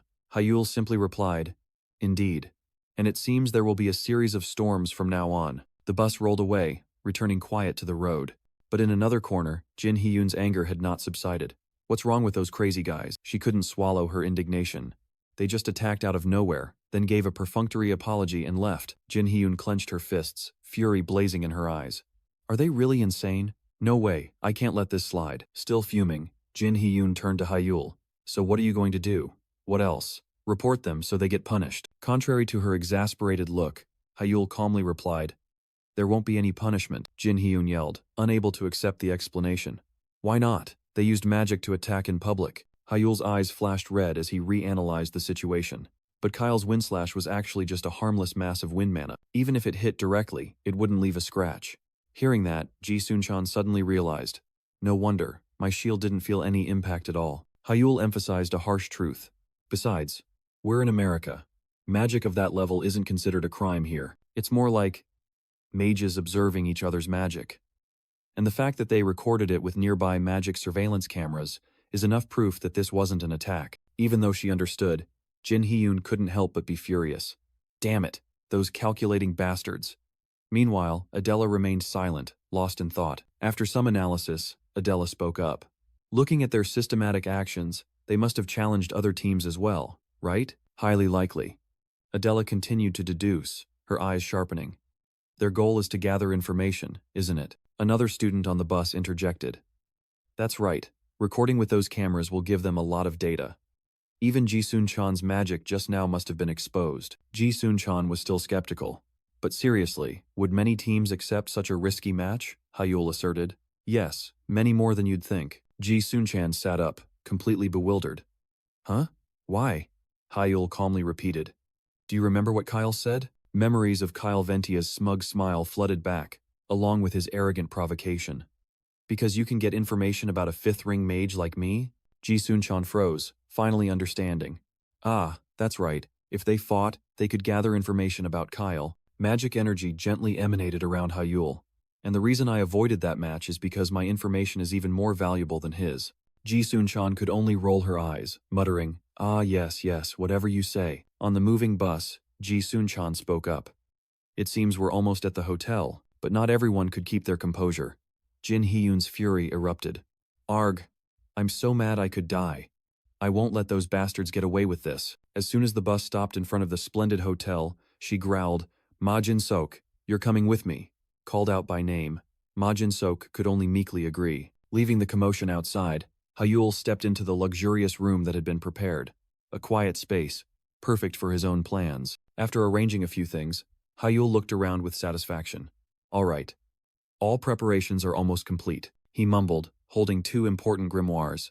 Only the Book of Idrid and the Book of Mimir are left. Now, where should I put them? His gaze suddenly stopped under the table. Huh? What's this? A magical safe, cleverly hidden. Magic energy flowed from Hyul's fingertips, activating the room's defense system. He smiled faintly in admiration. It was indeed the Olympiad, a completely different level. Even if it's not the highest tier, this security system is more than enough. Feeling safe, Hyul decided not to waste time. Alright, I finally have some free time. Let's get to my work. The space transformed. Hyul stepped into an ethereal library, where Mimir was waiting. Mimir, I'm here. Oh, successor, have you arrived safely? Yes, I've arrived at my safe lodging, Hyul replied. But Mimir seemed to sense something. Really? Nothing happened on the way? Mimir's question made Hyul hesitate. He recalled the recent encounter. Well, if you have to call it a problem. After Hyul recounted the entire incident, Mimir pondered over a cup of tea. She drew a conclusion, her eyes sharpening. The Black Tower is very likely plotting something. And the UK team as well. Mimir inquired. The successor didn't cause any trouble, did he? Hyul, sitting amidst a pile of books, quickly denied. Of course not. I have no reason to do so. Mimir suddenly became excited. I generally understand what you mean. Helping with this is my role anyway. Just trust Mimir and leave it to me. Hyul smiled. I trust you. But then his eyes showed a hint of doubt. But what exactly does I understand mean? As soon as she finished speaking, a surge of magical energy erupted from Mimir, engulfing the entire space. Thousands of books flew chaotically in the air. Hyul was stunned, his eyes wide at the magnificent and overwhelming sight. Amidst the whirlwind of books, a single volume gently landed in Hyul's hand. He looked bewildered. What's this? Mimir immediately replied. What else? A book about fourth ring mages. Hyul was astonished. What? How do you know? Mimir pointed triumphantly. Haha, I knew it with just a glance. The UK team is smarter than I thought. But then, her voice suddenly sharpened, her expression serious. The likelihood of encountering the Black Tower is increasing. You need to improve your skills, even just a little, to prepare for any emergency. Mimir soared up, clasping her hands dramatically. Mimir, tell me how to reach the fourth ring. She played both roles herself, holding the book out to Hyul. Hyul sighed. Mimir, don't be so dramatic. He flipped through the book, his gaze becoming focused. But you're not wrong. You're right, Mimir. With renewed determination, Hyul stood up. I need to improve my skills even further to prepare for what's to come. He held up the book, his gaze firm. And what's written in this book is, a complex magic circle appeared. The realm of a four-ring mage, fusion. Before the tournament begins, I must master it. The scene shifted abruptly. The city glowed brilliantly in the sunset. In the Twilight Park, Hyul stopped short. His eyes met a familiar figure sitting on a bench. Huh? Adela turned, a little surprised to see Hyul.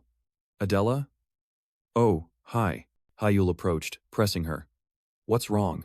Are you worried about something? Adela evaded. Oh, nothing. It's getting late. Adela sighed, her eyes heavy. She looked at her watch, seemingly unwilling to continue the conversation.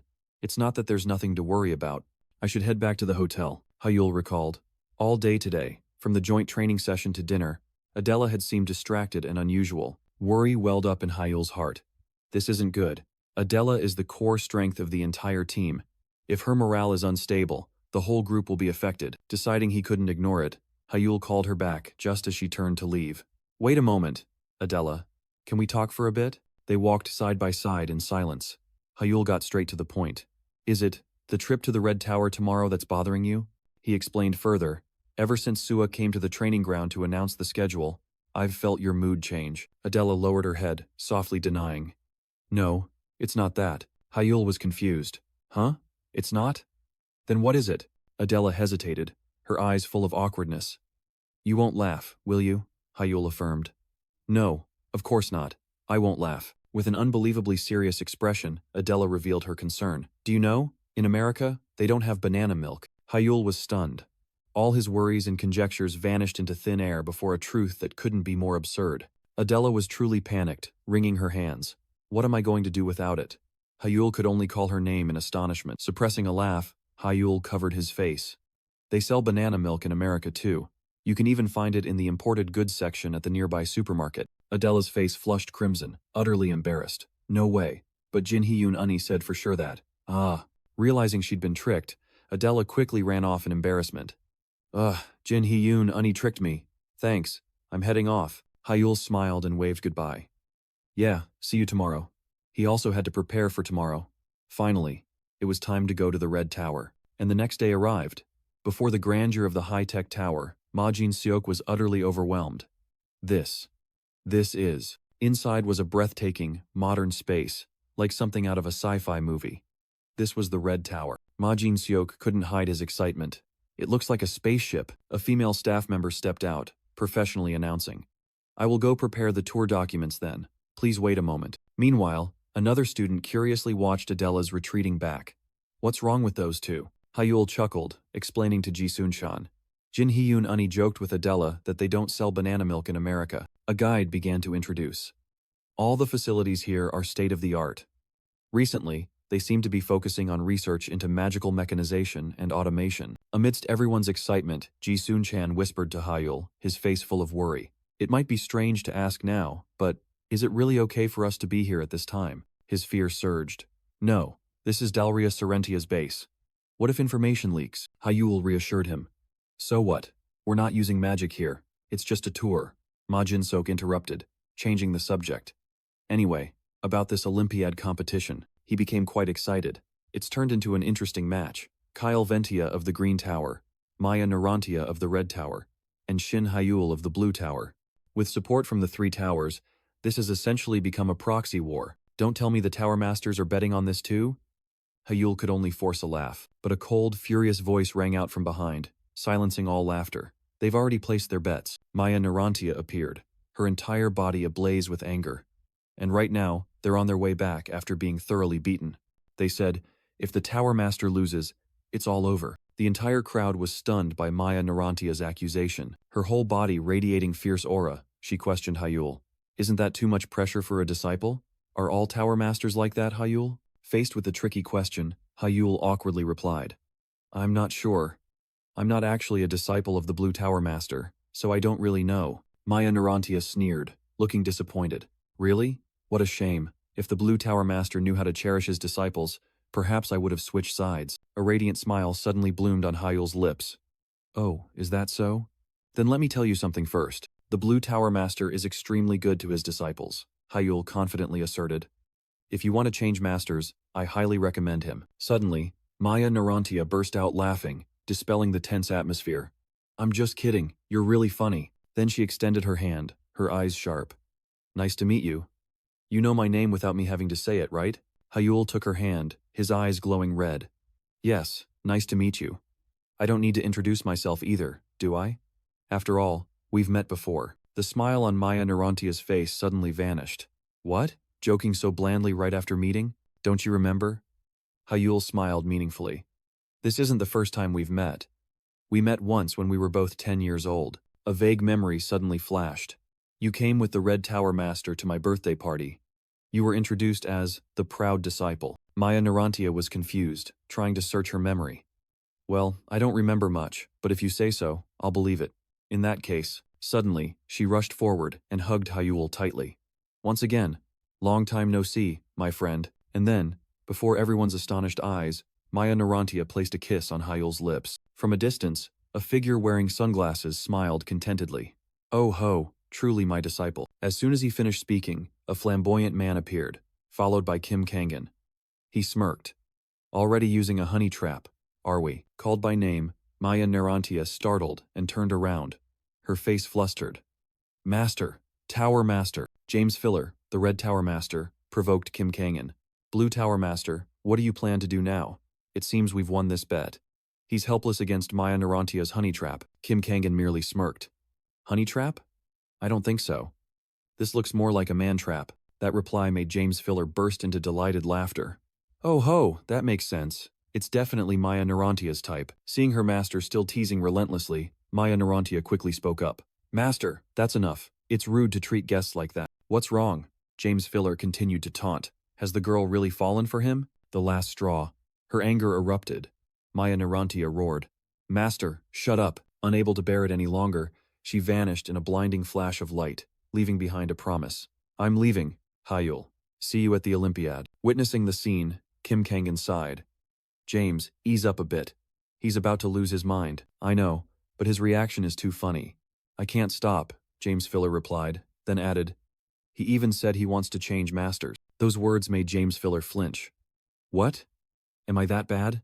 He panicked for a moment, then quickly waved his hand. No, no way. Absolutely not. After some joking, James Filler turned to Hyul, his demeanor becoming serious. Hyul, this is the second time we've met, isn't it? It's a pleasure to meet you. I am James Filler, the Red Tower Master. Hyul calmly shook his hand. It's an honor to meet you again. James Filler smiled with satisfaction. I had originally wanted to personally mentor you. James Filler waved goodbye, his smile still radiant. But unfortunately, my schedule is packed. Feel free to look around. In response to that enthusiasm, the students, led by Hyul, cheered loudly in excitement. The tour began at the Red Tower's Magic Analysis Room, a state-of-the-art and overwhelming space. Immediately after was the training room, with its enormous scale and modern combat zones. The students couldn't help but marvel at the superior technology, secretly wishing their own academy was equipped the same way. Even the Red Tower's cafeteria exuded splendor, far different from anything they had ever known. 2 hours flew by in a flash. Amidst everyone's cheerful atmosphere, Hyul, who was sitting alone, was interrupted. A man in a polite suit approached. Hyul, do you have a moment? Hyul was stunned, not understanding what was happening. The man calmly explained as they entered the elevator.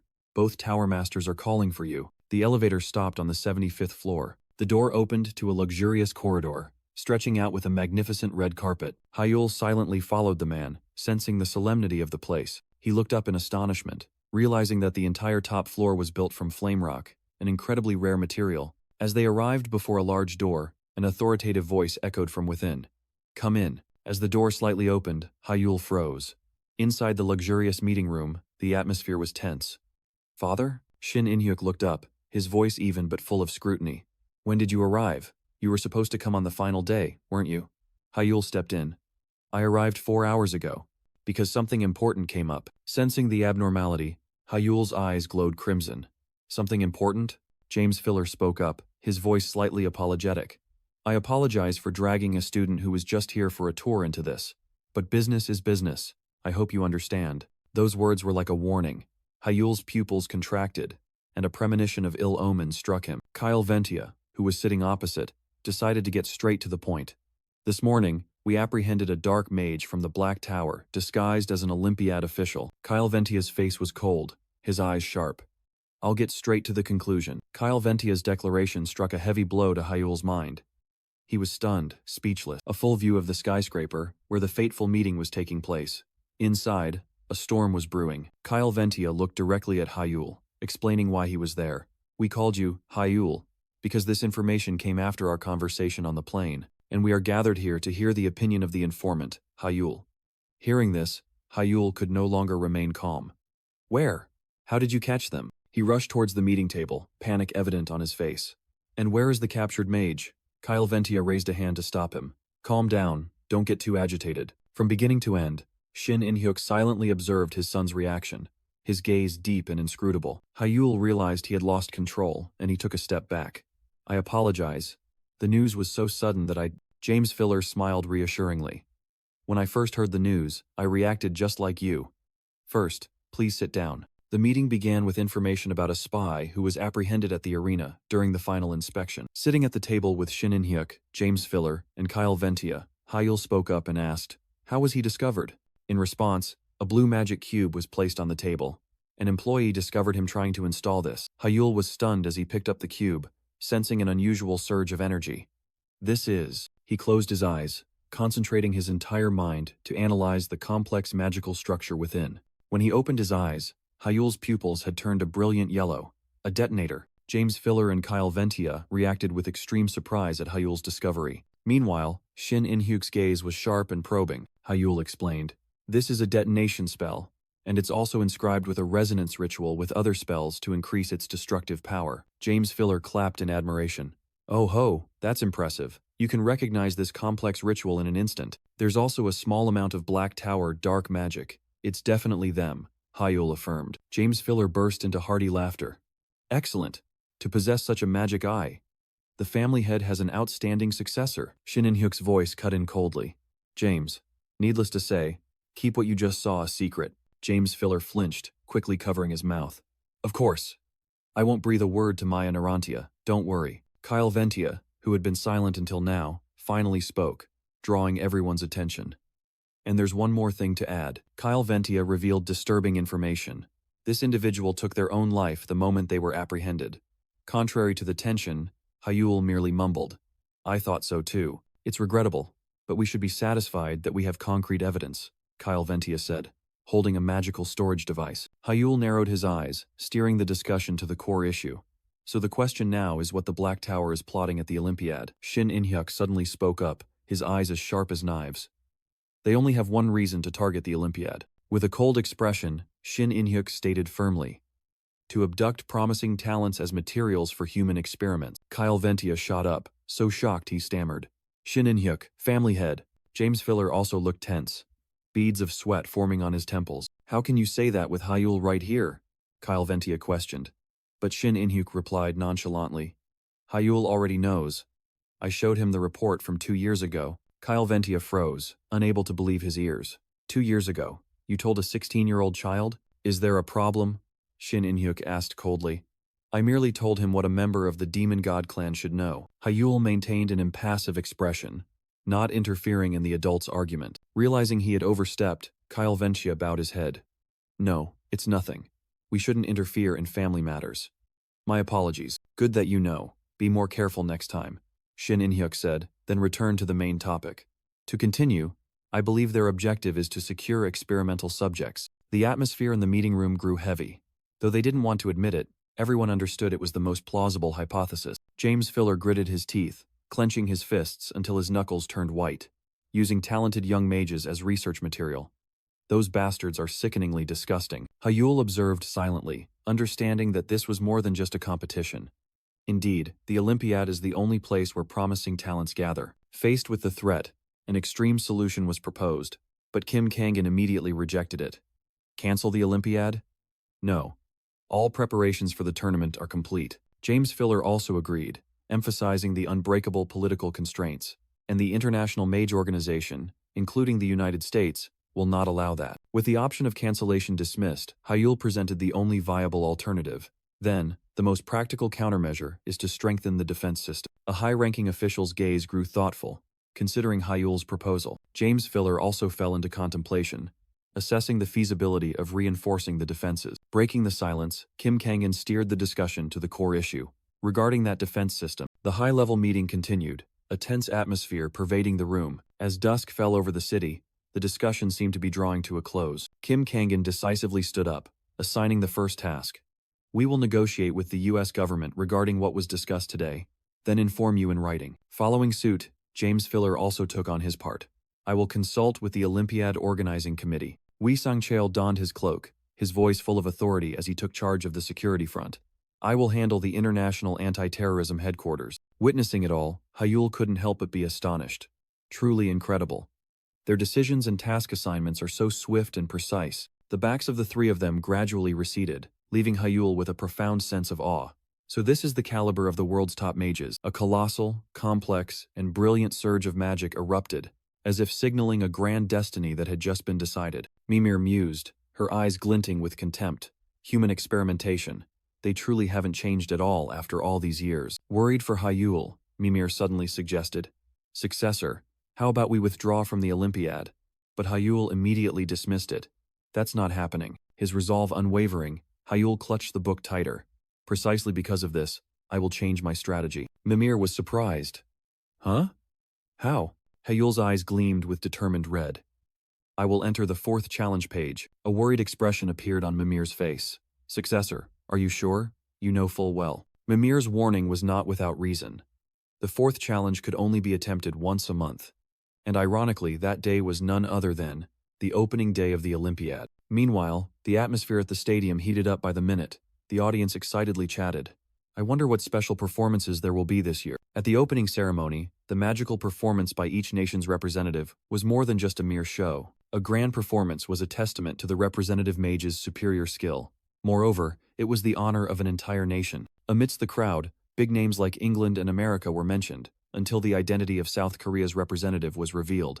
It's the youngest 5-ring mage in the world, and backed by the Blue Tower, expectations for Hyul reached their peak. Truly incredible. But ironically, the main subject of all the talk had vanished without a trace. Ji San-wook was utterly panicked. He's gone. Hyul is nowhere to be found. The entire South Korean team gathered, the atmosphere as tense as a stretched string. Did you check his room? Jin Hee-yoon pressed. Yes, there was only a book and an old cloak on the bed. On the empty bed, only the magic book and the familiar cloak remained. The entire team was stunned. What do we do now? The performance is about to begin.